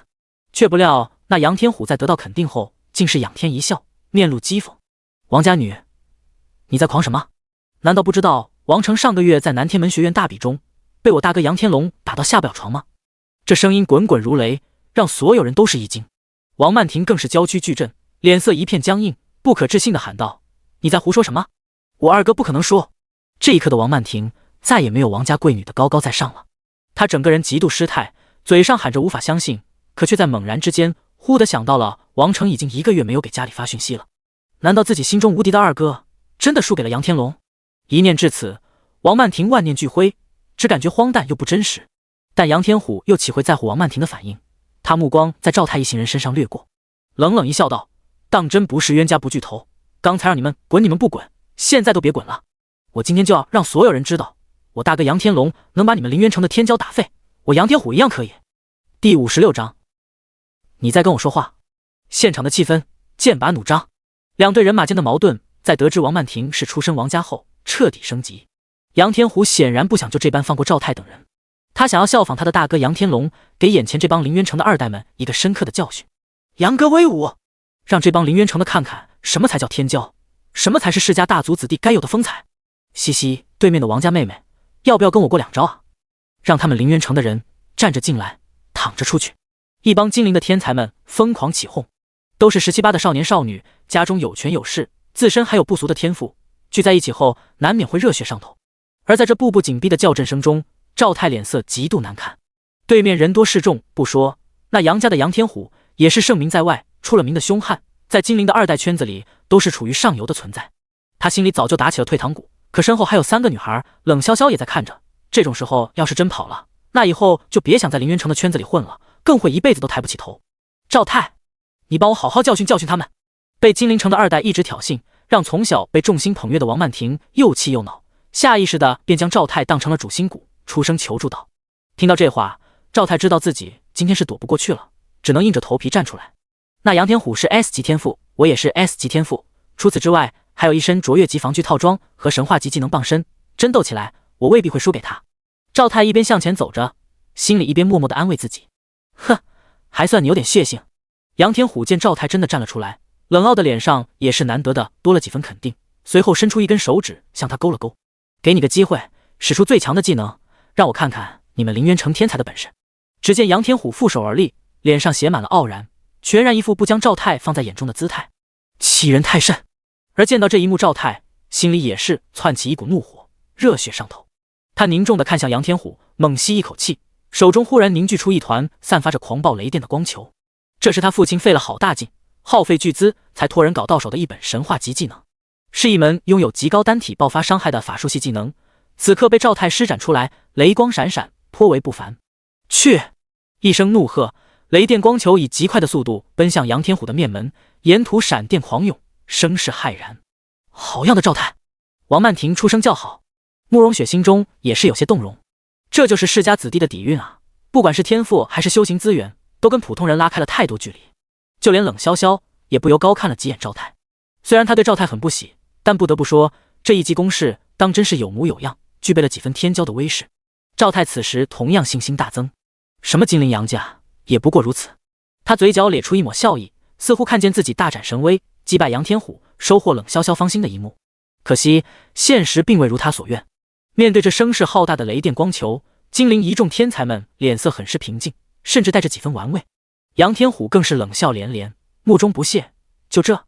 他语气失望极了，顺手将身旁那花臂男肩上扛的巨剑拿到手里，待到雷电光球飞射到近前时，方才后发先至，一记重剑猛猛的挥下，力斩雷霆。这一击惊天动地，剑气狂涌，竟是将赵太的技能直接给凌空湮灭。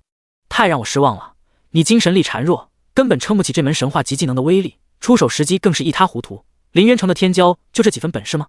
杨天虎说话间，整个人化作狂风，以极快的速度跨过两者间的距离，随后一拳轰出，重重落在赵太的肚子上。后者根本没反应过来，双眼瞬间翻白，身躯也是在重击之下飞出去4、5米，如死狗一般躺在王曼婷脚下，口中不停地吐着酸水和血液。赵太！王曼婷大惊，蹲下搀扶起赵太，就见到自己这位发小嘴角流着血，手掌颤抖，完全丧失了战斗能力。他见状不敢耽搁，连忙从空间背包中取出恢复类的秘药，连着灌下2瓶后，赵太这才恢复了意识，但脸上却也布满了惊惧，甚至完全不敢再看前方的杨天虎一眼。废物！就你这种菜狗，也配一人带3妹？杨天虎直摇头，看向赵太的目光嘲笑到了极点，而后又将目光放到王曼婷等人身上，眼中的兴致却丧失了大半，不耐地挥挥手，呵斥道：“本少不打女人，你们搀着这条死狗滚吧！以后见到我们精灵子弟，记得绕道。”他说罢，身后的一众精灵天才们也是哈哈大笑起来。王曼婷此刻哪里还敢再说话，整个人失魂落魄。二哥没打过杨家人，他的发小赵太也被一拳秒杀，多年的骄傲在这一刻被击碎。他本人虽然有着 SS 级的超高天赋，但望着杨天虎一身摄人的威势，竟是提不起半点站出来反抗的决心。慕容雪的俏脸上同样一片苍白，心中有些屈辱，却无可奈何。就连冷潇潇也是紧咬红唇，最终叹了口气。那杨天虎携一击秒杀赵太之威，震慑全场，势不可挡。而他也仅仅只是 S 级天赋，跟赵太水平相差不多，此时便是出手也无意义。看来今天只能认栽了。曼婷，我们走吧。慕容雪拍了拍王曼婷的肩膀，便要一起离去。可就在她刚刚转身时，整个人却忽然愣住，因为此时此刻，在她的视线里，一直处在队伍最后方被忽视的周军，却是双手插袋，越过众人，正一步步地向着前方走去。他脚步坚定，身形从容，仿佛这里刚刚发生的一切都与他无关一般。你要干嘛？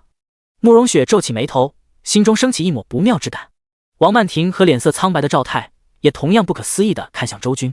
冷潇潇见到这一幕，则是面露思索，脑海中猛然浮现出一个大胆的想法：他该不会是要……心里这样想着，冷潇潇的脸上顿时布满了震惊。而此时，周军已然越过了众人，他一步步前行，单薄的身影距离那片遍布领主 BOSS 的草原越来越近。站住！金陵城这边的天才们也发现了周军的异常，纷纷有些奇怪，其中那个花臂青年更是直接叫喊起来：小子，没听见让你滚吗？他撸胳膊挽袖子，一脸凶悍的呵斥。与此同时，仿佛刚刚听见一样，周军终于停下了脚步，便见他缓缓地转过头，一双眼神冷漠至极。你在跟我说话？第57章一脚踢废。周军双手插袋，冷冷站在两拨人马中间。此刻的他浑身气息内敛，看起来普普通通，但神色却淡定自若，稳如泰山。眉宇间更是从容不迫，完全没有因为花臂男的呵斥而有半分失态。那花臂见状怔了怔，声音有些惊奇：小子，你挺狂啊！他上前两步，一脸痞态的上下打量着周军，似乎是没想到，在赵太度一招落败，王家女都认怂的情况下，还有人敢站出来跟他们金陵子弟对着干。威少，看来你说话不用管啊，人家林渊城的小帅哥根本没把你放在眼里。众多金陵子弟见到这一幕后，纷纷起哄。其中一个画着精致妆容的女孩笑嘻嘻喊道，一副唯恐天下不乱的姿态。而那纹着花臂的威少，在听到同伴们的调笑后，立刻感觉脸上很没面子。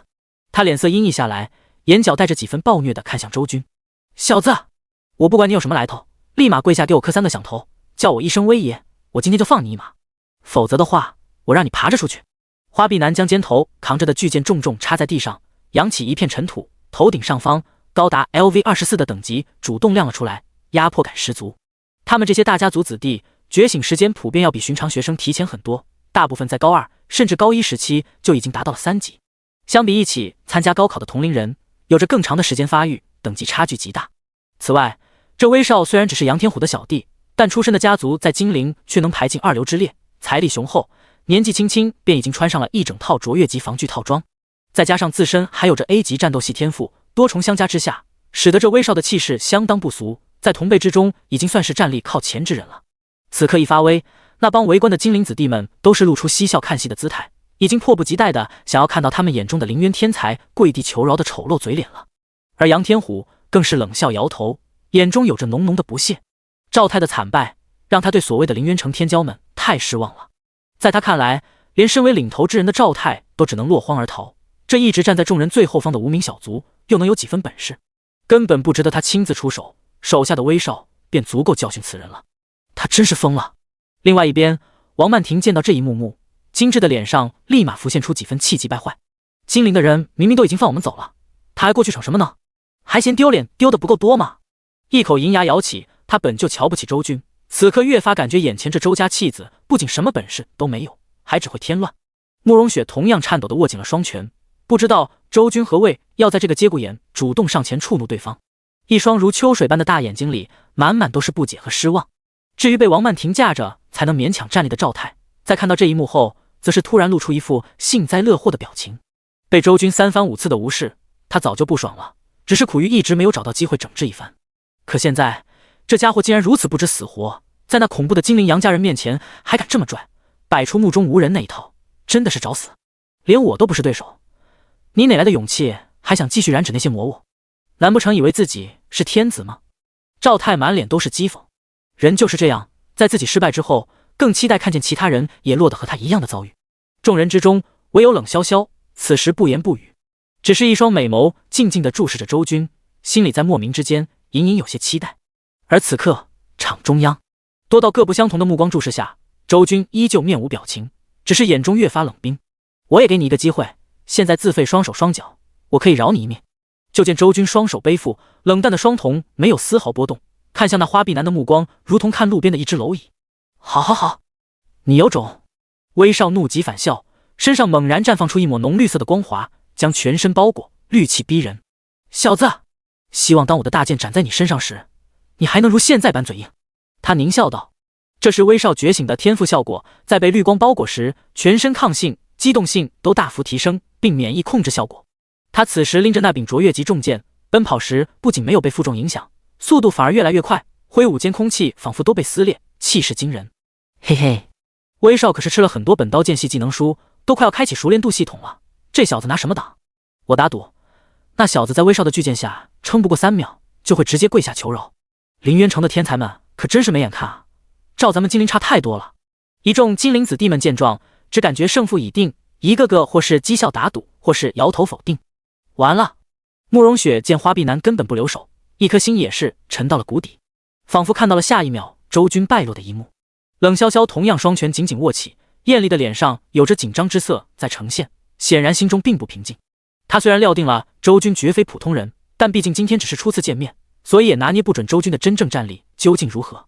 而就在冷潇潇紧张的注视下，气势磅礴的威少已然冲到了周军的面前。他根本不留情，手中的巨剑挥动出风效，一门卓越极刀剑系技能发动，打定了主意要给周军一个教训。小子，跪下叫爷！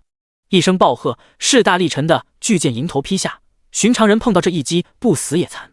可周军仅仅只是瞥了一眼，深邃的眸光中一点波动起伏都没有。在那巨剑快要斩落在他头顶时，右手方才后发先至的抬起，随后便在花臂男惊愕的目光中，那只白皙的手掌竟是如同铁钳一般，后发先至，直接又准又稳地抓住了巨剑的剑身。这一刻，花臂男只感觉自己的剑刃仿佛斩在了金刚之上，哪怕用尽全身力气也寸进不得。他面容极度惊惧，犹如见鬼一般。要知道，他这一剑已经使出了全力，说是重若千斤也不为过，可却被对方只凭单手就轻描淡写的接下，这得需要多高的力量属性？他心下一慌，冥冥之中有不好的预感在心间升起。而在他惊骇的目光中，那张冷静淡漠的脸庞终于第一次正眼看向他。你不行！只听一声不屑至极的话语传出，伴随着的还有周军快若闪电的一脚。这一脚，他用了足足90%力，又快又狠。那花臂男根本反应不过来，只感觉自己仿佛是被一辆飞驰来的卡车所撞，五脏六腑都在碎裂，整个人更是如流星般眨眼间飞射出去20-30米，沿途不知撞断多少棵树木，最终如同一头死狗般瘫痪在地上，生死不知。这一刻，全场死寂。第58章，镇压杨天虎。禁猎区的树林中，全场安静到落针可闻，精灵子弟们脸上或是嘲讽，或是戏弄的表情全部凝固。而慕容雪、王曼婷这边也是如遭雷击般定在原地，瞠目结舌，樱桃小嘴张了半天，愣是一句话也说不出来。本打算幸灾乐祸看笑话的赵太更是彻底傻了，仿佛痴呆了一般，最终一屁股跌坐在地上。他哆哆嗦嗦的指着周军半天，却是一句完整的话也说不出来，整个人失魂落魄的如同小丑。冷潇潇则是眸光大亮，俏丽的脸上满是兴奋之色，如同什么东西赌对了的赌徒，兴高采烈。说实话，现场这一切都发生的太快，在他们的视线里，刚刚花臂男仅仅是和周军接触了一瞬间，整个人便如炮弹一般飞射了出去，20-30米远啊！这一脚的力道得有多大？人影都快看不见了。好半晌后，才有一个精灵的纨绔子弟反应过来，连忙慌慌张张地向着花臂男跑去，检查对方的情况。就见后者俨然没有了人形，胸膛凹陷，肋骨折了不知道多少根，而原本保护在前胸的卓越级胸甲更是当场碎裂，成为了一件废品。这让纨绔不由倒吸一口凉气，一脚直接踢废了一件卓越级防具。这真是人类能做到的吗？他只听过在副本中有凶悍的高阶 BOSS 可以击碎同等级的防具装备，却从来没见过有人在现实中能做到这一步。而且他看得清清楚楚，那凌渊城的小子不过才14级，可威少呢？不仅自身等级高达24，他身上的卓越级胸甲也是20级的装备啊！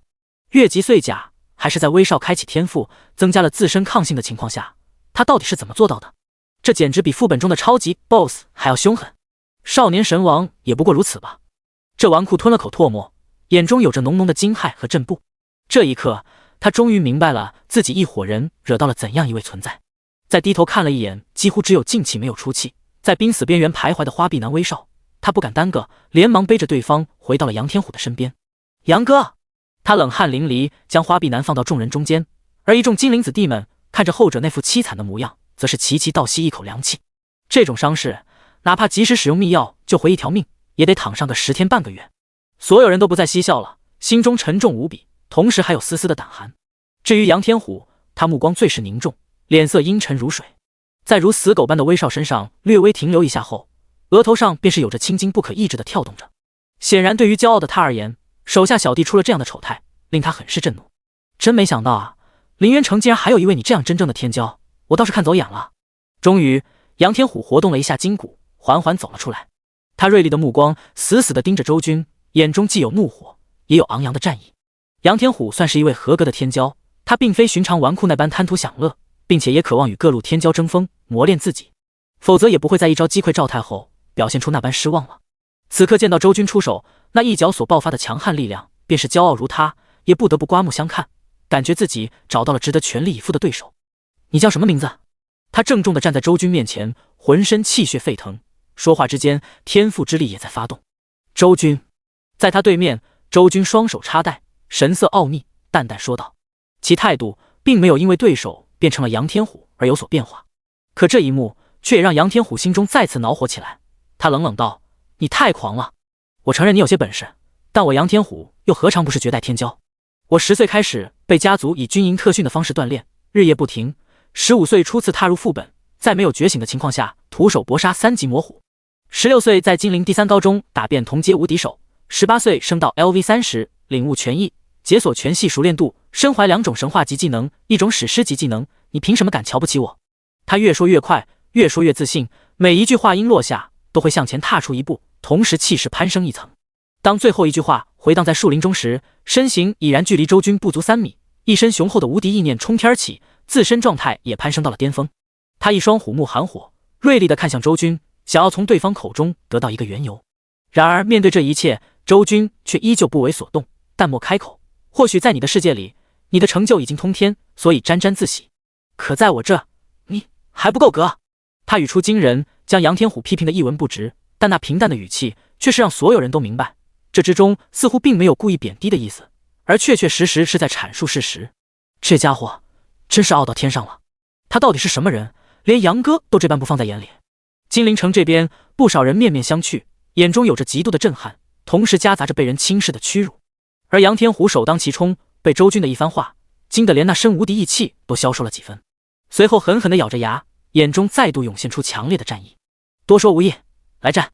他一声怒喝，浑身上下再次气血沸腾，更惊异的是，在他的皮肤之上，毛发也在急速地生长着，片刻之间便披头散发，仿佛一个返祖的野人。这是他的觉醒天赋如毛饮血所产生的特性，通过吞噬魔物血肉，不断地提升立体双属性，但也让自身变成了这样一副狂野的模样。不过显然，杨天虎并不在意这些，随着毛发的生长，战意也越发的强盛。周军见状，不由摇了摇头，不见棺材不落泪，你出招吧。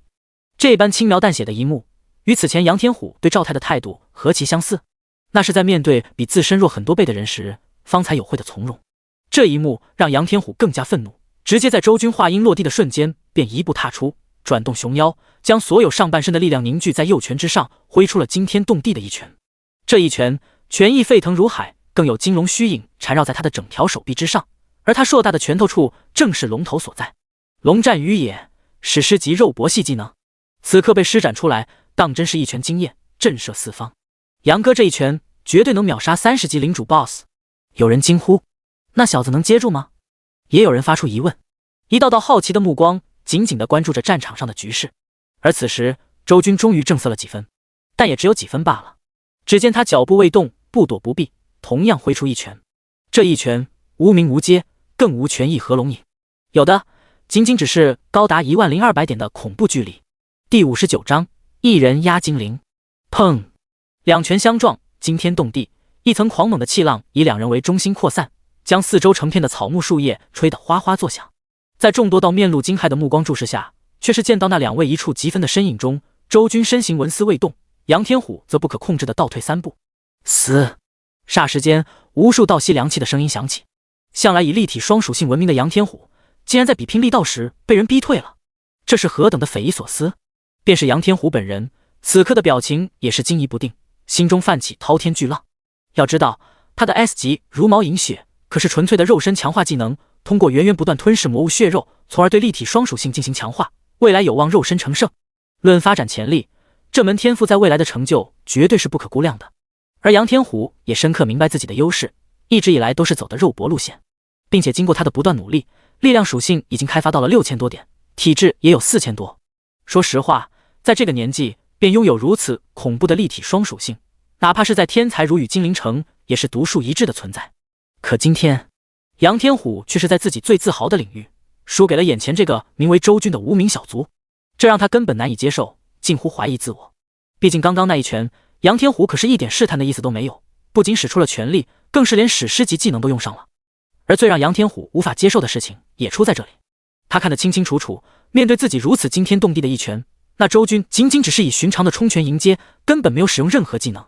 这岂不是意味着自己哪怕拼尽全力发起攻势，都没比过人家普通的一拳？这家伙的力量属性到底有多高？杨天虎脸色复杂，整个人彻底被周军惊到了。有些本事，但还不够。周军感受了一下对方的攻势，口中淡淡的点评道：其实说实话，杨天虎各方面都算是符合了一位天骄的标准，这一身本事恐怕任何人都会赞叹一声。只是可惜碰上周军这位跟他走同样肉身路线的天才。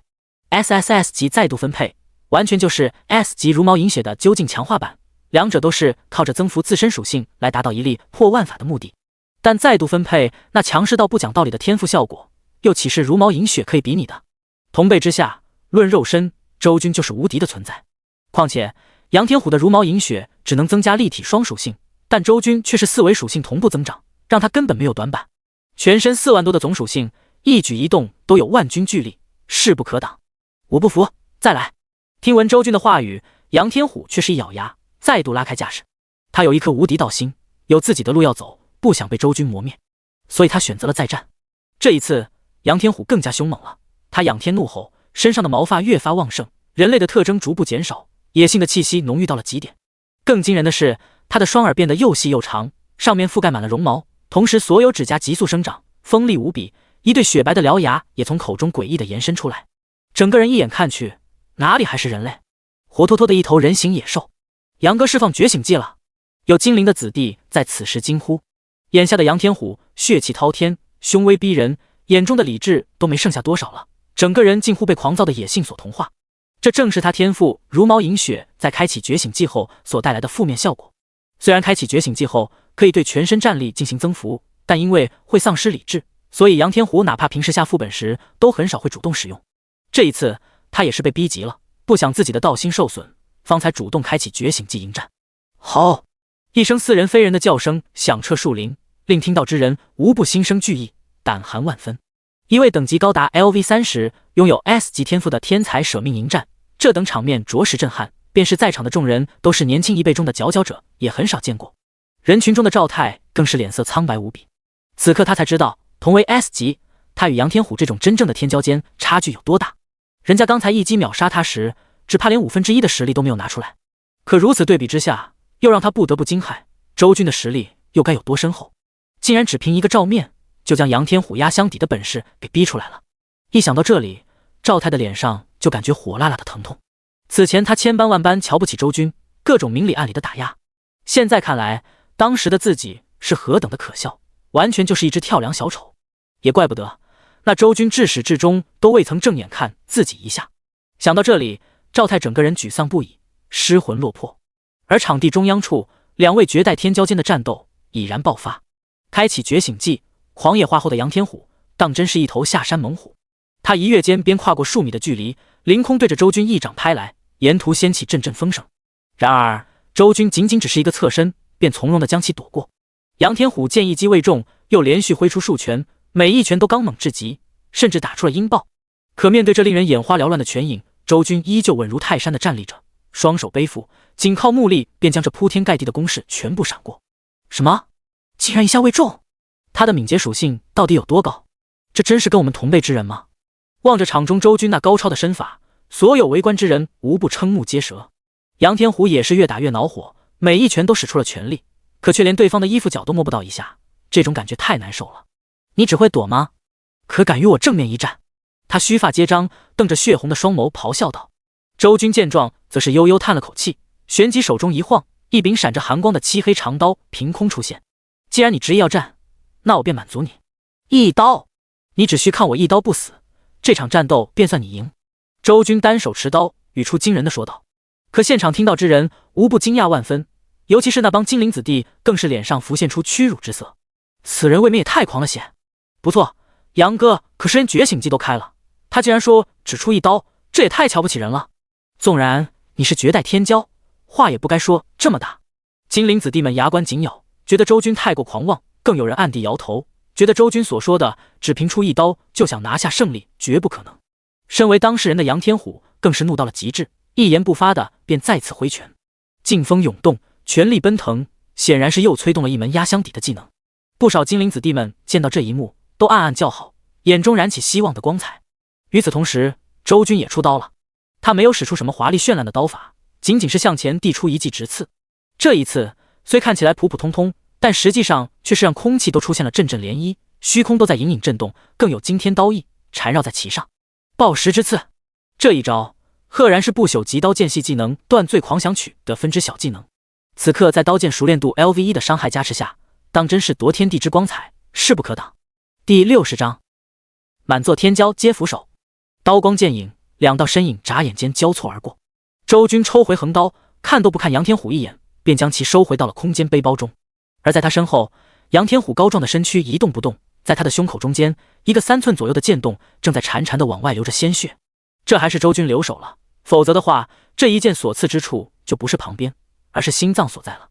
你，杨天虎此刻身躯僵硬，他并没有低头看自己的伤势，而是转头望向周军，嘴唇哆嗦了一下，想要说些什么，但终究还是没能开口。仅仅是在苦笑一声后，壮硕的身躯便轰然倒地，掀起一片尘土。一刀拜天虎！这一刻，全场静声，精灵众人如遭雷击，呆呆地看着这一幕，不敢置信。他们此前还在愤怒地质疑，觉得周军太过猖狂，怎可能只凭一刀就击败开启觉醒技后的杨天虎？可此刻，当事实摆在眼前时，却是让所有人都沉默了，一个个如丧考妣。还有谁不服？周军古井不波的目光环视过在场众人，视线所过之处，没有一个人敢跟他对视。这些来自精灵、出身豪门的世家大少、贵族小姐们，全部都如同鹌鹑一般缩在原地不敢吱声。连强悍的威少都被一脚踢废，心目中无敌的杨天虎都不敌周军一刀，他们又岂敢再出头？只想着周军不去找他们麻烦，便已经千恩万谢了。都滚吧！周军见状，便随意的挥了挥手，神色如同在撵一群烦人的苍蝇。他当然没有功夫去和这些人计较，便是击败杨天虎，也并非他本意，而是对方主动求战。此刻只想进去那片魔物聚集之地，大杀四方，快意升级。而那帮精灵子弟们见到周军并不跟他们计较，一个个如蒙大赦，更有几个纨绔大少点头哈腰的来到周军脚边，小心翼翼的将重伤的杨天虎抱起后，又赶忙灰溜溜的快速离去，一个个头也不回，不多时便消失在了树林中。至此，精灵子弟们全部败退。一人压精灵，这是何等的绝世风姿啊！不远处，冷潇潇望着这一幕幕，艳丽的俏脸一片涨红。周军那弹指间挥斥方遒，压得精灵众天才尽皆俯首的画面，怕是要永远的刻在他心里了。无论过去多少年，都无法遗忘。与此同时，慕容雪的神色最为复杂，她紧紧咬着红唇，清纯的脸蛋有不解，有疑惑，有震撼，亦有苦笑，数不清的情绪交织在她心里，最终统统化作了悔恨。她错了，大错特错。一直以来，慕容雪都固执地认为周军没什么本事，所持有的依仗不过是飞龙楼徐执事这种外力登不得台面，甚至直到刚刚，他都觉得周军是在逞强，还在幻想自己是周家的大少爷，心中为此感到失望。可结果，现实给了他重重一耳光。周军无论在不在周家，都始终是那个光芒万丈的少年天才。什么地级天赋，什么不如周望，都是假的。能一刀击溃杨天虎，这岂是地级天赋可以做到的？周望来了也不行。军哥哥，无穷的悔恨填满了慕容雪的心田。他看向前方那道无比伟岸的身影，竟渐渐的又和自己记忆中那个永远自信明媚的少年重合在了一起。只是人依旧，情已非。在周军被赶出周家，他却选择了疏远那一刻起，两人的未来就注定不会再有所交集了。从此山是山，水是水，漫天烟雨落京城，一人撑伞两人行。嘴角扯出一抹苦笑，慕容雪攥紧了拳头，终究还是不敢上前跟此刻意气风发的周军说一句话。而与慕容雪不同的是，此时一样复杂无言的还有王曼婷。她一张精致的俏脸此刻火辣辣的，整个人僵硬的站在原地，心中的情绪起伏不定。进猎区之行不过短短半天的遭遇，却将她10几年来的骄傲全部击碎了。从杨天虎毫不留情面的碾压，再到一直以来轻视的周军淡定出手，用更摧枯拉朽的方式击败杨天虎，以一己之力压得精灵众人俯首。这一切都发生得太快，让他大脑近乎宕机，更觉得自己如同一个笑话。此刻孤零零地站在原地，一言不发，眼中再无半分傲然。赵太就更不用说了，已经彻底傻掉，连周军的背影都不敢看一眼，心里更没了对冷潇潇的半点想法。他知道，从这一刻开始，他再也不能让冷潇潇正视一眼了。想到这里，赵太心中苦涩无比，只觉得人生莫大的讽刺不过于此。而此时，奥利场中的周军终于回首，将目光转移到了众人身上，正想要说些什么时，却见那王曼婷红着眼，紧握双拳的开口：“你不用多说，我这就走。”养了10几年的骄傲都没了，但王曼婷依然有自己的骨气。她不愿借着周军的光去那草原中的升级，跟在曾被自己轻视过的人身后摇尾乞食，这不是她能接受的。所以王曼婷选择了主动离去。赵太见到这一幕，心中尽管对不远处那成片的领主 BOSS 有些眼馋，但最终还是咬了咬牙，跟上了王曼婷的脚步。至此，场中只剩下了冷潇潇、慕容雪2人。慕容雪不敢跟周军对视，她低着头，犹豫了很久后，最终也叹了口气，没脸待在这里，选择了离开。冷潇潇则是冲着周军娇媚一笑，说道：“我就在外围边边这一块升级，不影响你，可以吧？”他指了指草原的边角，那里存在着一些25级的领主 BOSS， 这已经他能单刷的极限了。当然，周军见状，轻轻点了点头。其实按理来讲，这块魔物聚集的坐标是赵太带来的，就算他和王曼婷不走，周军也不会说什么。况且此处的魔物极其之多，而周军对外围的25级 BOSS 根本没兴趣，他要猎杀的是草原深处的30级领主 BOSS， 所以在资源上是完全够分配的。心下暗自摇了摇头，周军也不再多犹豫，整个人化作了一抹狂风，很快就杀进了草原深处。第61章屠杀禁猎区疯狂升级。第10禁猎区中，一望无垠的草地上，一头头领主级魔物漫无目的的徘徊着。周军无视了外围的低级魔物，直奔草原深处而去。在那里遍布着大量的30级领主魔物，同时这也是第10禁猎区所能容纳的等级上限了。其实客观来说，这种等级的魔物已经远远超过了新手7伐天者的能力范畴。在联邦公认的制度中，只有前20级才算是新手期，原因是在20级之后，魔物的强度普遍会有明显的增长，甚至一些首领级魔物会拥有多个小技能，变得更加危险。故而在20级之前，这段魔物不太强势，对于人族新手伐天者而言比较温和的发育期，被称之为新手期。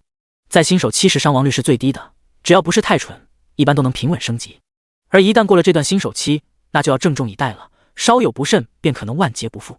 一般在20级之前，很少有人会去挑战实力在新手期之上的魔物，只有那些具备超强天赋、拥有越级杀怪能力的天骄们，才会以此来磨练自己。周军便是这种人，他此刻一言不发，手握横刀，一路杀进草原深处。作为天骄中的天骄，哪怕越了自身10多个等级，也依然可以横行无忌。沿途所有胆敢对他亮出獠牙的魔物，都抵不过一刀斩杀的命运。击杀 LV27 领主级 BOSS 六角狂蜥，经验值加1765。击杀 LV29 领主级 BOSS 黑暗猫，经验值加1900。击杀 LV30 领主级 BOSS 空窝熊，经验值加2313。周军一路杀过来，刀刀见血。随着每一刀的落下，视线的一角中便有相应的击杀提示浮现，全部都是4位数的经验，这让周军感到热血沸腾，内心畅爽不已。连续跨越自身10几个等级击杀魔物，海量收割领主级 BOSS 的经验值，这禁猎区对他而言简直就是天堂。自重生归来后，他就从没有像今天这般爽快的升级过。尤其是随着越发的深入核心，附近几乎已经看不见其他等级的魔物了，几乎全部都是30级的 BOSS， 这就导致了每一次都是稳定的2000多经验值进账。周军的等级也在这一刻如坐火箭般的蹿升着，整个人越杀越勇，越战越狂，太强了！这才是真正的绝世天骄啊！怪物聚集处的边缘，冷潇潇刚刚气喘吁吁的单杀掉一头25级的魔物，抬眼看去，便见到了那遥远的核心深处，周军一刀一个30级领主 BOSS 的画面，整个人一时间竟是看呆了，冷艳的俏脸上布满了震撼，同时一颗芳心越发的颤动，但随即就是苦笑一声，因为他知道自己跟周军完全就是2个世界的人。虽然他也是拥有 S 级天赋、出身大家族的天才，可跟周军这种绝世妖孽一比，就差得太多了。未来2人间的差距注定会越来越大，越来越远。这让一向高傲的冷潇潇心中不自觉地出现了几分自卑与失落。不，我不想只能仰望你的背影，我一定要追你的脚步。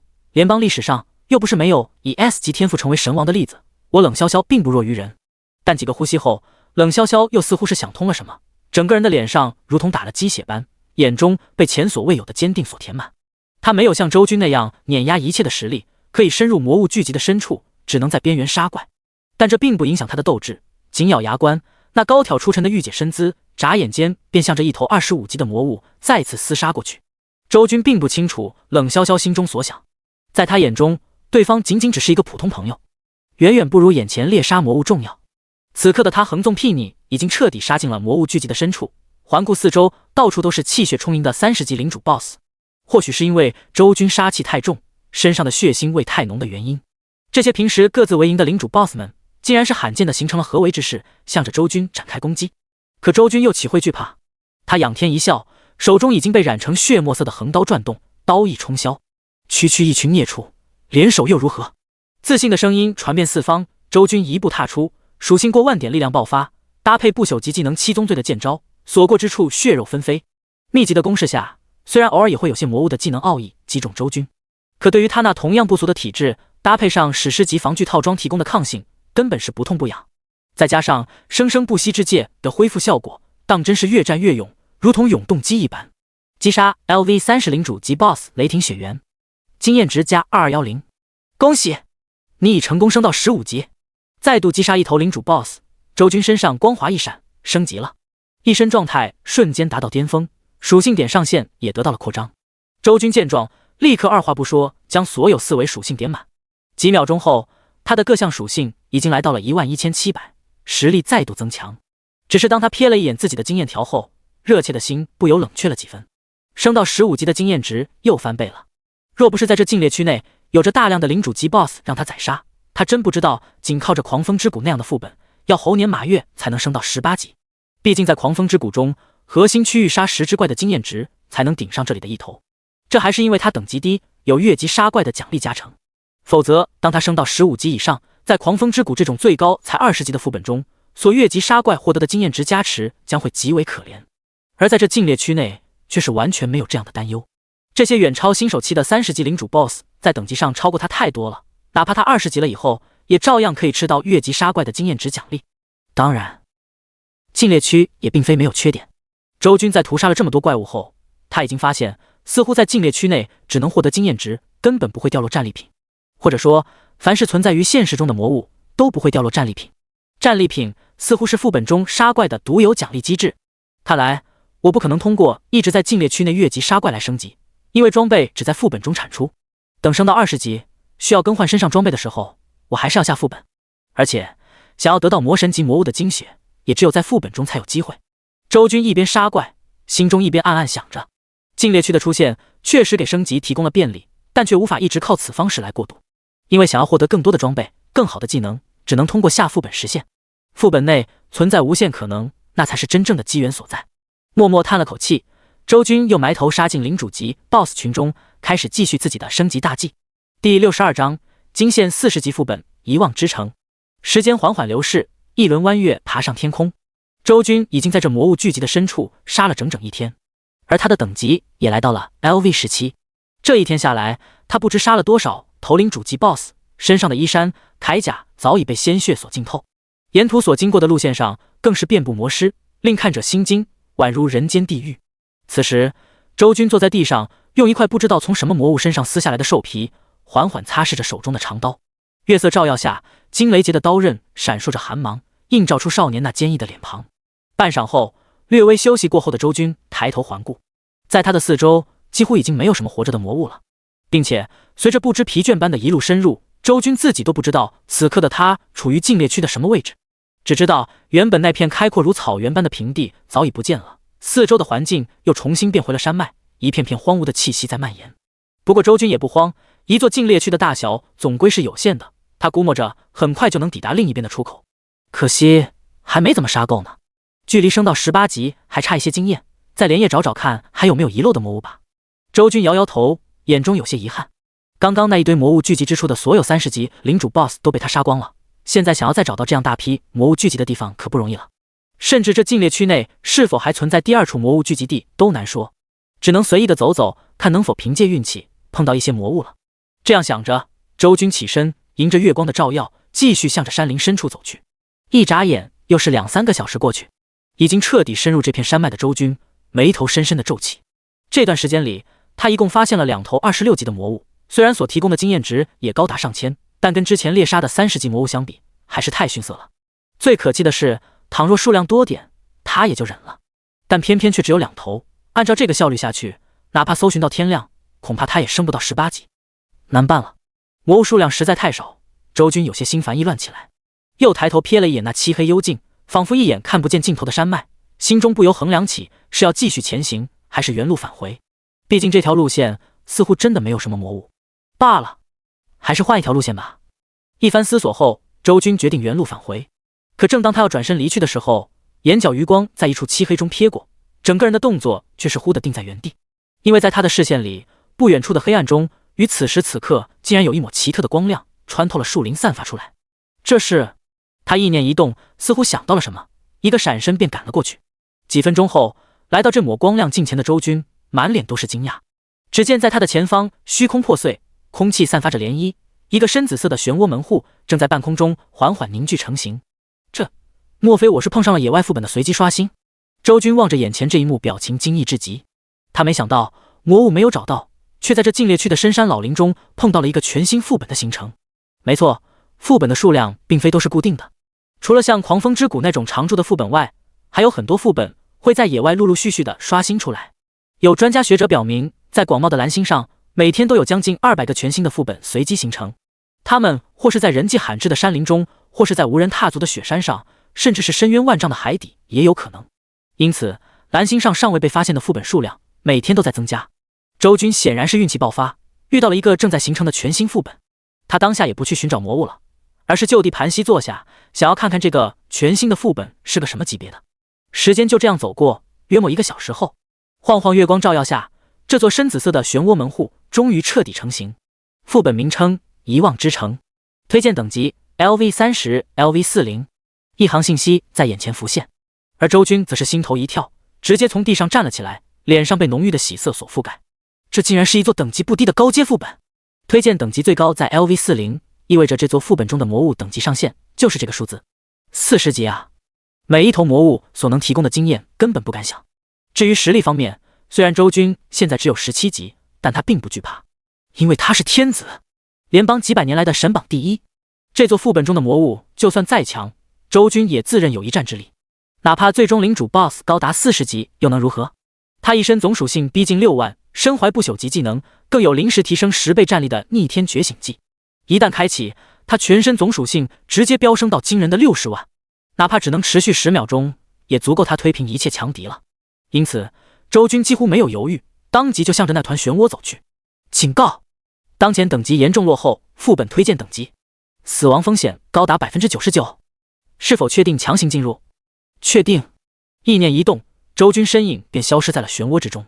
至于那所谓的警告以及高达 99% 的死亡风险，他根本没有理会。这些不过是针对普通的17级伐天者发出的提示，但他又岂是普通人？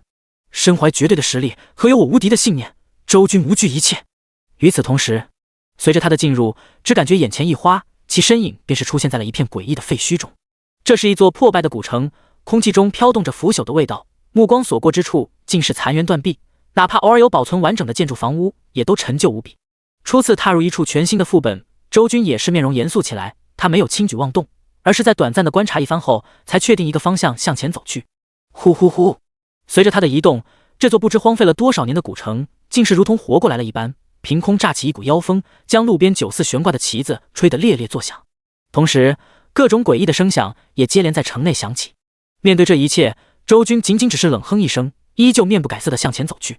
直到转过一处街角后，他的身影才陡然停住，因为在他的面前，一个穿着破损的衣服却只剩下骨头架子的骷髅魔物正在向他缓慢地走来。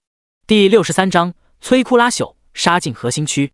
名称：被风沙吞噬的平民亡灵，血量108000，等级35，阶级精英。看着眼前这头骷髅魔物的信息，周军啧啧称奇。跟此前那些如同野兽般没有智慧的魔物不同，到了30-40级左右的副本中，已经可以开始陆陆续续的遇到亡灵、精灵、地精等类人形生命的魔物了。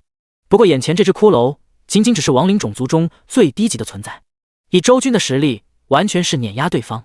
高达15000的力量属性，再加上七宗最终的小剑招，只需一刀便可直接清空对方的10800的血条。因此，没有任何多余的废话，周军直接持刀而上，唰！就见半空中寒光闪过，这头骷髅魔物空荡荡的眼窝中，生命之火当场熄灭，已然是被秒杀。击杀 LV35 精英级亡灵魔物，经验值加1882，获得战利品 X1。3行提示在眼前飘过，周军却不是很满意。这头魔物虽然等级高达35，但种族阶级却是很低，因此斩杀所收获的经验值，比起禁猎区的30级领主 BOSS 还要差上一筹。不过进入副本后第一次杀怪就爆出了战利品，这一点倒是让周军有些意外。他也不拖沓，直接就摸向那战利品光团，开启战利品，获得特殊道具皇城令 X1， 名称皇城令 1%， 品阶白银，说明副本遗忘之城指定道具，击杀魔物必定掉落，收集一定数量后会触发意想不到的效果。看着眼前这枚通体金色犹如黄金铸成的令牌，周军惊疑一声，这竟然是一个罕见的副本内指定道具，并需要集齐一定数量才会生效。看来这座遗忘之城不简单啊，像这种包含指定道具的副本极其少见。周军前世今生活了这么多年，也只在网络上听过，现实中从未见过。可是杀一头魔物才会爆出一个吗？难道我要击杀100头这样的亡灵才能凑齐？周军摸了摸下巴，看着手中的皇城令，忽然有点牙疼。杀100个魔物对他来说不难，难的是这座副本中是否真有这么多魔物让他杀。在联邦长达1000年的探索中，发现绝大多数副本中的魔物数量一般都是在50-60只左右，所以周军才会有此疑虑。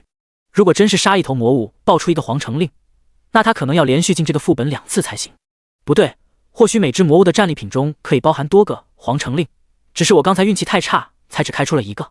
周军忽然又摇了摇头，他冥冥中觉得这个副本的机制应该不会这么麻烦。就算不是，现在想这么多也没什么意义，还是得实验出真知，先莽一遍就知道了。于是周军加快了动作，接下来的1个小时里，他将这座废弃古城的外围扫荡似的逛了一遍。在此期间，他一共击杀了23头精英级魔物，2头首领级魔物，皇城令则是一共获得了35枚。正如他后来所想的那般，皇城令在战利品光团中数量是不固定的，大约是魔物阶级越高，所获得的数量越多。而如今这座副本的外围已经彻底没有一头活着的魔物，剩下的皇城令就只能靠着进入核心区域获得了。周军副手一路前行，不多时便是跨入到了一片明显更加宽阔的城区中。这里的建筑十分高大恢宏，哪怕很多都已经被岁月所风化，但从仅存的轮廓中也不难看出曾经是何等的华丽。吼！随着周军漫步在古城的街道中，远处也是有着刺耳的嘶鸣响彻。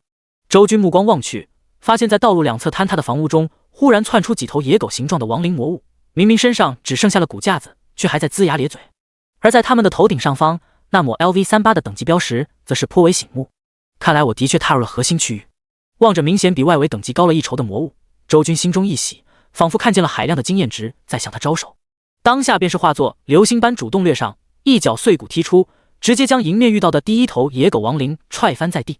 随后抬手，手中雷光乍现，惊雷劫的伤害顺势补上，击杀 LV38 首领级魔物腐败亡灵犬，经验值加2499，获得战利品 X1。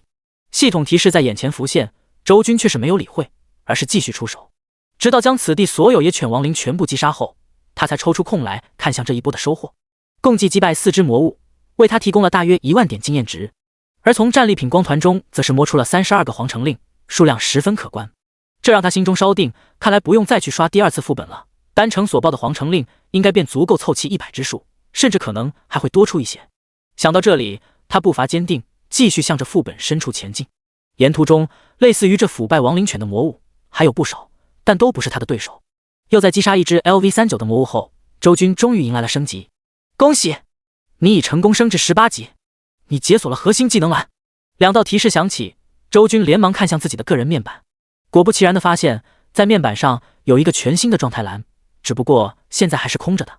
有着前世的经验，周军也没过多理会。这个核心技能栏开启后，不管什么时候装配核心技能都可以，对他继续升级没影响。反倒是随着一次次杀怪，周军发现他的武器有些跟不上如今的战斗强度了。极刃惊雷劫虽然有着神话品质，但毕竟只是在幽暗密林中击杀7级首领级魔物掉落的，哪怕被升华之后，其效果最多也只能用到20级。而现在周军挑战的魔物动辄便是30级、40级的存在，惊雷劫的强度显然已经跟不上了。甚至若不是因为周军有着超高的力量属性，惊雷劫所展出的攻击可能连这些魔物的防御都破不开。唉，装备又该更新了。周军叹了口气，有些头疼。他现在因为有不朽极刀剑系技能，所使用的武器也暂时被定型为刀剑类，想要换武器，只能向着这方面靠拢。第64章连升3级，斩领主。自古以来，穷文富武，放到伐天者身上也是一样。因为装备有等级限制，所以一旦在自身实力提升上去后，便要开始着手更换装备的事宜。通常来讲，一件装备的适用范围只在20级之内，也就是说，一位伐天者想要从0级升到100级，这期间至少要有5套装备过渡。然而装备难求，要知道这东西只在副本中产出，并且爆率并不算高。毕竟哪怕侥幸杀怪出了战利品光团，也未必就能肯定自己一定会摸到装备。万一是道具、秘钥或者技能书呢？甚至更进一步说，就算是真摸到了装备，也不一定就是自己想要的。装备之间也有很大的区分，不同的种类，不同的品质。就拿周军来说，在首饰上他可以容忍，只要大差不差就行。可防具方面却一定要是重甲。武器同样如此，必须得和所掌握的技能相契合。他现在领悟刀剑真意，身怀不朽级刀剑技能，那就只能选择这类型的武器。要么靠运气直接从副本中再爆出一柄新刀，要么回城找家交易行购买。反正我卡里还有几千万，随便买个神话品质的，自己再升华一下就行了。摸了摸下巴，周军心里暗暗的想到，坐拥无限升华这种逆天级的天赋，注定了他这辈子都不会缺少顶级资源。哪怕副本不给他爆出来想要的，也同样可以通过拍卖行购买。此时摇了摇头，不再去考虑装备上的问题，周军本着随心而为的原则，继续向着副本深处前进。惊雷劫虽然在威力上大打折扣，但周军终究不是普通人，过万点的属性值，哪怕是拿着一把铁锹，也照样能打出不俗的伤害。所以猎杀起怪物来，依旧是游刃有余，哪怕是首领级魔物，也照样可以在3刀之内解决。而核心区域的怪物，相比起外围，不止等级提升了，就连数量同样暴增。这可把周军笑坏了，整个人宛如杀神，彻底放开了手脚，横冲直撞，看见怪物比看见美女还兴奋。随便宰杀一头都有着最少2500点经验进账啊！周军前生今世活了这么多年，从来没吃过这么好的。我以前过的都是什么清汤寡水的苦日子？周军回首往昔，算了，不堪回首。他把过往人生中的所有憋屈，都在此时化为了猎杀魔物的力量，一柄横刀耍得虎虎生风，一路横推。等到了下午的时候，整个核心区域的魔物已经被周军杀光了。因为这个副本中都是亡灵类魔物，所以周军倒是并未像之前那般弄得身上满是污血。他此时穿着进入副本后抽空换的干净衣服，整个人负手站在最终 BOSS 的关卡前，俊俏的脸上写满了春风得意。只因在他的头顶上，一个 LV20的等级信息极为亮眼。没错，经过一下午的拼搏，以一整个副本中核心区域所有魔物为养料，终是让周军的等级再度攀升了2个台阶。如今的周军在等级方面已经正式脱离了新手范畴，他一身的属性面板也越发的斐然起来。姓名周军，等级 LV20 1%，力量20700加1392，敏捷20700加958，精神20700加502，体质20700加1136，技能碎骨 LV2，直剑星明 LV1，断罪狂想曲 LV1，装备匠心之坠，史诗极刃惊雷劫，神话生生不息之戒，史诗狂龙冲天套装，史诗天赋 SSS 级再度分配 SSS 级无限升华为1，觉醒技极尽升华 LV1，核心技能无，武器熟练度刀剑 LV1。升到20级的周军面板较比之前有很大的不同。首先是经验值不再具体显示了，而是用百分比来代替。其次，他的技能碎骨升级了，获得这项技能的时间也不短了。虽然只有黄金级，但胜在好用，破防效果在实战中有大功效。所以周军在猎杀魔物的时候，经常会习惯性的先释放一个碎骨，等怪物破防之后，再用惊雷劫进行收割。久而久之，他的碎骨等级也就提升了。来到 LV2 后，破防触发的概率提高了不少，后续的冲击波特效也得到了显著的增强。搭配上他如今20700点的力量属性，当真是沾者即残，碰者即死。再遇到杨天虎这种级别的对手，哪怕对方穿着全套史诗级防具，也能一脚踢进 ICU。一身实力只能用恐怖2个字来形容。同辈之内，当真无敌手。此刻调整一番状态，望着眼前的最后关卡，周军不再犹豫，直接大步走了进去。这是一个荒废的广场，一眼望去碎石嶙峋，充满了破败的气息。而周军根本不需要寻找，他一眼就看见了那头领主 BOSS， 只因对方实在是太显眼了。那是一副约莫10米多高的骷髅架子，已经分不清还活着的时候是什么生物了，仅能从那模糊的轮廓中猜出应该是某一种凶猛的魔兽。他匍匐在地上，一对硕大无比的眼窝中有着剧烈的火焰在跳动。名称：鱼中的泥之亡灵，血量568000，等级40，阶级领主级。说明：遗忘之城皇主的座下神兽，负责看守宫门，在皇宫覆灭后依旧傻傻地守在原地，直到老死。对方的信息在眼前浮现，周军眉头不由一挑。这只是一头普通的领主级魔物，但高达40的等级，让他拥有着足足56万的恐怖血量，估计自身的抗性应该也不会低。毫无疑问，这将是一场恶战。但周军却毫无惧色，只因如今的他实力比起刚进副本时又强大了何止1倍，光是单项属性就有20800，全身总属性更是超过了8万。这样的实力，周军自认不可能输，哪怕越了20的等级，哪怕是单人讨伐领主 BOSS， 他一样副手睥睨。吼！一声巨大的兽吼传出，也不知这只剩下骨头架子的亡灵是如何发出声音的。而两者遥遥对视一眼后，谁也没有退缩半步，反而动作是几乎同步了一般，都向着对方凶悍的扑去。